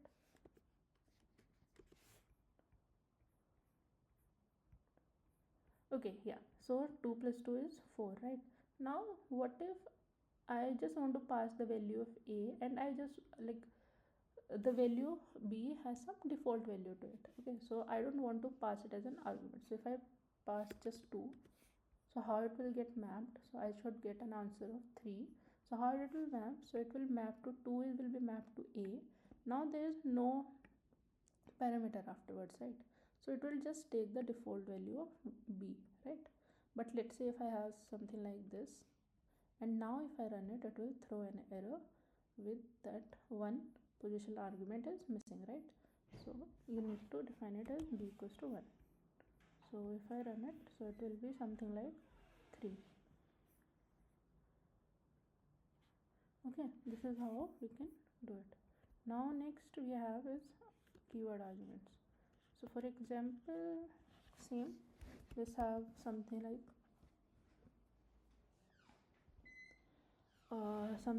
this. Okay, something, I have a function same, a is equal to a sum function, right?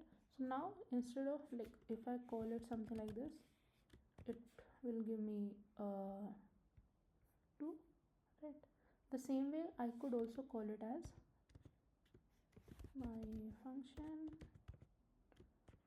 a equals to 1 comma b equals to 2, let's say. So the answer should be 3. And I could also call it as b equals to 1 and let's say a equals to 2. So it will, b will map to this, a will map to this, so the output should be 3. So if I'm passing the key with the argument, then it becomes a keyword argument. Okay, now there is something called as a positional argument as well. So let's say I have defined this function. Now if I run it, I'll get an output of 2. Let's have it 2. I'll have an output. So A will be mapped to 1, B will be mapped to 2. So let's here also print A comma B as well. Okay, let's to see something. Okay, 1, 2 and 3. Now let's, if I do something like 2 comma 1. So let's see what happens. If you see, this 2 is mapped to A and this 1 is mapped to B, right? So A becomes 2, B becomes 1, right? So this is what we call as a positional argument, right?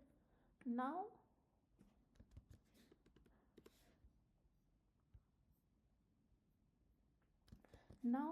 how can I mix these? Till now I have understood how to create a positional argument and I know how to create a keyword argument, right? So now what if I want to mix it, right? I can also do that. For example, let's say, let's create a function.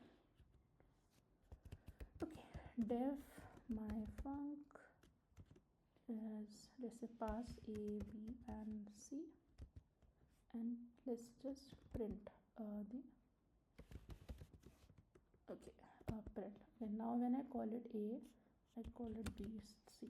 Okay, these, now I am calling it as a positional arguments. Okay, and you know how to create a keyword argument like this. Now if I want to mix, so how I can do it is, I could do something like for function, let's say 1 comma b equals to 2 comma 3. So what will happen, this 1 will be mapped to A, B will be mapped to B and 3 will be mapped to C. Let's see what happens, if it works or not. I think it will not work, right? The reason being that a positional argument cannot follow a keyword argument, right? So I need to define it something like C equals to, I need to define it something like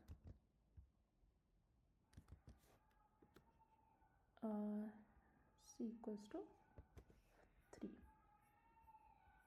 Now if I run it, it should work.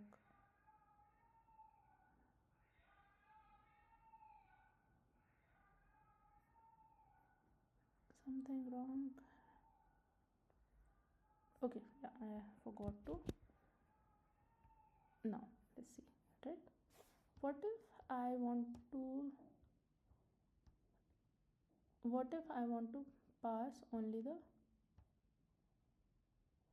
positional arguments? So how I could do it is, so we have discussed that positional arguments is where we can just pass them by position. So ABC will pass them 1, 2, 3. So A1 will be mapped to A, 2 will be mapped to B and 3 will be mapped to C, right? In the similar way, if I want to just allow positional arguments, how I could do it? For example, this is my function. Now to make it as a positional argument, I could just add simple like this. So now if I do something like this, okay, wait, if I do something like this, it will work, right? But what if I do something like this? Let's see if it works or not. You see, it will throw a type error, right? That means that it will not allow. But what if I remove this from here? Then it will work fine. See the difference? Okay, how I can make our function as a positional or only allowing positional arguments. Similar way, how I can also make my function only to accept the keyword arguments. Similar, let's create this function. Now instead of this, I could just add a little star at the beginning. So the moment I does this, so if I run something like this, it will fail. It will fail with an error. Okay, no, sorry, this will pass because these are the keywords. So if I pass the positional argument, so it should throw an error, right? Okay, got it. This is how you can pass the keyword only arguments to your functions. Okay, these are the little things. You might not use them right away, but these are good if you want to create a good good module, and like it depends on your requirement how you want to define it, but it's good to know these things, right?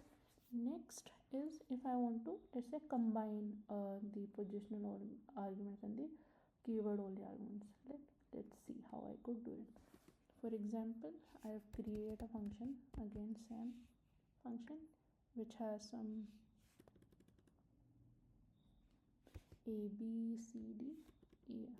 Okay, and what I'm doing, I'm just printing it. For example, here a b c d e and f. Okay, so now if I call this function my func, so right now I could call it as a, let's call it as a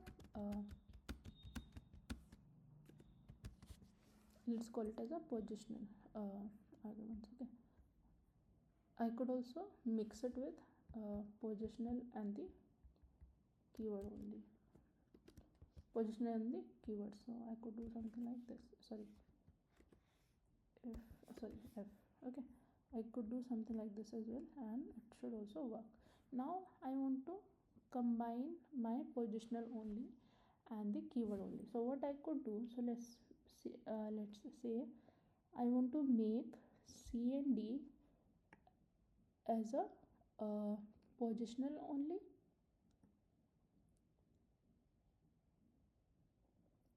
and I want to make E and F as a keyword only. Okay, so what I could do is I could simply add something called a star.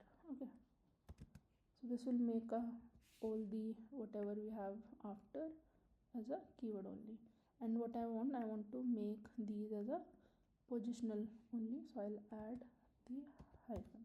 So now if I run it, let's see if it works or not. It will fail.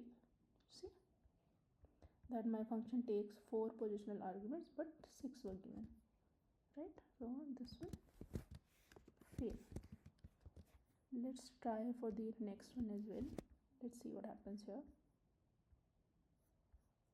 It will also fail because my function takes 4 positional arguments but 5 positional arguments were given, right? Now let's correct it.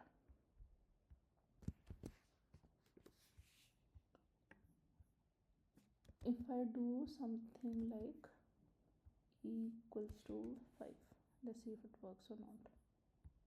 So it will work, right? Let's see one more thing as well.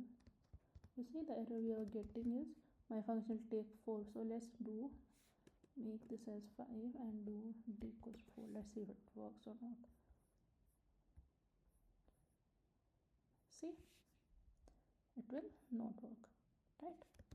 So you need to be careful, and yeah, this is how you can combine your positional only arguments and keyword only arguments. Okay, yeah, okay, I hope this is clear. I know like it's a little bit too scattered, but just try to grasp whatever is happening. So basically this is how you can declare a function, how you can call it. The the variables passed to the function are called parameter, and the values passed while you are calling the function are called arguments. You can have two type of arguments, which is one is positional arguments and second is keyword arguments, right? You can also have default parameter values as well. You can also have positional only arguments. You can also have keyword only arguments. And how you can combine these arguments, we have also seen that, right? So this is good. Now we'll talk about something called args. So what we have discussed about, so let's start. So while we were doing this, so what we have understood, so def, let's say func is having a comma b, and we'll just simply printing a comma b. Okay, so to call it I need to pass both arguments, right? It will only work if I'll pass both arguments. For example, if I do something like func1, so it will throw an error, right? Now for example, I don't know how many values I am passing, okay, how many arguments I am passing. So what I could do is I could simply make the function as something like star args, okay, something like this. And I could do here, I could say args1 and args2. So I'll just show you what happens. Okay, so the moment I pass it as something like this, so okay, I'll get an error index out, okay, 0 and 1, sorry. Okay, the moment I passed something like this, so what will happen when I'm passing 1 comma 2, it is taking it as a tuple. Okay, now we know how to work with a tuple. You can simply call them by indexing, right? This is how you can do it. So this arg is called as a arbitrary arguments. Okay, now we have understood how we can pass any number of positional arguments. Okay, but now let's say I want to pass some keyword arguments as well, right? So how we can do it? We have understood how we can pass the arbitrary arguments. Now let's see how we can pass the keyword arguments as well. For example, let's take this one as well, this one only. So instead of args, you could do something k, just add a k. So let's try running it. Let's see if it works. It will not, it will fail. Okay, fail with a different error. Let's say I say something like, so this is how you define a argument, keyword argument with a double star. Okay, so if I do something like this, it will throw an error. So the error is function takes 0 position argument but 2 were given. Okay, now how I could, instead of this, I should pass it as something like this, func name or a equals to 1 comma b equals to 2. So here also how I can use it, a and b. Let's quickly run it and see whether it's working or not, right? This is how you can define your key arguments. Okay, sometimes it happens that you have some defined like you have some uh, arbitrary arguments and you have some keyword arguments as well, like we were doing earlier, how we can combine the positional argument and the keyword argument. Similarly, we can also combine these two as well. So for example, I have a function func which is taking a variable a, then it is taking some arbitrary arguments, and then it is taking some keyword arguments. Okay, so how I can pass it? So while calling it, I'll have something like 1, I'll have something like 2, 3, 4. So now what will happen? So this 1 will be mapped to A, right? And the keyword arguments, so you see x and 5, they will be marked as a keyword argument, and this 2, 3, 4, whatever it is between, it will be marked as a arbitrary argument. So let's quickly verify it. You see, so 1 is mapped to A, args is a tuple, right? And this quarks is a key value pair, right?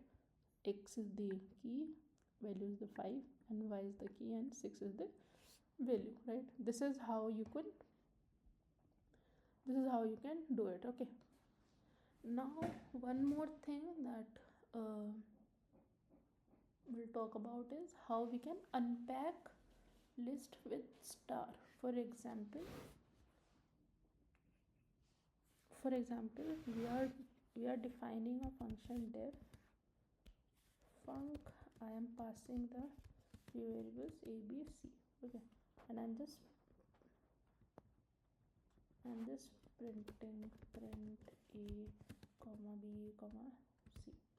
Okay, while calling it, I can do something like func 1 comma 2 comma 3, right? And if I run it, it will work fine. Or I could do something like list 1 equals to 1 comma 2 comma 3, and I could just simply call it like this, func star list 1. Let's see what happens. See, works both ways.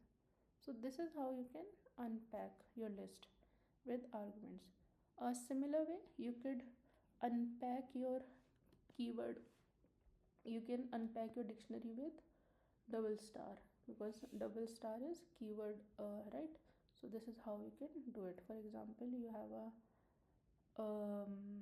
have a function. Let's take the same function. Okay, now let's say you have a dictionary, let's say dict1, which is something like a value 1, b value 2, and c value 3. Now if you run it something like this, double star and dict1, so it will also work, right? This is how you can collect your arguments and unpack it. So this is something will help you while you will work with some different data structures when you don't know how many values you are getting, right? So this is how you can work with it. So yeah, next we have is scope. This is something we have discussed in the very beginning, where we discussed with functions. Okay, if you remember. So scope of a function, yeah. So for example, I have created a function def func, and now I have define a variable a equals to print a, right? So now if I run it, it will print me 1. Now if I try to print a, so it will, okay, let's rename it to something, because I think we have a defined somewhere above number x. So yeah, so it will throw an error, right? Because the scope of this number is within this def. Okay, now for example, we have something like this, number x underscore 1 equals to 1. Now we define it as def func will do number x underscore 1 equals to 5, 4, and if we try to print it number x underscore 1, and if we try to do this, let's see what happens. So when I'm printing here, so it will print 4, but when I'm printing here it will only print 1 because this change happened inside the function. Okay, so this is the local scope. Now for example, if I just remove this, I hide it, now it will give me both 1 because the number 1 is 1 here and the number 1 is again 1 here. Okay, so this is how we can scope our variables, and same with the functions as well. For example, let's say I have created a function x, I create a function my underscore function, and I have defined a variable x equals to 10. Now I have created another function inside it, def inner function, and I'll just print 10 here. Okay, and I'll do something here as well, exit inner, for example. No, sorry, I'll print in my func, for example. Okay, in my func, so I need to call it here. Now I want to call this function, so what will happen? See, this is how this function inside a function works. So right, so I have called this function. What it is doing, it is defining a variable 10, then it is defining another function which is this. Now what I am doing, I am calling this function inside a function, right? So when I am calling this, it will call this, right, and it will print 10, and then it will printing this. Now what if I try to call this function? Let's see what happens.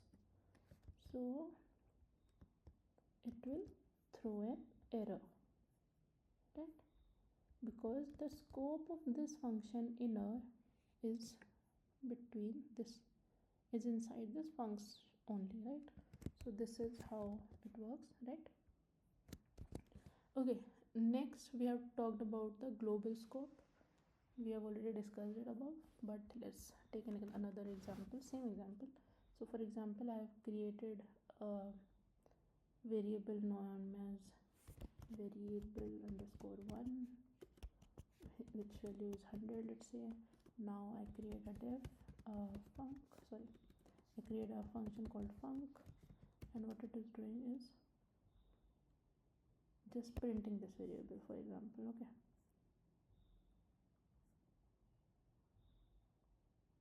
Okay,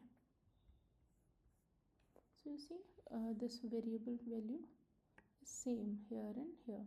Okay, now how we can define a global variable? For example, something I have defined in, okay, let's take this example only. So I have defined something like this, and in the inside let's say I am changing this variable to 50. So now when I print it, so this will show me the value 50 and this will show me value 100. Okay, works. Now what if I redefine it and say something like this? Let's call it variable 2. Okay, I define something like this. Now if I run it, so this will print me 50, but this is something that will throw an error. Let's quickly say it. It will throw an error because this variable 2 is not defined anywhere. It is defined inside this function, but its scope is limited. Okay, so how to make this function, this variable that is defined inside the function available for rest of the code? How we can do is let's say I just copy paste it. I could do something. I have a variable something called global, and I'll define this variable as a global, right? And then now let's try the same thing. Let's make the value as 50. So now I have called this function, it will go there, so it will create a global variable, it will assign a value of 150 to it, it will print it. Now I have called this variable 2, so this variable 2 does not exist outside of it, right? But since inside this def function I have created this variable as a global, so it should be able to retain it. So let's quickly verify it, and if you see, it worked. So this is how you can define the scope, your function scope. Okay, so I think we have covered almost everything related to the functions.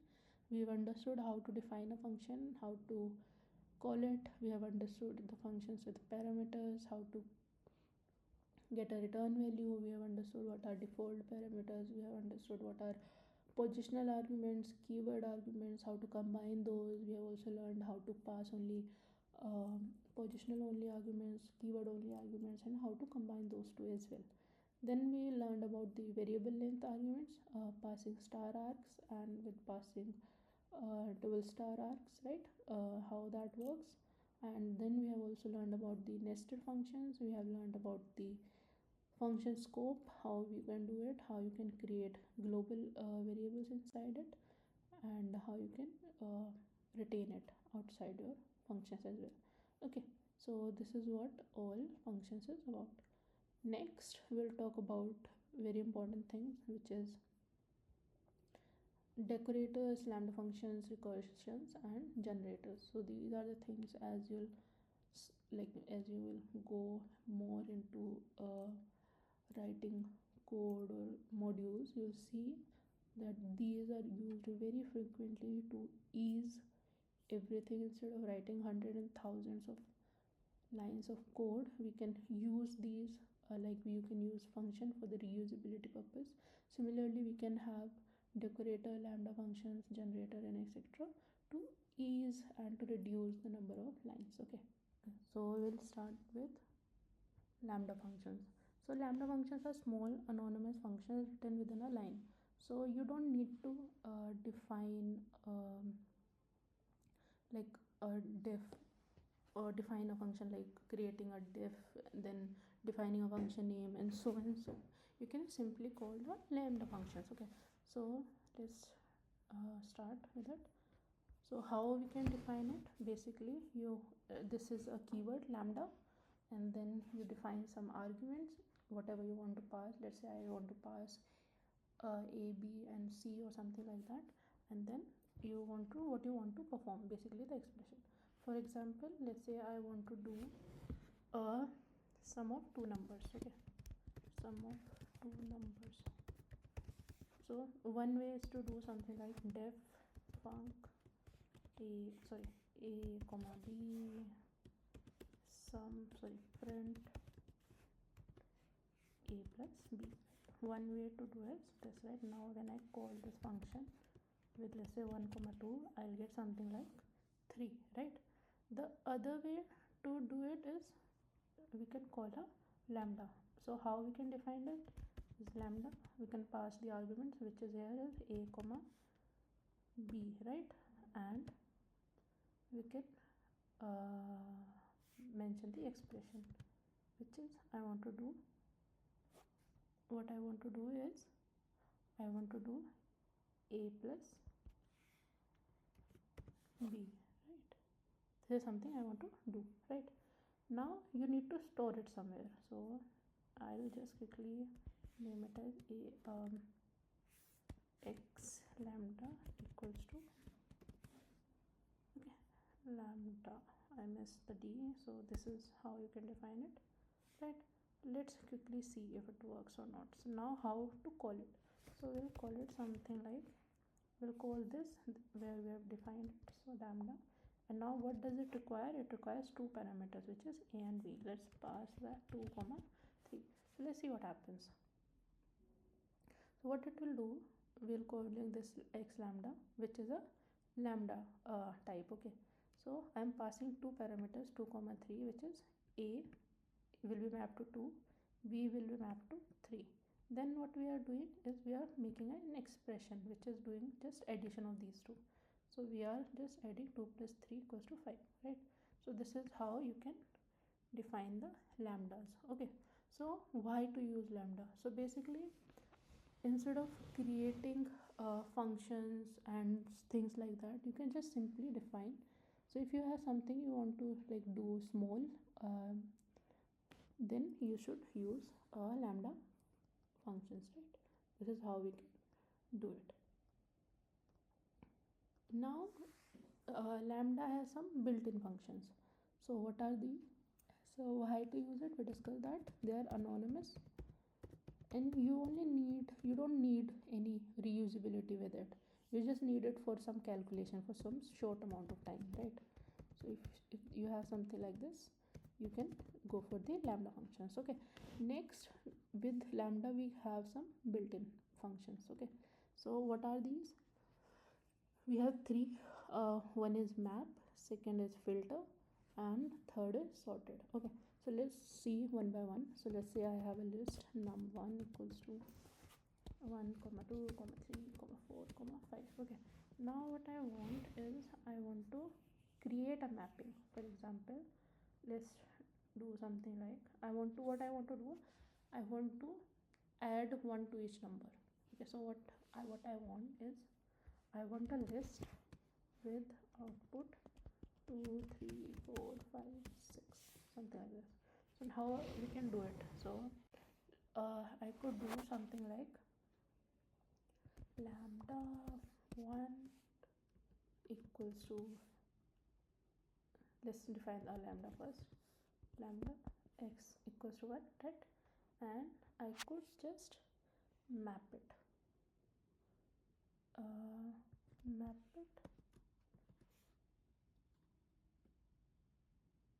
This to our num1, right?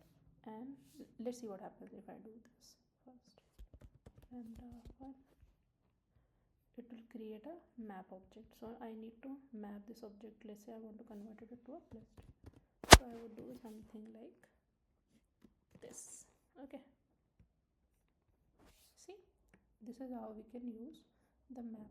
So what I am doing is in the map I am passing my this num, and for each value I am incrementing it by 1, right?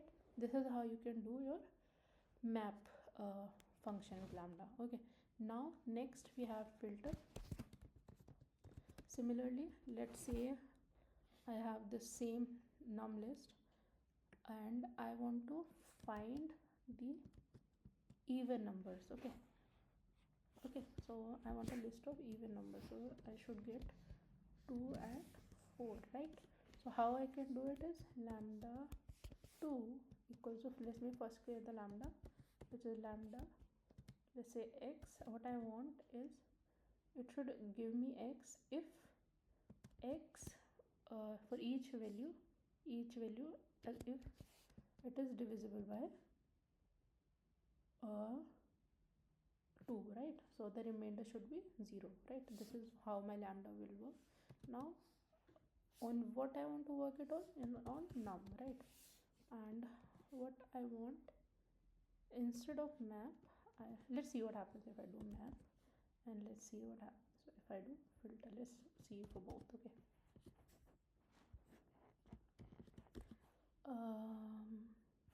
yeah, okay. So if I run it, let's see what happens with map. So with map it gives me the value. So is x percentage by 2 equals to 0. So is 1 divisible by 2? False. Is 2 divisible by 2? True. Is 3 divisible by 2? False. Is 4 divisible by 2? True, right? Now, but what I'm interested in is in the list, right? So what I can do, I can just simply mention here filter. Okay, so what it does, it will return me the list of items for which this function returns true. Okay, so this is how the list work. Next one is sorted. So for example, how sorted work is, we can sort with a lambda. The lambda can behave as a key. So for example, I have created a list of this student, which is a list of tuples, right? So now what I want to sort this list by, let's say I want to sort this list by the age. Okay, so how I can do it is, I can use sorted. I can pass this student, right? I can pass this student. Then for the key, what I can do is, I can pass this lambda x1. So for each element, x is each element, so x would be this. So what is 25 is 0 1, so first element, right, whether index of 1. So now let's run it. So what will we have? So we will have something like this, because it is already sorted. But let's say it is something like this. So what we'll have, we will have something like 29 30 45. Let's say I want to sort it by the name, so we'll just have to do something like this. Sorry, we just need to pass the index as 0. Now if I run it, what we'll have something like John, Paul and Ruhi, right? This is how we can do sort using lambdas. So this is how lambda works. When to use lambda? So if you don't want to create the whole functions or something like that, and you just need it for the little amount of time, right, you can use lambdas. Okay, so this is how it works. Pretty simple, but very useful. It gets used very oftenly, and yeah, you will see these used very often. Okay, next, the second thing, we'll have recursions. Recursion is something like, you have also heard it multiple times in real life as well. So recursion is something when a thing called itself multiple times. Okay, so similar when working in Python, recursion is a function that call itself, right? So often used to solve problem that can be broken down into several sub problems. Okay, now let's see how it works.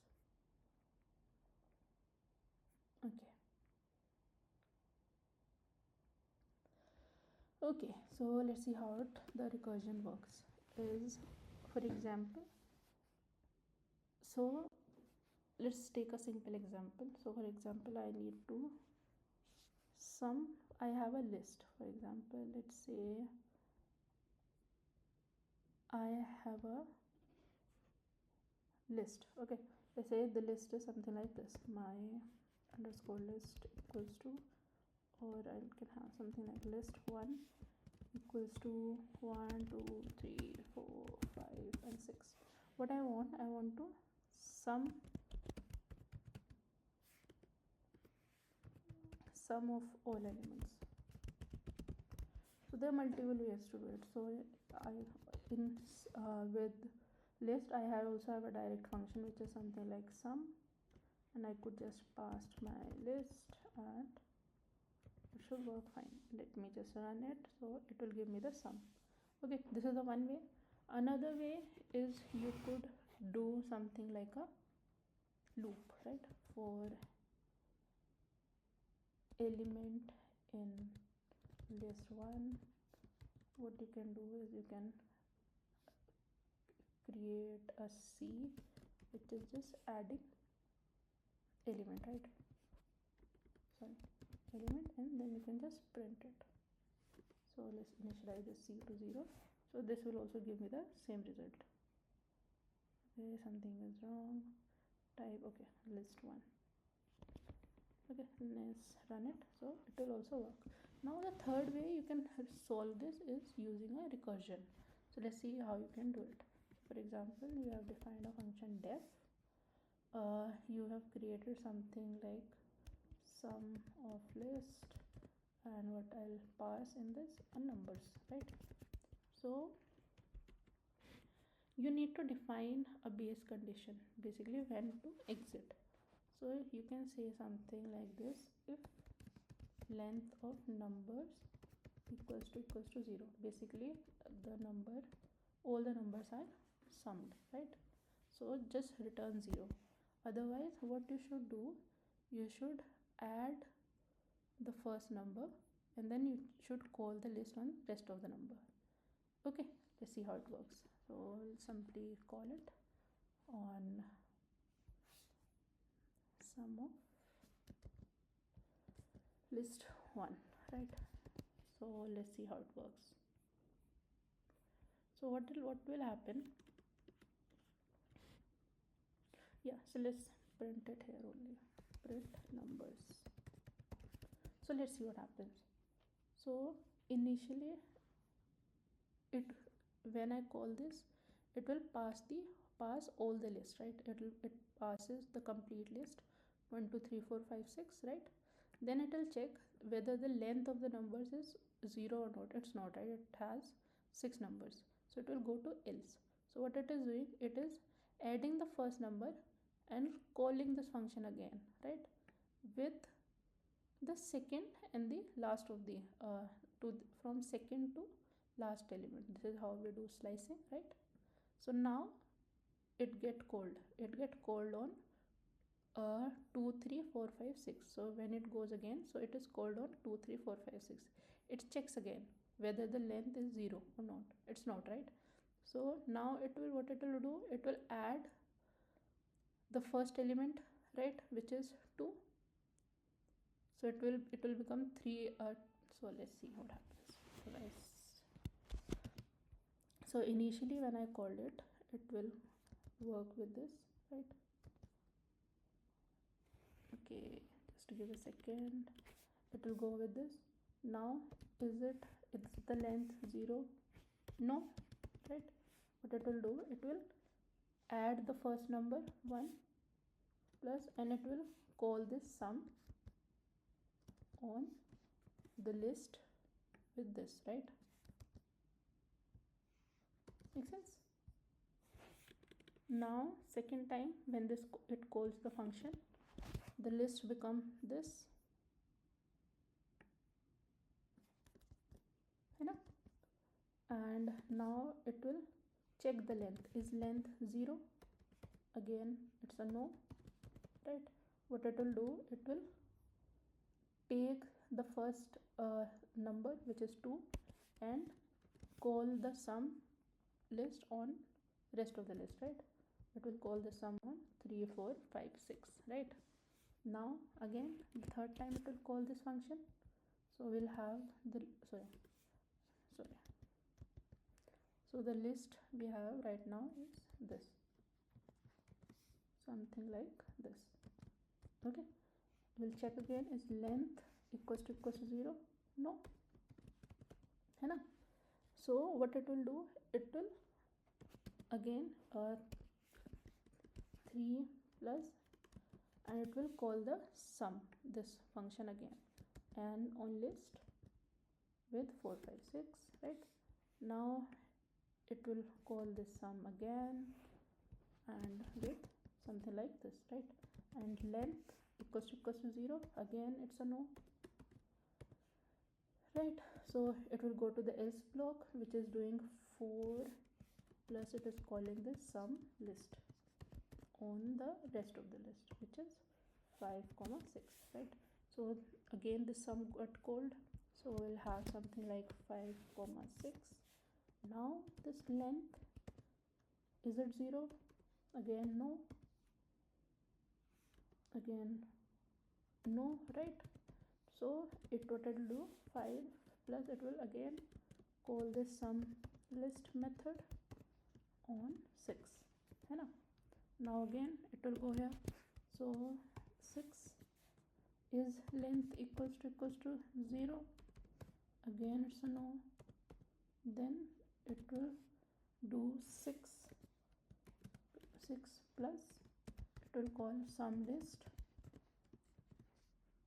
on an empty cell, empty list, right? Then it will go again here. Now the list is empty, so here it will check length equals to 0. This should be true, right? And it will return 0, right? So now how the calculation will work, what it will do, 1 plus 2 plus 3 plus 4 5 6. So what it will do is 1 plus 2 plus 1 plus 2 plus 3 plus 4 plus 5 plus 6 equals to 21. Right? This is how the recursion work. Right? And yeah. Similarly, everything that you can do with loops or something like that, you can also do it with recursion, basically, right? If something if something needs to be done multiple, like the same thing needs to be done multiple times, you can simply call recursion. Okay. Similar examples are factorial and the Fibonacci. They are the like known examples of recursion, so you can also try these two as well, right? We can try the factorial one. Let's do the factorial one. So let's see how factorial works. Okay, so what is factorial? So if I say I want to do factorial of 1, so what is 1, right?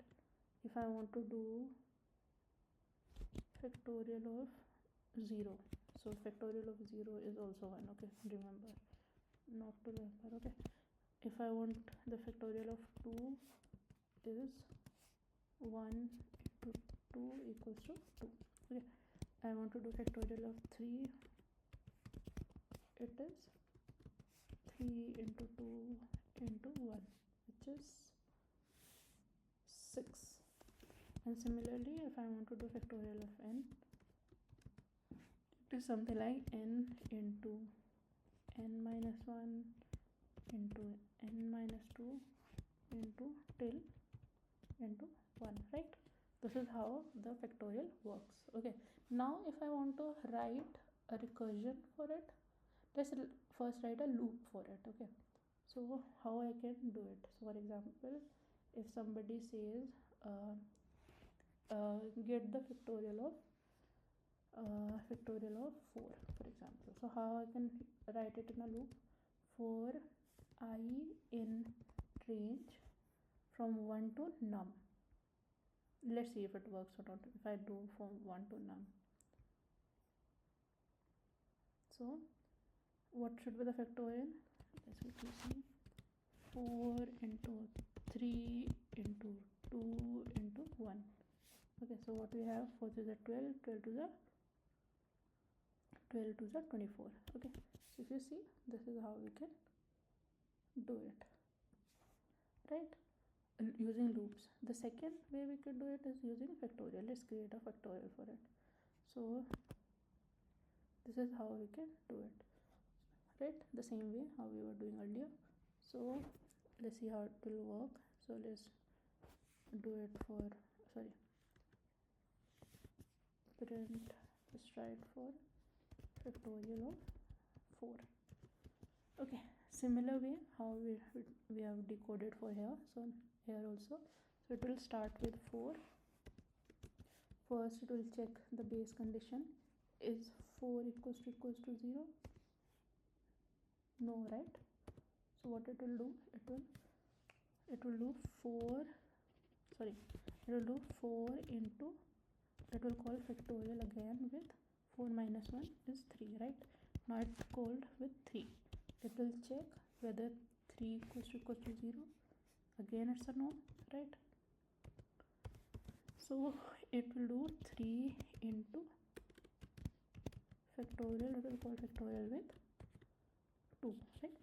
Again it will 2 is 2 equals to 0. Again no,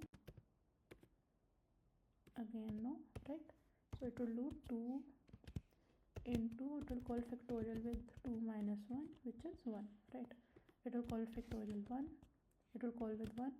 So 1 equals to 0. Again it's a no, right? Now it will call 1, it will call factorial with 1 minus 1, 1, which is 0, right? Now it will go here, so it will call with 0. So is 0 equals to 0? It becomes true, right? It becomes true, so it will return 1. So we'll have something like 1 into 1 into 2 into 3 into 4, which is 24. So see, so this is my base condition. For example, if I make return 0, so what will happen, the last return is returning 0, so 0 into everything is 0, right? So the base condition is important, and then your factorial recursive condition. Okay, so this is how you can work with recursions. Okay, next you need to understand something about the recursion depth limit. So Python has a depth, Python has a limit how deep a recursion can go. So to check the recursion limit of your machine, you can just simply do import sys. So sys is a system module, don't worry how we are doing it, just it is defined somewhere. To use it in our workspace, I need to import it, right? I'm doing this, and you can simply do print sys dot get recursion limit, right? Sorry, get recursion limit, right? So once you do it, it will show you the recursion limits, right? Suppose you want to change it, suppose I want to change the limit, so you can do something like this, and when you print it, so the limit will be changed to this, right? This is how you can go with it. Okay, so till now we have discussed what is a lambda, and we have discussed what is a recursion. Okay, next we have something called generators. Okay, so what are generators? Generator are the functions that can pause and resume their execution. Okay, so here the important keyword is yield. So whenever a generator function is called, it returns a generator object, which is an iterator. Like you can iterate through it like a loop or something like that.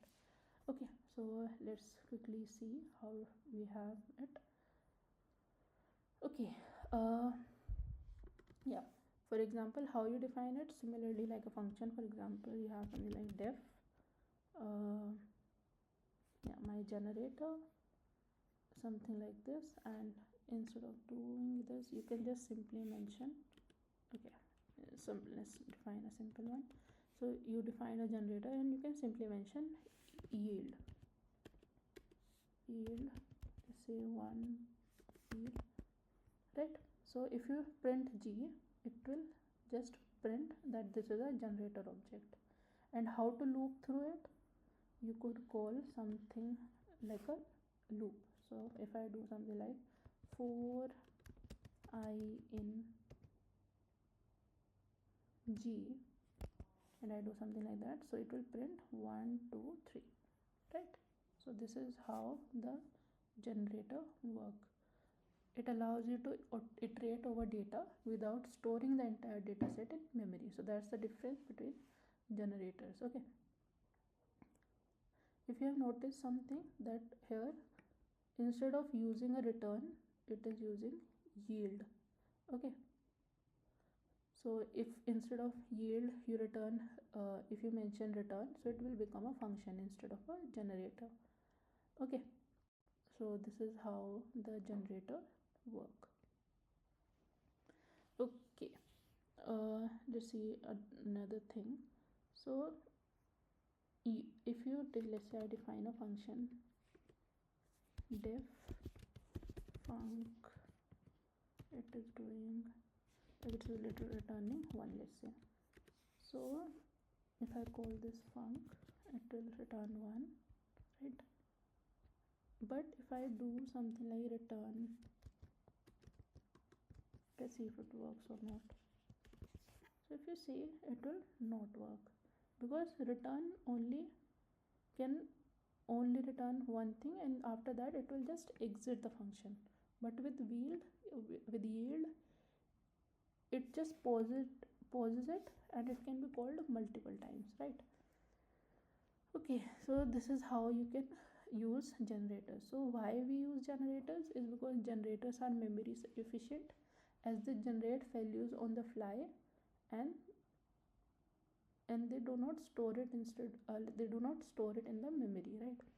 So in case you have a large data set, it is said to use generators. Okay, now for example, you have let's say you have a, let's create a simple generator which is create. So yeah, so you have something like, so how we were doing how we are iterating through g using a loop, we can also iterate through a next keyword. So let's see how it works. So for example, let's take this, let's define it. Now if I called, for example, if I called, let's say we define this, so let's say I called something like this. So what it will have, with every next it will iterate through it. So for the first next it will return 1, 2 and 3. Let me try to run it one more time. So it should throw an error because there are only 3 yield, right? So here it will throw an error. See, this is how we can use it with next function. Okay, next with generators. Okay, next is generator of expressions. If you remember how we have created the list comprehension, similar we can create the generator expressions as well. So how we were creating list comprehension is, we were doing something like this, is equal to, let's say I want to create a list with 10 items, right? So I could do something like this and it will create me 0 to 9. Let me, if I want to create with a generator, so what how I'll do, there's only one difference. So yeah, so instead of square brackets I'll use parenthesis. So now if I print it, so it will print a generator object, right? And you know how to iterate through it. You can do a for loop, or you can use a next you can use the next you can use the next function, right, on it.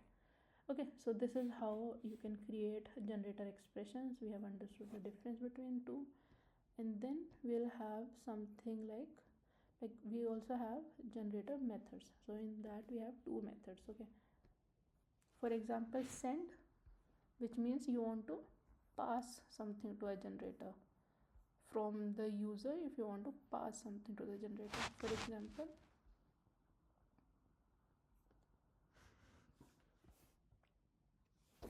example you have something like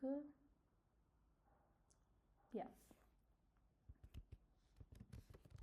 def func. Let's say I've created a function which is doing something like c equals to yield. Let's see if it works or not. Okay, so I have created my generator, g is equal to func, and let's print this g. Let's see if it works or not.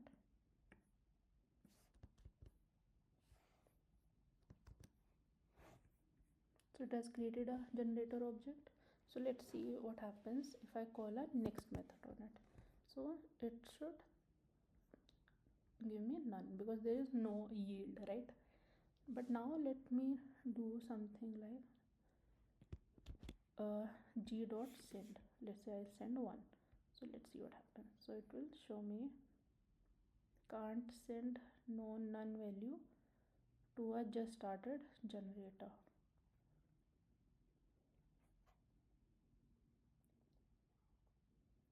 Okay, I'll have something like this. So if I do this, I'll get something like this. So now how to correct it, how to correctly do it. So what I need to do, I created the g object, it works fine. Then how do I send it? So here I've created the method. Now here I need to print it somewhere. Let's say I do print c and can't send a none value to a just started generator.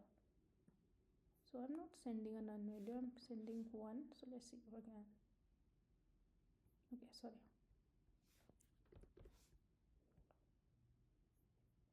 Okay, so you need, let's see, we do something like this, yield 1.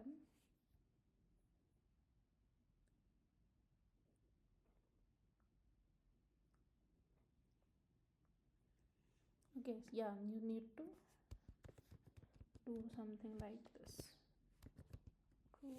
For example, now if we pass it, it works.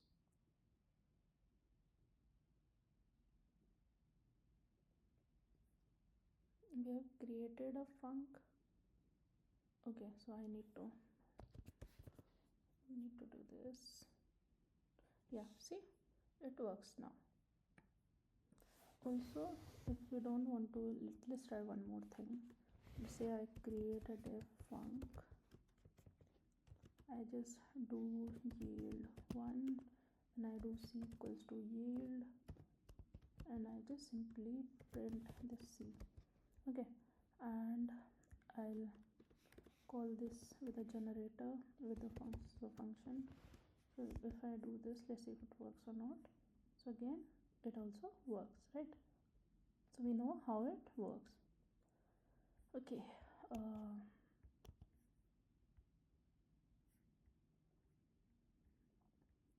okay, so this is how you can do it, right?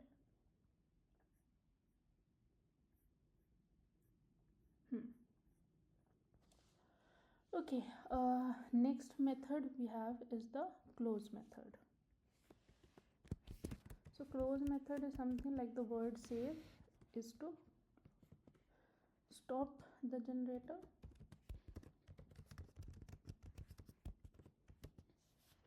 So for example, like we did in this one, so if I do something like this,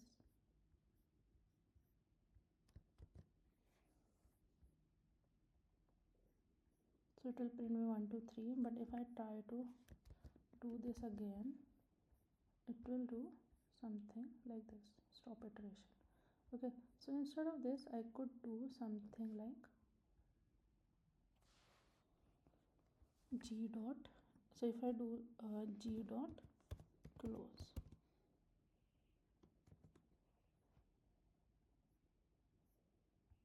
so if I do this, so it will run fine. Or what if I do the first, if I print the first one, then I just close it. Okay, if I'll just close it, it will only print me 1, and if I try to print this next g again, it should throw me an error, right? Because I have already closed this generator, right? So this is how you can work with generators. We have understood how to create a generator with a yield keyword. We have understood difference between yield and return. We've understood why to use generators because they are memory efficient, and we have understood how to create generator expression, the difference between list comprehensions and generator expressions. We have learned about two methods of generators. One is send and the second is close, right? So this is how you can work with it. Yeah, so the next topic which we have is decorators. So let's quickly go through some text about it. So decorator modifier extend the behavior of a function without changing its code. Okay, so what is decorator? So decorator is something that lets you add some extra behavior to the function basically. So for example, let's do something like,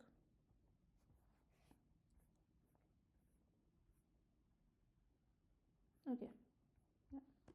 So for example, you have a function. What it is doing, it is just printing hello world, for example. It is just doing that. Okay, now if you call it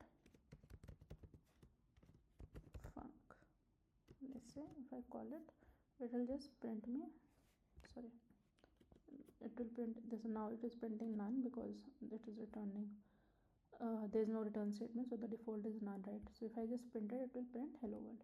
Now what if I want to print this hello world in all capitals?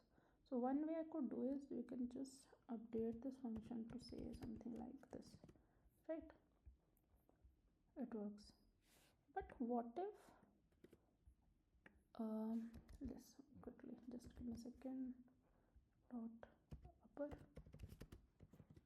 So what if instead of changing the code of this function, I want to add, like I want to allow this upper behavior on this? So how I could do it? You could do it with a decorator. So how to define a decorator? For example, yeah, for example, like how, so there's a decorators come place. So how to define a decorator?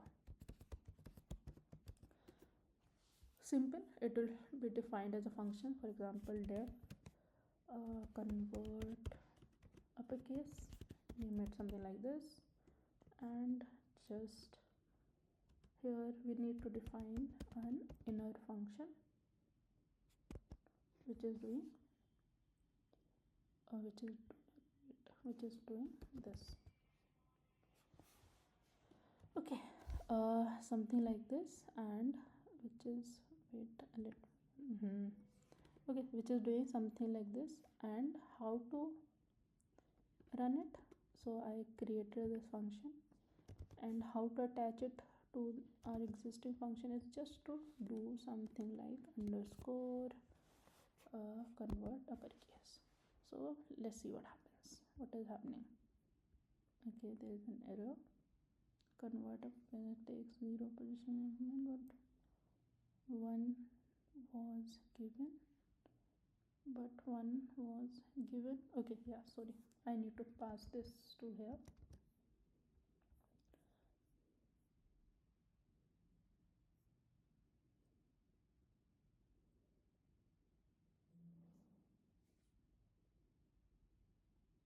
Okay, something wrong. I have created a function which is passing this. I created an enter. Okay, sorry, instead of this I need to do right. Okay, so let's see how it works. Okay, something I must have missed something.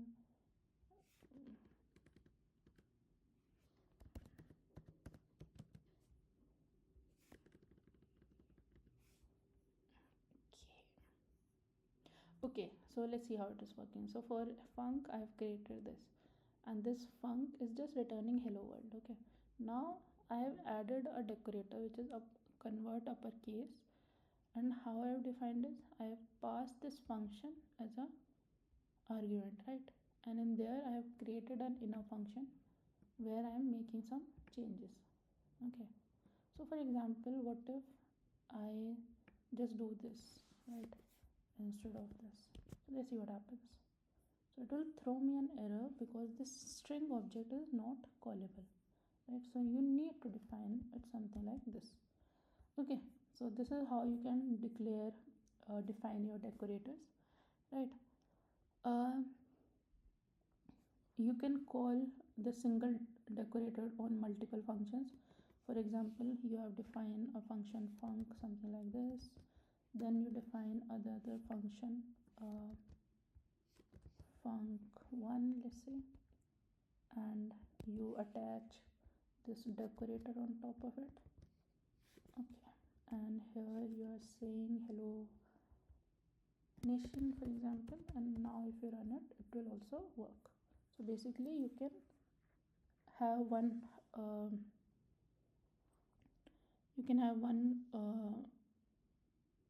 okay, give me a second. It should need to do something like this, something like this, just to see.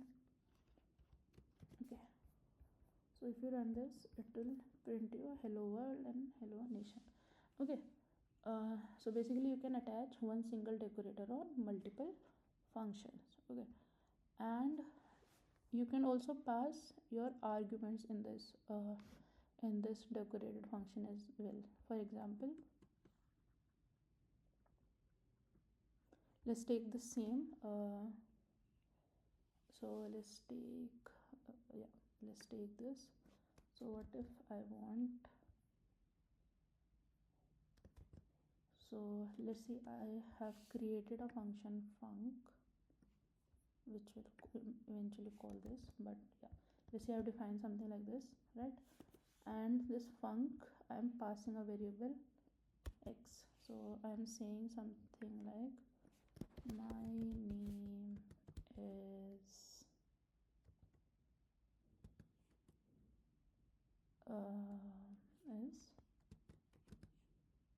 x.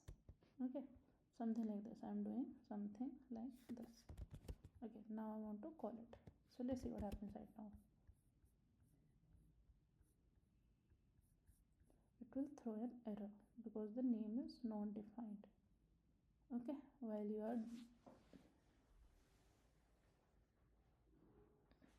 okay, sorry.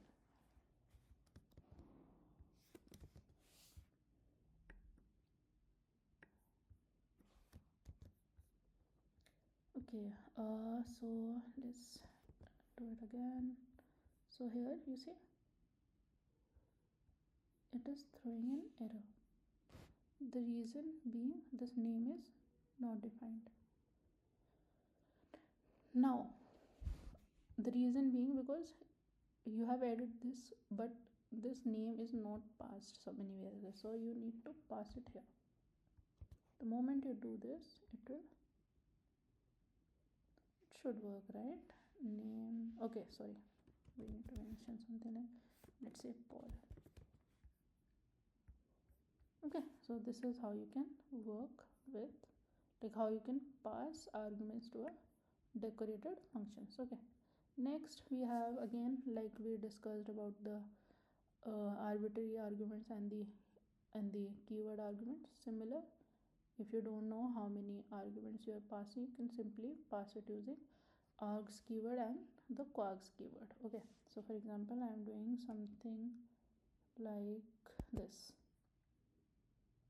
func slash args dot upper basically. Okay, now how do I call it? I'll create my function similar to this,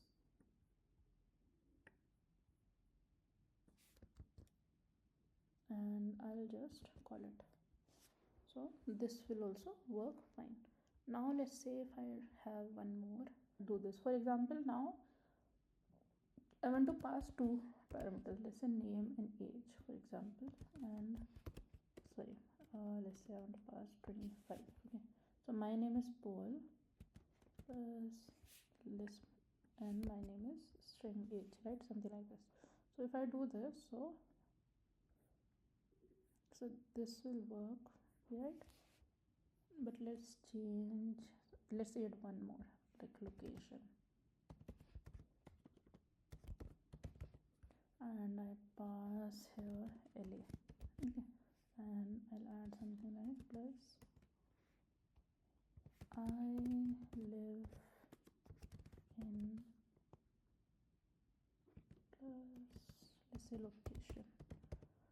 So here what I have done is I have created a decorator which is passing arbitrary variables, right? So no matter how many variables you pass, it will just convert everything to uppercase. Okay, so this is how you can work with like how you can pass the arguments in a decorator functions. Okay, similarly, you can like create multiple decorators on one function as well, right? For example,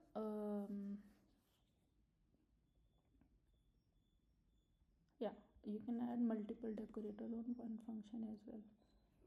For example, yeah, okay, so for example, you are creating a function name, let's say def func, which is doing only, let's say, return a variable name, for example. Okay, and let me pass the name, and let's quickly call it func Paul. Okay, so if I run it,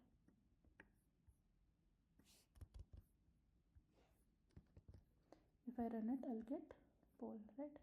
If I want to change it to uppercase, so how I can do it? Using decorator, I could create a simple decorator with something like this, right? And it will convert it to uppercase. Let me quickly do it. Okay, if I run it, I'll get, okay, I made a mistake somewhere.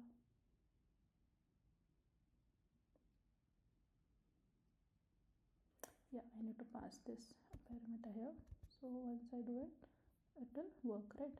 Now what I want to add something, my name is Paul. I want to print something like my name is Paul, and I don't want to change this function. So what you can do, you can create another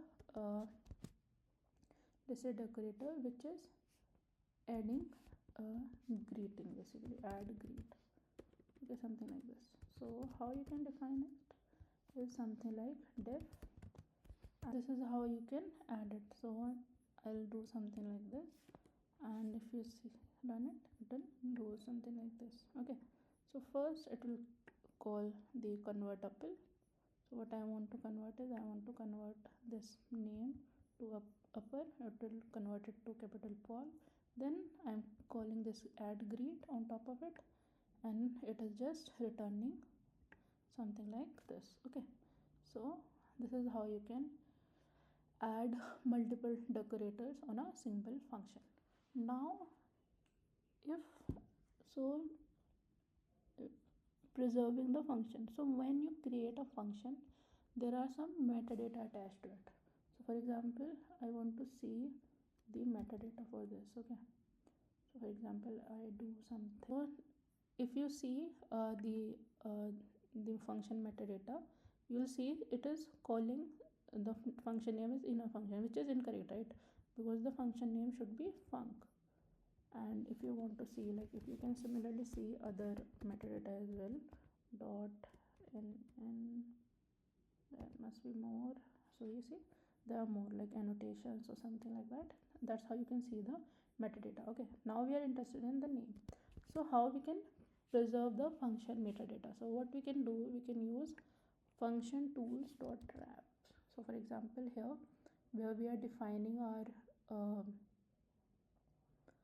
our decorator, I could just use something, I could do something like dot func. So basically what it will do, it will protect. So let's run it. So it will give, okay, we need to import it.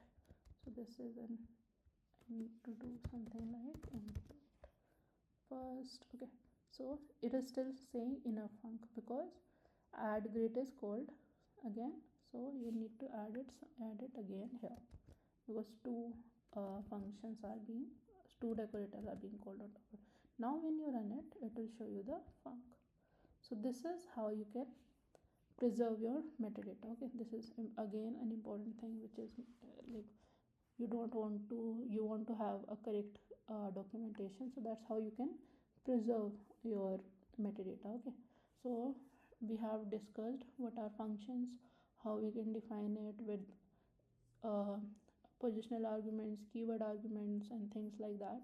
Then we have discussed something called lambda functions, recursion, generators, and decorator Python iterators, right? So till now we have talked about something called lists, sorry, something called list, dictionaries, or sets, for example, or our tuples, or for example strings, right? So what are these? These are all an example of iterators, right? Because we can loop through them. So if there is something we can loop through, are called iterators. Okay, so what are iterators? So iterator is an object that contains a countable number of values. An iterator is an object that can be iterated upon, meaning that you can traverse through it or you can loop through it, right? Yeah. Okay, so in Python, technically in Python, an iterator is an object which implements the iterator protocol, which consists of two methods, iter and next. For example, for list, for these for these data type and data collection, so every iterator, they have two methods attached to them. So first is a iter method and second is a next method. So what iter do, it will iterate, right? And what next will do, it will move to the next element. So for it, let's see how it works. Okay, so for example, let me just create yeah, let's take this example, fruit. So this is a tuple, right? So let me just quickly print it.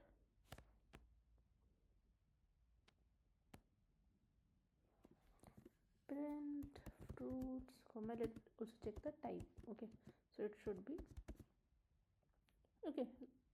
Okay, so I have defined a tuple and then I'm just printing the tuple and its type. So when I run it, it will show me the tuple and the class of the tuple.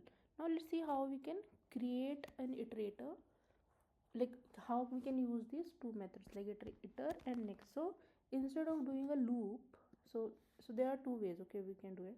For example, I could do something like for fruit in fruits and I could just simply run it, right? So when I run this, I can iterate through it basically, right? I can loop through it and I can print my item one by one. Now what if, how should I use these two iterators, right?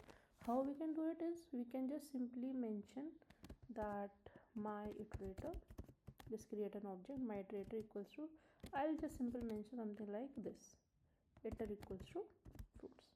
Okay, so let's quickly print it. Let's see what happens if I just check this and I'll check the type of it. Let's do that. Okay, so once I do this, you will see something like that it has become a tuple iterator, right? है and now if I do something called next iterator, next iterator, next iterator, so what it should print, it should start printing me the values. Okay, let's quickly verify it. So apple, kiwi and banana. Okay, so it will start from 0. So when I did my first next, it will print me apple and so on, right? Now let's try something else. So let's say 1 2 3 4 5 6 7. So 1 2 3 4 5 6 7. So let me run it. So it will print me all the elements now, right? Now if I try to print this one more time for the 8th time, and my tuple only had 7 elements, right? So let's see what happens if I try to run it. You see, it will throw a stop iteration error because it only contains 7 elements and I have tried to print one more, right? So which is incorrect. Okay, second we have talked about right, so this is how the iterators work. Okay, so we have seen how we can loop through using a for loop. We have seen how we can create our own iterator. Okay, next let's see how we can create, okay, how we can do that. So we have understood that for creating an iterator I need two methods, which is iter and next. So let's try to create our own iterator. Okay, so iterator for factorial. So let's see, instead of creating the iterator factorial, let's create, so for factorial it's a little bit, we need some more concepts. So let's, instead of creating factorial, let's create an iterator for increasing a number, right? Or for a table of 2. Okay, so so how we will do, we'll create an iterator that will start from 2. Okay, then for each next it should give me a table of 2. Okay, so for example, for 2, 4, 6, 8, 10, something like this. Okay, now let's do it. So I'll create something like this, my number, for example. Don't worry what is it, just for now understand. So whatever we have defined inside a class keyword, it's an encapsulation. Okay, so whatever methods I'm going to create inside it, they will be only work on this particular variable. Okay, right? So I need to create, so what I understood, that I need to create two methods. One is iter, right, and second we need to create a next, right? Okay, so this is something I need to create, right?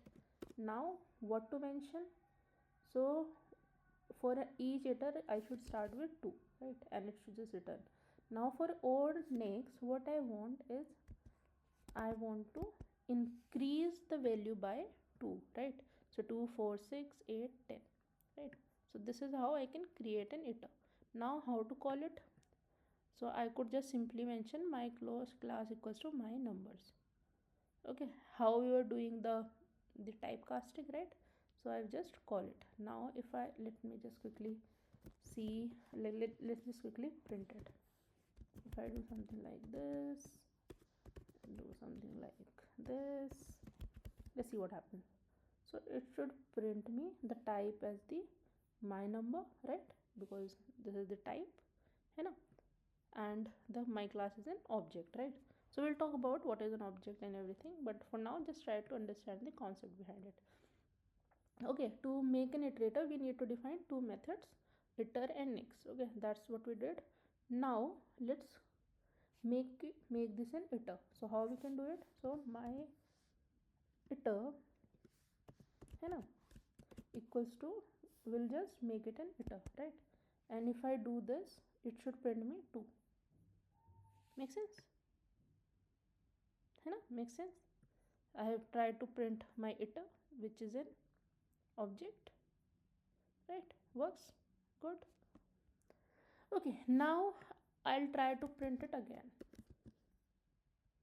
It will work. Now again, it will work. Now let's see again.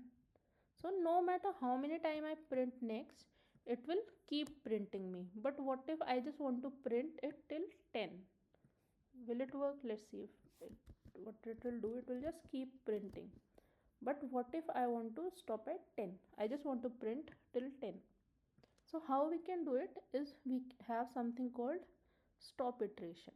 Okay, so what it does, it stop your iteration to go on forever. Okay, so how we can use it? So we can just quickly modify our next method. Okay, we can quickly modify our next method to mention that if this self.a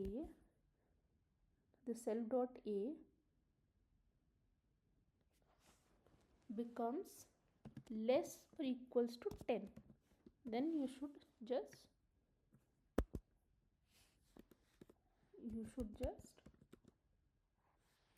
stop it. Okay, you just do this. Okay, now if I run it, so let's see what happens. Now if I run it, it will throw me a stop iteration. Make sense? So this is how you can stop your iterator to run forever. Okay, so we have understood what is an iterator. We have understood how we can create our own iterator.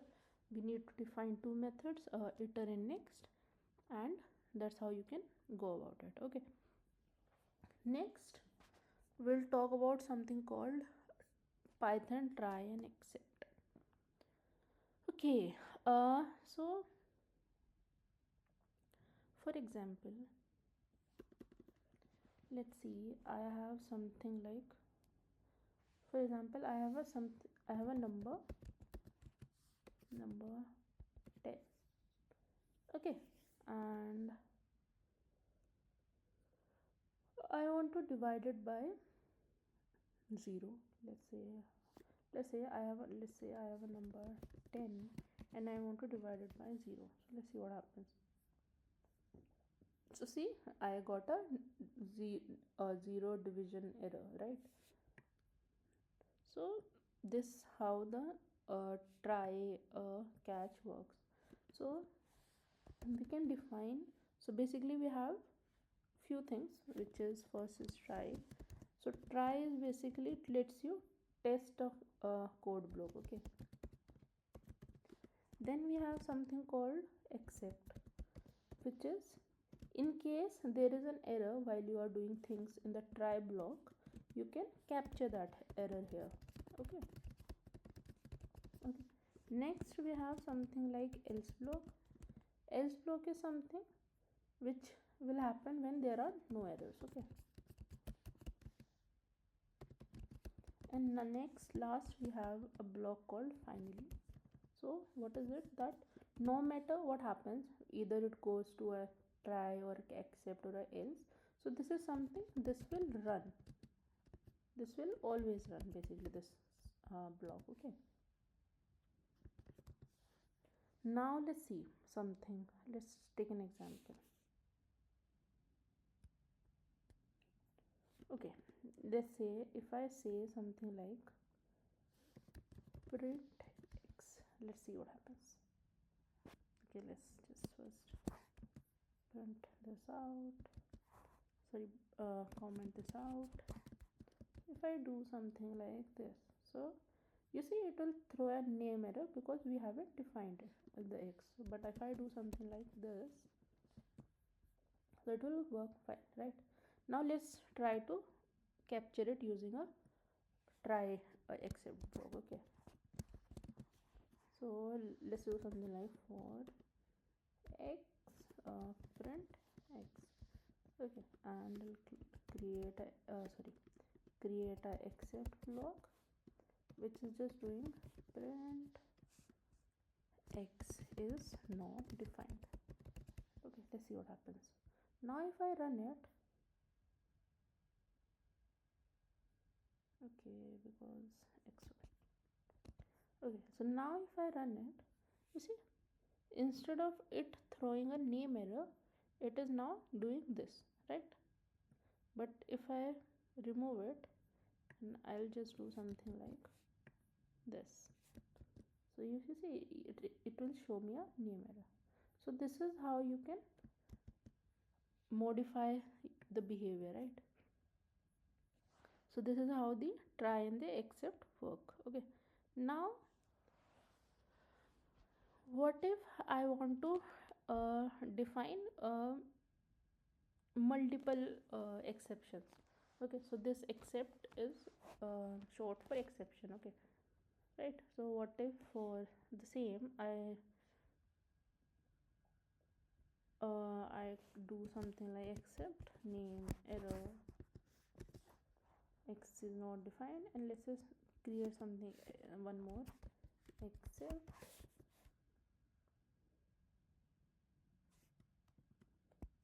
something else went wrong, okay. So let's see something, it is giving me this. Now let's do something which is x1 equals to 10, and now let's try to do x1 is divided by 0. So let's see what happens. You see it went here, but let's say, right, this is how we can define different error structures, okay. This is how we can go about it, okay. Next we'll talk about the else block, that how we can combine it, okay. So let's say I'll add a else block here.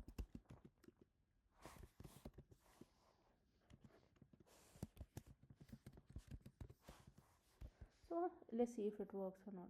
So if I do something like this, yeah, it does not work, but let's say I do this. So see, all is good because this try works fine. So if there is no issue with this try block, this else block will render. Okay. Now we discuss about something called finally. So let's try to do that as well. Let's say finally we have something called print. This will run regardless. Okay, let's try with, let's say there is no issue with the try block. Let's see what happens. So it will give me something like, it will run this else and it will run this finally. But let's see if there is an issue with the try block. Let's say I do this. Now what should happen? It should go to the except block, right? And it should go to the finally.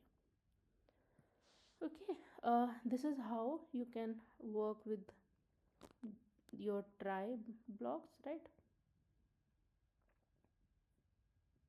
Okay, yeah, basically this is how you can go about it.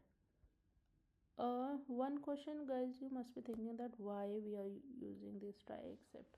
So sometimes what happened that when you are working, let's say you are working in a bigger project, and there for every exception, it's okay. Sometimes you just want to just log them and move ahead. You don't want to like halt your entire program because of that. So there, these try except blocks come very handy. Okay, yeah. Okay, good. So this is how we can use the try except. Okay, we can also create our own exceptions as well and everything, but let's do those when we are working in the projects. Okay, so right for now, for the concept purpose, I think this much is sufficient. Okay, next we have something called Python modules. Okay, so a module in Python is a file that contains Python code, functions, variable or classes that can be imported and used in another. Okay, so we have different type of modules. We have some built-in modules.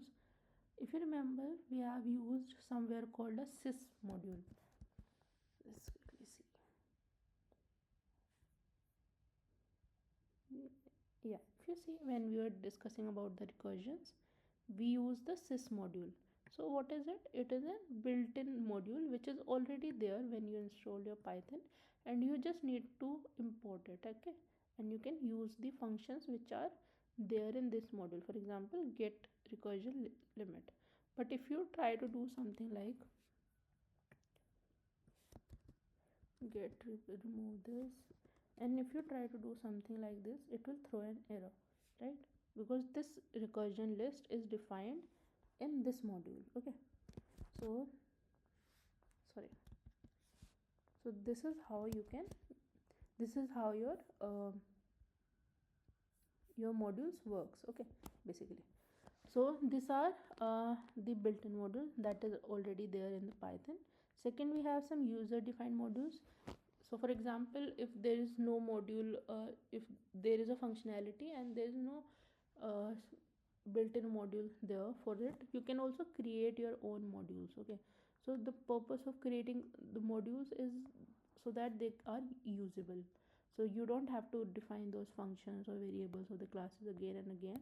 You can just simply create a module and just define it, and you can use it anywhere. Okay, next we have some external modules, so which are like a third party modules.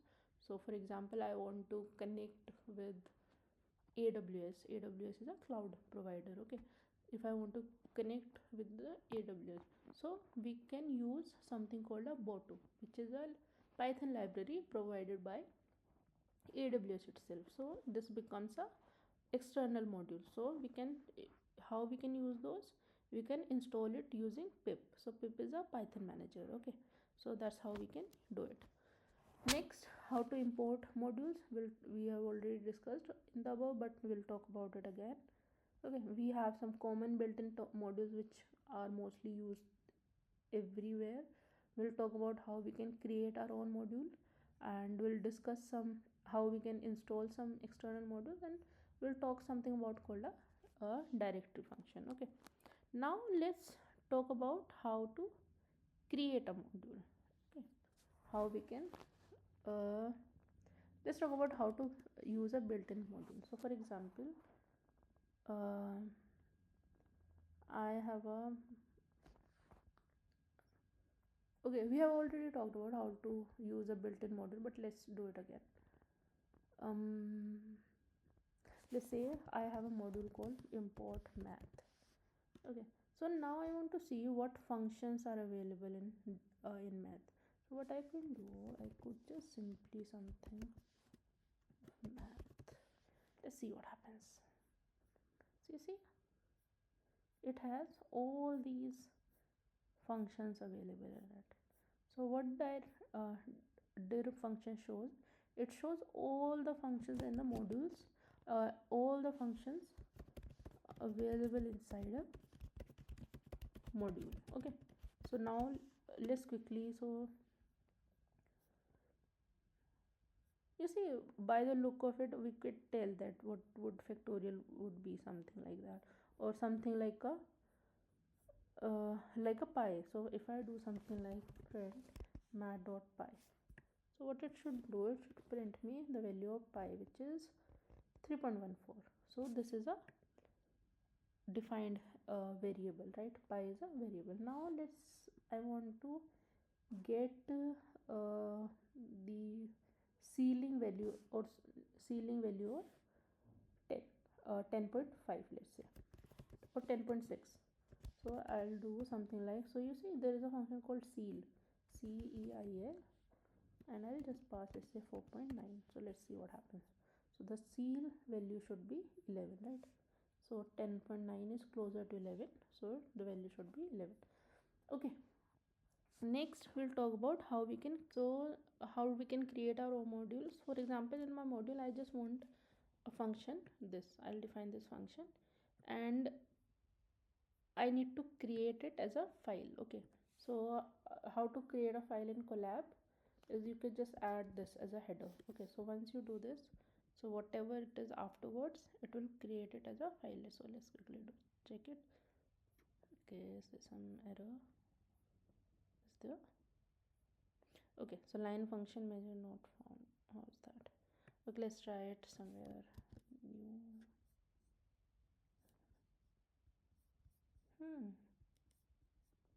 Okay, let's try to run it. Okay, yeah, so it works. So basically there were few more things, so that's why it did not work. So you see, so if I go here, and so it will be created somewhere here, right? So if I just, so this is my file basically. Okay, so if I open it, it will show me this, right? Now how to call it, how I can call it is, I can just simply say import whatever the name beside this. So you can just say my module and just call something like this, my module dot greeting. So this is a function which is defined inside it. So once you run it, see, works. This is how you can create a module, you can use a module, right? Yeah, okay. So now how you can so there is something called an alias. Okay, so for example, you don't want to say like my module, you want to say something like, so how you can do an alias, so how we can do it, so simply we'll do something like this, and we will do module as xx. So if I do xx dot greeting, so it will also be same, right? So this is something called an alias, or give it a like a short name or something like that. So this is how you can create your aliases. Okay, so yeah, that's it. Now we'll talk about something import from module. So for example, I have this module, right? But so let's say, so currently in my module, so I only have like one function, right? So what if, let's say, from this math, we have understood that this math has too many functions, right? So what if I just want to import, let's say, ceil function? So how I could do it is I could say something like I could do something like from math. So this is my module name, right? I could say from math import what I want to import a specific function. For example, let's say import pi, for example. So if I do this, so it will work, right? So this is how you can work with the modules. You can use built-in modules, you can create your own module, you can basically define it as an alias. You could import a specific function or a variable from a module, right? This is how you can do it. Next we'll talk about something called how we can install a external module. For example, there is a module called Boto. So let's try to import it first. Let's see if it's there or not. See, you got this error, module not found. Now let's try something like pip install Boto. So if when you do this, so it will try to install it, and see, now if you do this, it will work. Okay, something wrong.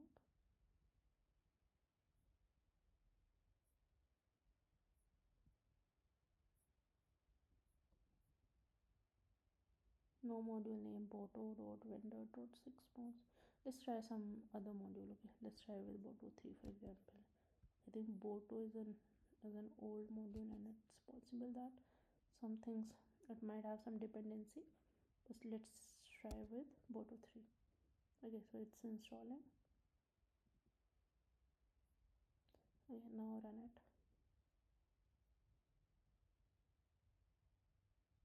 See, it works. So this is how you can install your third party modules. Okay, so we have understood what are modules. We have seen the built-in modules, math. We have also created our own module, right? We have seen how to import the external modules using pip, right? So yeah, I think this concludes it. And we have also talked about the dir function. So what it does, it lists all the functions and the attributes of module, right? We have tried doing for the math and it works.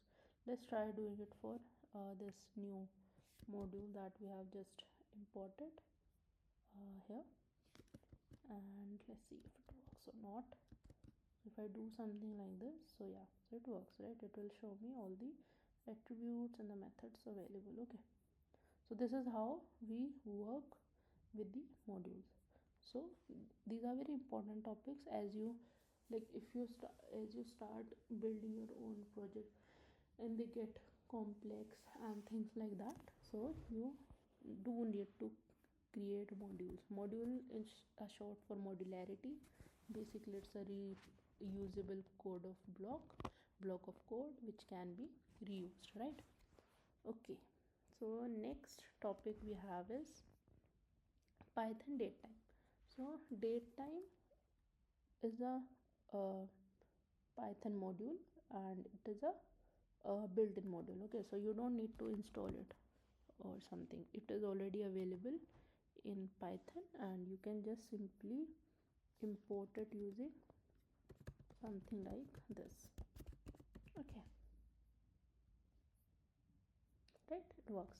Now for example, you want to, so date time, as the name in itself says, right, date time, so it will give you basically the features related to date and times. For example, you want to print the current time, right? So how you can do it is you can just simply call date time dot date time dot now. Okay, so if you run it, it will show you the current time. Okay, now we can, yeah, so this is how you can do it. Now for example, I just want to print the year out of it. or something like that. So there are some more functions which are available, something like this. It will show you the year, or if you do something like something like,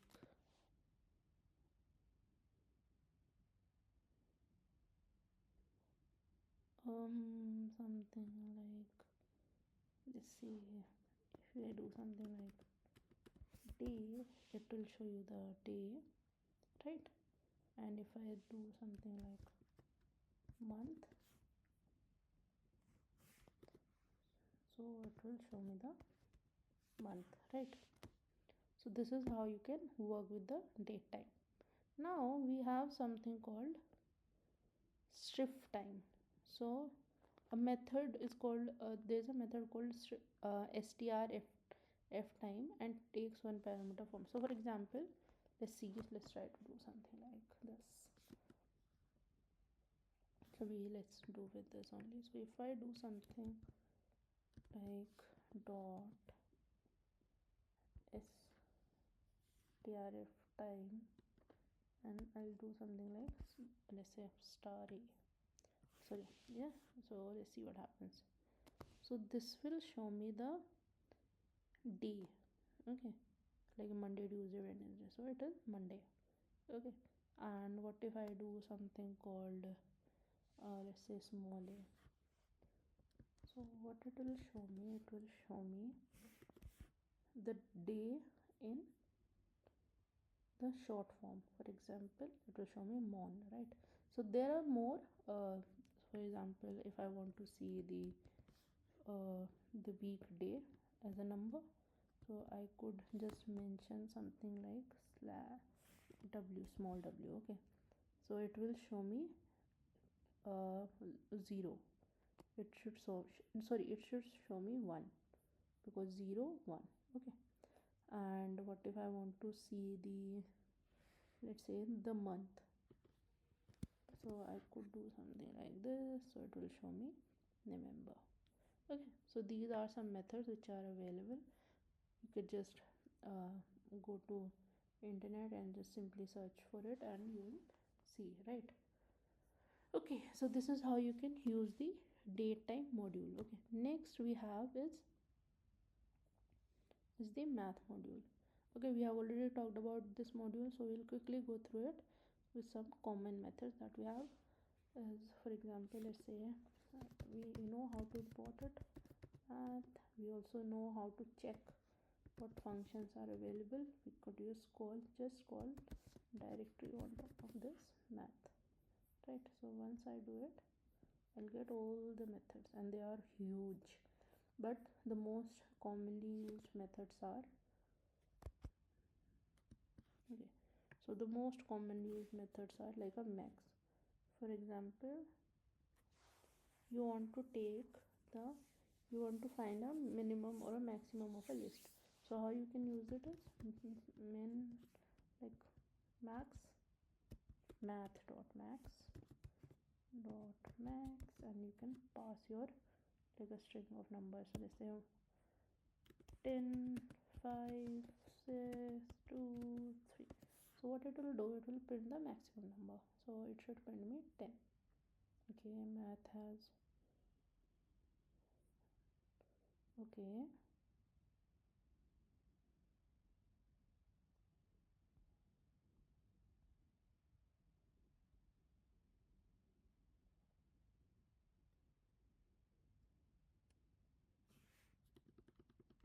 okay, yeah. So you have already imported the math, right? If you say import math as m, now if you do m dot, yeah, I think you can directly do this, right? It works. Now what if I want to do the seal? We have already talked about how we can do the seal, floor, absolute power, square root pi, and here in this link you could see all the functions that we can use and how we can use them. So to use it, we just need to call math com.n, f. So let's see how we can return the combinations, right? you know about like if you don't know about combination and permutation. So combination is something return the number of ways to choose k items from n list, n from the list of n items without any repetition and without any order. So let's quickly see how we can test it out. So print, so n, this is 5, 4, this it is 2. So if I run it, I'll get 4, 6. And if you want to see the formula behind it, you could just simply see this. Okay, so let's quickly see if it is correct or not for our way. So that's how we can work with it. So n, here we have 4 factorial divided by k factorial. I have like 2 factorial into n. 4 minus 2 is 2 factorial, right? And we'll have something like this. Then if I just simplify it, we'll have 4 factorial divided by 2 into 2, right, which becomes 3 factorial, because which is equals to 6. So this is correct, right? So this is how you can use the math module. Next is something I have is called a json module. So json module is a hugely used Python module, which like whatever. So for example, whenever you have some data and you have like a large amount of data, so we mostly use the json format uh, to store it or to exchange it using an API or something like that. Okay, so JSON is a syntax for storing and exchanging data. So JSON stands for JavaScript object notation. Okay, so it is similar to nested dictionary but a little different. Okay, so both JSON and Python dictionary looks very similar, but they are not the same. So JSON is a data format while Python dictionary is a data collection. We have talked about it, right? So it is a text based Python format used for storing and transferring data, commonly used in APIs, web application and data files, right? Whereas Python dictionary is a built-in Python data structure which stores key value pairs. Okay, data type difference, mostly it's same but a little bit different, right? So JSON has limited data types, object, array, string, numbers, boolean, nulls, while dictionaries support a huge data types, right? Syntax different, keys must be in double quotes, strings must use double quotes, boolean values true, false, null. But in case of Python, keys can use single or no quotes, right? And strings, they can use single or double quotes. We have talked about it. You'll see a major difference with the boolean values with this. So you see here in JSON, so the true and false both start with small letter, but in Python dictionary they starts with capital. Same for empty value, which is null, in JSON it is defined as null, but in Python it is defined as none with a capital N. Okay, so this is how we can do. For example, this is an example JSON. So name, Ruhi, age, this, and the same can be defined as a Python dictionary. It will look exactly the same. Okay, now we talked about how we can define nested structure. So nested JSON is just JSON containing objects inside objects. Okay, Python in dictionary, it's a Python dictionary containing other dictionaries, like similar. Okay, usage difference, it's a little bit different. So JSON, like we talked about, is normally used for data exchange, like in API files, right? Something like that. And Python dictionary, it is an in-memory data representation, right?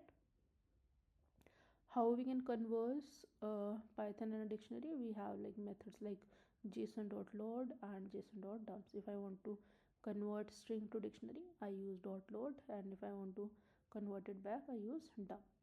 Okay, now we'll quickly see how we can work with it, right? So here we have a JSON data. Okay, so this is how you can define a multi-line string, right? You see this value is null, so it is a JSON, right? False, true, right? Everything. Now how to convert it into a dictionary. So how we can do it, we have talked about. So we'll do JSON, and we talked about how we can do it. So we'll do something like dictionary data equals to json.data.loads, right? So we'll quickly print it. You see, now it's, if you see it, so you see they have changed, so false, false, and null. And if I see the type, it is showing me ticked, right? What if I want to change it back to JSON, for example? So how I can do it is JSON data equals to dict data dot dump, right? And I'll do something like this, and let's quickly verify it as well. So once I do it, okay, there's some issue.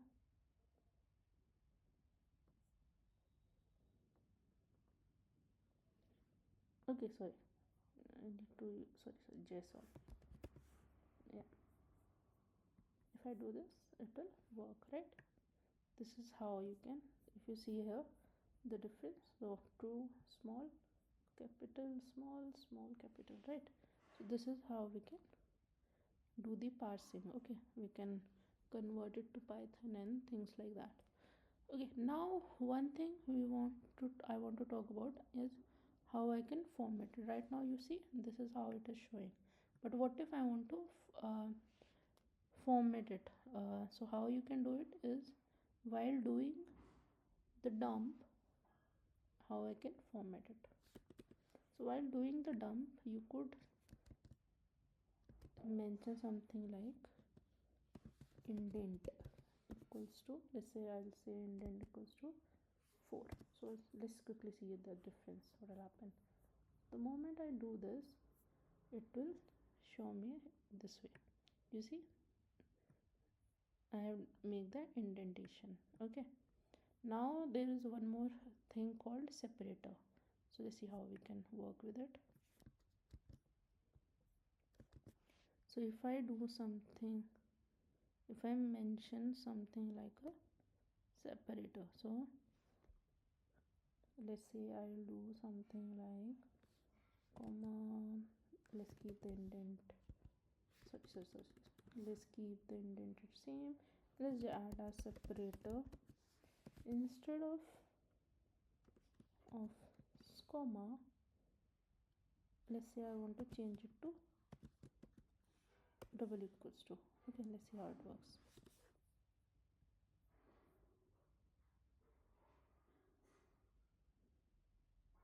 Okay, sorry, separators.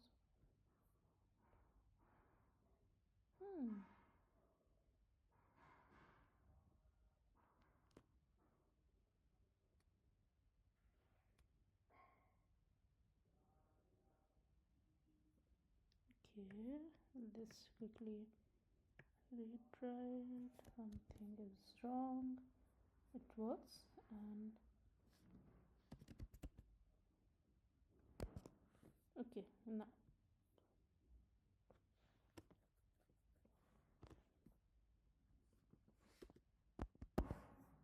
okay, so now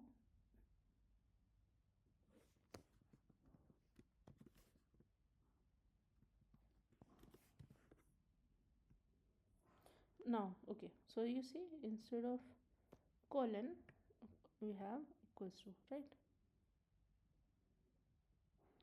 This is how we can go with the separators. Now we have one more thing which is called sort keys. So for example, you want to sort your result in order of the keys, for example. So how you can say, you can do something like plus, there is a method called sort underscore keys equals to true. So if you do this true, so see they are sorted. Make sense? This is how you can do it, right?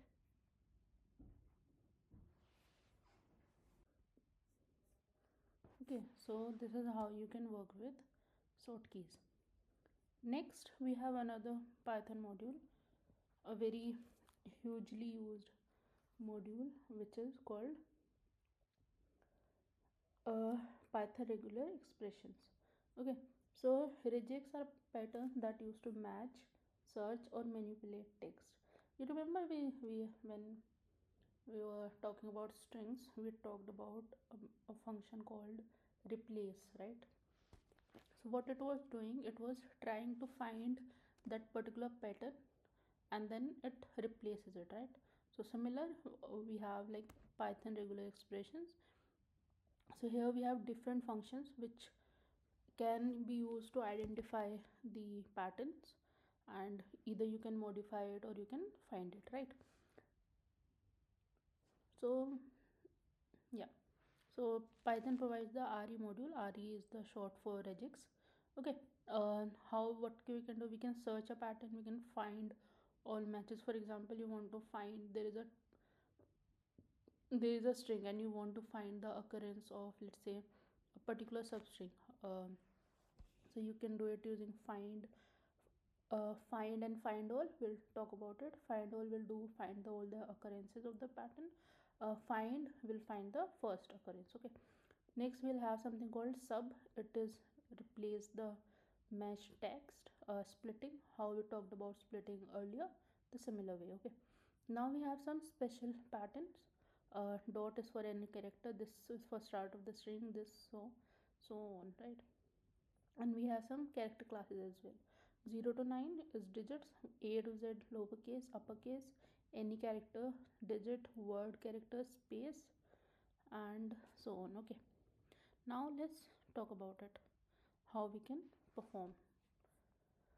Now let's say how we can import it is simply we do import RE and it will import our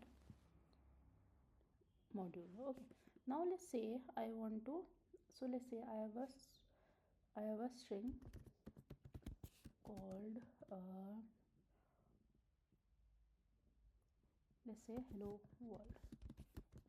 Okay, now I want to search whether, okay, let me just change it to something called my name is Paul and I work at Costco.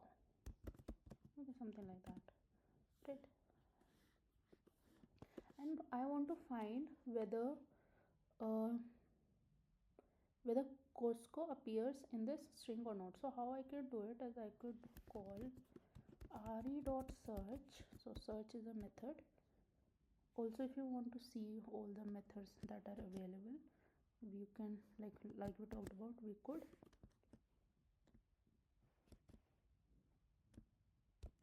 okay, something happening.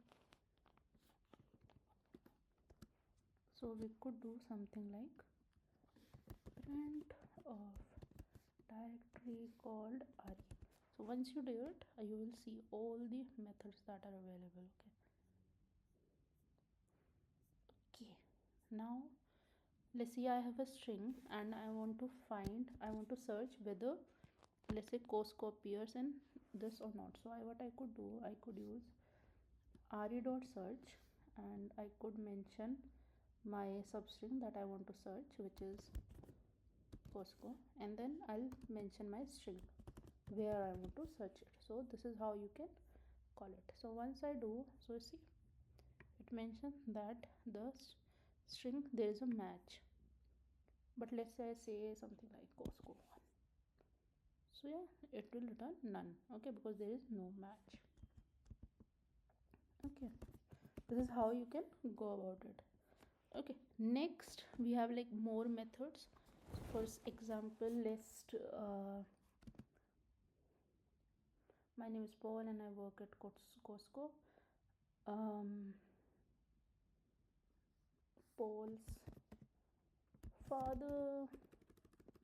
Paul's father is a footballer, for example, and Paul's mother is a doctor. Okay, now I want to find uh, I want to find all the occurrences of Paul, for example. So how I could do it is I could call a method called find all. So what it will do, it will find all the occurrences of this string in the parent string. Okay, so if I run it, so it will show me this. So Paul is there 3 times, Paul, Paul and Paul, right? Now we have something like search we already talked about. Now we have something like split. How we discussed split while we were talking about this string, similar way it works here.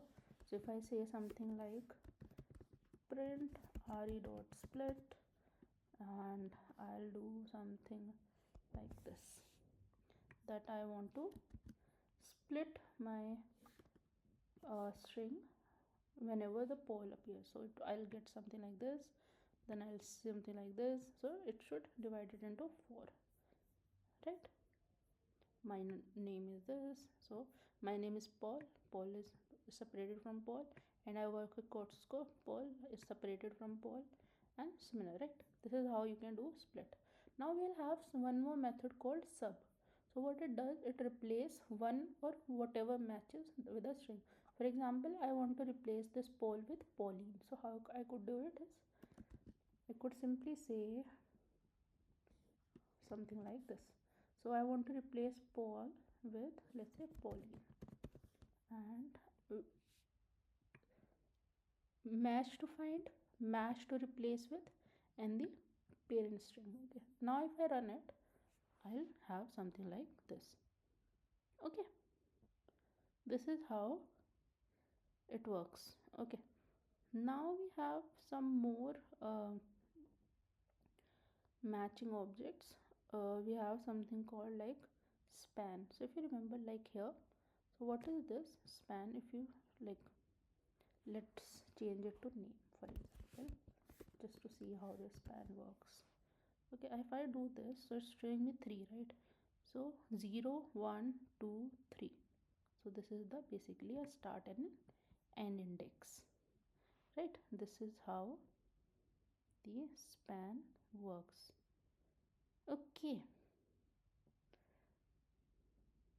it returns basically a tuple containing the start and the end position of a match. Okay, so let's see an example how we can like print specifically. For example, let's take this. Okay, let's take this only, and what we'll do, we'll just simply print. Let's say we'll check the occurrence, we'll search for print. So there's a match, right? Where it will, because I'm searching, it will search the first one. Okay, there are 3 polls, but it will return the first one. Okay, now I want to like, let's say print only the tuple, like the position of the tuple. So what I could do is I could simply do print. So I can do, yeah, I could do something like this. On this I could call this span method. So what it will do, it will print me the tuple. So 10/5, 15. Okay, next I'll have something like a string. So let's see what happens. Print. Okay, let's see what both do. So string is basically, it will provide you the parent string. Okay, and group, it will provide you the match, which is Paul, right? So string is basically the string that is passed to this search function, and the group is the match. Okay, so for example, I will say something like, let's say 1, Pauline 1. So let's see what the group be. So it will throw an object error because the output of this would be none. Let's see. Yeah, so this is how you could. So we have talked about how to create regex and all that. Now let's create our own regex using these special patterns and things like that. Let's say I have this string, I have this email, okay, and I have this string,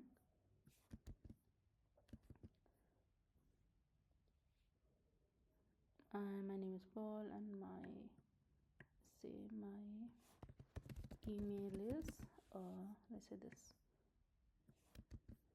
So I want to check if I run this, it will work, right?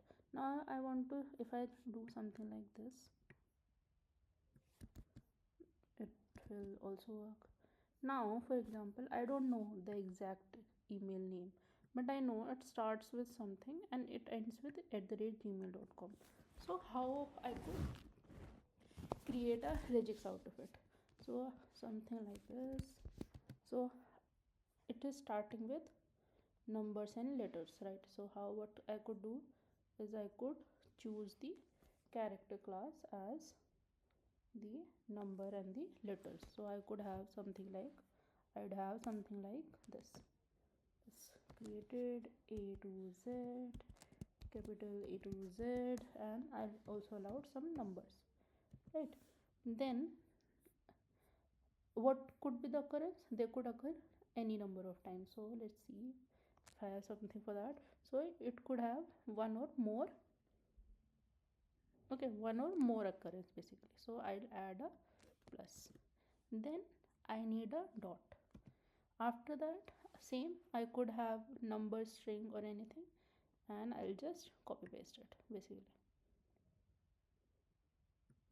right? I'll have something like this, and I'll just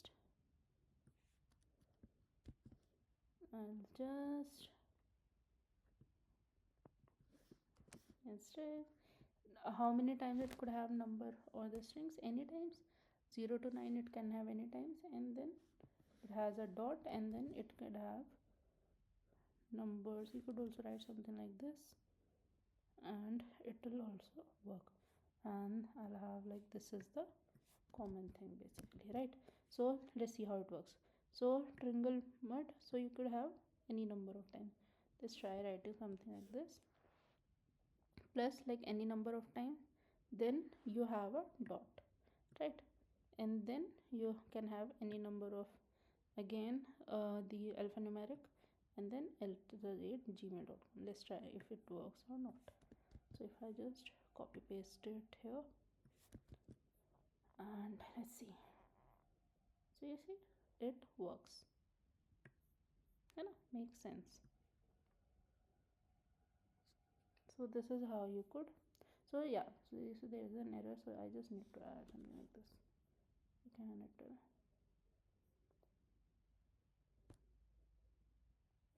okay,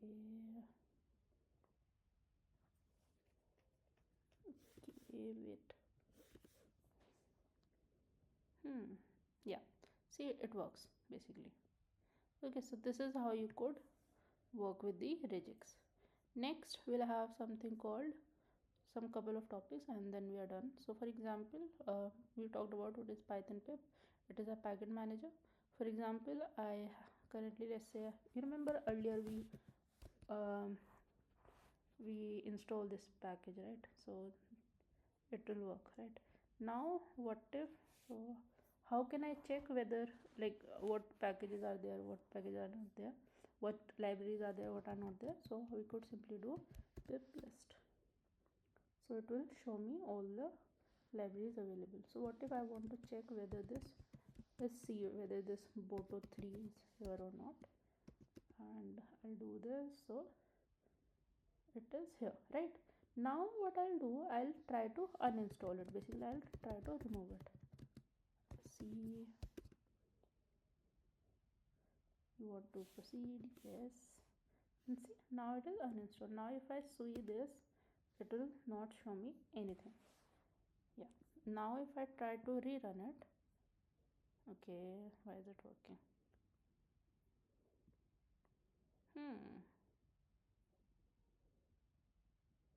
Basically it should throw an error. Okay, let me do this, and now let me try again. See, it is throwing me module not found. Now let's try to reinstall it. So I'll do something, we know how to install it, like pip install boto 3. So for example, you want to install the exact same version that you deleted, so you could do something like equals to assignment equals to this. So the moment I do this, it will install it. And now if I check with pip list, it should show me the package. Now if I try to run it again, it will, yeah, it works, right? So this is how you could work with your package manager. So if you want to see what available packages are there in pip, you could simply do something like this, and here you could see the list of packages.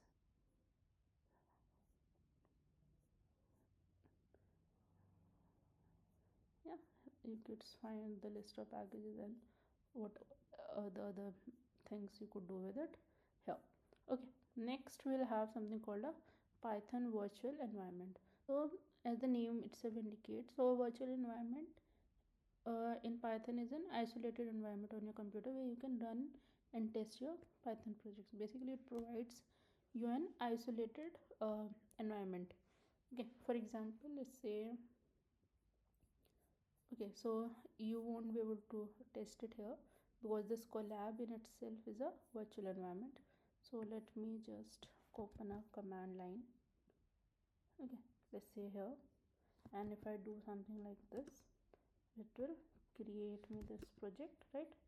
Now how do I enter my the virtual space is I just do source. Okay, once I do this, it will work, right? Now how to exit it? I'll simply do this, it will exit it. And if you want to delete your environment, you could simply do something like this. Now once you do it, so this does not exist. Now let's see something. For example, let's see, I have this boto3 here or not. So right now I don't have this package here, right? So let's see if I install it inside my let's say I create my virtual environment and I enter it. Now let's try to see whether this exists here or not.